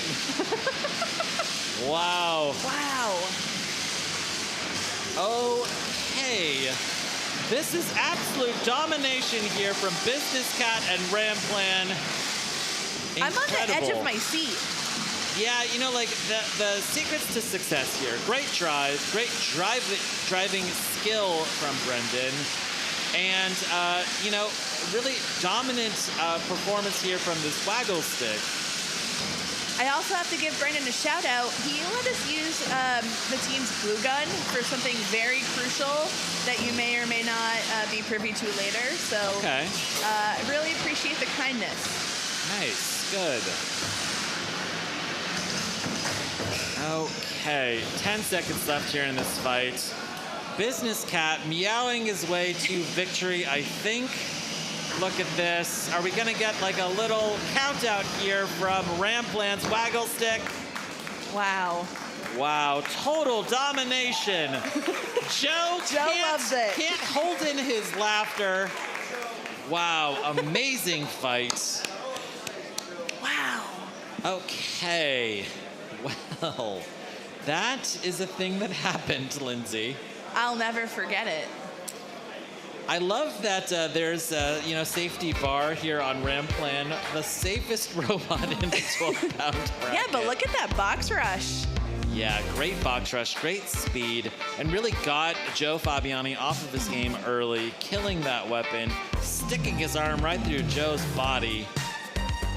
And, you know, when you think about Inside Job and how Joe is so precise with his crusher, that is how precise Ramplan is with its waggle stick. Yeah, absolutely. Okay, we're going to go here to the judges. I think that this is going to be a fast one. Maybe we could just do hands. What do you think? Brad, I really appreciate the background. That's nice. I'm very deep in thought. All right, are we going to do just a round of hands here for Ramplan? Ramplan, Andrew? Follow the plan. All right, follow the plan, and the plan is to Ram. All right, Ramplan with the unanimous judges' decision, advancing here in the undefeated bracket. Thank you so much, judges. Wow. All right, I see that we're loaded into cage 3. Here we go. But first, let's check in with Allie. Hello, Allie. To Ram. I'm sorry. I should have touched you.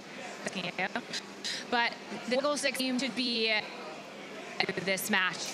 Yeah, it's doing the business. It is so impressive. It's flipping.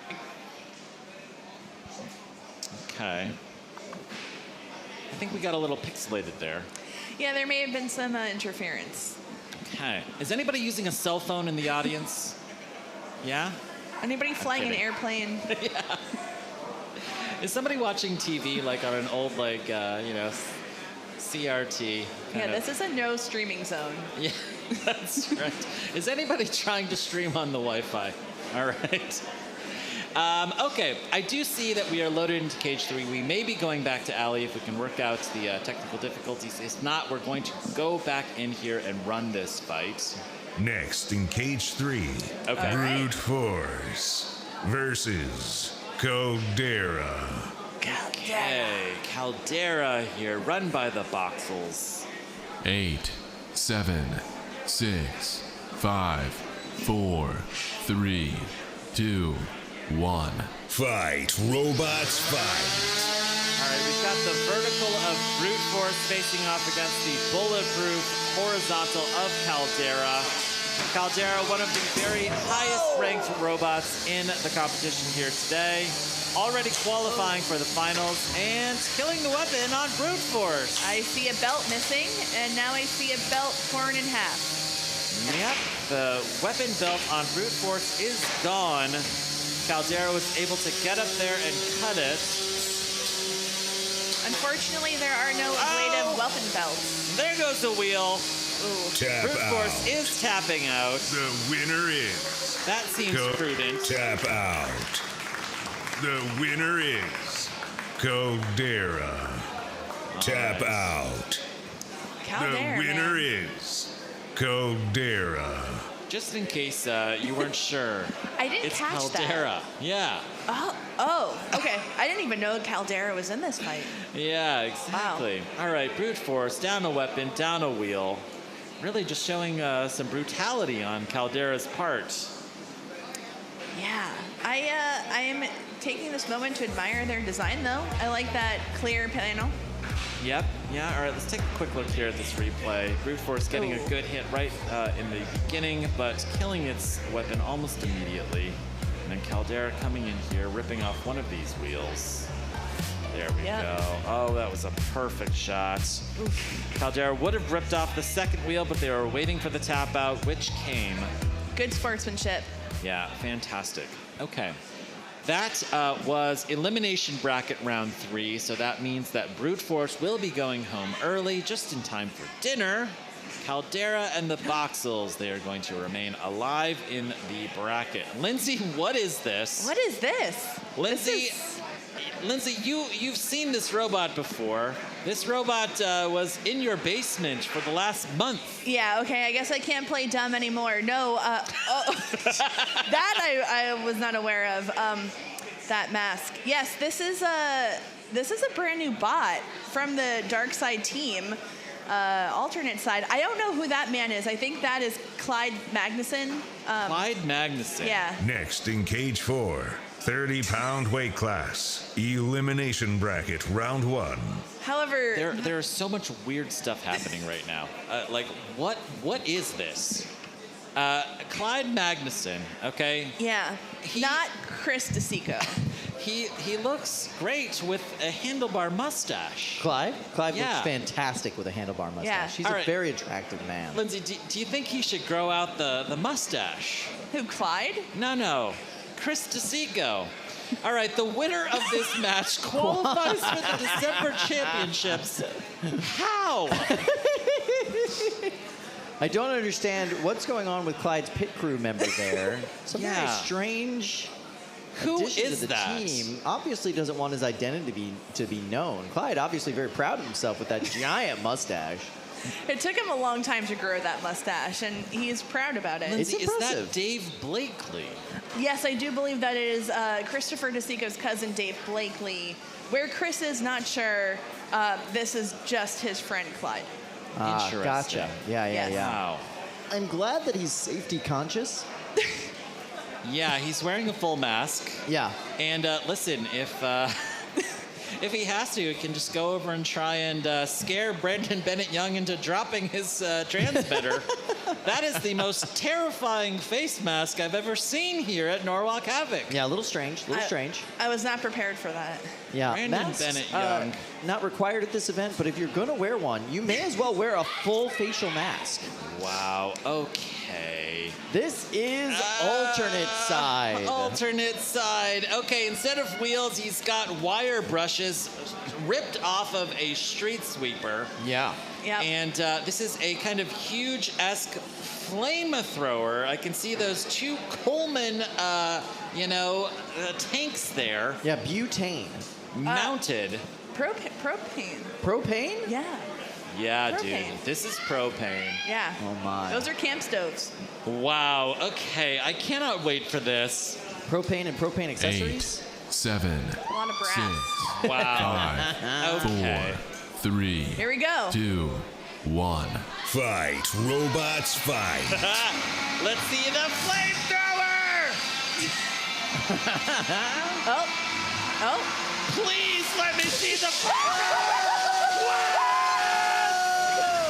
Oh my God, Phenomenon ripping up one of those propane tanks. He's now gone freewheeling in the box. He's going for that second one. Oh.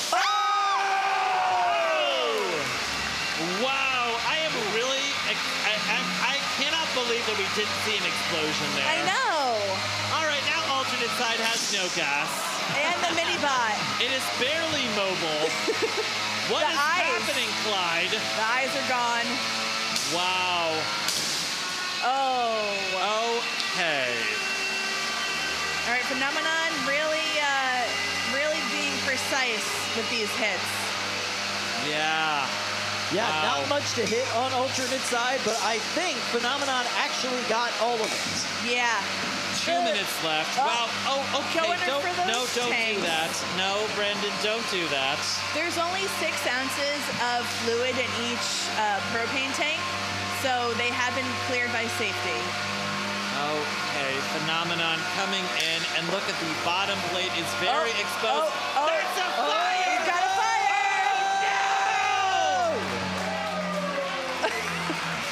Is that contained fire? Is that controlled fire? Or is that something from inside of the Nothing robot? about that looks contained or controlled.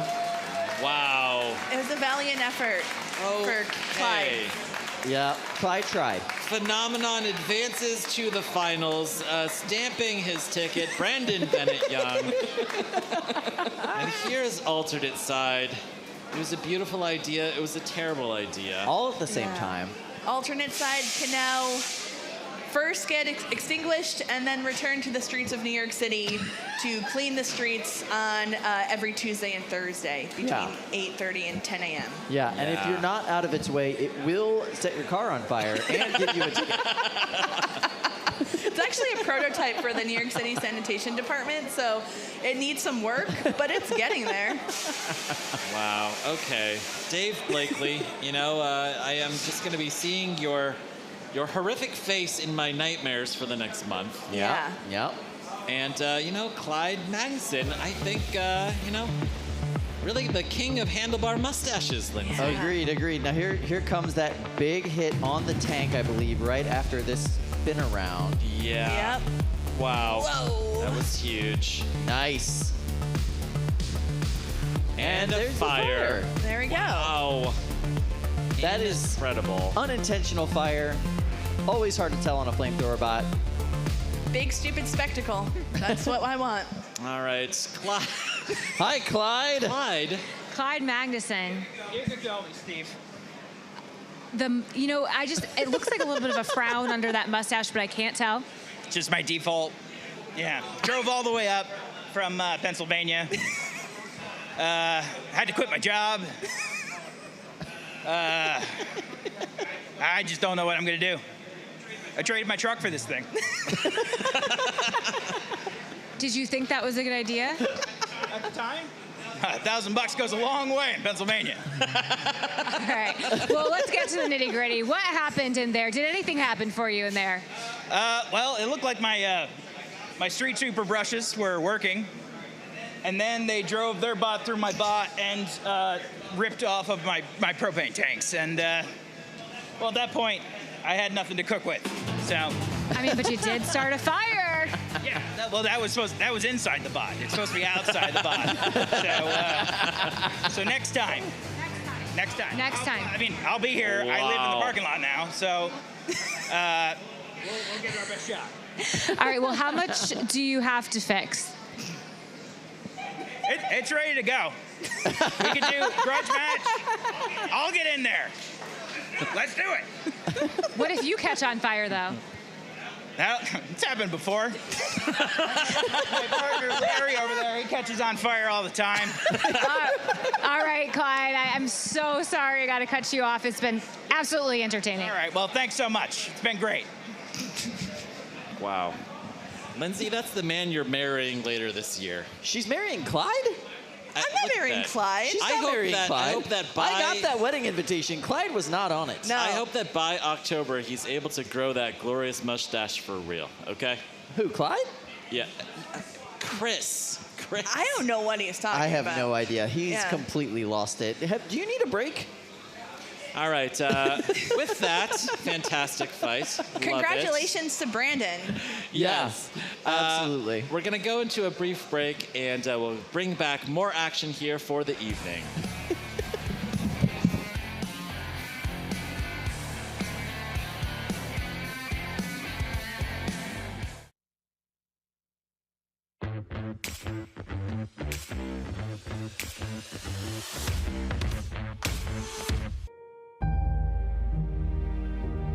The beauty, the grace, the absolute brutality of this hit.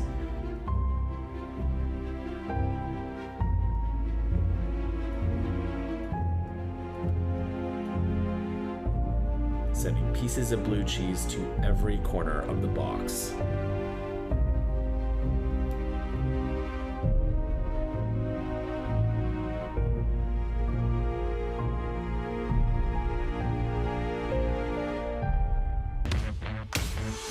Now this is going to be the toughest test of Zenith so far today. Rookie bot and rookie builder. 8, 7, facing off against 6, Omnivore. 5, 4. Undefeated 3, round 3 of the 3-pound division. 1. Fight, robots, fight. Oh my God! The winner is Omnivore. If you blinked, you missed it. Look, here we go. Zenith coming in for that hit. Whoa! And that's the whole right side of the body, just completely sheared off the robot. Okay. Robots, Wumpus, of fight. course, is a shell spinner. And Shifty is a swerve drive. Swerve drive means that the wheels inside of Shifty are able to independently move in whatever direction. Okay, good spin up here from the Wumpus. You're looking for that totally... Oh! That is a tap out! Wow. The Wumpus has lost its shell. I know that he's new into, beetle weights, but I think Aaron Hill might be a builder to watch here today. Yeah, and by the way, any bot with eyes on it, adorable. Look at Shifty. He's so cute. Immediately 2 points for intimidation right there. Absolutely. Look at that. Wow, just a complete decapitation. Yeah, you gotta love that. This is a brand new 3-pound version of their much beloved 12-pounder. Oh, wow. I wasn't gonna say anything, but I did hear there was a strategy meeting between these two teams. Early on, they said, let's work together for this first half. Ben, oh, no, Ben! Wow. Milk Tankette's just dominating here. Oh! You were supposed to work together, Milk Tankette, not drop the glitter bomb on them. All right, wait. Oh, no! Oh, no! Yes! Oh, this is a betrayal if I've ever seen one. These two teams worked together. They coordinated before this fight. They said, for the first minute of the fight, let's just team up on Brett the Brick. We're going to try to turn Brett the Brick off. And Milk Tankette worked with Quarrel Tank for just a second, but then immediately turned on them, dropping a glitter bomb inside the bot, and now trying to set them on fire. This is incredible. I love a flame bot, Kyle. This is a heel turn for Milk Tankette if I've ever seen one. Wow. I love it. That might have just been a jump start from Tale of Three Hams. I think so. I think this is like watching the slowest car crash ever. This is the worst robot I've ever seen in my life, Chris. Like, look at this thing. Can someone just get an axe? I don't even think that this is traditional bristle drive. Like, I think that these are actual walking legs. Look at that. It is wild to me that the builder of Silent Spring has built 1/3 of this monstrosity, Chris? It's working. I love this robot. Hype Train is finding himself in a very dangerous corner right now. This is this. Look what is happening. Okay, Tale of Three Hams has successfully, slowly, over the course of 90 seconds, successfully crossed the box, then pushed Hype Train into the corner. That is control. That is slow control. Angel, you're Hype off Train. the team, Angel. I can't believe it. Angel has 4 wheels. He should be very mobile. Is this his first time getting around to the back of the robot? Perhaps. Angel, 45 seconds left. Come on. Here we go. No! You've heard of robots that can turn on a dime. Tale of Three Hams can turn on about $150. 30 seconds left. Yeah, I think Angel might be getting demoted on the team. Look at this. Okay, finally, we've seen a little bit of control in the last 19 seconds here in this fight. Angel could have been doing this for the last 3 minutes. There we go. 10 seconds. 7, 6, 5, 4, 3, 2, 1. That's the match. Turn off your weapons.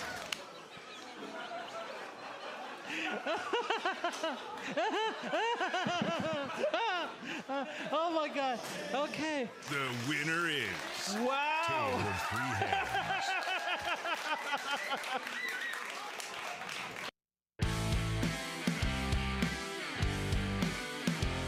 Coral Tie versus Milk Tankette. Yeah. All right, we've got Curl Tie builder here, Ben Hassan. He's flown here 8, all the way from 7, the UK, 6, making his Norwalk 5, Havoc debut. This is our 4, first time that we've had a 3, British builder 2, 1. here stateside, Fight, robots, competing in Norwalk, up against Milk Tank. This is a brand new 3-pound version of their much beloved 12-pounder. Oh, wow. I wasn't going to say anything, but I did hear there was a strategy meeting between these two teams. Early on, they said, let's work together for this first half. Ben, oh, you lost one Ben! of your wheels. Wow. Milk Tankette's just dominating here. Oh! You were supposed to work together, Milk Tankette, not drop the glitter bomb on them. All right, wait. Oh, no! Oh, no! Yes! Oh, this is a betrayal if I've ever seen one. These two teams worked together. They coordinated before this fight. They said for the first minute of the fight, let's just team up on Brett the Brick. We're going to try to turn Brett the Brick off. And Milk Tankette with Quarreltay for just a second, but then immediately turned on them, dropping a glitter bomb inside the bot, and now trying to set them on fire. This is incredible. I love a flame bot, Kyle. This is a heel turn for Milk Tankette if I've ever seen one. Wow. I love it. This is a dominant design, Kyle. I think that Milk Tankette is winning this. 90 seconds left. Oh my, peeled up a piece of that side plastic there. I do have to say I'm a little concerned that this looks like it may be uncontained, uncontrolled fire, you know? It's as controlled as anything that Milk Tank does. Good pin here. Okay. Ben down a wheel with his waggle stick here. Being counted out. Ben, welcome to the US, bro. This is great. Ben is one of the founders of Bugglebots in the UK. Absolutely, prolific builder over there. And narrowly escaping the count out here, showing just enough controlled motion to keep this fight alive. Milk Tankette successfully pushing its opponent there up against the house bot. And Ashley there is transfixed by the performance. Incredible. 30 seconds left. It looks like all of their gas is gone. All that Milk Tank Cat really needs to do is just stay mobile here. Wow, this is actually quite a bit closer than you think. 10 seconds left. It looks like both of them have escaped the count-out. Incredible. This one will go to the judges. I see a little bit of smoke. Yeah, I'm not sure which bot that came out of, honestly. The angle from the camera there was a little deceptive. And that is the end of the match. Wow, flamethrower. Flamethrower and glitter inside the bot. And by the way, glitter is not healthy inside your robot. That's not what you want in there. No, yeah, don't breathe in glitter at all. All right, we're gonna go into a replay here. They popped the glitter balloon off the back, and look at that surprise! It's a flamethrower. You think a cow would hate a barbecue, but no, they love the fire. Yeah, all about the fire. I'm very proud of him. That was great. Now we're gonna go to the judges' decision. I don't want to sway them, but you know, I am wearing the Milk Tank outfit here. You didn't have to sway them. Boom, boom, boom. It is a unanimous judges' decision. Incredible. The winner is Milk Tank Cat. That's what tweet.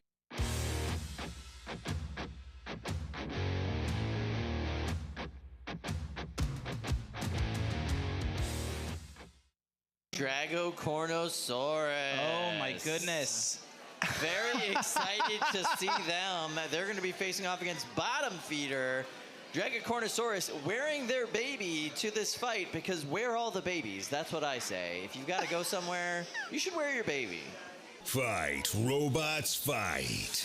But we will see if Dragocornosaurus is actually able to use that weapon, which is a pretty spectacular rocket engine out of the mouth of that. Is it the dragon? Is it the saurus? Is it the unicorn? Oh my God! Oh no! Is that the rocket? Oh no!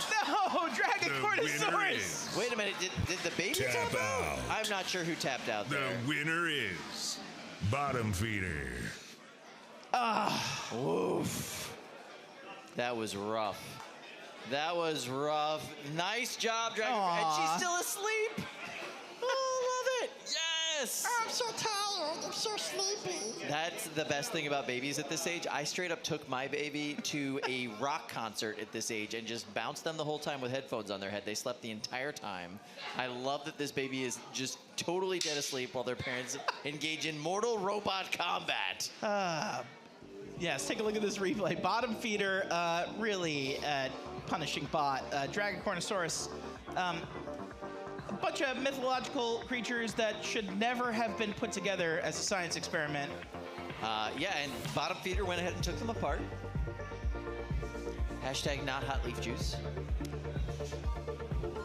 Oh, wow.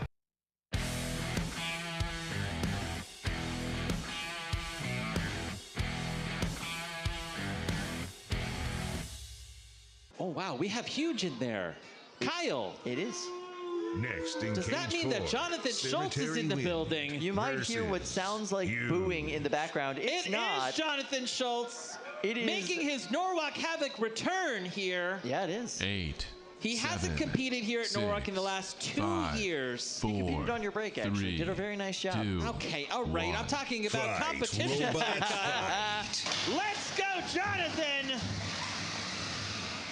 So what we just saw there was the very rare Huge box rush, where they rushed in on Cemetery Wind to prevent that weapon from spinning up. Horizontals, traditionally not great for Huge.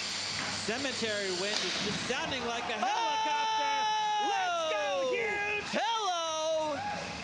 But it looks like the weapon belt on Huge is hanging loose. Yeah, absolutely. But it also looks like Fluffy might have a difficult time unsticking Cemetery Wind in that corner. I'm not sure if they'll be able to. Wow. Huge. A little worse for the wear after that fight, but victorious! Absolutely! I cannot believe it! Huge!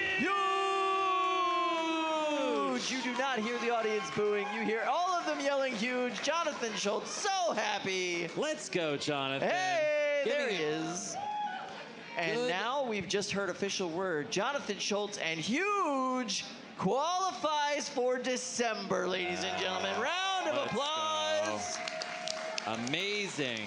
Win 2 fights and go home. That's what Jonathan told me when I talked to him earlier today. He's like, look, man, I'm exhausted. All I want to do is win 2 fights and go home. Jonathan, you did it.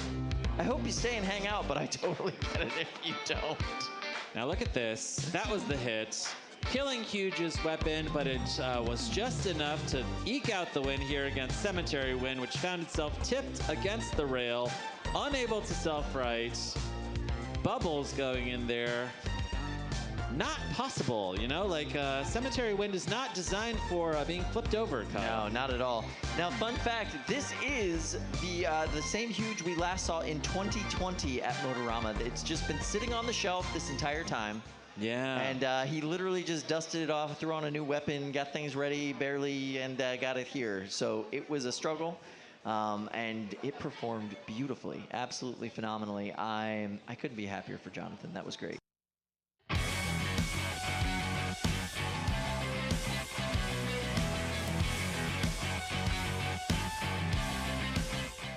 This is rookie Aaron Hill. Never built a Beetle before. Never built a Beetle before. I do hear that he is had some success at First Robotics, so I think maybe this is perhaps a bot to watch. First is a really good place to kind of get some groundings and learn the basics before you come do combat robotics. So this is great. This is really good. They like kind of teach you about, you know, the Wumpus. Teach you about teamwork, you know. 7. Now the Wumpus 6, looks so much heavier than 3 pounds, but from what I understand, it did come in at weight. 2, 1. Fight, robots, Wumpus, of course, is a shell spinner, and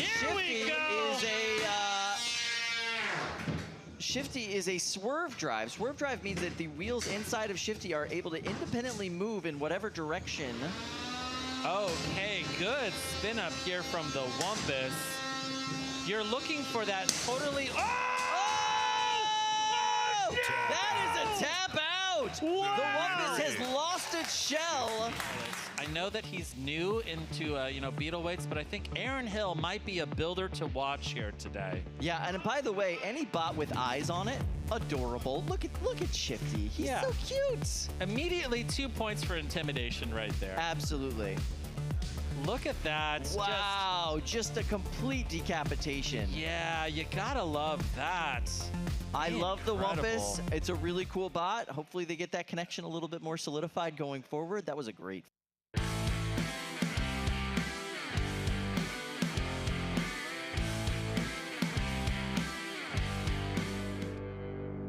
Now this is going to be the toughest test of Zenith so far today. Rookie bot and rookie builder. 8, 7. Facing off against 6, Omnivore. 5, 4. Undefeated 3, round 3 of the 3-pound division. 1. Fight, robots, fight. Oh my God! The winner is Omnivore. So it turns out Omnivore can hit hard. Wow! If you blinked, you missed it. And look, here we go. Zenith coming in for that hit. Whoa! And that's the whole right side of the body, just completely sheared off the robot. Okay. Well, there you go. Fight, robots, fight.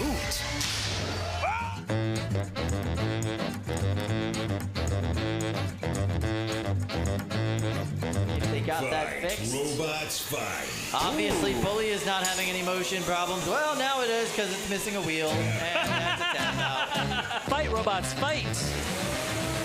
Whoa, that's not good. Potentially going to fail, having a little failure to launch, and that's a tap out. 8, 7. Facing off against 6, Omnivore. 5, 4. Undefeated 3, round 3 of the 3-pound division. 1. Fight, robots, fight. Round 3 of the 3-pound division. 1.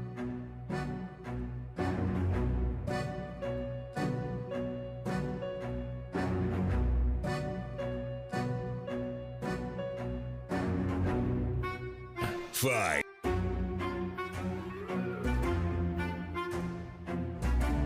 Robots, fight.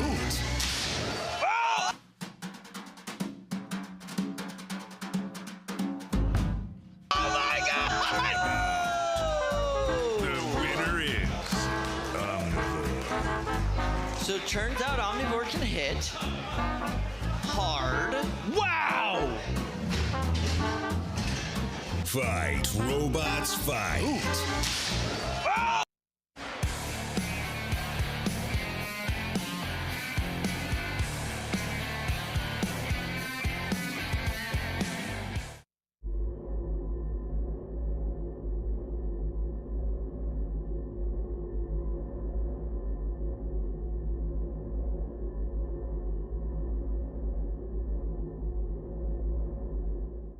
Whole 2 or 3 teams out there. No. What's oh happening? no, Kyle! Bananas!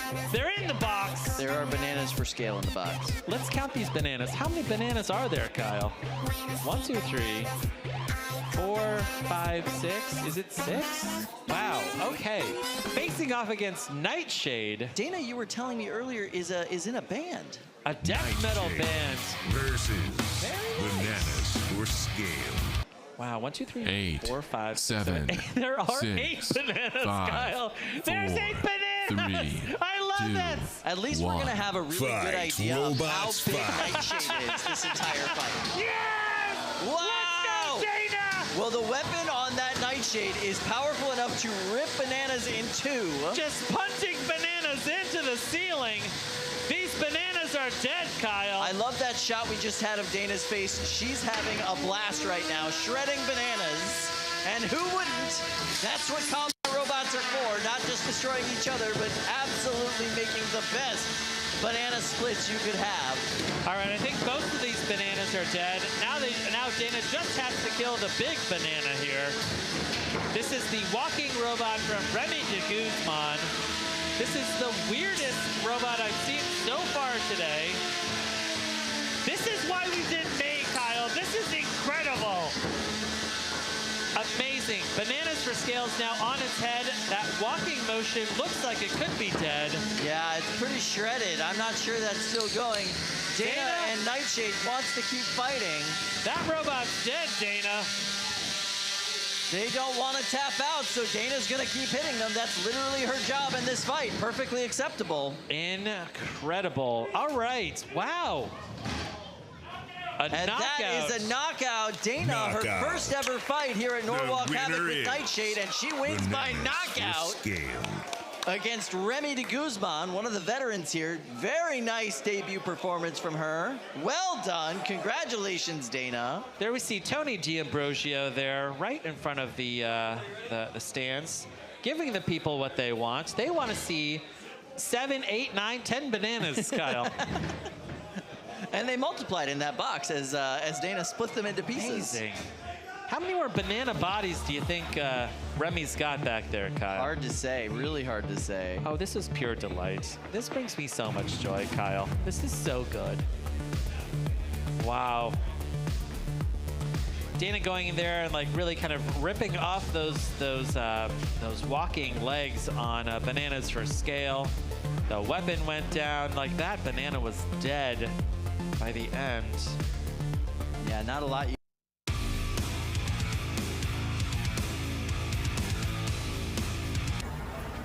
Ooh, that sugar sweet, you got what I need. Sipping on the potion, all that good emotion, just my kind of heat.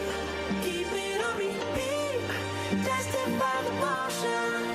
This is the NHRL. Live it up, sweet emotion.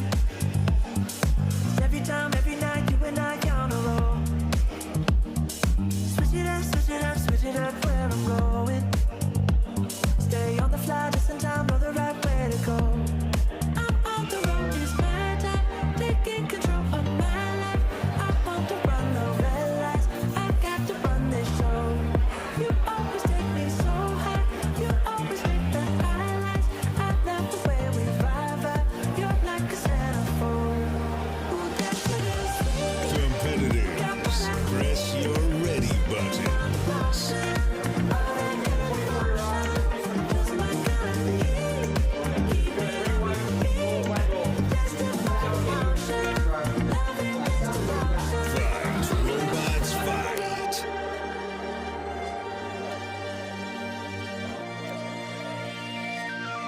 Encore. All I want is satisfaction. Make a move, baby, you got nothing to lose. Give me that good reaction. Gonna make it right, little like I never that thing before. I'm on the happiest man. And Jade is run by Northwestern Combat Robotics. Wow, that was Jade. Tap out. Exploded that one. I don't know what I'm seeing. Could be no bug.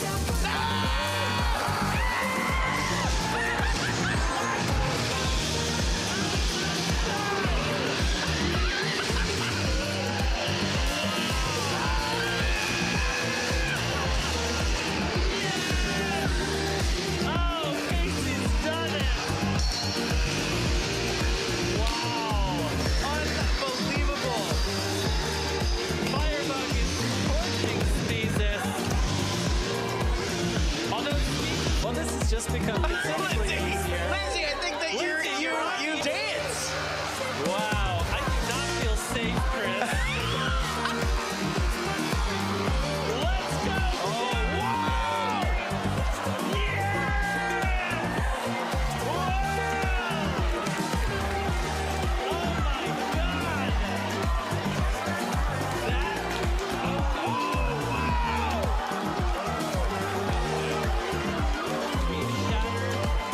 The side of the big box. Okay. Smells like bad decisions. All right. Okay. Ready? Yeah, bottoms up. Yeah, here we go. Let's do this. 2, 1.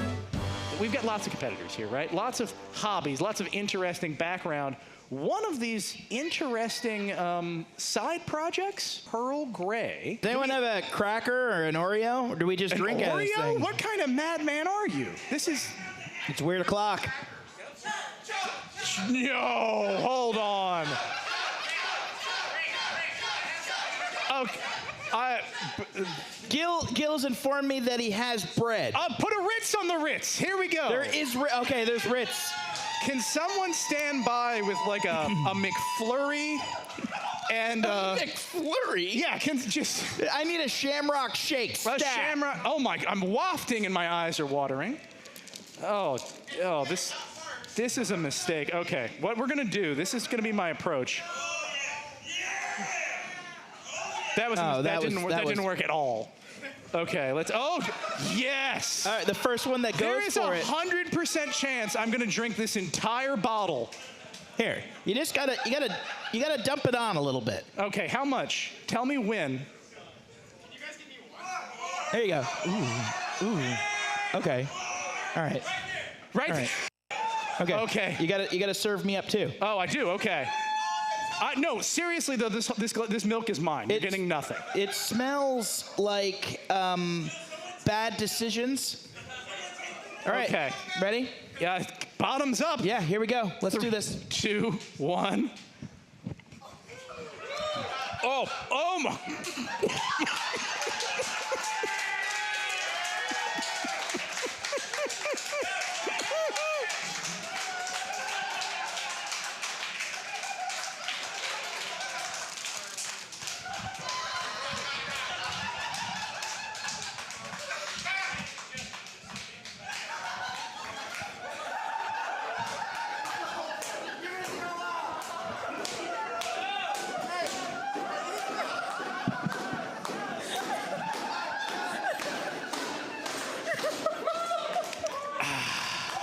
Did you check the expiration on that milk? Oh God, it was 1974. Oh my God. What sick devil out there said, do it again? No, I won't. Correct. Wow. Oh my God. That was a lot. Yeah. Ooh. Lordy. I will say, the flavor. You're covered in this stuff. It's on your hands. Ooh. I like the technique, Ricky. You just open up the passage, you let the milk go. That's 1%. Yeah. Frankly, I'm a hole man myself. That is actually slowed down. Yeah. It was gone in 3 gulps. There's me checking the date. Yeah. That, without exaggeration, was the hottest thing I've ever eaten. Oh, there it goes. All right. Yeah. Okay. Moments ago. Yeah. You see that? I know when the sauce hit your throat. Yeah. That was it. Yeah. I thought about it. You didn't even. No, the time between when I put that in my mouth and I opened it felt like an eternity. If you had asked me how many years passed between eating that Ritz and drinking that milk, I would have said more than I have been alive. Okay. We have Jim on standby with the Windex and towels and the throw-up bucket. I could really use that CO2 fire extinguisher too, if you want to set that up. Yeah, just immediately into your mouth.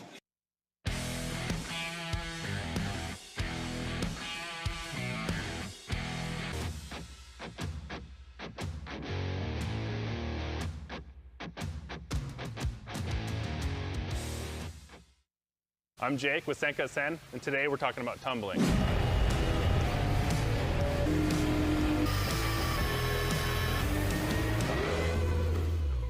For about as long as we've been making parts, there's always those sharp edges that cut you, they don't feel right. So there's different ways to deburr those parts. Some people use files, some people use the tools that you can buy online. A common manufacturing method is tumbling. Tumbling started off with people just throwing rocks in a 5-gallon drum and throwing the parts in there and rolling it down the street. And as that part tumbled around inside with those rocks, it rolled the edges of the part, creating a smoother, softer finish. And so as always, we make things bigger and better. And now today, we have tons of different types of tumblers. But the 2 main different types of tumblers are barrel tumblers and vibratory tumblers. Barrel tumblers are just like they sound. They're a large drum that contains the water, the media, and the part, similar to the 5-gallon buckets that were back in the day. The big thing on those now is that we can control the speed and the intensity of the tumble, as well as control the media that's inside. And as those parts rise and fall, they deburr and soften the parts, just like the 5-gallon buckets. Vibratory tumblers use an eccentric rotating weight in the bottom of them. They vibrate the drum that's containing the media and the water and the parts. The best part about this is that circular motion is safe for even small, fragile parts that might have very specific cuts on them. And that's because there's an equal force on each side of the part as it's going through. So you don't have to worry about bending the part or anything. There's a lot of different medias out there nowadays. Some people use plastics, ceramics, some people use corn for polishing. At Senka Sen, we typically use ceramic media, and that's because ceramic media is self-cleaning, creates a consistent result, and it's easy to find. We use different types of lubricant that we mix with the water, and it's mostly for lubricating the media and the parts, making sure that we don't end up with like dusty stuff in there. It's important to know that as these parts are deburred, they're not always super consistent. Additional deburring might be needed to meet your expectations on surface finish. Customers should expect a slightly softened edge, but not necessarily rounded. Here at Senka Sen, we do tumble every order that meets our specs upon your request. Thanks for watching. Stay tuned for more.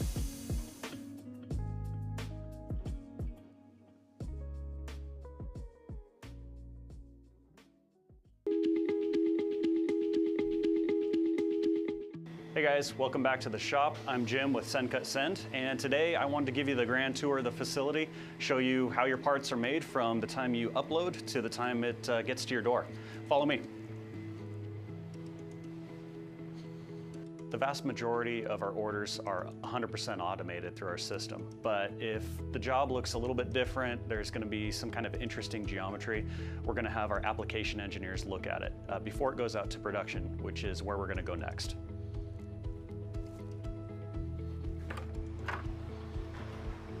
So after your order's been verified by our software or our application engineers, it comes out here to the laser processing area.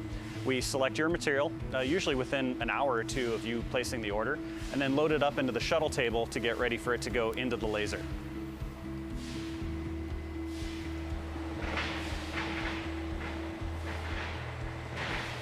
So after your material is loaded, the only thing we have left to do is hit start on the program.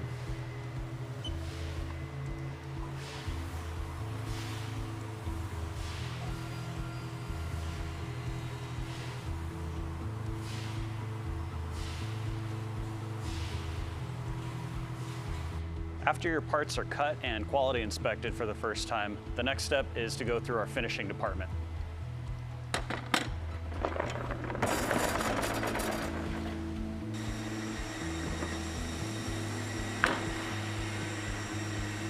I can't show you our entire finishing process since some of it's proprietary, but the first part is to go through our brushing machine to remove any dross or minor scratches on your parts.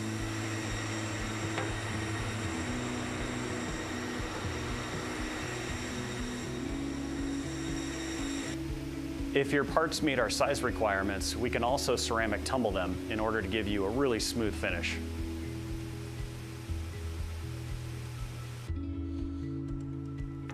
Oh, I'm not really supposed to show you this room quite yet, but we got some big plans. Carbon fiber.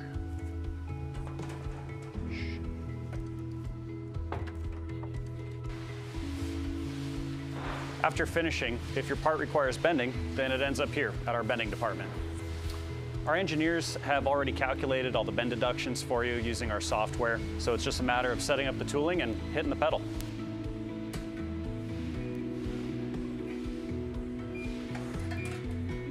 After your parts are all done, packaged up, ready to go, we put them in a box and put a FedEx 2-day label on them. They're at your house in a couple days. So that's about it, from drawing to finished part in a couple hours, and then to your door in a couple days. If you have any questions, feel free to check out our website, sendcutsend.com, or email us, support@sendcutsend.com. Thanks.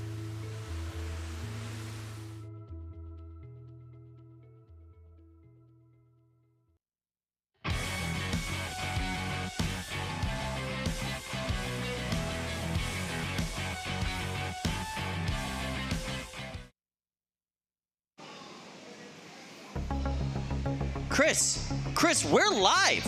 We're live. We're live right now in the evening session of Norwalk Havoc, day one of the Summer July Festival.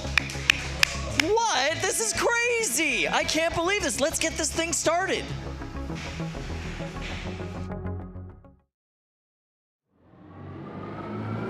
Hammer saw action at the 3-pound weight class. You got it right. This fire looks incredible. It's me. Fantastic, son. You're like, It's shaving the battery. Oh my. oh, I love What's happening? Totally. Onto his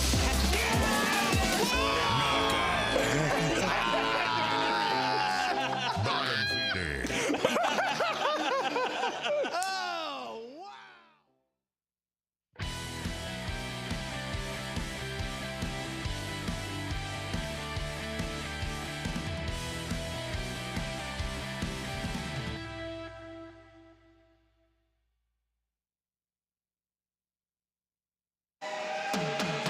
Hi, hello, welcome to the evening session of the Summer Bot Festival 2022 here at Norwalk Havoc Robot League. It is a beautiful day here in Norwalk, Connecticut.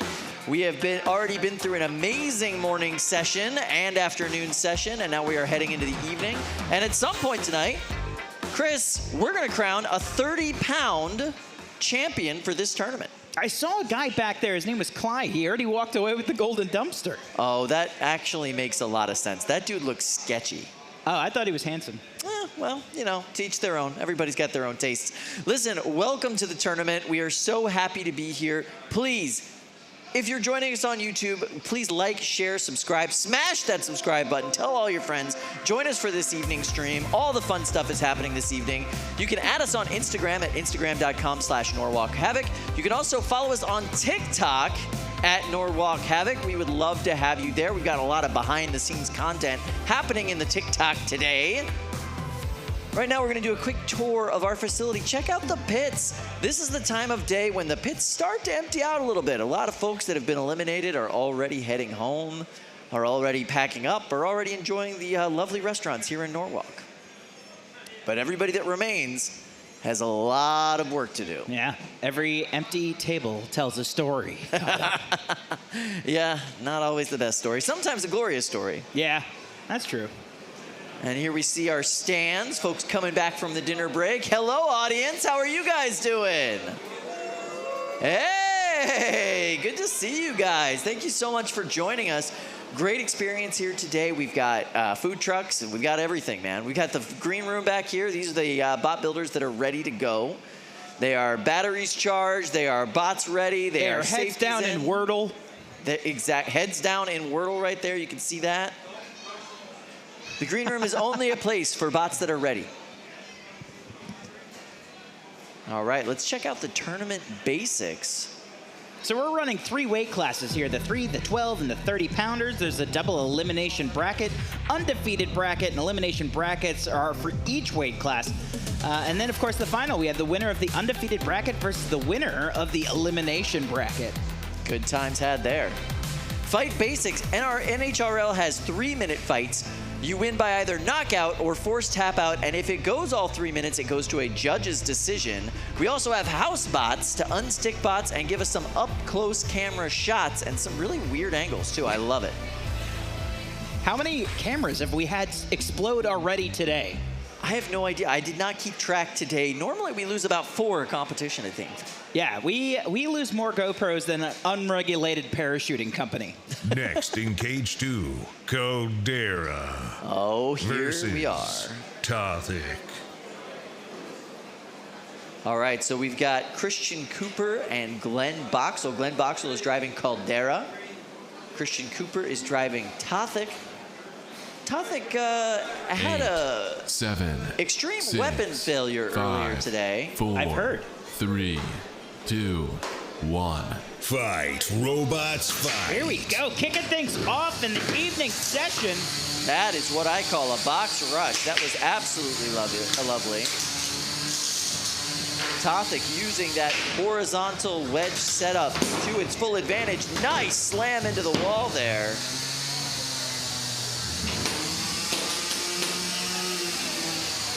Now this very, very tanky little wedge bot is a big part of Caldera's new strategy for this particular tournament. Wow. Oh. The idea is, of course, to pin their opponents, to give Caldera time enough to spin up and come in and take massive hits on their side armor, on their wheels. Beautiful. Tothic doing a great job controlling this fight, being super aggressive, running Caldera's weapon into the wall, into the glass, into the side rails. Yeah, that Scooby pan wedge, or whatever you want to call it. It does the trick. Oh, boy. No, Tothic now upside down. Doesn't look like they're able to operate that arm, the hammer of that arm, to get themselves self-righted. And what's going on with Caldera? Are they going to get an unstick? What's going on here? There's supposed to be an unstick. We're going to have to pause this match. It seems as though Bert is unable to function at this moment. Sleeping Bert. AKA, no one charged the batteries at the dinner break. Sleeping Bert, perhaps, you know, the most highly frowned upon Disney movie. So there we go. Tothic gets their one unstick, this time by a house bot. Whoa, close that. There is some kind of mechanical issue going on with maybe multiple bots in this box. Caldera, that was Caldera. Just for some reason, the weapon fired up there. The quick reaction time of our referee closing that door right as soon as he heard that noise. And of course, here we have the adamantium broom that often comes in for an unstick. Yeah, safety broom. Okay, so there we go. Now we have both bots on their wheels. There was one unstick given to Tothic. They will have no more unsticks in this match. If they get flipped over again, this match is over. Caldera still has an unstick if they need it. And this match continues.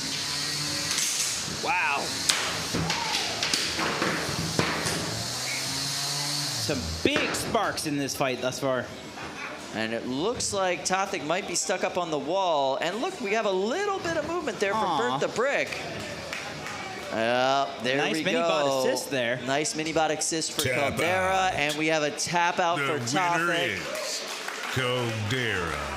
All right. So there we go. Caldera wins. That mini-bot doing a lot of work in that particular match. Caldera fights the greatest challenge or Blackbird.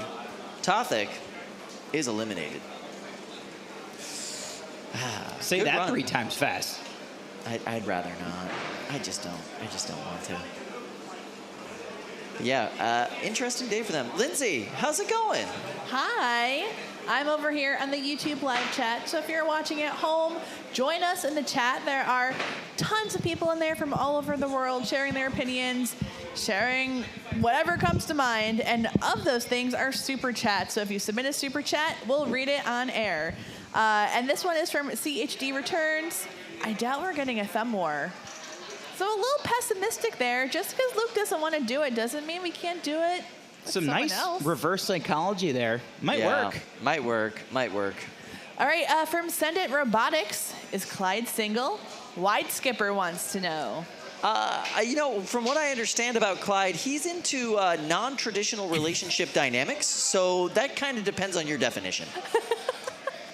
That's what that mustache says to me. All right, and the last super chat here is from Gnarly. Give us violence, give us havoc, give us robotic bloodshed. Literally what we have been doing all day, Gnarly. Thank you so much for joining us. We can't wait to complete this day and move into the rest of this festival tomorrow. Thank you for those super chats, Lindsay. All right, so Allie is with Christian and Tothic. How's it going, guys? Well, great for me, but I know you just got eliminated, but you said, I love the shoulder shrug. That means, I had a good day here. I was really happy with my driving in most of the fights I've had with Tothic today. The only reason I died was because on one of those first hits, the way he landed on me clipped the belt for my arm. So even though the motor's still working perfectly fine inside, just couldn't power it to flip myself over. And then he just clipped my wedge there. Happens. When you see metal like that bent, that's a hard hit. Well, congratulations on a great day here. We know we'll see more of you. Thank you. I'll just say it again before Christian leaves. His hair on point today. Yeah. Looks fantastic. Yep. I should grow mine out. What do you think? You have been. It's true. You're almost like Gandalf at this point. I'm getting there. I'm getting there. All right, so we're going to go to Cage 2. Let's see what's happening. Maybe. Yeah, I see some movement over there. Looks like we're loading in. I see Jack move in one corner. Not Jack in the box? No, not Jack in the box. It's only for when facing rare crushers in that weight class. Nice. There is a hilarious sign out in the audience right now. I don't know if we can get a camera out there to look at it. I mean, that could be for anything, too. It could be. It could be. All right, we're loading in. We're about to lock up this box. There's Angel from Team Shred It.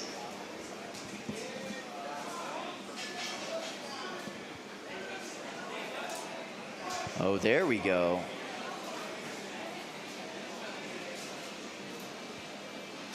I do believe that is some Jack move action.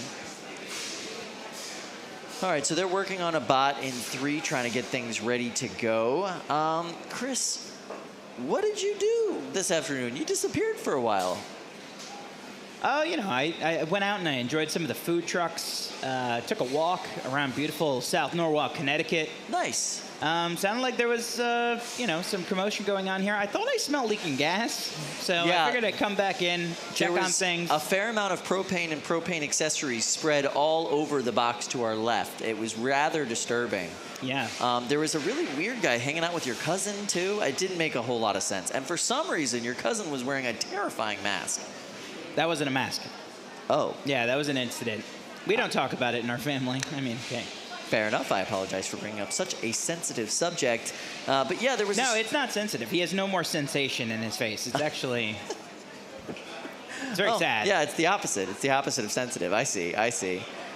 So there is a sign out in the audience that says, I went 0-4 today with a frowny face.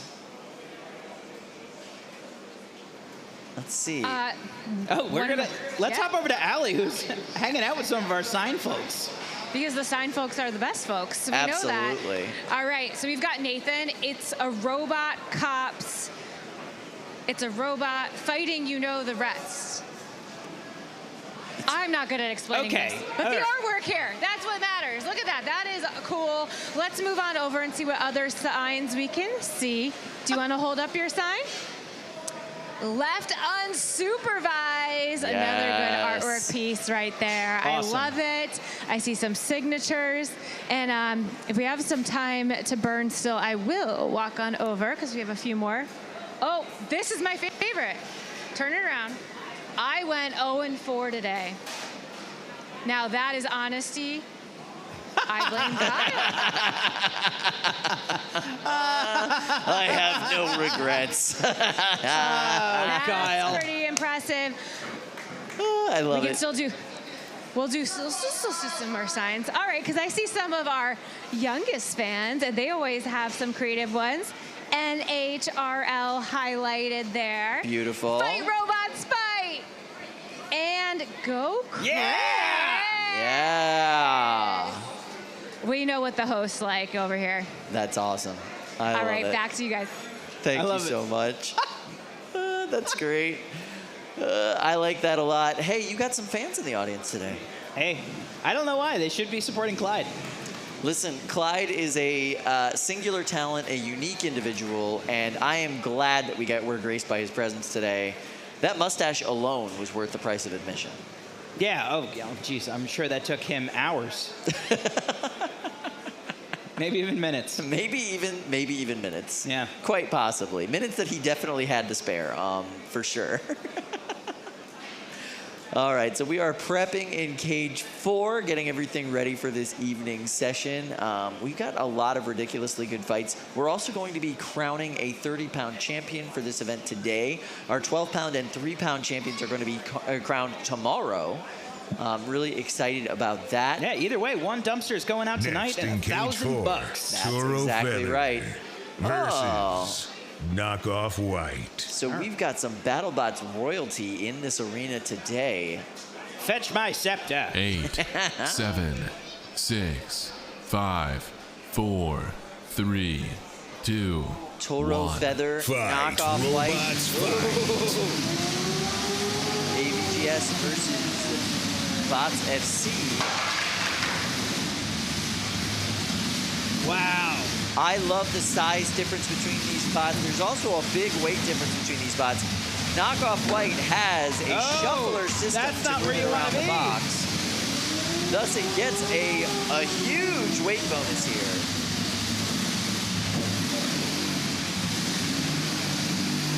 Oh, the sound of Toro Feather just humming so close to that plywood. It's just, you feel it in your bones, Kyle. Toro Feather so tight and compact, if it runs into that wedge on Knockoff White, Knockoff White's hammer actually goes past it. Nice hit there. That was beautiful. Oh, nice hit there.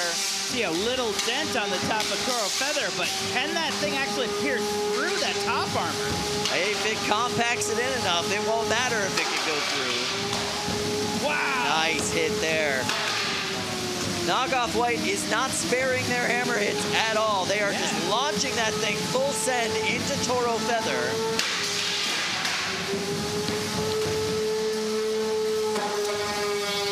This blade on Knockoff White is just beautiful and does so much damage, and it's full on going into that S7 steel weapon on Toro Feather and surviving the impacts.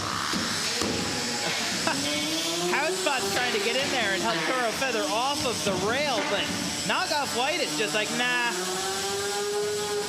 I believe that was the unstick for Toro Feather, and Knockoff White might be leaving them there.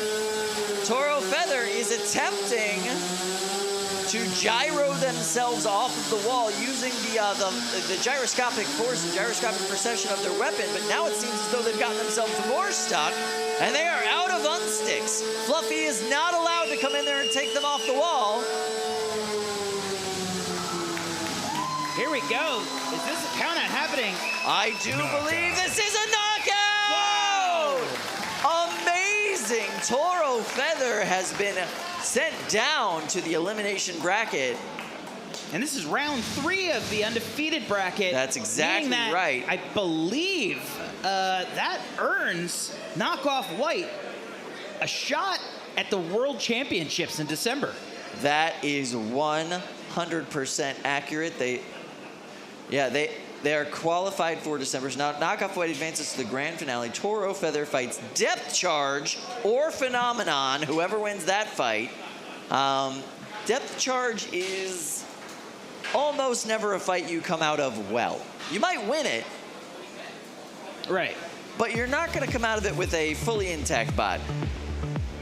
So you can see the size difference between these bots, and there is a massive weight difference between these bots. There's just a lot of weight advantages that Knockoff White gets for having unconventional locomotion as well as a mini bot. Wow, those hits are beautiful. All right, we're gonna go to Allie. It looks like she's hanging out with Bots FC captain Adam Wrigley. I am hanging out with a finalist here. Moving on again. If I saw that thing coming at me down the street, I mean, hopefully I wouldn't. I would run away. That was an incredible showing. What has been your strategy today? Thanks. Yeah, I mean, our strategy is just to fire the hammer a lot, which obviously didn't happen in the first fight. Happened a little bit more this fight, so we're excited to get the hammer working. Yeah, just be aggressive. You know, we're always an aggressive team. We don't hold back. So, yeah. I got that. That's what terrifies me if I saw that coming down the street. But we are going to send you off with a very special Sun Cut save. I know we're going to see you back here, but this is something we're giving to our finalists. Congratulations. Enjoy it. Awesome. We'll see you soon. Cheers. Woo. Very cool. Congratulations, Adam.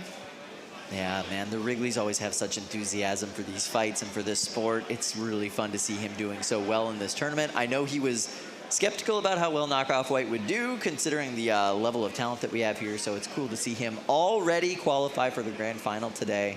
That's going to be awesome. Yeah, Next absolutely. in cage 2, Silk. This is Triple Step. All right. It's exciting. We're ready to go here in cage 2.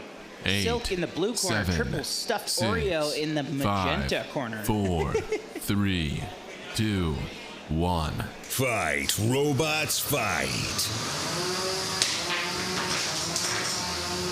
Silk going with their undercutter configuration. Not a bad idea, considering they're going up against triple stuffed Oreo. Triple stuffed Oreo, of course, the most deadly of all Oreos. Is it? I thought that pumpkin spice Oreo that they came out with last year might be the most deadly. That's a good point. I didn't think of that. I do make up Oreo facts sometimes, Kyle. It's a weakness. You know, one thing that I do find interesting is triple stuffed Oreo is like one of the few Oreos that you actually have to make yourself. I don't know about that anymore, Kyle. This is America. Do you think we have triple stuffed Oreos on the shelves in our stores? The winner is Tap Out. Man, inflation. The winner is Silk. Beautiful match there by Silk. Tap Out victory, so they will be moving on to round 5 of the elimination bracket. And I believe that'll end triple stuffed Oreo's run here today at Norwalk. Absolutely. They're just going to have to go get dunked in milk after this. That sounds refreshing. It does sound nice, doesn't it? All right, so we're going to head over to cage 4. We'll have some bigger robot action over there. Excited about that.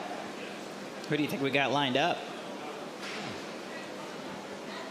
Either 30-pound elimination bracket or 12-pounders. We still have plenty of 12-pounders to go. Yeah. Sounds like we're going to be going into cage 4 to see Bugsby versus Yab-Nol, the long boy himself. Yab-Nol. Yab-Nol. Very excited about that. Bugsby, maybe my favorite burger-themed robot. There's so many to choose from. I'm excited. Yab-Nol has done very well in this competition in the past, clearly. They've had a bit of a rougher run today. Maybe they'll have a little bit more luck against this shell spinner design. It should be interesting to watch. Really depends. Is it a double burger or is it a single cheeseburger? Like, what do we? You know, she has the ability to add and subtract layers of burger. You know, so if she needs some onion, maybe if she needs some condiment, she can add that on there. And you're talking about the very talented Zoe, who I saw helping this spot upstairs called Team Alternate Side. And I'm sure whoever built that was very thankful. That's awesome. You know, she's just a generous person, just an all-around like educator and helper, and just great to have at these competitions all the way around.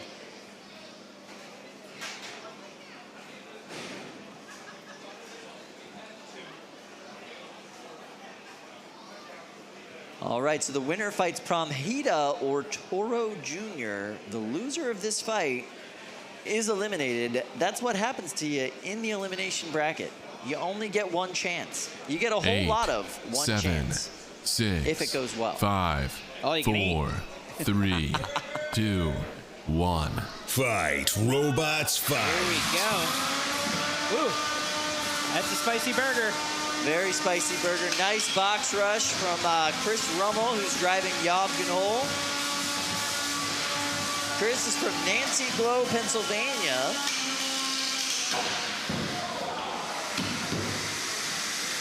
Oh, Bugsby. Do they need a tap stick? out. Ah, wow. Wow. Seemed like they just had a little bit of a stability issue to kick off the match. And, you know, when you're a spinner like that, that's your whole game. You need your that game. stability. Spin to win. I've heard that somewhere. I've never heard that before. I think I've heard somebody say that. Yeah. So that means that Yab-Nol and Chris Rummel will be moving on in the elimination bracket, and just in time for a late dinner. Bugsby's going to be going home.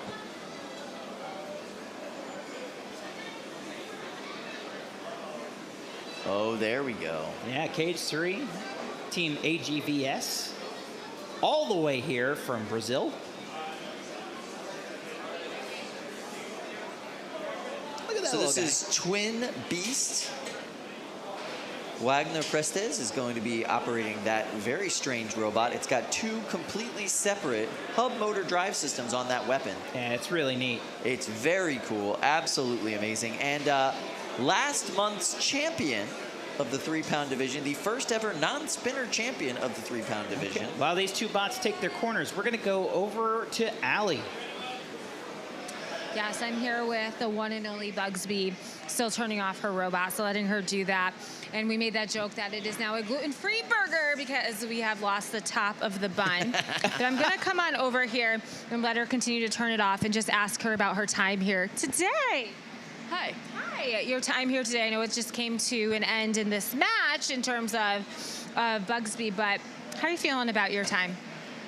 So today I've had a pretty good run. I won one match and I lost the other two, but I'm happy with what I've done. I got to test out a few new things, and I'm excited to bring Bugsby back in September. So, will Bugsby include the bun? So Bugsby runs better without the bun on it. So when I get down into the losers bracket is when I take it off, so that way I can run at the more efficiently. But if I can stay in the winners bracket, it'll keep its bun. It's like a little trophy. I love that. Well, congrats on a great day here today.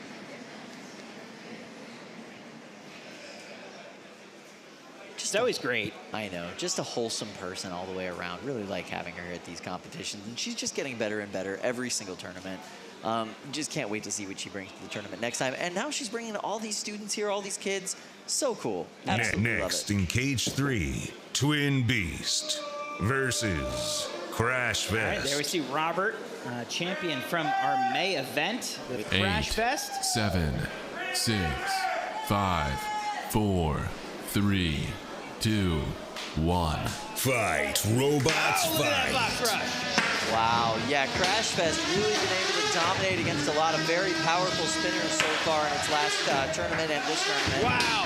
Whoa! Now up against the small and vicious Twin Beast with not one but two hub motor weapon systems.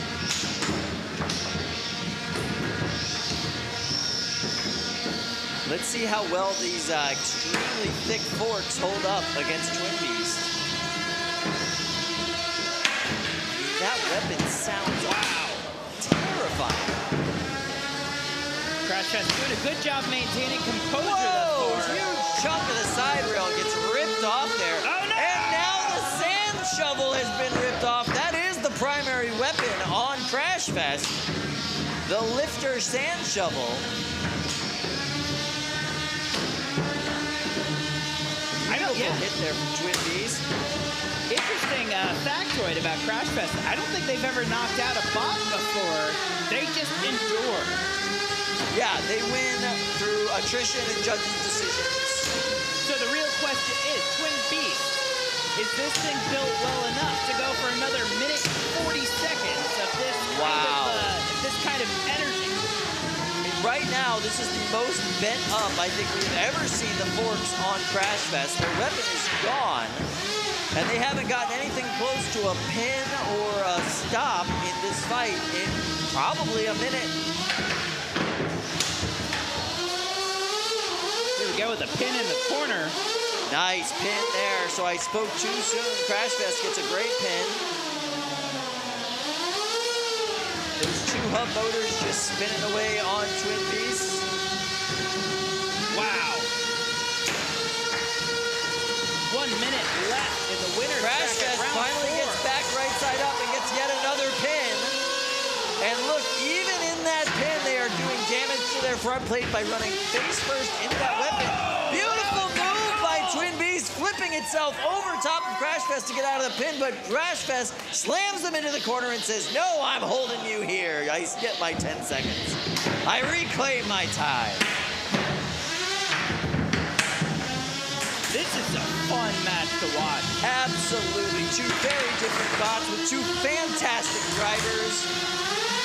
Styles that really complement each other. Just a beautiful back and forth match. And we have 18 seconds until these poor judges have to figure out something. Got one wheel on Crashfest. It's looking a little wonky, but it's still working. It's still working. It's still trying to get the pins. It's still being aggressive. Nice ramping there. And here we go, the last second of this fight, and we are all done. Power down those weapons. Head to the door. This one goes to the judges. Wow. That was a match. That was impressive. This is what the evening session is all about. The best of the best going at it. Fantastic. So cool. We're going to take a look at the replay here of some of the best hits and pins of this match. And then we'll take over the judges and see what happened with their deliberation. I mean, the weapon on Wagner's bot, Twin Beast, is just brutal. It's done the most damage to Crashfest I think we've ever seen. Ripped the weapon off there, bent those forks completely out of place. Those are thick AR-500 forks. But to Crashfest's credit, it is built so well. Robert has built just a tank of a machine to take all of these hits from not one but two hub motor weapons. And that whole last half of that match, he was getting pin after pin after pin. Incredible. That was such a cool move right was there. Phenomenal. Yeah, flipping themselves over with the gyroscopic force of their weapon. Beautiful move there. We're going to go to the judges. Everybody, what is happening with Brad? We're going to come to you last, Bradley, because I have no idea what's going on over there. Andrew, I'm so sorry to start with you first. You just seem like the less stressed one in the bunch right now, so I figure maybe you have the most capacity to handle this. What did you think about that fight? Where do we go from here? Well, Clyde, how'd you end up taking over Brad's computer is my first question. Obviously, this proves that, you know, Clyde and Chris are different people. But in terms of that fight, a lot of really good back and forth action. I think there's a lot of progression on both sides there. Great pins by Crashfest and some great damage by Twin Beast. I'm ruling on Twin Beast for this fight, but it's a pretty close one. Hold on a second. There's controversy that you might be the same person as. Never mind. All right, Dominic, what's going on? What did you think about this fight? Well, there was definitely a lot of back and forth. To me personally, I don't think either one showed much more control than the other, but Twin Beast took it in aggression and damage, tearing off the main weapon, and then I didn't see Crashfest use its weapon very much, if at all. So. All right. Did you wanna perhaps talk to our last judge, see what they have to say?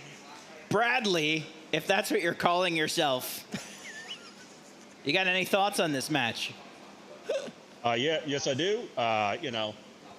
Twin Beast kind of won out in aggression and damage, even though Crashfest had some pretty good control. Don't have to trade my car in for this decision. Twin Beast is your winner. All right, Twin Beast is the winner of that match. Twin Beast. This is not only the best match we've seen in a long time, but also the best judges' decision I love the new judge formula. This is great. We're going to go to Allie. Allie, who you got for us? Okay, so last minute I've grabbed everyone because I did want to talk about, you do have a piece in your hand. We talked about this. It's not supposed to be in your hand right now. So you don't lift your lifter into Twin Beast's weapon. When you do it into a spinning weapon, it deattaches. But the servo still works, so it just fell off the thing and put it back on and good to go. And I know, eliminated from this bracket, but you're still in it, so we'll talk to you later. Let us talk on over to you guys. I think you've traveled the farthest to be here once again. It's so good to see you guys again. Incredible competitor you just went against. You must be feeling pretty good seeing that part in his hand. Who wants to answer that? The Wagner, and I can translate for him. All right. It's a very hard fight. In the beginning, I start well, but in the end, he ele conseguia. In the fight of in the end of the fight, we have some trouble with the experience from them because he had very quickly movements and close him to the arena. But everything is going good in the final. Yeah, you convinced those judges. Congratulations. We'll see you later on. Oh, thank you. Thank you. Thank you. Next in Cage 2, Blackbird. Oh, boy. Versus the Greatest Challenge. Wagner's got one powerful little bot there. Super powerful vertical spinner in the 3-pound division. But speaking of which... 8, 7, Here we go, winners bracket, round 4. The Greatest Challenge is in the magenta corner, and Blackbird's in the blue corner. Fight. Blackbird, so many upgrades for today. Oh, no. Such an impressive performance today. Not the least of which their new mini-bot. That took 2 huge hits. And is still going. That's only 5 ounces of pure wedge TPU.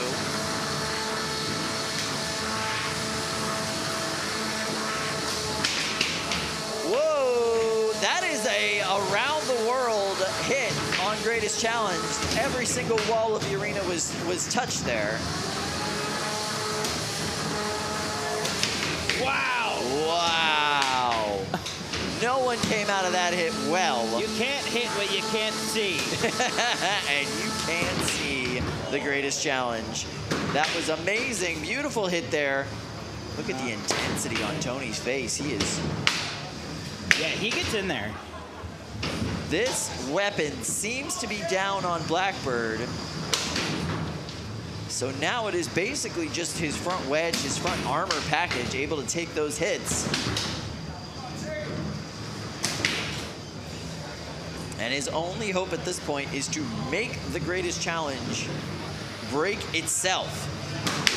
Is that a little life I just saw on Blackbird's weapon, or is it maybe just spinning after a contact? Greatest Challenge. Hard to tell at this point. Might have a little bit of twitch going, but it does seem like that thing is just not functioning at all anymore.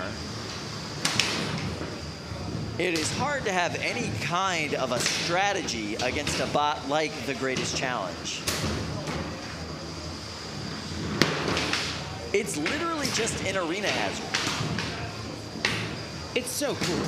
It is. It moves where it wants. It hits where it wants. Every part of that bot is deadly.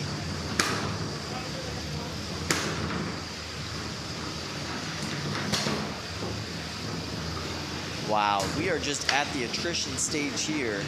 54 seconds left in this match. Winner's bracket round 4. Beautiful hit there.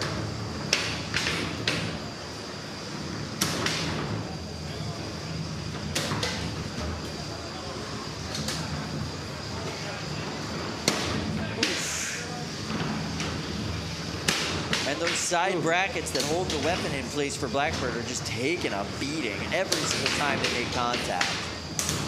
Who knows what kind of damage is happening to the Greatest Challenge right now? We can't tell. Yeah, Tony's doing his best to try to pinball this this bot around and break it, but just keeps going. We're down to the last 10 seconds of this match. This one looks like it's going to go to the judges. And that's the match. Turn off your weapons, make your way to the door. That seemed to stress Tony out a little bit there. All right, we're going to take a quick look at the replay as this gets queued up, and then we'll go over to the judges and hear the results of their deliberation. I'm glad we're giving them some time on this one. Yeah, they're going to need it. Oof.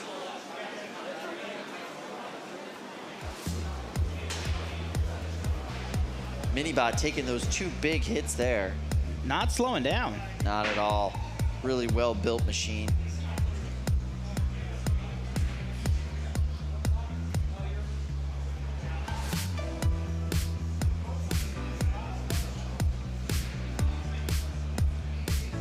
Beautiful hits.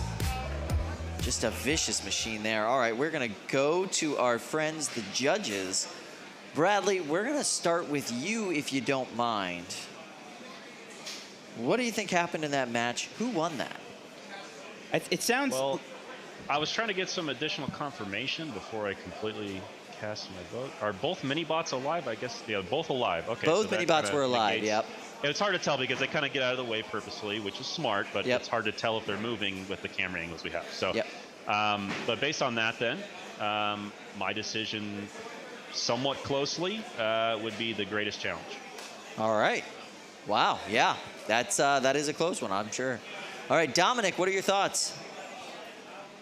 The Greatest Challenge did disable the weapon on Blackbird, but the mini bot of Greatest Challenge, that it went and hid, which to me loses a little bit of aggression. But I'm gonna still have to give it to the Greatest Challenge. I think they were the ones here. Yeah, fair enough. All right, Andrew, bring us home. Who do you think won that fight? Yeah, it was pretty close in the aggression and control category. Really, it was the damage to Blackbird's weapon that gave that the Greatest Challenge for me. Makes sense. Makes sense. All right, your winner. The winner is the Greatest Challenge. All right, thank you to the voice of God. Yeah, the internet agreeing with the judge's decision. The chat has voted 89% for the Greatest Challenge. Wow. Yeah. Got to have some consensus there, I guess. That's interesting. And there's the Greatest Challenge will fight Twin Beast. Blackbird will fight Caldera. Caldera. Super awesome. Hello, audience. How are you guys doing today? That's right. Good to see all of you. Thank you so much for being here in the evening hours. Many of them have been here with us all day. Next in Cage 4, Turo Jr. versus Promheda. Turo Jr. versus Promheda. All right. The winner is Promheda. The winner. Go home, voice of God. None of that is happening. None of that is happening at all right now. There's someone asleep on a soundboard somewhere. Maybe. It's possible. But no, so that is a fight that we will be seeing later on today. Promheda versus Turo Jr. in the undefeated quarterfinals. But we're not going there quite yet. Next in Cage 3, Eruption. That's right. Versus Wasabi. two great bots here in Cage 3. Winners bracket round 4. We have Wasabi in the pink corner and Eruption in the blue corner. Just two damaging vertical spinner bots. Tight, compact, vicious. Interesting wheel designs on both of these bots. There's Tamaki. He's been driving beautifully today, giving us some fantastic fights, going undefeated so far. 8, 7, 6, Then again. 5, 4, 3, So has 2, Mr. Voxel. 1. Fight, robots, fight. All right, these bots are up to speed, and that was quite an initial hit from Wasabi onto Eruption. Wasabi running these very dense, very thin, very thick rubber wheels. Or very dense rubber wheels, I should say. Eruption, whoa! Landing on top of Brett the Brick there. Brett has lost his path. Eruption running, oh, very, very small. My goodness. Titanium wagon wheels, as we've been calling them. And it looks like he might have lost a set. Lost something off of the bot earlier. Oh, it looks like it was one of the little wedgelets. Yeah, yep. Wow, beautiful back and forth. That was a tap out! Eruption. Oh my goodness! That was a huge celebration. The weapon just came off of Wasabi. That was amazing. Brian Voxel, overjoyed, just so much happiness on that man's face right now. Look at these hits. I mean, what a destructive little bot in Wasabi, just tiny, tanky, viciously fast. Eruption will fight Jackrabbit or Scipiol. Wasabi will fight ER Stingray or Shredded Bro. Ooh, that sounds like fun. Man, Eruption really tearing through this bracket today. Beautiful moves there. I am so impressed with that match. That was so much back and forth, and the fact that they were able to pull off the tap-out victory against Wasabi, such a dominant bot. Very impressive. I mean, obviously, we're going to see both these competitors later on today. Sorry for everybody in the elimination bracket, but Tamake is headed your way, and whoa, that's not going to be fun. And it's going to get spicy. It's always spicy when that guy's in the arena. It's going to burn in the back of your nose. Yeah, yeah, that special kind of spicy. Yeah. Toro Jr. versus Promheda. So there we see Zach dancing back and forth, getting ready for his fight, going up against a literal legend. There he is. Marco standing ready to watch his bot. Promheda is a bot that has been developed in a lot of ways right here at Norwalk Havoc, just improved upon every single tournament, every single competition. 4, 3, 2, and of course Toro 1. Jr. Fight, robots, and a long fight. line of drum bots from Team Rio bots.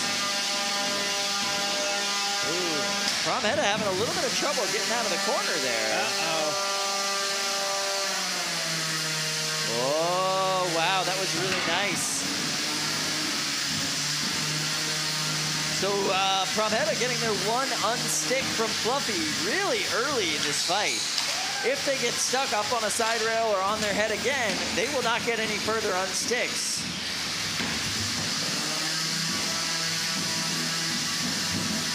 And this is the kind of action we were hoping to see at the beginning. Anyone's match here with 2 minutes and 15 seconds left on the clock. Two very powerful weapons on these spots. And look at the drive on Promheda just drifting around Toro Jr. Wow, nice hit there. I don't even think the weapon made contact. I think his plow actually knocked him over.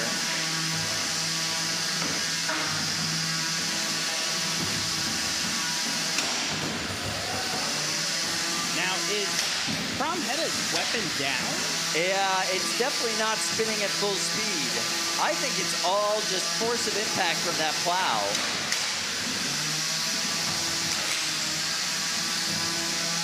And it's all that powerful four-wheel drive drivetrain on Promheta that's giving him these advantages in these interactions right now.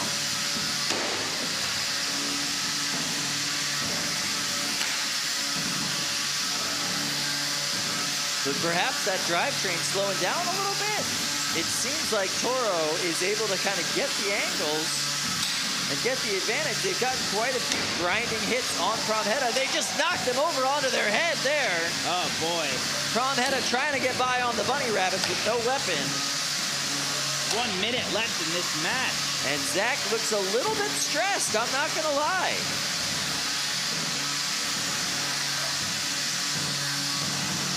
Tap out. Ah, there it is. The That is winner your is tap out. Toro Jr. Wow.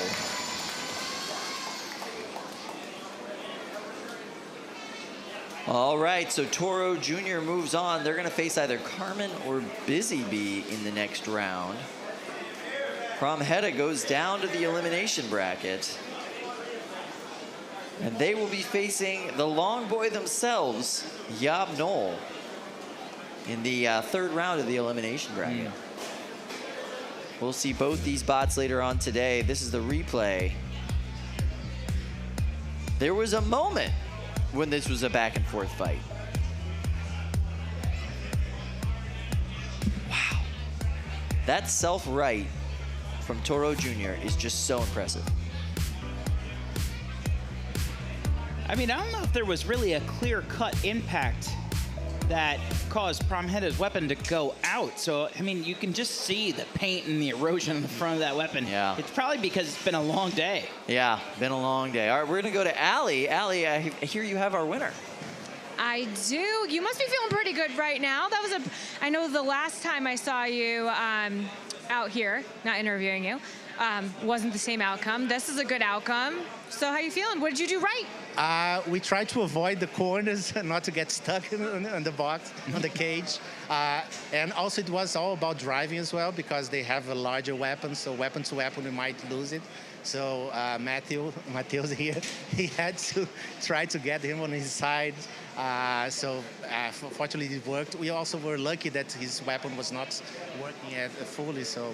Yeah, because a very experienced competitor that you were up against. Do you want to take a stab at this answer? How are you feeling? Yeah, it's always very good to win a fight. So, I feel I have no word to explain that feeling. Yeah. You know who you're up. There's two possibilities of who you're up against next. Gonna give you a tough question. Is there one you'd rather face? Well, I'm not sure. I haven't seen yet the brackets. All right, that's ready. That's a very politically correct answer. There you go. Well, congratulations. We'll see you soon. Thank you.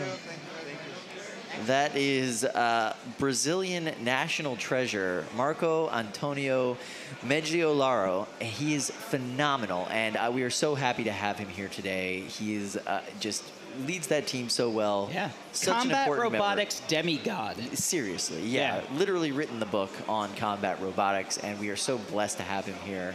And watching him compete today has been absolutely phenomenal, bringing the entire Toro, well, the entire smaller versions of the Toro line here with us today. So, yeah, can't wait to see what he brings later on in the competition. We got a lot of movement happening here. I see some things happening over in cage 2. Yeah. Doing some repairs on Housebot in cage 3. Desperately needed at this point in the day. But yeah, we'll be moving over into cage 2 next. It looks like we're going to be having some Jack Rabbit, maybe Jack Move action over there. Next in cage 2, Kamino versus Jack Move. This is a Team Shred It fight right here. We have Jack Move there in the pink corner, across the way. We have 8, Kamino in the blue 7, corner. 6, 5, 4, 3, 2, 1. Fight, robots, fight. Ooh.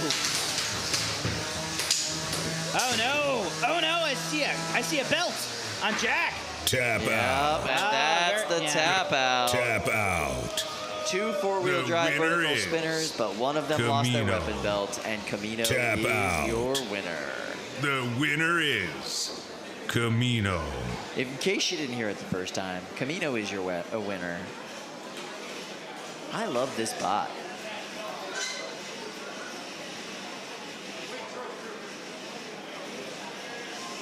You know what's weird about the planet, Kamino? Tell me, Kyle. It's just a rogue planet. It doesn't have a sun. Just floating out there in the galaxy. Kamino will fight Fragment or Revolver. Jack move is eliminated.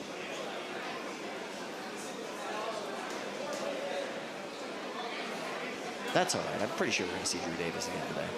Yeah. Probably see him Monday, sometime after the tournament, too. You know, you're probably right. We got to go to Schenectady for that, though. All right, so let's go talk to Allie. I believe she has somebody from that fight. I do. I have the ones that are saying goodbye, but you are one of my favorite competitors because I love the family aspect of it. And that was a pretty quick tap out. Tell us what happened. I know, sorry. I'm not trying to bring that up, but I am, yeah. He's got a good hit, knocked my belt right off. And I don't want to spend the next hour repairing it because I would have no weapon. So I just tried to play the long game, even though it's eliminated. So there was no chance I was going to win without a weapon. Against a powerful weapon like that, and he's a good driver. So just cut my losses. Well, you are a crowd favorite, and I'm not sure if it's because you have the two cutest people holding your controllers by your side. But either way, we are going to send you off with a send, cut, save, because we do want to see you repair that belt and get back in there. You are welcome. Thank you, send, cut, send. Appreciate it. Norwalk, all that. We still have Jackrabbit coming with my son, so that's right. We'll see. Thank you. Every time you see one of those pop up on the live stream, hit that QR code. You get 10% off your order. Yeah, that's pretty nice. That's Next in cage 3, 3-pound weight class, elimination bracket, round 4.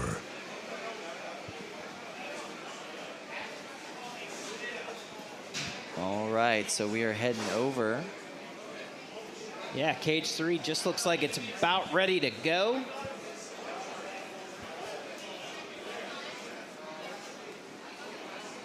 Looks like they've queued up elimination bracket round 4 Fallout in the blue corner and Off-Kilter in the pink.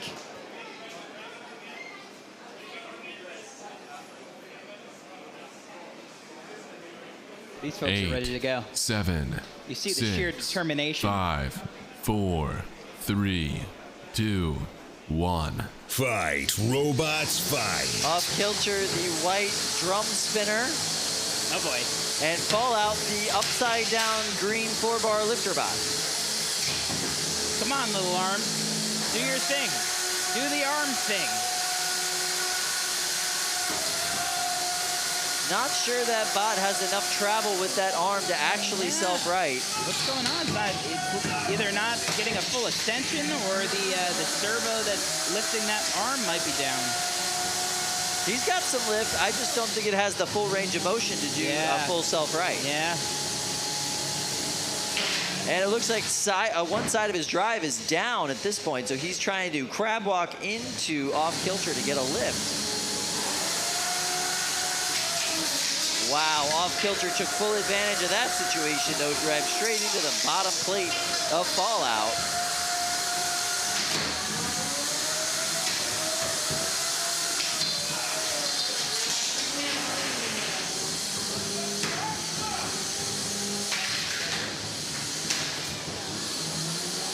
There was a brief moment where it looked like Fallout might get an advantage in this bout, but Off-Kilter did not give them that credence.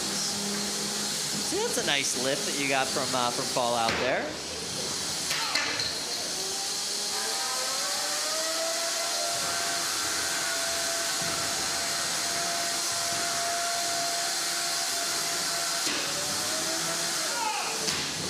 Wow.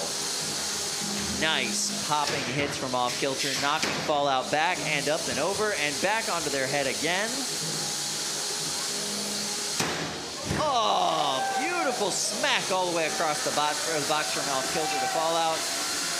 I don't see any wheels moving on Fallout. I know that one side of the drivetrain does seem to be working there.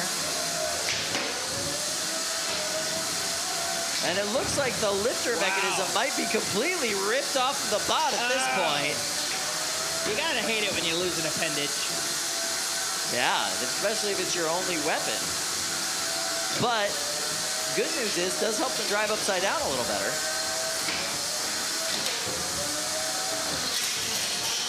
A piece of something just got ripped off Fallout there. Maybe one of their little wedgelets. Losers bracket round 4. Someone's going home in about 20 seconds, Kyle.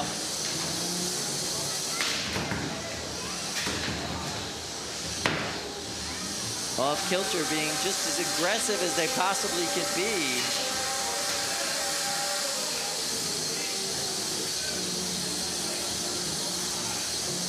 And that end of the fight countdown is happening. You can hear it now from the ref. And this one goes to the judges. Wow.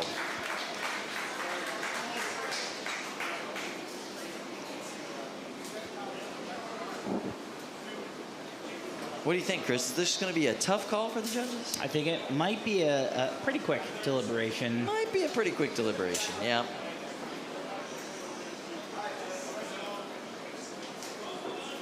One of those bots, you're going to need to charge the batteries. The other one of those bots, you're going to have to reattach that whole weapon system and maybe even rebuild it. And potentially charge your plane ticket home. Yes. All right, so here you see that one little pin in the corner. Wow, big smack from Off-Kilter there.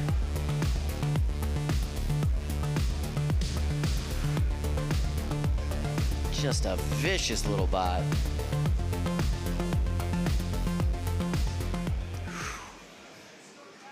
All right, let's go to the judges. Dominic, let's start with you. Who do you think won that fight? I don't think much needs to be said, but Off-Kilter won it for me. Fair enough. Bradley, what do you think? Off-Kilter, 100%. All right, Andrew, bring us home. What do you think? Off-Kilter as well. The winner is the robot in the red square, AKA Off-Kilter. All right, thank you very much. Yeah, the internet chat agrees. Over 90%, 93, 94% of the people tuning into our YouTube live stream Who's that 6%? There's always 6%, Kyle. Weird. All right, factoid. Off-Kilter will fight Mechanical Advantage or Voxel version 1. Fallout is eliminated. No more four-bar lifters in this competition. Hello to our lovely audience. How are you guys doing? There they are. Absolutely. So happy to have you here for the evening session with us in this beautiful summer festival in Norwalk, Connecticut. Next in cage 4, 30-pound weight class, elimination bracket, round 2. All right, so that means that we are going to see Depth Charge face off against Brandon Bennett Young and Phenomenon.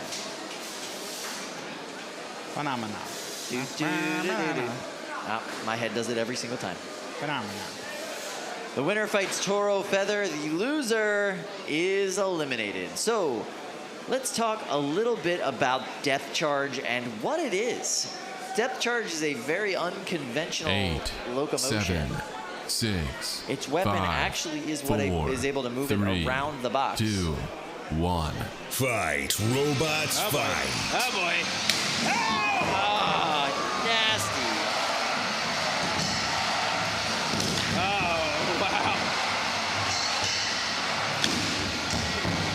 You can just see how easily you can peel up this plywood floor. But the weapon of Phenomenon, also nothing to sneeze at. No, it's a very, very powerful yet conventional weapon. That's the one unstick that Depth Charge gets. And it doesn't look like they're spinning up over there against that wall. Oh, I see a little bit of smoke coming out. Oh yeah, a little puff coming out the back of them there. What's going on with that? That could be a speed controller, it could be the motor.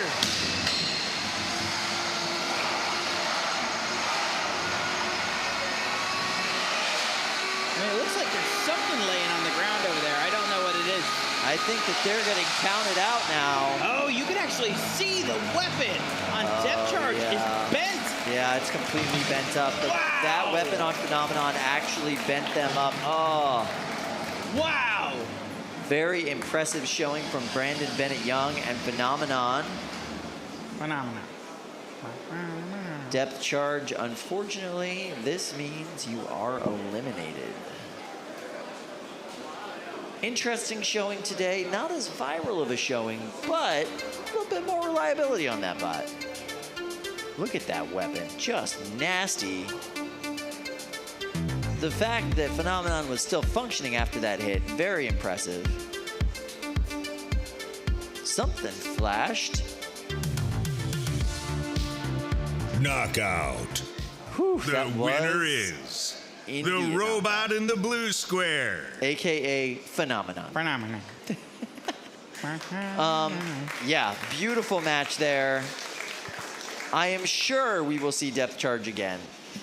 Depth charge, of course, from Dustin S-Wine. Dustin S-Wine and the Deep Six team.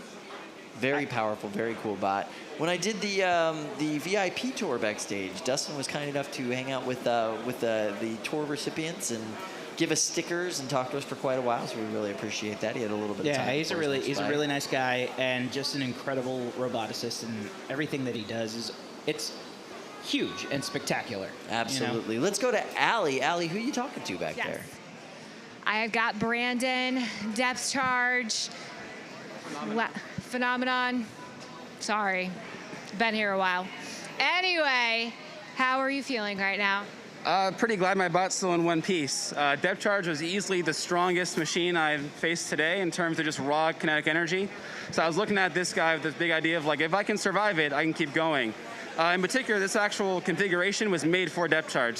So I had lots of ways to sort of strengthen it in case I got the big shots like the one over there. And you're going to the elimination bracket final. What's your strategy? The goal is probably to do my best to keep the bot going. I know one of the real limits I had today was the floor. It was fighting traction all day long. I got to sort of tune in now, so I'm hoping to keep it going. I think I'm fighting Toro next, so in that case, I want to make sure that I get a good amount of drive ready to go for it, because it's a very good driving machine, very strong, so I want to make sure I get a lot of good hits on it. Good luck. We'll see you then, and I will not mess up the name. Thank you very much. Next in Cage 2, BeetleJuice versus Chubby Unicorn. Chubby Unicorn. All right, 8, then we see BeetleJuice. 7, 6, 5, 4, 3. And there we see the 2, Chubby Unicorn. 1. So cute. Fight, robots, fight. Losers bracket round 4, the 3-pound division. One of these bots is going home, Kyle. Excellent way to self right there. Chubby Unicorn just smashing itself into the wall, but now they are on their side doing what roboticists like to call the thing. The thing. And that would be their one unstick from Brett the Brick. Brett gives you one every single fight. What is that bolt on the floor I don't know, but it looks important. Yeah, that might need to be in something. Beautiful work by that mini-bot there, holding them in place so BeetleJuice could come in and get that devastating hit. Chubby Unicorn self-righting off of Brett the Brick. Very impressive.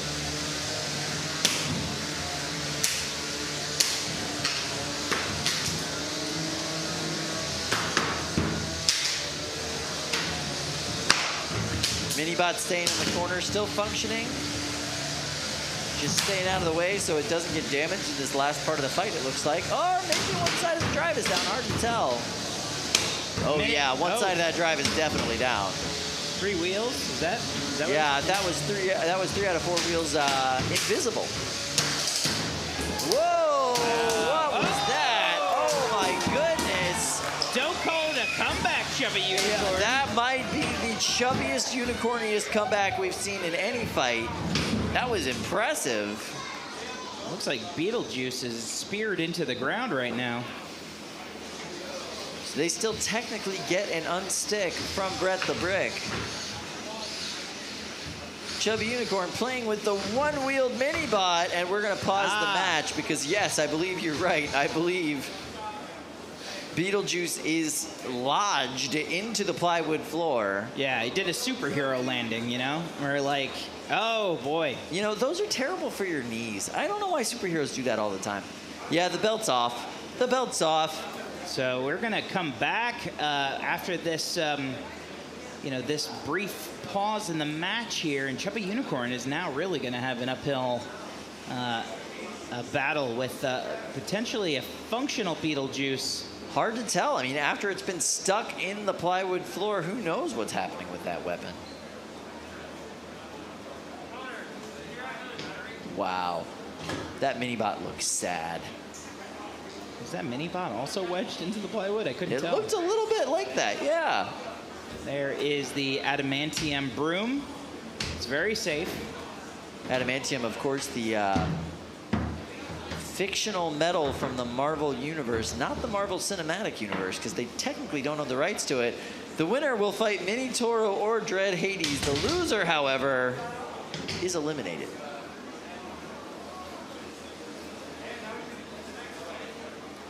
All right, the box is locked back up. We're gonna start this match again. Good sign. The belt looks like it's intact in BeetleJuice. Chubby Unicorn, of course, we see that belt is just hanging off there. They are relying on those little forks. And hope. Lots of hope. Forks. Maybe some luck. Kyle, did you know a pack of unicorns is called a blessing? I did not know that. Now you know? Impressive. And we're back. All right, that was a nice box rush there from Chubby Unicorn, which seems to have a lot of drive power. Oh! But it doesn't appear as though BeetleJuice does. Chubby Unicorn escorts BeetleJuice over to its own mini-bot for a hit. Yeah, pretty impressive. I think Chubby Unicorn has something against that mini-bot, and I'm not entirely sure what it is. So it looks like there's some driving attempting to happen on BeetleJuice, but nothing's really happening as the count started. Knockout. And there is a knockout. BeetleJuice. Now, did Chubby Unicorn get the knockout, or did the plywood floor get the knockout? It might be a little bit of column A and a little bit of column B. You know, you're right. It might be a little bit of both. But I did not see that coming. Those are two builders very happy with their performances. We're gonna look at this replay here. Vicious, absolutely vicious attacks from BeetleJuice there. BeetleJuice, just a great looking bot. 3 full copies of that, and there you go. That's that entire front hub armor section that's been ripped off, leaving that belt exposed. But the bot that went beltless here was Chubby Unicorn. Now Chubby Unicorn taking full advantage of the fact that it seems like BeetleJuice's drive is not working. Shoves them into the corner, the count out starts, and the winner of that match, Chubby Unicorn. Let's go to Allie. All right, I have Tim, the Chubby Unicorn. All right, we were joking that it's a little bit thinner these days, but you got the knockout. Let's see what's going on here. Fixable, clearly? Yeah, it keeps throwing the belt. I'm not sure why it did that last fight too, so I'm gonna have to figure out how to make that stop happening so the weapon keeps spinning. But the rest of the body held up pretty good, so feeling good. All right, and you know, what's your strategy going into the rest of the night? Well, the rest of the night is stacked, and there's lots of scary competitors, so I'm going to try and break other people's fist with my face. That's my go-to. He means figuratively, right? Yeah, I just want to charge, and this thing can take a serious beating, so I'm going to find out how much of a serious beating it can take. All right, Tim, thank you so much. We'll see you later. Thank you. Next in Cage 3, 3-pound weight class. Undefeated bracket quarterfinals. Oh boy. Here we are in Cage 3. We have Jackrabbit over in the pink corner and Zepiol in the blue corner. We're all locked in. This match is ready to go. 8, 7, 6, 5, 4, 3, 2, 1. Fight, robots, fight.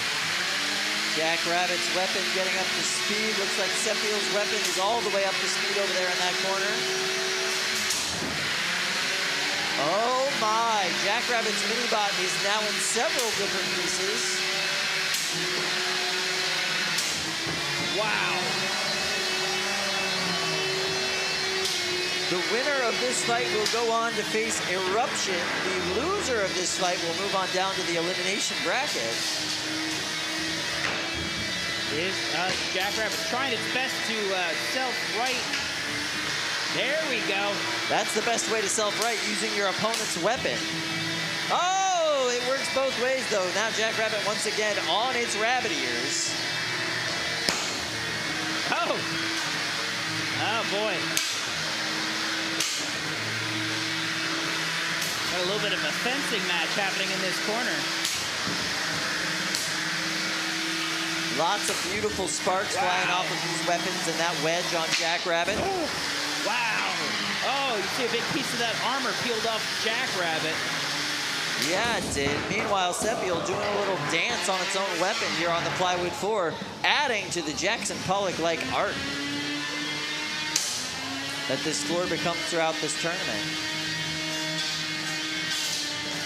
Oh, wow. There's the tap out. The robot in the blue square. AKA Sepiel wins that. So moving down to the elimination bracket will be the Davis family.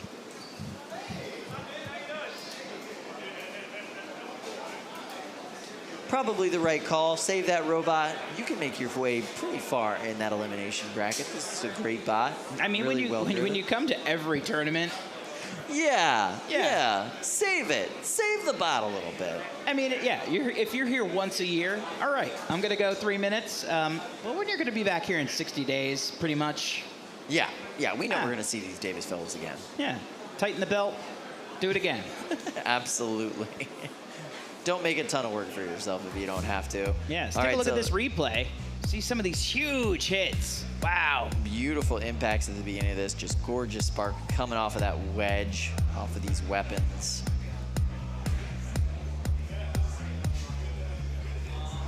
But Sepiel just started getting the better of every single one of these engagements as time went on. And then once that back armor peeled off of Jackrabbit, whew, makes it a pretty scary proposition to continue that fight. Absolutely. Got a lot of motion happening here. They're cleaning out cage 2. Sepiel is going to go on to face Eruption in the next round. Ooh, that's going to be an exciting one. That's going to be absolutely terrifying. Very excited to see that. Brian Voxel, of course, driving Eruption to great success today. One of the better runs that they've had at this tournament. They're already ranked #1 for this season. All right, so we are going to go back to Lindsay. Hey, Lindsay. Hello, how are you? Doing well. I have a super chat here. Okay, tell us all about it. All right, so this one is from Ian over in Scotland, and it is a message for our friend Clyde. We've been trying to reach you about your car's extended warranty. Oh, that's nice. We should tell Clyde that his truck has a... Oh, wait, he sold that. I think Clyde would take that call. What do you mean it's over? I got to get another one. Oh, Clyde. Oh, Clyde. Clyde doesn't have any warranties. He has several warrants, though. Yeah, that's not entirely surprising. I think that mustache itself comes with a few warrants just already. Yeah. You shave that thing onto your face, immediately every police department is like, yep. There we go. There's something going on with this fella. We don't know what. We got to arrest him to figure it out. Oh, boy. I wish I got to see that match. I heard it was really interesting. It was, yeah, a lot of gas. Yeah. Well, Clyde? Oh, yeah, that too. Or you mean the robot? That was what I was referring to, but you're right about the Clyde. He wanted to come up here for an interview, but we were like, no. Bad idea. That's smart. Yeah. Yeah. Yeah, we left that to Allie.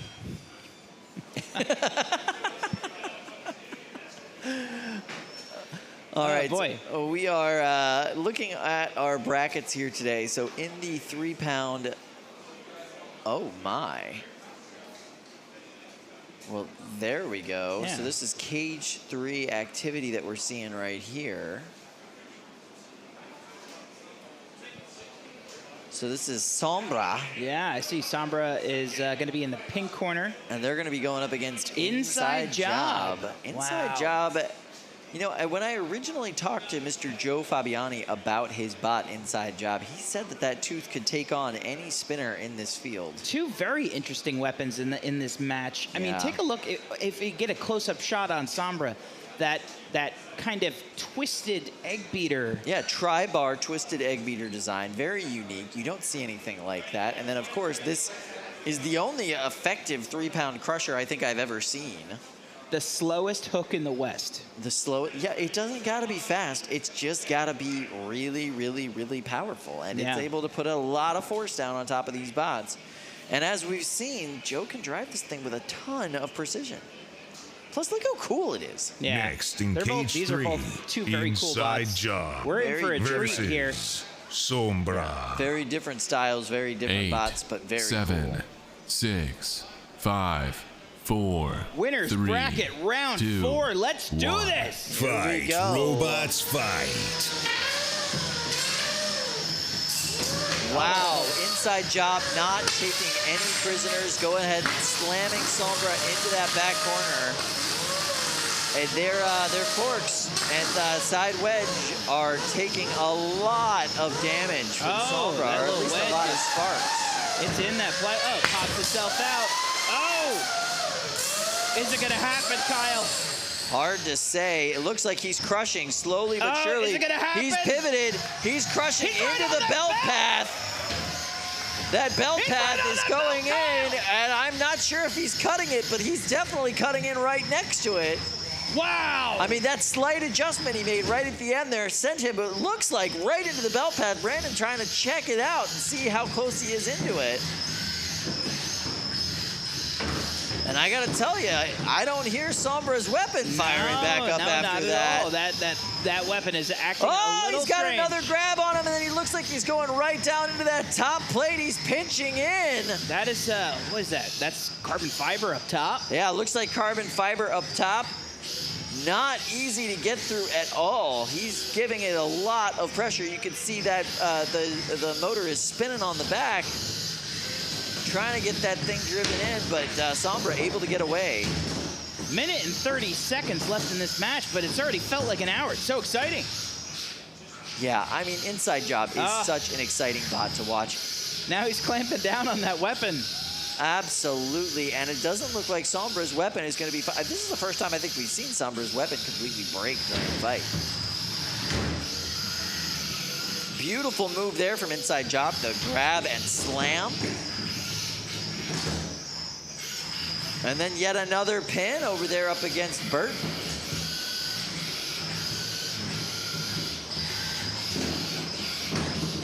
I am absolutely amazed at how well this bot is doing. Inside Job up against just the very dominant, very powerful Sombra.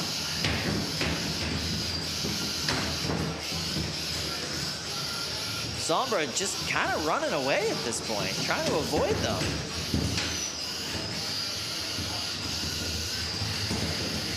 There we go, Sombra trying to get a pin. Inside Job able to turn it around on him and using that powerful four-wheel drive to get yet another pinch and another slam. Those forks getting up underneath Sombra. I think that Joe just hit every single wall in the arena during the course of this this grab. Wow. 10 seconds left. 10 seconds left. He's not able to hold on to that pinch much longer. Winner's bracket round 4. Coming to a close right here in this match. Wow. Wow, this one goes to the judges. That was incredibly impressive.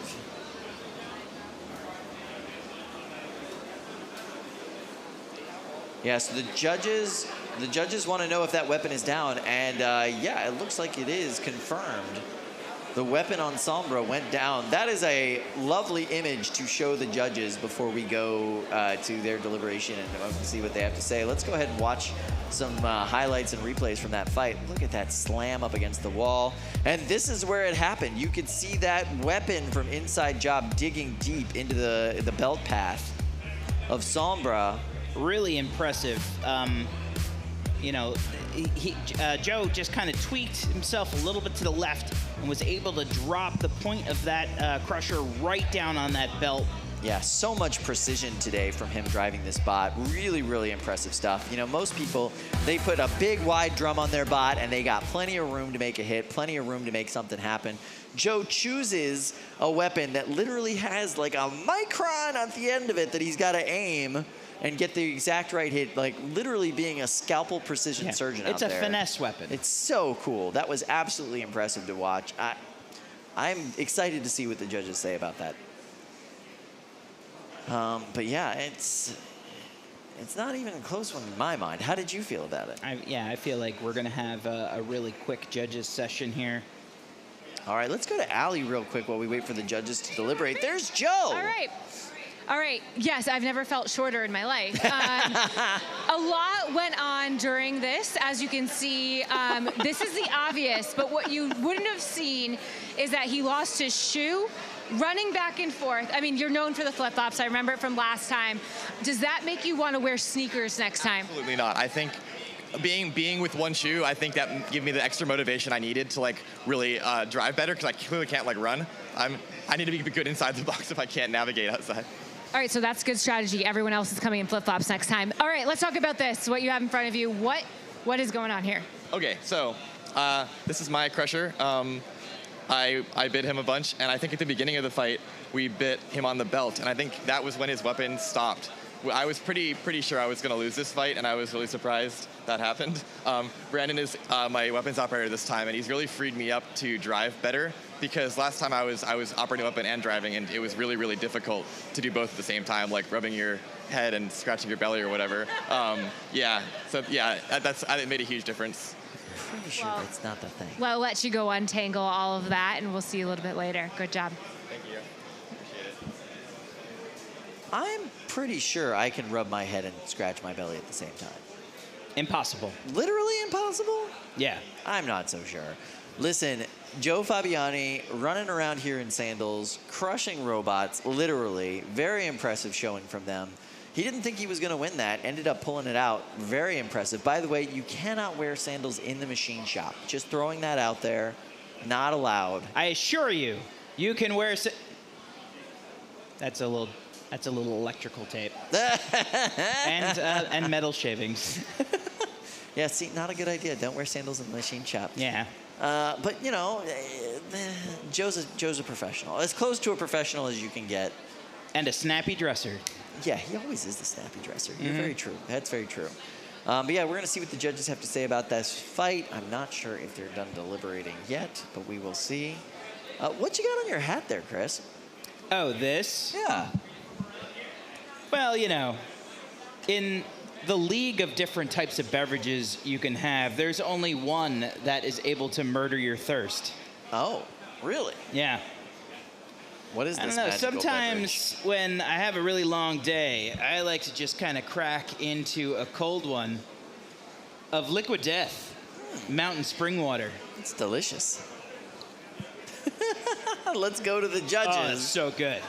Judges, what do you think about all this? Wow, Brad, you might be showing a little bit of bias there already, but okay. Let's go to him. We'll get the obviously biased judge out of the way first. What? So, based off of basically a lot of control, that was a big one. And the weapon going out, that's considered damage. So, pretty obvious for me. Inside job. All right, Andrew, what do you think? Yeah, similar vein. Inside job just led every category. The weapon was knocked out. They controlled the fight, and on aggression, they really drove all around the arena and used their weapon a lot. That makes sense to me. Dominic, what are your thoughts? Basically, I agree with everything Andrew said. That's what I was going to say. It's an inside job for me. All right, well, fair enough. The winner of that battle, inside job. By the way, I wanted to point out that the man in charge of the machine shop, Ed, is now just standing here. Instead of manning his post at the machine shop, he felt it very important to run out here with a sign specifically for Chris that just says, no workshop for you. No workshop for you. Don't wear sandals in my workshop. Next in cage 4, Busy Bee versus Carmen. You know, one of the things I love about NHRL is when you do make a mistake, there's someone very knowledgeable here to just really shame you.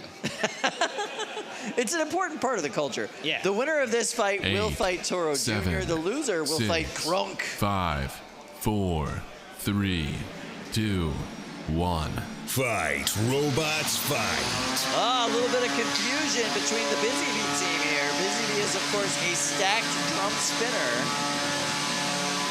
They're going up against the beater bar that is Carmen.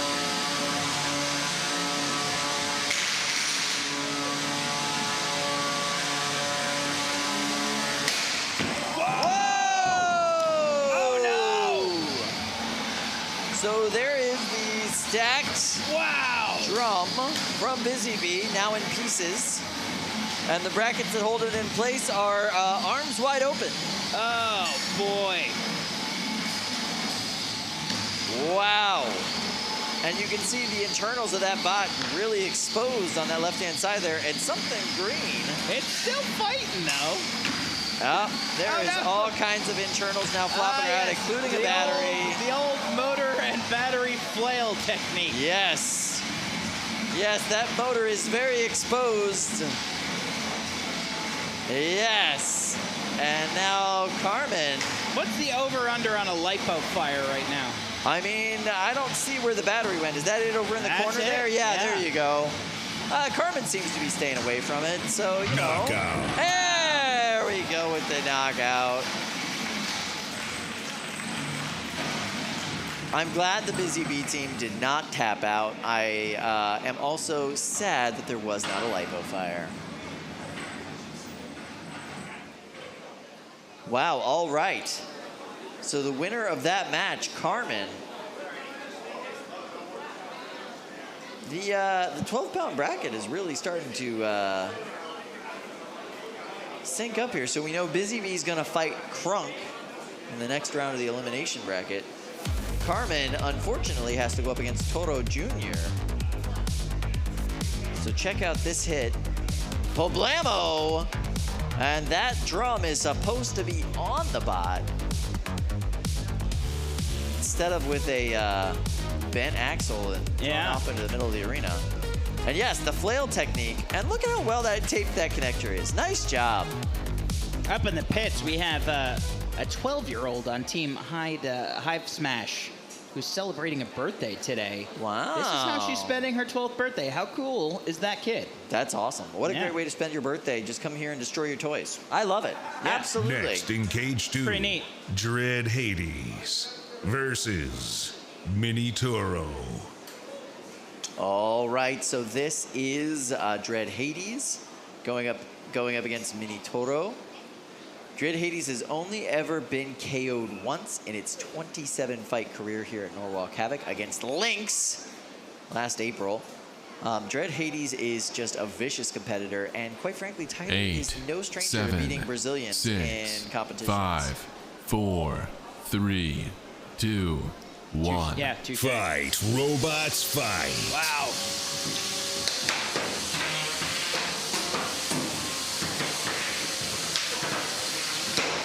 Wow. Mini Toro not able to get any headway so far in this match. It is all Tyler just viciously attacking. Looks like Dread Hades is on its head right now, which makes that weapon somewhat less effective. You know, it's driving the force the wrong direction.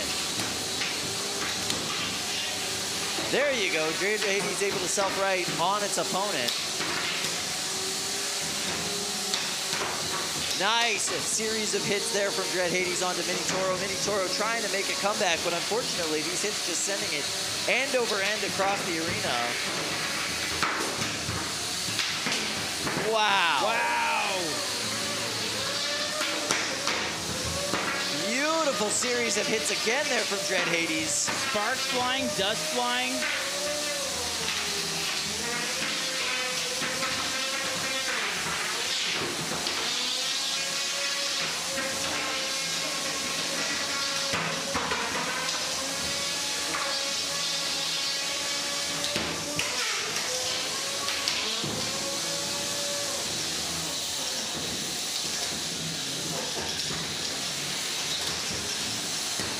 Minute and 30 seconds left in this match. Dread Hades, Mini Toro. Absolutely. Winner's bracket, round 4, 3-pound division. Oh boy. Wow. I hear something rattling. Yeah, that doesn't sound healthy, whatever's going on there. Oh, wow. It's like my knees in the morning. Yeah, looks like one of these weapons is just grinding up against the floor, perhaps onto the frame of the bot itself. And that sounds like maybe a motor that has been dislodged. That's inside unhealthy. the bot. You want to keep those things lodged. Yeah, lodged is the best way to have things. And there we hear a count out, 2-1. That would be a knockout. Your winner, Tyler Wynn and Dread Hades. Knockout. The knockout. The winner is Mini Toro. What? So I can assure everyone. Knockout. The winner is Dread Hades. There we go, voice of God. Absolutely. So, wow, Dread Hades moving on in this tournament. I got to tell you, I have a 7-year-old now. So I'm fully aware of the Dread Hades lore. It's a right spin Beyblade. Oh, yeah. That's what I've heard. Yeah, right spin, not a left spin, and somewhat evil. Only a little bit. At least that's what my son tells me. Yeah. All right, so we're going to go to Allie. I'm here with the one and only Tyler, one of the youngest, fiercest competitors that keeps returning. You just got a knock. I cheer from your side. How excited are you? Mini Toro is definitely a very tough competitor with a deadly drum spinner. So since we had the tip speed battle and we got the good hits, I'm actually really excited about this one. Really a testament to how well this bot's built and driven. Do you have any damage that you're worried about? Our motor was acting a bit weird near the end of the match. I think one of our supports got damaged and the weapon was dragging against the ground. So we definitely took quite a bit of damage, but I don't think it's anything we can't repair. Well, good luck on your move.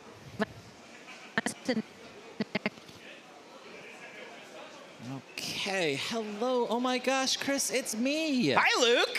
I know.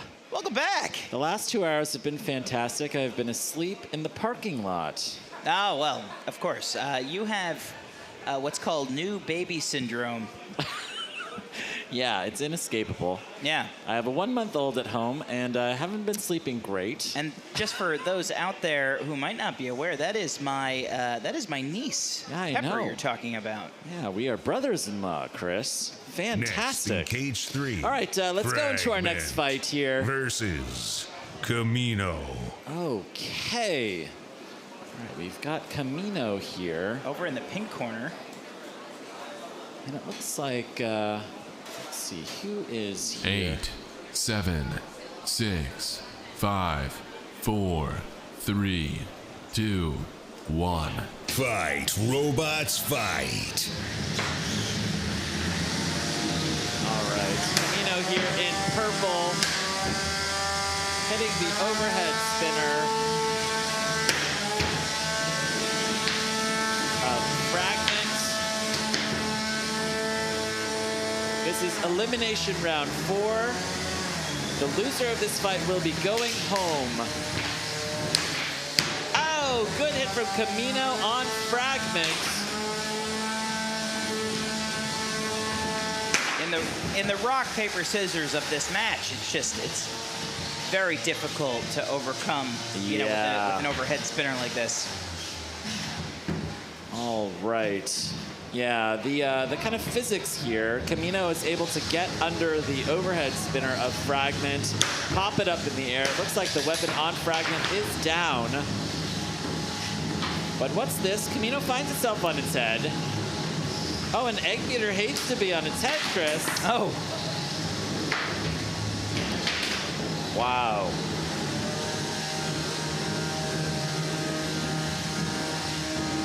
All right, I can hear the weapon from Kamino running. It's running great. We have 1:40 left on this match. Wow, they're both on their heads, Chris. This is a mess. It's a handstand competition. There we go. Okay, the mini-bot is getting there into the mix, getting under fragment, trying to rack up some control points here. I can hear the count-out happening. Is this an elusive double count-out?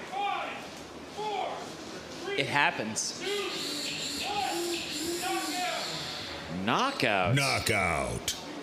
The winner is Kamino. Okay. Kamino was the robot to stop working, I guess, a little bit later than Fragment.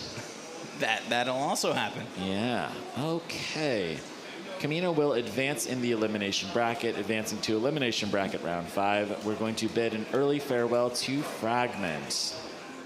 Let's take a look at this replay, Luke. All right. Kamino here in white and purple found itself up against the rail, but was able to get back down. Then it found itself on its head for quite a bit of this match.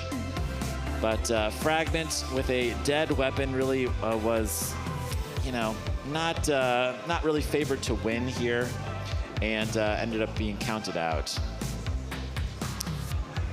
Okay. All right, now I see that we're loaded into cage 2. I see that we're loading into some of these cages. Yeah, I see a Drift over there in the pink corner and Red Hawk in the blue corner. Fantastic. Elimination bracket round 4. Both of these robots have had a fantastic day so far. They're both horizontals as well, which is pretty interesting. Is this the winner's bracket? Yeah, this is the undefeated bracket. Wait, did I say elimination? Yeah. I did? Yeah. Wow. Go back out to your car and sleep a little bit more, Luke. That is terrible. Yeah. Yeah, no, this is the undefeated bracket. Yeah, round 4. Horizontal on horizontal action here. Now, a Drift has won at least 3 fights in each Norwalk Havoc tournament that it has entered. Wow. And that's pretty good. I mean, yeah, that's tough to do. That's great on a resume. Okay. They got that box locked and loaded in. We'll probably kick this off any moment now. Right, yes. A Drift here run by Carter Benninghoff from Pittsburgh. And this is a custom horizontal that probably started life out as a vector-inspired kit and facing off against Red Hawk, which has kind of a similar story. You know, heavily modified horizontal that started life out as a kit as well. Okay. I can see that we're loaded in. The lights are green there, Chris. Next in cage 2, here we go. Red Hawk versus Adrift. Okay. Match 128 for the day. 8. Fought so 7, much. 6, so much here. 5, 4, 3, 2, 1. Fight, robots, fight. All right, Red Hawk here in black and white, and Red Adrift in red and black. And great weapon-on-weapon exchanges very early in this match, with both robots going careening to opposite sides of the arena. You see a little bit of that armor has been peeled off of the back. Yeah, those wheel guards on Red Hawk are looking very sad right now, Chris. Oh, and the left side wheel guard is gone. It's cool. You only need the wheels. Wheel guards, optional. Oh. However, is that weapon stopped on a Drift? It looks like the weapon is down on a Drift. Oh, boy. Good eye, Chris. This could be a very long 2 minutes and 5 seconds left. Yeah, it really comes down to whether Carter wants to continue to drive his dead weapon into Red Hawk. He's going to have to, I think, because Red Hawk has scored some pretty functional damage here in this fight. I just absolutely love the design of a drift. It is so smart. Those wheels are totally protected inside of the body. We've got this custom 3D printed body, and it just looks fantastic. I'm actually pretty surprised that they lost their weapon. All right, with 1:23 left here in this fight. Red Hawk is just twisting there, trying to get itself over to a drift. The drift is slightly more mobile. Wow.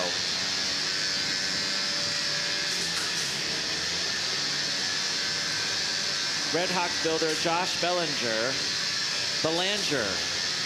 I keep saying it wrong today, Chris. Belanger. You know, he is a veteran of this sport. He's a veteran of this league. He's been fighting here for the last 1.5 years with this design. He's done great with it. Last year, he advanced to the finals.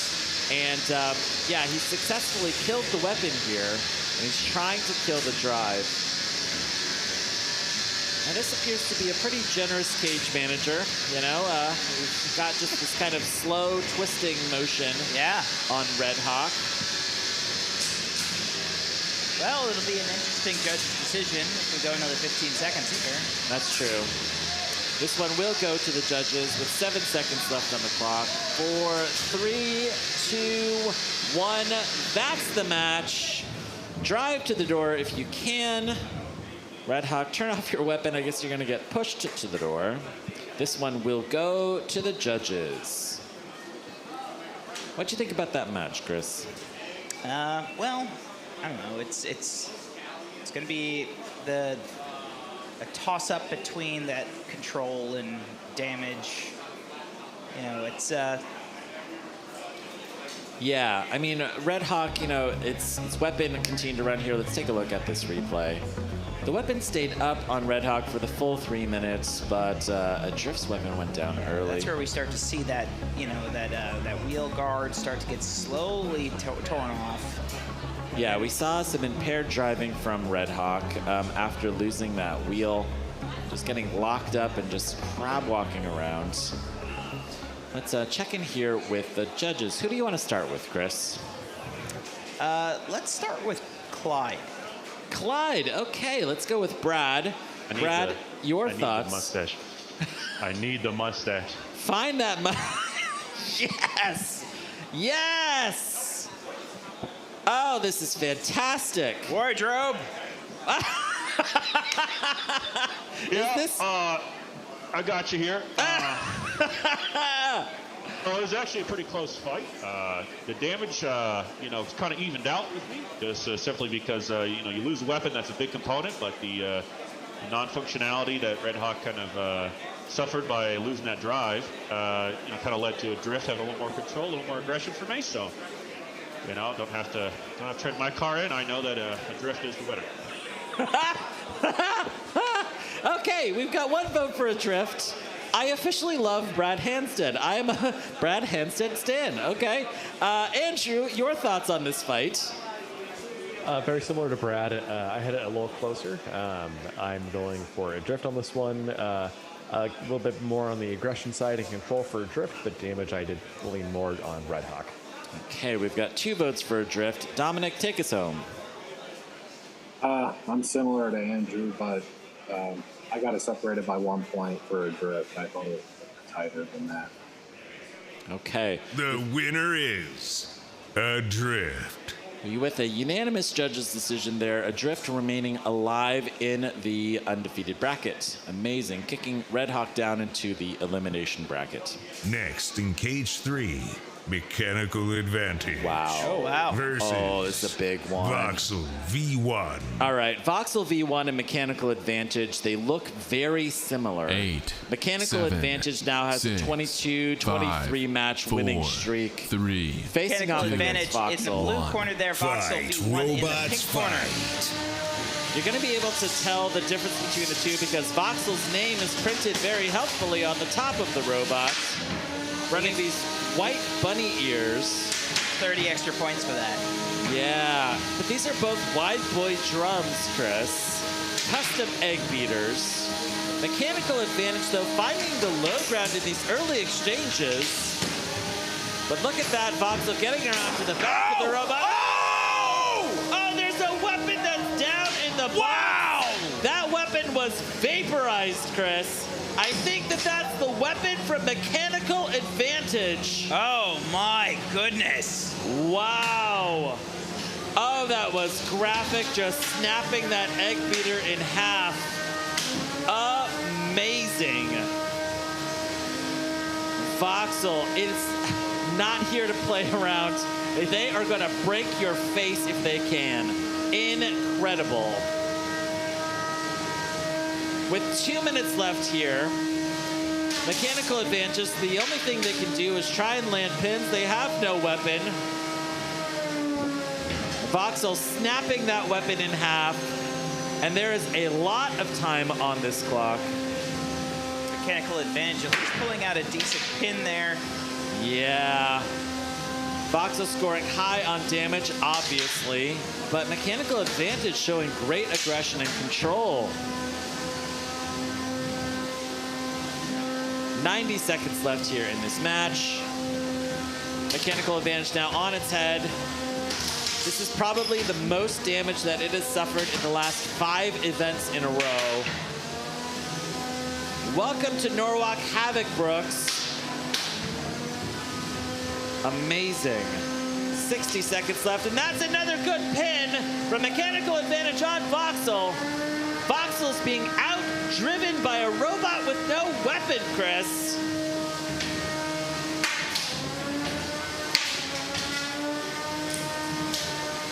45 seconds left in this match. Wow, great drive reliability from Mechanical Advantage.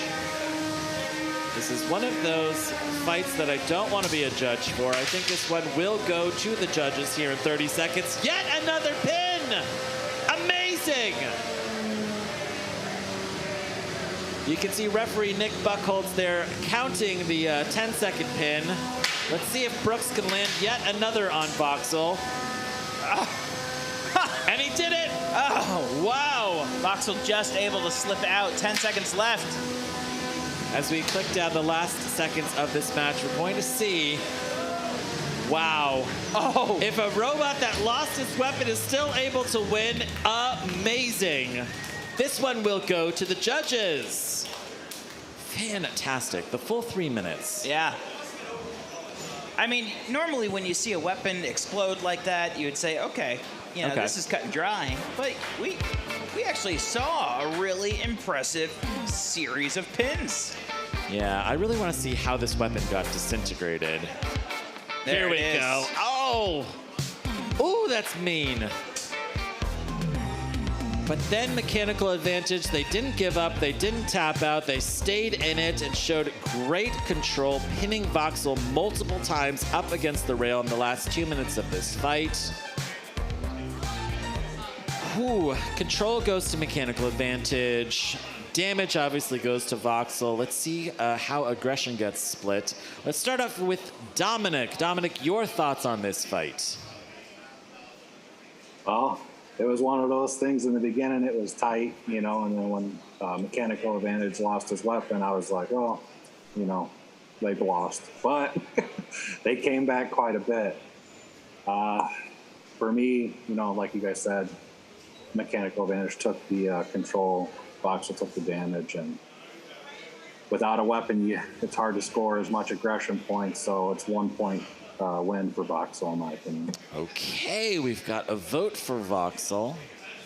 I can see that surprised Andrew. Let's go to Andrew next. No, I'm more surprised that I won't spoil stuff, but that's how I scored the match as well. Really? 3-2, yeah, 3-2 aggression for Voxel, 4-2 Mechanical Advantage, and then 4-2 damage for Voxel. So for me, it's a split decision as well. Very close fight, very good fight. Okay, so we've got 2 votes for Voxel. Is that correct? Okay, 2 votes for Voxel. Brad, I love the background, Brad. Your thoughts on this fight? I I think we may have all judged it exactly the same. Damage goes to Voxel, control edged out mechanical advantage there, but the aggression goes to Voxel, so therefore, Voxel's your winner. The winner is Voxel V1. A narrow judge's decision for Voxel. I'd be interested to hear what Incredible. the chat might think if they also took a vote on that match. It was a great match. Definitely one of the best matches of the day. Yeah, absolutely. Wow, that was fantastic. I mean, like, I'd love to see a weapon get disintegrated. You know? Yeah. You always wonder why that happens. Let's check in here with yet another factoid. Voxel V1 will fight Dread Hades. Mechanical Advantage will fight Off-Kilter in the elimination bracket. Ooh. Wow. Voxel versus Dread Hades. Two, like, an unstoppable force, you know, facing off against... another unstoppable force. An immovable object. You gotta love that, you know? Like, Next typically... in Cage 4, Psycho. Here we go. Versus Ramplan. Oh, what? Business Cat has made it here and facing off against Psycho here. Now, the winner here qualifies for the 12-pound December Championships. And so this is a very important moment for these two builders. 4, 3, 2, 1. Fight, robots, fight. Jameson Go and Psycho there waiting in the blue corner for Ramplan to complete the box rush. Jameson successfully getting under Ramplan and popping Business Cat in the air. Oh boy. Look at these long forks on Ramplan and the short little baby forks on Psycho. Can Psycho get through those forks and land yet another big hit? It's not the size of the forks in the fight, it's the size of the bite in my mouth. Oh! Ramplan getting airtime there. Psycho is absolutely gorgeous. Look at this custom robot here from Jameson Go. And that waggle stick is done! Oh no! Wow, with no waggle stick, Ramplan is now just a push box. And look at that, he's pushed Jameson Go right there up against the rail. Incredible. Business Cat is going to back off, allow Fluffy to come in here with the saving throw. Ramplan attempts to reattach his own arm. Fluffy, you haven't really helped much, I would say. Yeah. Psycho finds itself on its head, unable to self-right. Ramplan now bringing over its debris. Oh, Ramplan is going to actually use its detached arm as a peripheral weapon in this match. I love it. If he can shove that dismembered arm into the weapon of Psycho, I am going to scream, Chris. Amazing. Who is driving Fluffy, Chris? Wow, they just pushed Psycho up against the wall. You've made it worse, Fluffy. You've made it worse. Wow. Got to do that kind of whipping motion. Fluffy needs one of those little Ramplan arms, right? I'm sure we're going to hear in a second if this is actually like a real unstick or... This feels strangely intimate, Chris, you know? Like, I don't know about this fight. Oh, wow. Okay, Business Cat. We get it. You're mobile. Wow, just showing ultimate disrespect to Jameson Go and Psycho. Wow. This is the end of the match. I can't believe it. Unbelievable. Wow. Look at him. Business Cat, he's so pleased with himself. Okay. This is the end of the match, but Psycho continues to run. Has somebody told Jameson Go that it's over? I don't think it can stop. What is happening here? Control, is this the end of the match? What is going on? Okay, all right. Psycho's finally spun down.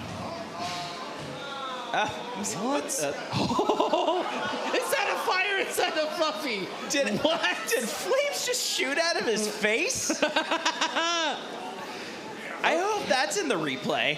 All right, well, it looks like Fluffy's been turned off, you know? Like, there's no power left in Fluffy.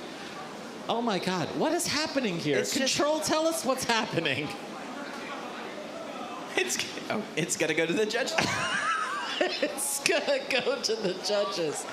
Oh my God, Neil. Wow, okay, we're gonna send this to the judges. Psycho spent like basically the majority of this fight stuck in that corner, unable to get unstuck by Fluffy. Ramplan ended up going in there and just shoving around the dying carcass here of Psycho. However, Psycho did score some main weapon damage by ripping off that arm. Yeah. I mean here. Can you score aggression points without a weapon? You can certainly score control points here. Wow, this is a really close match. Amazing. Oh, here we go. What's going on? I swear I saw like a straight cone of fire shoot out of the housebot's face. Wow. Okay. This one will go to the judges. Let's start off here with Brad. Hello, Brad. Your thoughts on this fight? Hello. Yeah, this was a little odd to judge because the duration was kind of in the wall there. And, because of that, Ramplan really had, over the course of the fight as well, a lot of control. And even though there was some damage to the weapon, which was significant, it ended up being that control mattered to me. And so pretty close decision, Ramplan for me. Wow, okay. 1 vote for Ramplan. Dominic, your thoughts? There was a lot of in a corner, like Brad said, so it's kind of the plan wasn't able to be put into place, but Ramplan still took it from me. 2 votes for Ramplan. Andrew, your thoughts? Yeah, I scored it a little differently than Brad, just kind of based on how aggression and control were looked at, but we came to the same conclusion. On the 2 minutes of fighting, we saw Ramplan won that. Okay, a unanimous judge's decision here in favor of Ramplan. Yeah. Business Cat has now qualified for the December championships with his little waggle stick, Chris. Fantastic. All right, that was undefeated bracket round 4. So Jameson Go and Psycho will be fighting again here in the elimination bracket. And he has shown time and time again that he is very comfortable in that bracket. Sure. Send 35 more bots at him. We'll probably still see him in the finals. There you go. All right, I can see that we're all loaded into Cage 2. Blackbird versus Caldera. Caldera versus Blackbird. These are 2 titans of the sport. We've got Tony D'Ambrosio and Blackbird, winner of the March competition, versus Caldera, a robot that is top ranked, that has already qualified. Both of these robots have already qualified for the finals. This is elimination bracket round 5. This is just for fun. Now we are, oh, I didn't see that factoid. That went fast. Okay, all right. I think we're ready here to fight. We have Blackbird over there in the pink corner, and we'll have Caldera in the blue corner. Now the winner is going to fight Crashfest or Underbites, and the loser will be eliminated. 5, 4, 3, 2, 1. Fight, robots, fight. All right, good mobility right out of the box from Caldera. Oh, getting popped in the face by Blackbird. Ooh. Tony D'Ambrosio finds himself high-centered on the mini-bot of Caldera.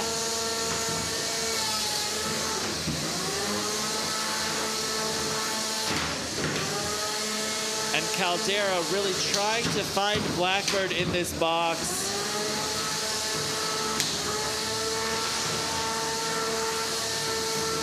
Caldera looking a little lost out there. Good weapon-on-weapon exchange here. Tony D'Ambrosio kicking the mini-bot of Caldera in the air. Caldera doing the same on Tony's mini-bot. But the hardest working mini-bot in combat robotics. Oh, boy. Oh, wow. Tony D'Ambrosio found himself momentarily on his face. Losers bracket round 5. 2 minutes left in this match. Incredible. That weapon is still running on Blackbird. Oh, big hit there. Blackbird shoving Caldera up against the rail. You know, it's kind of weird, but I think that if I was Tony, I would go after the mini-bot first. That mini-bot is doing great today. Tony wearing the mini-bot like a hat. Coming around, hoping to kill the weapon on Caldera. But we're seeing a kind of chaotic drive style from both of these builders in this fight.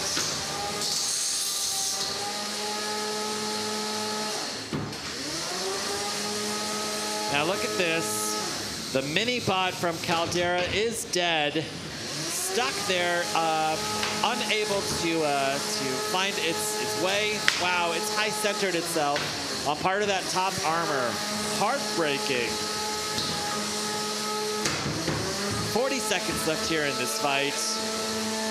And look at this. Blackbird looks like he may have killed Caldera's weapon. Caldera is weaponless. Tony there in the corner. What a chaotic match. Wow. 20 seconds left. Blackbird continuing to find the low ground here against Caldera.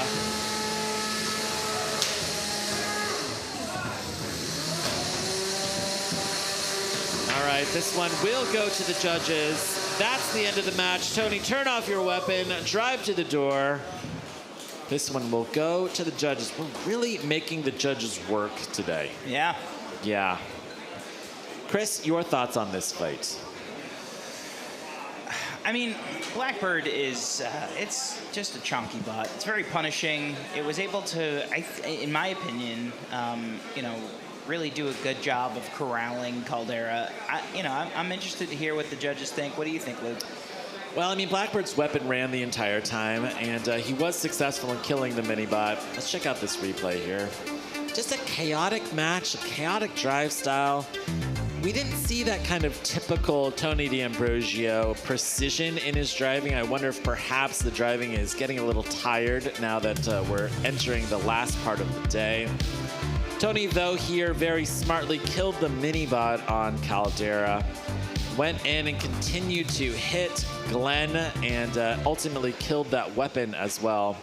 Let's check in here with the judges. All right, let's go here to the eggplant man himself, Brad Handstead.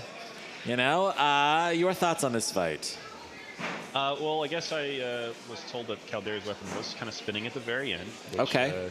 Brought a point back or so, but ultimately that mini-bot dying, the control, the aggression, Blackbird had the win for me. Okay, we've got one vote for Blackbird. Dominic, your thoughts? I actually thought it was a pretty tight match. I mean, there was back and forth. You know, the mini-bot of Caldera was doing a good job controlling Blackbird in the beginning, and then, you know, with the Caldera kind of not able to capitalize on certain things, getting stuck a little bit. But in the end, I gave it 1 point towards Blackbird. Okay, we've got two and votes. The damage on the mini-bot was the main factor in that one. Okay, yeah, we've got 2 votes here for Blackbird. Andrew, your thoughts? Yeah, very similar to the other 2 judges. Aggression and control were split pretty evenly. For me, Blackbird won on damage 4-2 against Caldera because of that disabled mini-bot, and I'm going for Blackbird 10-7, so pretty close. The winner is Blackbird. All right, let's go over to Ali, who has both teams. Nice. I do. I get so tired watching you because, I mean, I see the sweat. The squat is incredible. You pulled off the win here. You must be feeling pretty good. Yeah, those guys, it's a grinder when we fight those guys. So, yeah, it feels really good to win, but, I mean, it could have literally went either way. They have an amazing team, an amazing bot. So, yeah, it feels good to win, though. An amazing team, an amazing bot. You guys are, I heard you say, I don't care who wins. That was such a good match. That's the attitude to have. Let's take a look at a little bit of the damage here. Actually, there's no new damage from that fight. The only thing that was going on was my weapon motor, it's new setup, and it was overheating, and I had to let it cool down. It was killing me. Well, we are going to send you off with a send, cut, save. So this will help you out for any damage in the future. Great run here. Great. All right, yeah, good little handshake there between Tony D'Ambrosio and the Voxels. Fantastic work today at Caldera. Yeah, absolutely. Really top-tier robots on both sides of that cage. Now, Chris, I've heard over the radio that you're going to be replaced by Mammoth Captain Ricky Willems. How do you feel about that? Relieved. What are you going to do? You're going to go upstairs, continue to unpack, take apart he's coming that in, robot? he's relieving me. Yeah, I can see that, yeah. What's the size of your feeling of relief? It depends on the size of whatever pastries are back in the employee lounge. That's good. Yeah. That's good. Yeah. All right, so what's next? In cage 4, Yab-Nol versus Promheda. Wow, okay. This is a little team-on-team action here. Team defective on team defective. Yab-Nol versus Promheda. Both of these robots have already qualified, so really they are just fighting for a golden dumpster. This is elimination bracket round 3. 8, 7, 6. The loser 5, of this match 4, will be going 3, home. 2, 1. Fight, robots, fight. Here we go. Oh, good mobility from Yab-Nol. But that first exchange, Yab-Nol finds itself on its head. Zach Knight and Promheda, they have had a day picking out pieces of an airbag from an earlier match, trying to fix some wonky drive issues. Promheda is one of our top-ranked 12-pounders, and we're just not seeing the same kind of speed and drifting motion from Promheda that we typically see. Yab-Nol, though, it's no slouch. It was the winner of 12 pounds full combat in May. Look at that chunk of the sidewall just got ripped off. Tap out. Oh, wow. Huge airtime. The winner is Yab-Nol. Wow, Yab-Nol takes it. Wow, Zach Knight is going home with Promheda. Look at that. Yab-Nol's very happy about that, Chris. Built by Chris Rummel from Nantiglow, Pennsylvania. All right, let's take a quick look at this replay. Chris, if you're curious, Yab-Nol, it's a palindrome for Long Boy. That's cool. Yeah, you know, you've got that Long Boy weapon there on Yab-Nol, and he's just killed his captain. That's pretty great. But I will say Zach Knight has had quite a day, you know. Running into that airbag earlier in the day and taking pieces of that airbag upstairs to the pits and trying to pick it out, you know, of that weapon housing. You know, like that was an incredibly destructive match. Yeah, totally. And perhaps a little controversial. I heard things. Yeah. All right, let's check in here with Allie. Yeah, I'm here with Chris. I did see a piece get handed to you, but it seems that was minor and everything's still looking pretty good. Yeah, it was somewhat insignificant. I still took some big hits, though. He dislodged one of my drive motors, so I got to go check that out. But it was a great match. I've been waiting to fight Zach again for years. It's been plenty of years coming. All right, well, not only did you get to fight Zach, we're sending all of our semifinalists with $100 Send, Cut, Save from Send, Cut, Send. So enjoy. We'll see you in the finals. Thank you. All right, good job there, Chris. Going off, you know, like it's kind of cool to, you know, fight your friends, especially if it's one of those things where you've been waiting for that fight for several years. And it's great for it to go, you know, Chris's way there, you know? Yeah. Fantastic. Totally. Yeah. All right, we've got a little pause in the action. All 4 cages are empty, Chris. Looks like a couple of bots we have loading into cage 4. Oh, yeah. Okay. I think we're going to have some 30-pound action coming at us pretty soon. Yeah, I see the Brazilians over there. That must mean that Toro is in there. And I see Brandon Bennett Young, which means that Phenomenon is in there. Phenomenon. Phenomena. Oh my God, Chris. I'm delirious at this point. Yeah, send in Ricky, please. All right, now the winner of this match will fight Knockoff White in the 30-pound grand final. The loser will finish 3rd in this weight class. This is elimination bracket round 3. And yeah, going on to fight Knockoff White. Now, if Knockoff White is able to defeat its opponent in the next match, that will be it. We are going to crown a winner and a golden dumpster. If they don't, we're going to go into a sudden death rematch, and we're going to run that fight a second time. Okay, so we have 2, perhaps 3 more fights in 30 pounds before we crown a winner. Brandon Bennett Young works on the pit crew for Mammoth on BattleBots. And Toro Jr., of course, Toro Feather is a miniature Minotaur run by Minotaur Captain Marco Antonio Maggiolaro. Competing here all the way from Brazil. We've got just this chonky drum versus a vertical disc.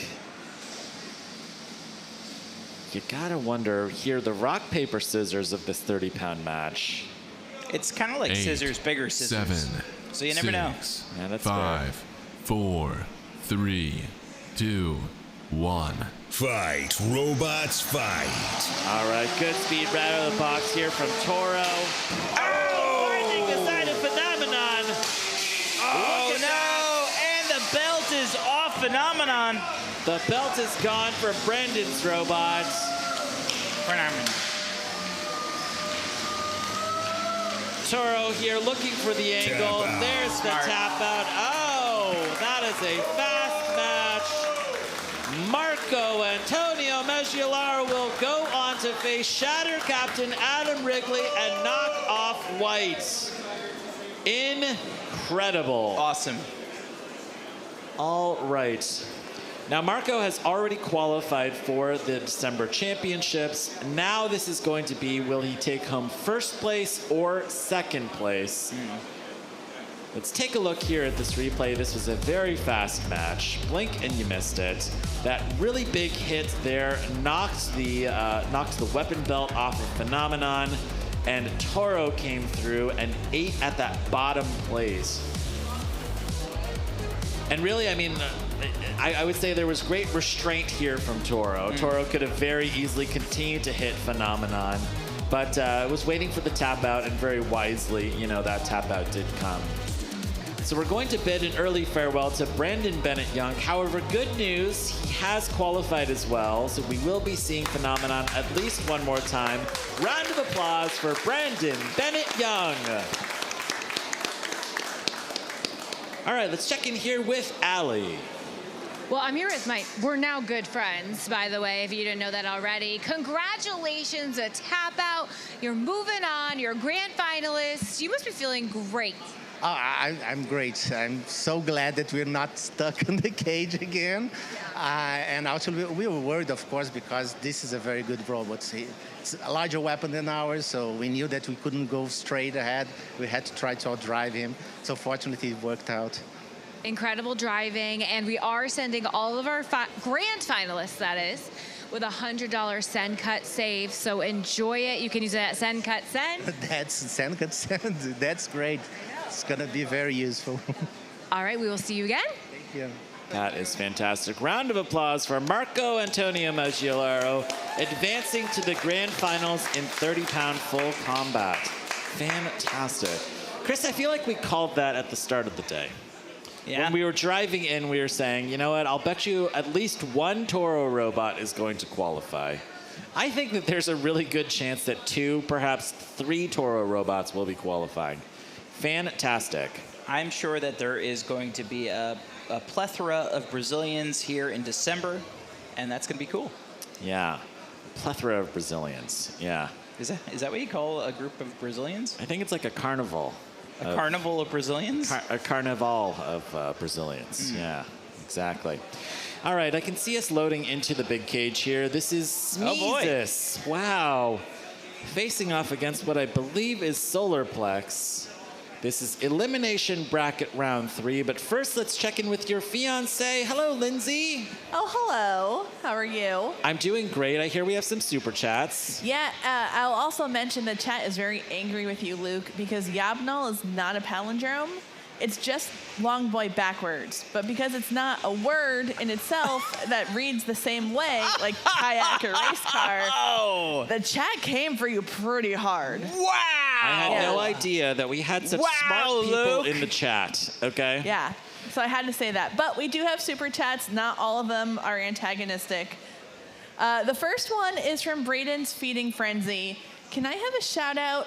Now, he said he used the last of his rent money to purchase this super chat. Braden! Maybe not a wise investment, but let's give him a shout out because he deserves it. Okay, all right, here's my shout out for Braden. Braden, please spend your money more wisely, okay?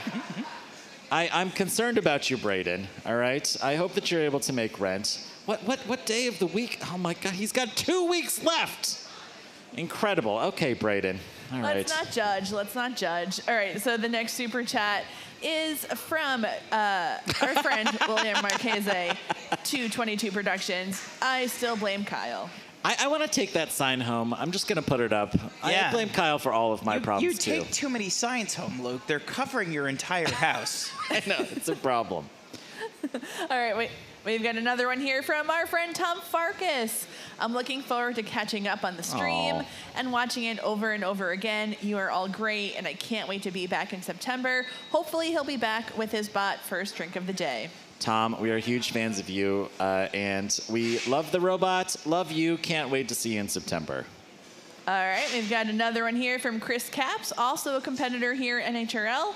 Hey guys, it's Chris, best Norwalk of the 4 I've been to, best fights I've ever seen, can't wait to be back tomorrow, and of course, go Team Shred It.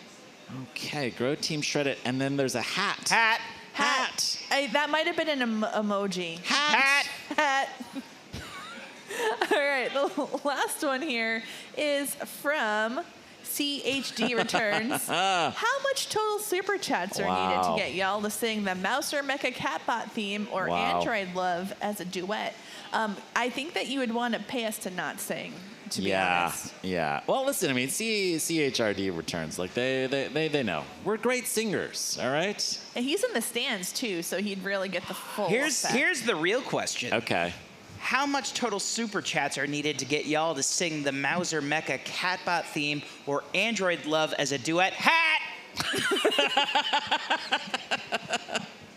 Oh, that's fantastic, Chris. Hat! Next in cage All right, 4, here we go. Solarplex versus Smeezus.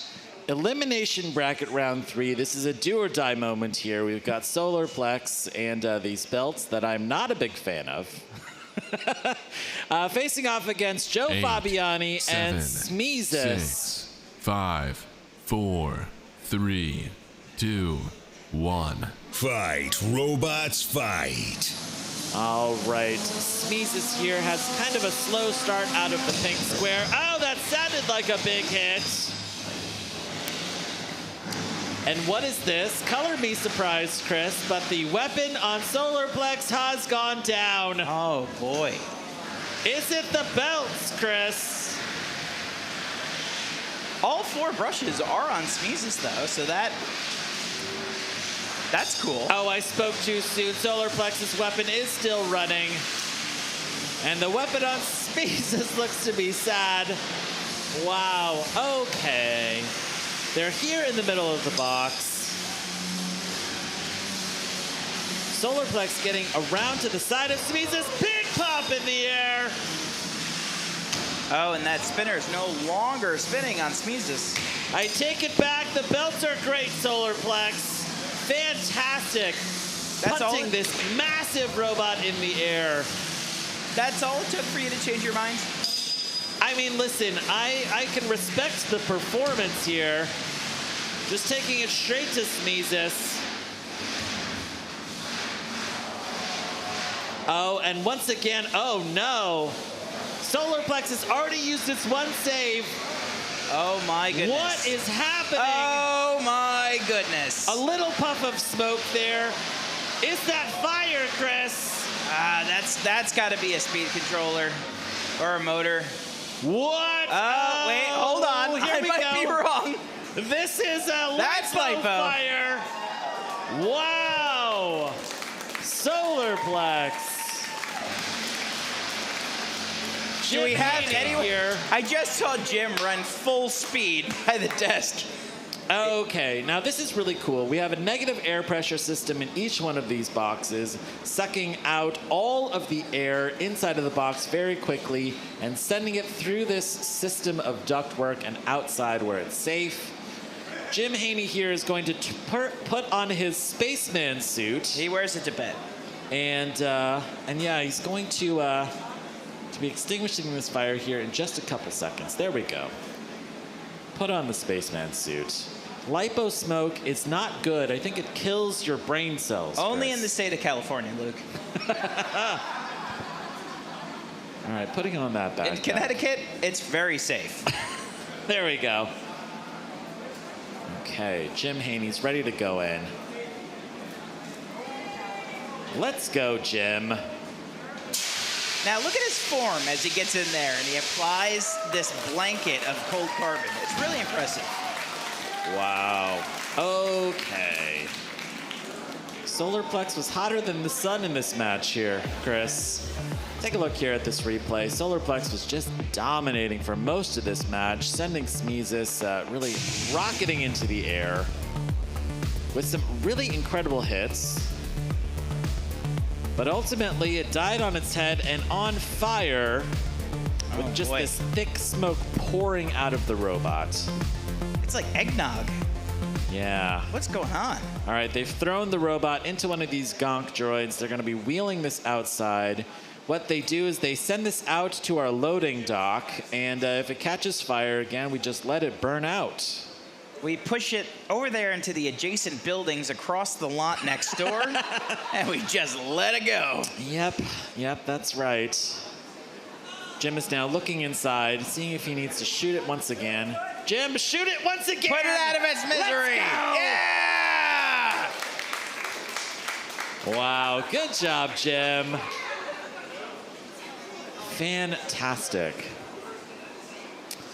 Now, Chris, very sad news. This is Jim Haney's last Norwalk Havoc as head referee. Yeah. He's going back to school, so we're going to be, I guess, choosing another head referee. You know, the hard part is you need 45 people to replace Jim. Yeah.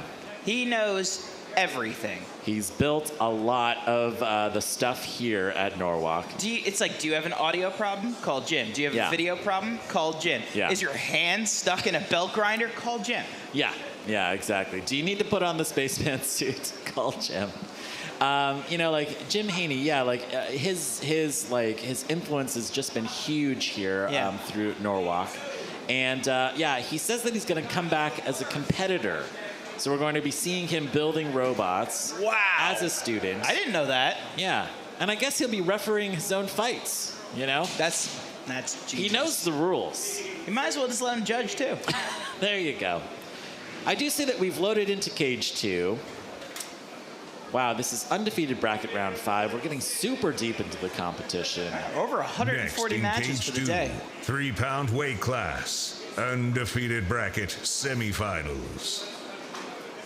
All right, we've got Eruption and Brian Voxel facing off against Sepiol and Lucas Buermeyer. This is some BattleBots on BattleBots action.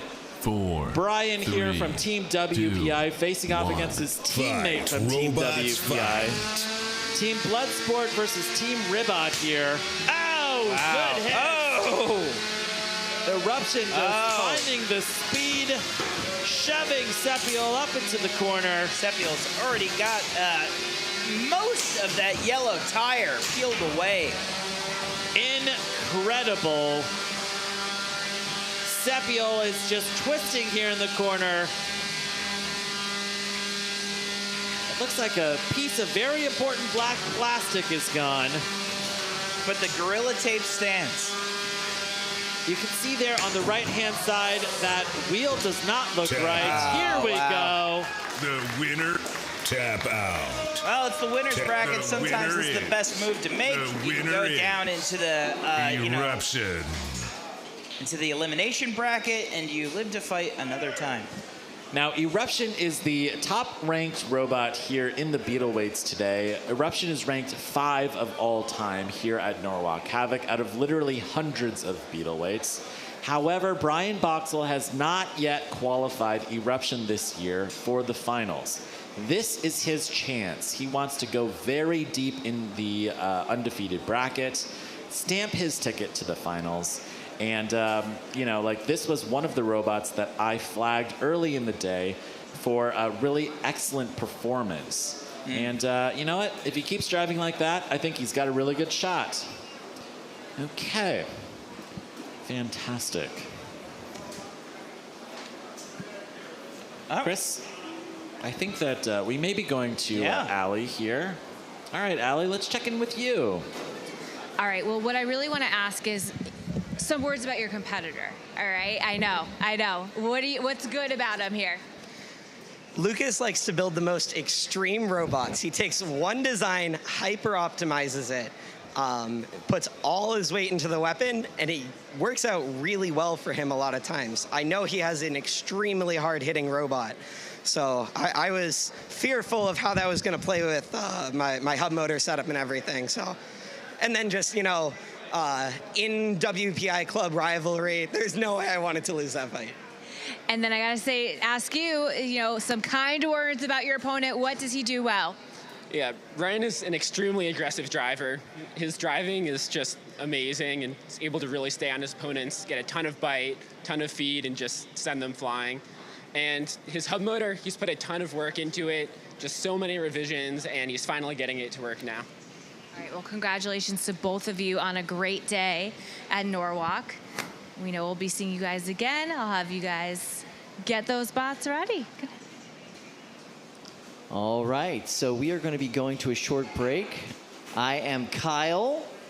Kyle, what's blame behind you? Kyle?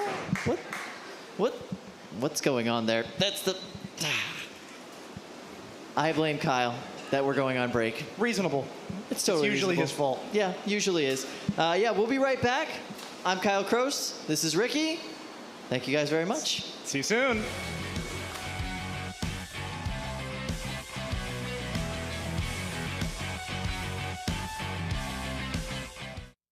I'm Jake with Senka Sen, and today we're talking about tapping.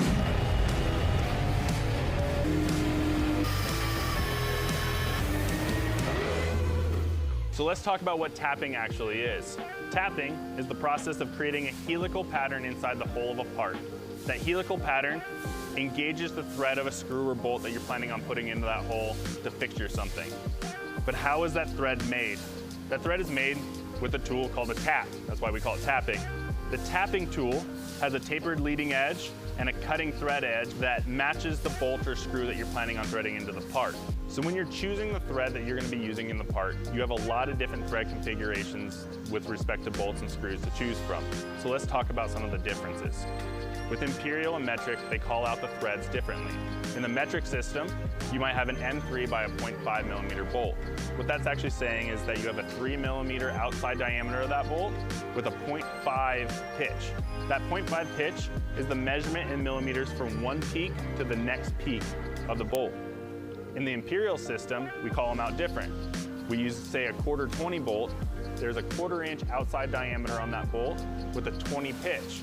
20 being how many peaks you have within an inch of that bolt. So if we count each peak, we should have 20 within that inch. Now that we talked about how imperial and metric threads are different, let's talk about the hole that needs to be created in the part to tap and put in that helical pattern that we talked about earlier. If the hole is too large or too small, it can change the thread engagement between the bolt and the tapped hole that's in the part. Too low of a thread engagement can cause that part to strip out and fail, whereas too much thread engagement can cause that part to gall and stick. Also, when we're tapping, too small of a hole can also create that tap to bind and break during the manufacturing process. We did make it easy for you guys. If you go to our website and you select tapping, you can see a tapping chart for the material and the different thread pitches and stuff that we have. Select something that's within the range that we have and put it into your drawing as that hole size. That'll ensure that what we have when we're actually tapping those parts will come out the way that you guys want them to. If you guys do have any other questions about your design, please don't hesitate to reach out to us at support@sendcutsen.com.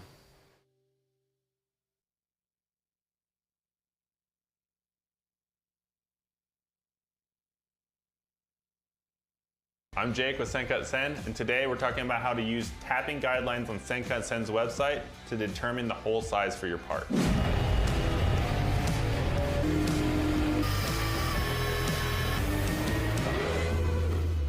So let's start by looking at the tapping guidelines on Sendcutsen's website. If we go down the screen here, there's a lot of different information that we can look at, but we're specifically talking today about choosing the correct hole size and more importantly, this thread sizing chart that is on the website. If we look, we have two columns here. We have an imperial and a metric taps, and we have a drill size that correlates to a 50 or 75% thread engagement. So when we're talking about thread engagement, we're talking about how much surface contact we have between the male and the female threads. So we might have 50% thread engagement, and then 75% thread engagement is more contact between the two threads, which is better for strength in the threads, but it can also be more prone to sticking or galling or breaking or tap. So we recommend staying between that 75 and 50% hole size. So let's look at 1/4 20 as an example on the screen. If we have a 201 thousandths diameter hole, we have a 75% thread engagement. If we have a 219 thousandths diameter hole, we'll have a 50% thread engagement. So as we're thinking about this stuff and we're designing our parts, we have tolerances that are built into the laser.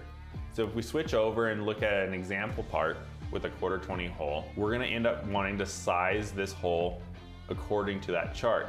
So if we want a 75% thread engagement, we recommend oversizing it just slightly by about 3/1000ths of an inch to give yourself a little bit of room for our tolerance on our laser and still falling within that 75% thread engagement. The most important thing is that you stay within that window in order to have a properly tapped hole. So that's it for this video. Stay tuned for more.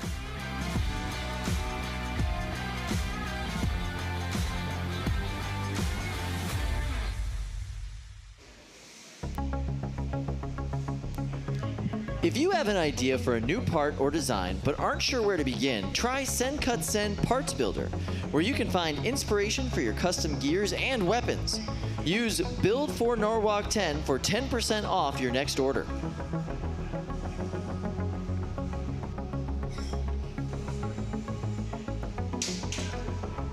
And make sure to check out all NHRL social channels. You can subscribe on YouTube. Please subscribe and share with all your friends while you're watching us tonight.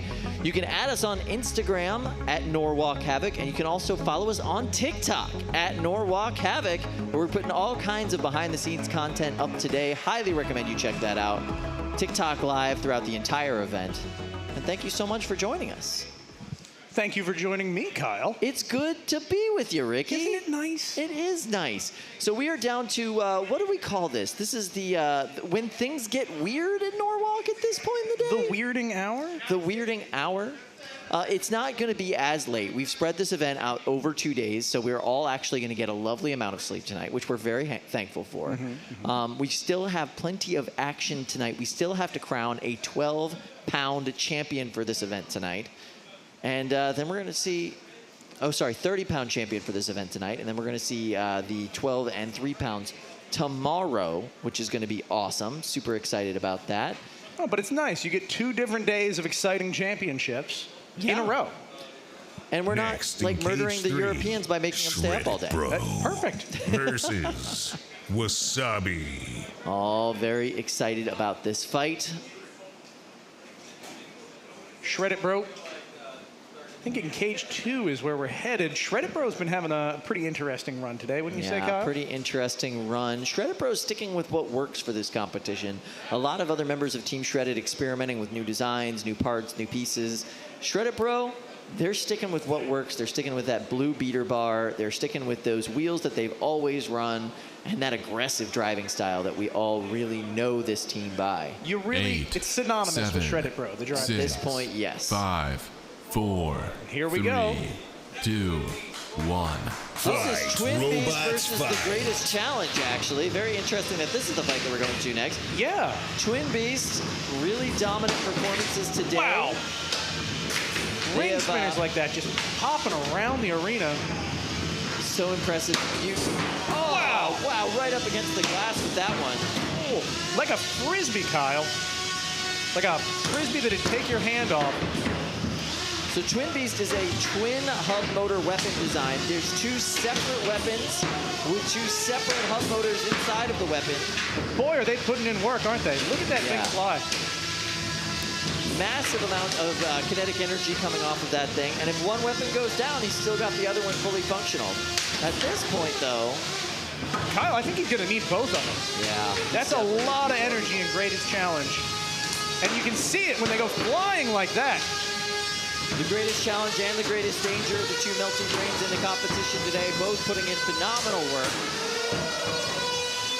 Really impressive, the reliability he gets out of the... Wow! Speaking of reliability... It was still spinning after it got ripped in half. Tap out. What a hit! The winner. Fantastic! Tap out. So good. The winner. So that's Wagner Prestes. He just dominated that fight. Absolutely beautiful.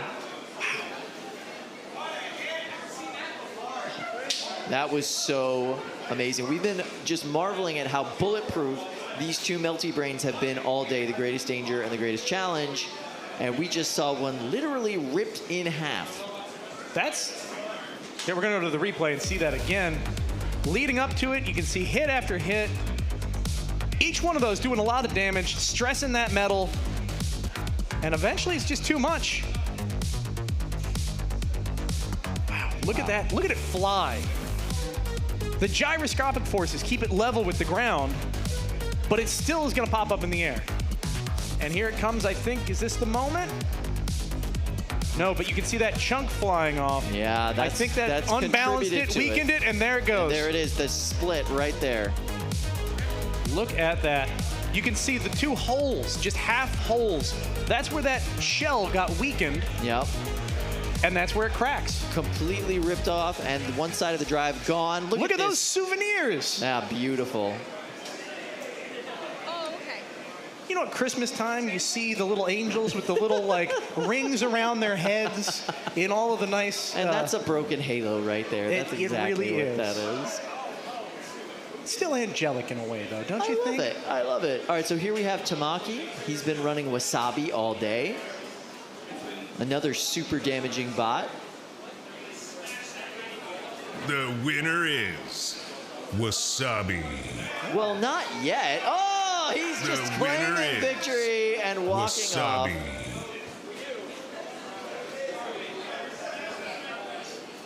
So Wasabi's already had a really good showing today against some members of Team Shredded, but 8, now 7, going up against 6, the patriarch of 5, Team Shredded, Evan 4, Arias. 3, you say there's maybe a little 1. rivalry Fight, robots, fight. I'd say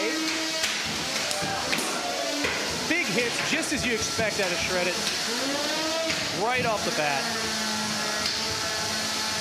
Tossing around like a plaything, but there's turnaround fair play. Absolutely glorious. Both of these robots, durable, strong, hard-hitting. Yeah, I call this a bit of a rivalry. The Team Shredded really is the best drum spinners in the American 3-pound scene. It's amazing the stylistic difference you get from, you know, region to region. Yeah, very different styles of bot, very different philosophies of build. That smaller drum on Wasabi, a little more surgical, being able to get in there. But Shredded Bro. Wow, whoa. Look at that hit.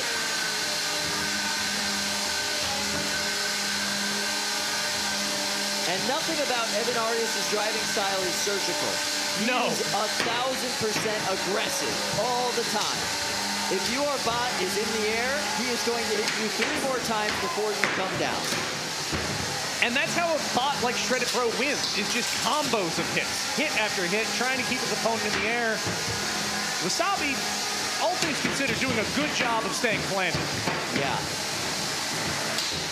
So tightly compacted. I mean, they look like they're 2 different weight classes. It does. It almost looks like Shredded Bro has some kind of weight bonus.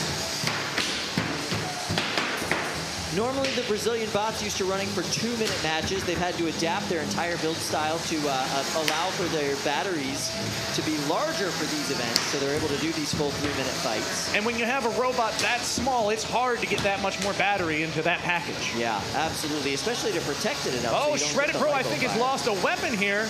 I think I see the belt has come loose. Now, this is going to change Evan's strategy in no way at all whatsoever. He's still going to go weapon first directly in.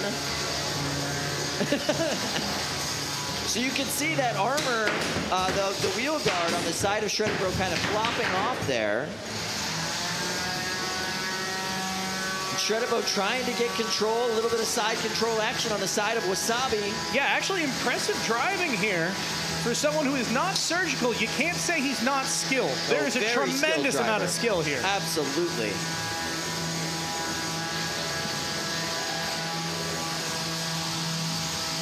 Look at that, just dominating the movement in the box. Wasabi completely at the mercy of Shredded Bro. That weapon going at full speed on Wasabi, and with no abandon at all. Shredded Bro is just casually moving him around the box, putting him where he wants to be. And that's the end of that fight. Wow, that went by quickly. No, it snuck up on me. And it's going to go to the judges. Both teams have a lot to say for themselves there. There is Yeah, this is not going to be an easy one for the judges. Everybody's super pleased with that fight. And look at the kinship there. The brotherhood of the drum, right? Mm-hmm. That's what it's all about. Look at this replay. And it was so much back and forth, especially when both the bots' weapons were going. You just saw like non-stop, blow for blow, back and forth, knocking each other back. You couldn't really tell whose weapon was really getting the most power at any given moment. You didn't see it until finally one was launching the other one across the arena. Beautiful match. Look at that, and you can see that belt torn up. Yeah, not just even ripped off, just completely shredded, if you will. Yeah. All right, so we're going to go to our friends, the judges. Guys, this is a hard one. I'm really sorry. We haven't given you a hard one in a while, Dominic. Just to take a moment, what's going on with Bradley? I have no idea what's been going on with Bradley all day, but it does appear as though he is embodying a certain prehistoric creature. Yeah, there seems to be, I don't know what it is, but something about his ambiance just speaks to me. I love it. I love it. I'm so glad about that. All right, so we're going to go to Dominic. Dominic, what did you think about that fight?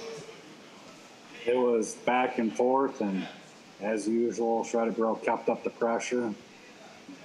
To me, it was very tight, 1-point separation.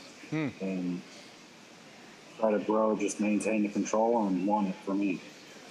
All right. Well, that's one for Shredded Bro. All right. Let's go back down to you, Bradley. Bradley, first of all, what are you wearing, bud? I believe you are muted, my friend. Silencers, apparently. Sorry, yes. My apologies. I know what you're talking about, but this fight was very close. Shredded Bro obviously had the aggression. The control was a little even back and forth, but, it kind of came down to that damage, and it was literally a 1-point difference for me, and I ended up giving it to Wasabi. Whoa. Split decision, Kyle. Split decision, Andrew. The pressure is on, my friend. Oh, my goodness. All right. Who you giving it to? Up Andrew, wait. He's got a case of the mutes as well. He's got a case of the mutes. And we got the mutes. We go on a break, and these happen. Well, look, there's no distance between those boxes. They're very close together. It spreads easily. Yeah, the mute spreads easily. Yeah, like Brad, I thought control was fairly even, maybe a little bit more toward Shredder Pro, but in the end, the disabling of that weapon, for me, I went with Wasabi on this one. Oh my goodness. Well, the winner is Voxel V1. No. That is not true, voice of God. That is not true. Disregard. The winner of that fight is Wasabi, which means that Tamaki is going to continue on in this fight. And I believe that does mean Shredder Pro is done for the day. I think so, yeah. Wow. All right, so Allie's got Shredder Pro. Let's find out what's going on there. Well, at least you get some sleep. Oh, yeah. I cannot wait to... Oh, is this muted too? No, you're good. We hear you just fine. Everything you're saying. I'm gonna go and take a trip. One more time. I'm gonna go and take a trip to... Yeah, that's right, New York! Honestly, it was an amazing day. I gotta give a shout out to Wasabi. I guess he's making a... Yeah, that was absolutely amazing. Probably one of the best fights. I love a slugfest. That's exactly what Newark's about. It's straight business. When you come to that arena, you lock that door, that's all it is. And you gotta admit, it's the best place to be. So shout out to everyone watching, and much love, everybody.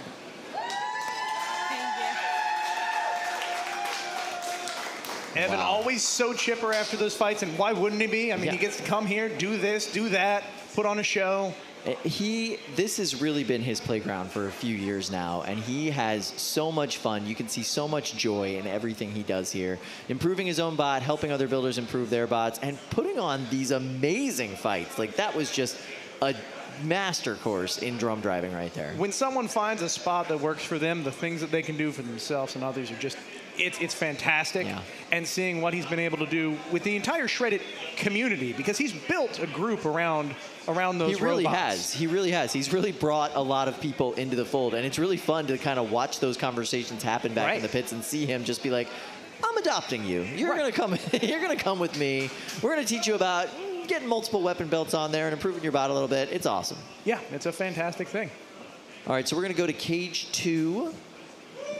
8, 7, 6, 5. Oh, 4, here we go. We've got 3, Adrift. 2, and they're 1. facing off against Fight, Inside robots, Job, fight. who is having a banner day here.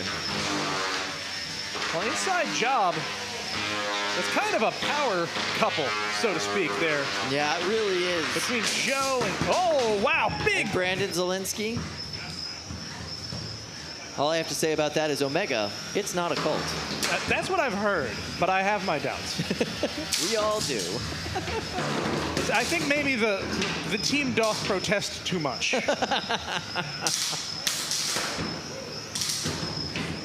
Beautiful there. That was lovely. I wonder here, is it Drift perhaps keeping that weapon speed down on purpose for control purposes? I think for control purposes, and also I think they want to get enough engagement so they're actually throwing Inside Job away from them. Oh, there's a chunk of wheel coming off. Yeah, that is not good, but it's okay. The Inside Job has 4. That's true. That's true. There's a lot of redundancy in that robot, and if there's one thing that Joe Fabiani does well with his robots, and there are many, it's built. Oh, look at that pinch. Yeah. Look at that pinch. Very nice, going right in. Everybody's trying to run that carbon fiber. Wow. And that's what he wants to do. Get a pinch, force the weapon into the wall, and then the weapon will tear the robot out of the pinch, causing more damage. Yeah. Yeah, exactly. You've got that ripping and tearing motion of that bot trying to escape from that really, really powerful clamp. Any control bot needs to use the other robot's weapon to his advantage, and Joe is doing that well. Just beautifully. Now down to 2 wheels, it looks like. Wow, another big hit. It's amazing to see those sparks fly and then realize the robots are still going. Yeah, when Joe first ran Inside Job, I guess it was the last competition, he told me that he is not afraid of any kinetic weapon in the 3-pound division, that his blade can take it. It is the strongest part of his bot, Bold words. Bold words, but so far he's 1,000% lived up to it. That thing is taking direct weapon hits all day long, and it looks fine. And that's what I was starting to say about Joe. He builds robots that they might not come out looking brand new anymore, but they just keep going. All day long. Absolutely. Absolutely. And that's really 9/10 of the battle when you're going to combat robotics events. Man, especially ones as damaging and punishing as Norwalk have it. We've got 30 seconds left in this fight. This appears as though this is another one that might go to the judges. With a weapon like a drift, it is impressive when something goes to the judges. Absolutely. Yeah, putting in great work, getting great hits in all day. Obviously, he's taken 2 of the 4 wheels off of inside job throughout the course of this fight, and now we're down to the last 10 seconds. He's wobbling like a keychain on there, but as long as that weapon's lodged, it can't spin. All right, it's headed to the judges. Ooh, a little puff there at the end. Yeah. Do you think that was belt, motor, battery? It might have been belt. I think so. It was just a little light puff.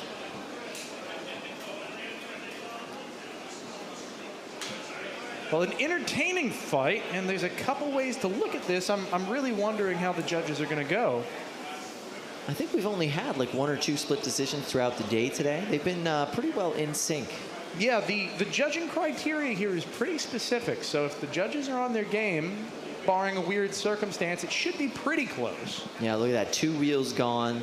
Still able to drive pretty well, actually. We're going to go to the replay and look. The Drift, such a powerful bot. That weapon is just so punishing. It really is. I mean, the diameter on that for a 3-pound weapon is really impressive. A little pirouette and away it goes. I would love to take a closer look at the armor on a Drift and see if there really were any pinching maneuvers that punctured. And there it goes, another big hit with a chunk of tire coming off. Oof. All right, we gonna go to the judges. Dominic, let's go. Wow. Here we are again. It was pretty close, you know. Inside job kind of dominated the control, but at the same time, the Drift was always using their weapon to get out of the pins or get out of most of the situations. There was more damage on inside job, but again, just to the wheels, non-function, like not disabling. It's a split decision at one point for a Drift. All right, a Drift. I think we're gonna go through here and just go straight to the judgments for Bradley and Andrew. Yeah, let's Bradley, do this what would you have to say? Very similar. I went ahead, very close decision, a Drift by 1 point. All right, a Drift the winner. Andrew, just let us know, is this a unanimous decision? Yes, 1 point for a Drift. Well, there you are. Speaking about consistency in judging, yep, that's impressive. That is impressive. I would have had a really hard time with that one. So nice job, gentlemen. Pure professionalism. Whew, We're going to head right into the next fight, though, right? Cage 3, ready to go. Another 3-pound fight. So cage 3 looks like we're going to have Kamino, another of the Team Shredded bots, versus Fragment. Oh, that's not accurate right? at all. No, I think it's Dread, Hades, and Voxel. That is exactly right. So there we see Tyler win with Dread Hades on a tear today. Voxel V1 is the original version of Voxel, which builder Michael Shore gave to his father as a gift. Aw, what a good fatherly gift. Voxel having a really banner day today as well. 7, 6, 5, 4, 3, 2, 1. Fight, robots, fight. All right, and away they go. Both robots up to speed almost immediately. Powerful drums on both.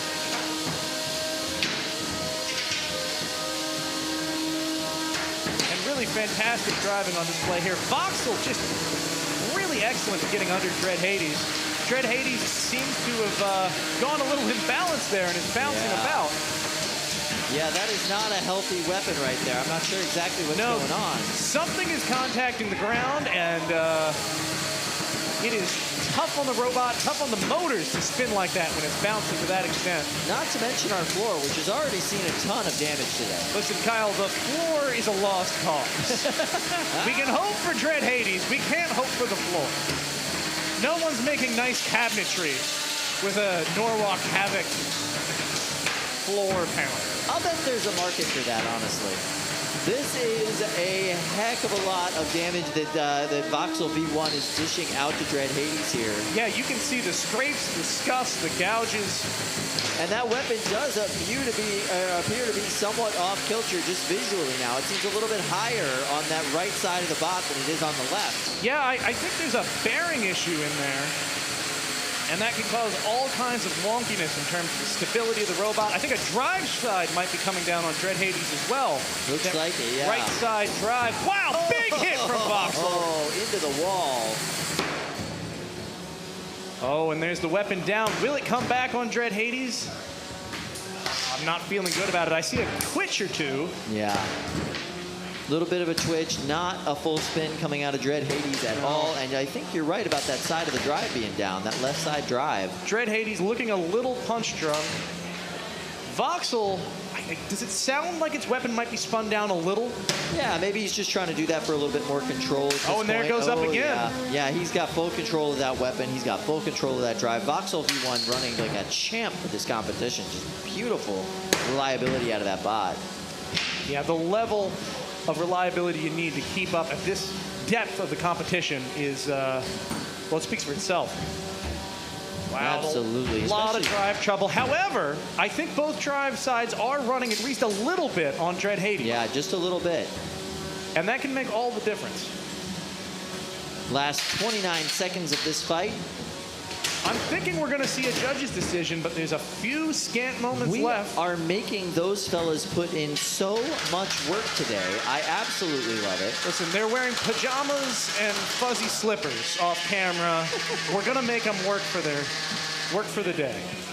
At least we don't have Jack from London staying up until 9 a.m. the next day with us, so. Yeah, I don't think that man sleeps. No. But there's the end of your fight. Really, just Voxel, a lot of domination going on there. Yeah, absolutely. Still looking a little worse for the wear at the end of that fight, but everything was working on that bot. All right, you can see the concern on Tyler's face after that fight. He is not pleased with the way that that went at all. Kyle, I missed there. Was that an elimination fight, or is this still No, that is winner's bracket. That's what I thought. Yeah, so the winner of this fight will go on to face Eruption in the next round. So each of these hits is going to be something that Dread Hades has to go back and repair. 1000%. Yes, they are going down into the elimination bracket if the judge's decision goes the way we think it will. Either way, both of these robots are going to have to repair the damage they saw in this fight. Absolutely. And we are getting into the attrition part of the competition. Just who will last the longest?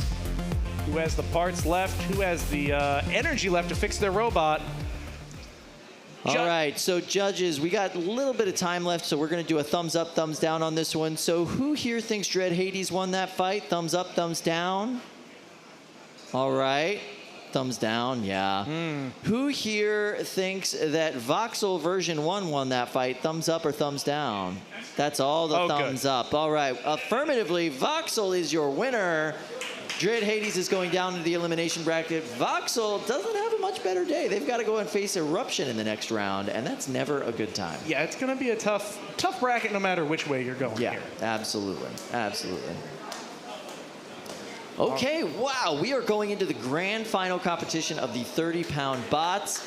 I am very excited about this. So this is the last of the 30-pound fights we're going to be seeing over the festival. This is going to be Knockoff White versus Toro Feather. If Toro Feather wins, we have to have this fight one more time, because if you are in the elimination bracket, you have to win twice. But if Knockoff White wins this fight, they are immediately the champion. Knockoff White defeated Toro Feather by decision earlier today, which was a fantastic fight. Highly recommend you go back and see that in the stream or when they finally cut it for YouTube in a couple of days. And so impressive to have a hammer bot like that make it this deep. 7, 6. Yeah, it's just such a 5, clever design 4, from these guys on Bots 3, FC. They really do 2, some phenomenal work over there. Fight, And robots, here we'll get to see a little more phenomenal work, I'm sure. Look at the size difference between these two robots. Absolutely. Completely different design philosophies. Knockoff White is made to be big and heavy. Frankly, I don't understand why someone would build such a large robot. Well, it weighs, I think, 47 pounds or something like that. They have a weight bonus because it's a walker or a shuffler. And then they have another weight bonus because of the foam mini-bot. Oh, and there goes a wheel. No, that's actually a you're plate of right. armor. That's covering I guess you could say the stub axle, the drive shaft. The drive shaft, because there's 2 on each set of shufflers. Yep. Now you can see, oh wow, look at that hit. And you can still see a little bit of bent-in damage on that plate, I think from their first fight today. Yeah. Now there we see Fluffy coming in to do the unstick. That is the one unstick Toro Feather gets in this fight. They do not get any more. So if Knockoff White is able to get them pinned on the wall again, this fight could very well be over. Oh, that was brutal. Wow. Knockoff White doing a really fantastic job, and it is embedded. Stabbed in there, and you can that see is what that hammer wants to do. That hammer bent inside of Toro. It got torqued so much inside of the chassis of that bot that it's actually now permanently bent. Yeah, really. Oh, it went in again. And again. They have found a soft spot in the back of Toro Feather. A squishy underbelly.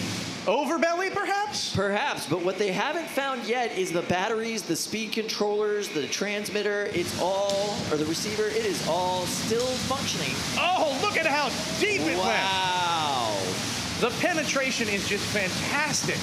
You can see it glowing. He's using it as like a control bot now. Yeah, it's a keep-away stick. It's like watching Michael Jordan pick up a toddler by the head and say, you know, swing away. Look at how deep that is embedded. We still have 56 seconds left in this fight. If these bots are not able to separate, they might have to pause this match. They might. I'd like to see Fluffy just get a swing, you know, a running start at that. I bet it would come loose. I don't know. Yeah, I think that would be entertaining. In the grand final, we do want to see what happens between these two bots. We don't want to see what happens. And in that spirit, we are going to pause the match. We're going to go in. We're going to separate them. Yep, I think safely. Yes, absolutely. With, as Chris says, the adamantium broom. Oh, you think it's going to be the broom this time? No, probably not. They have real tools in this box. Oh, but the broom is such a classic. Okay. You've got like a, I don't know, some kind of medieval, you know what it is? It's like the 1920s when they've got a rivet holder. Yeah, you know, the one man holds the rivet and Rosie the Riveter comes with the machine. Look at how deeply embedded this is. That is, I'd almost say it's clean through.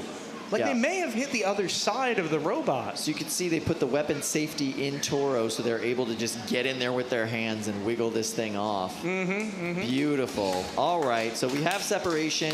Please remember to take that out. Yes. And oh, look, starting it from that side. Okay.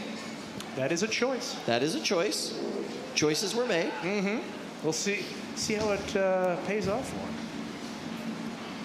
Oh, well, that wasn't the choice. The choice was unmade. Yeah. Here we go.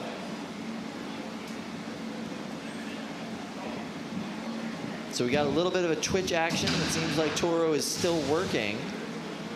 Yeah, 3/4 of a minute left on the clock. Unpaused. Here we go. Here we go. Immediately Knockoff White giving some big hits on top. Wow. Look at each one of those doing some serious denting. Toro Feather has had an amazing and dominant showing this entire day, but I really do feel like Knockoff White has their number. Yeah, that weapon on Toro is just, it's so hard to get any bite on the UHMW that surrounds Knockoff White. That's exactly right, yes. Oh, and I think that weapon may be down on Toro Feather. Oh no, I spoke too soon. Those are beefy belts, Kyle. Very beefy belts. Yeah, and they built these bots very, very sturdily in Brazil.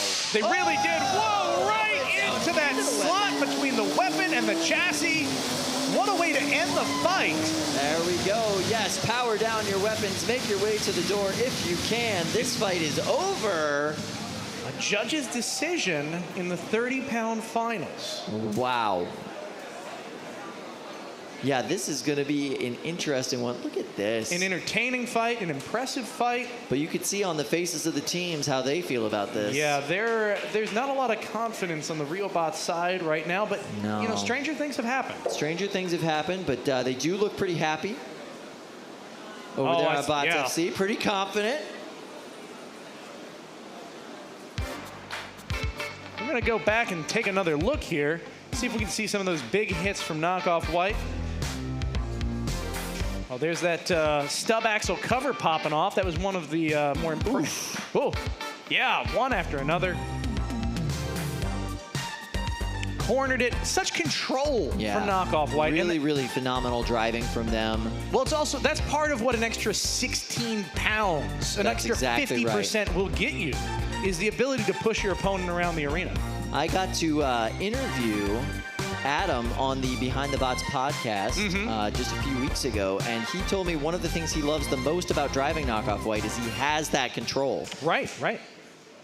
All right. Let's go through this. Don't worry, guys. The Grand Championship is all reliant upon you, so no pressure. Brad, let's start with you. How did that fight go? What are your thoughts? Well, for the most part, there's a lot of aggression, a lot of control. Damage, you know, it's hard to say if that was necessarily effective, but it was damage. And so with that in mind, Knockoff White got the vote for me. All right, fair enough. Andrew, what are your thoughts there? Yeah, very similar to Brad. I actually had the damage split evenly because neither bot really, capitalized or had anything that really stood out. Where Knockoff White stood out was in the control category and the aggressive use of their weapon repeatedly. So I'm giving this to Knockoff White as well. All right. Well, there's your winner. But Dominic, tell us, unanimous decision? Well, Dominic seems rather frozen in time. Or he's just taking a standing nap. Well, it could be late where he is. We don't know. All right. So we know for a fact that the winner of this. Oh, there we go. We got a little bit. Is Bradley trying to signal that Toro was the winner with the red flag? Wait, all right. So Dominic, it looks like you're back to moving a little bit now. Can you hear us, buddy? Yeah. Can you hear me? We can hear you. All right. So what did you think? Was that a unanimous decision for Knockoff White? Yep, it was for me. All right. Fair enough. All right. So we're going to go to Allie with the winners. Well, you can see the winners right here. I need a little bit of a celebration from you. It's been a long night, and here you are. All right. You know, reflecting on your day here, actually, I'm going to have you each give me one word to describe it. Pick wisely. Good. Good. All right. Phenomenon. Chaotic. Chaotic. All right. Take us through that final match now. Well, we had the experience of the first fight, and we saw what we did wrong. We fixed it. We were really good at corralling them in the first fight, and we lost it when we hopped on top of them. So we really just didn't want to hop on top of them. We corralled them with our second robot and just got them into the walls. When we kept them with their top panel up, we were able to pierce it. So that was really working out for us. So, the hammer was firing, the drive was working. I really like when the robot works how it's supposed to. So, yeah, it was good. Well, congratulations. We have the golden dumpster filled with $1,000 that I'm going to hand on off to you. Who wants it? Share it. Hold that up high, fellas. Yes. Look at that. The picture of victory.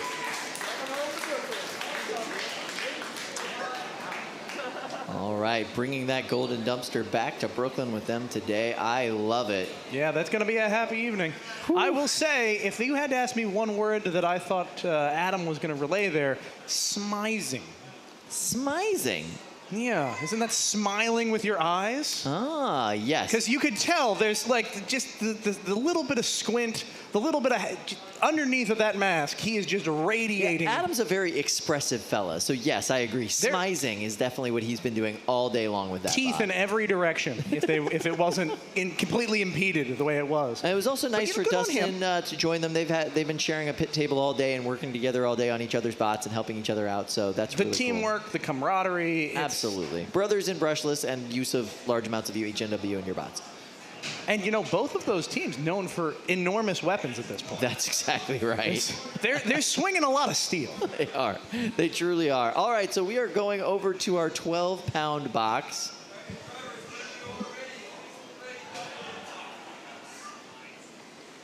All right, and Kyle, who are we looking at over here? Let's see. I'm heading over to the 12-pound bracket right now.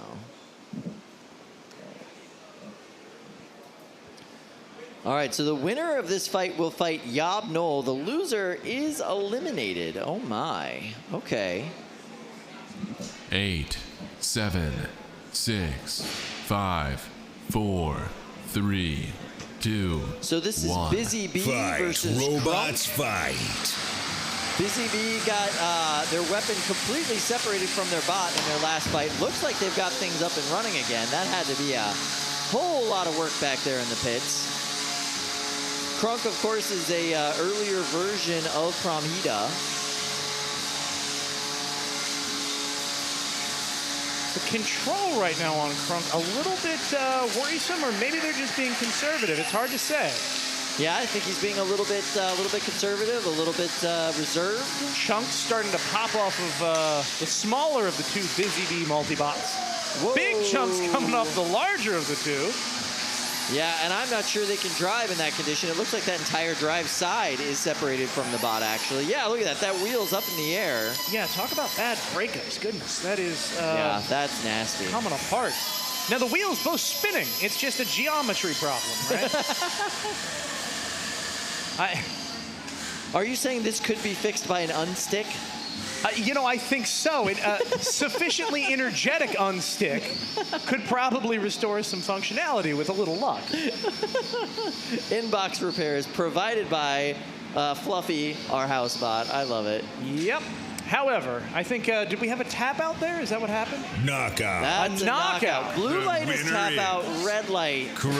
I just didn't hear the alert. Usually you get a little more indication. Yeah, there was it was a quiet knockout. All right, so that means that Crunk goes on to face Yab-Nol. That was our final fight of the evening. So let's go say goodbye to Lindsay real quick. Goodbye, everyone. Wait. Where's Lindsay? Hold on a second. We thought Lindsay was back there. What have you doing done there? with Lindsay? This is Lindsay. What are you talking about? Lindsay, are you taking some supplements? I'm assure you have no idea what you're talking about. Take vitamins. Maybe look into where you're getting those vitamins. Yeah, There's might be getting some growth on there. It's getting late, you guys. I don't know. Maybe you're seeing things, or I don't know. I see bright colors. Me too. Bright lights. All right, well, Lindsay, if that is your name, what time are we back tomorrow? We're back tomorrow at 10 a.m., so Eastern time. So adjust according to your local region. But we'll be back here tomorrow, 10 a.m., fighting through the afternoon. We're so excited that you joined us here today, and we cannot wait to see you tomorrow. So bring your hard hats, bring your safety vests, bring your mustaches. I think that's it. We had an exciting night. Yeah. We have an exciting morning. We're going to have it even more exciting tomorrow night. Thank you so much for joining us here at Norwalk Havoc Robot League. We cannot wait to see you all again tomorrow. Get some sleep. Lord knows we will. Thank you for an awesome day. And we'll come back tomorrow. Yeah, we'll see you tomorrow. More robot combat action.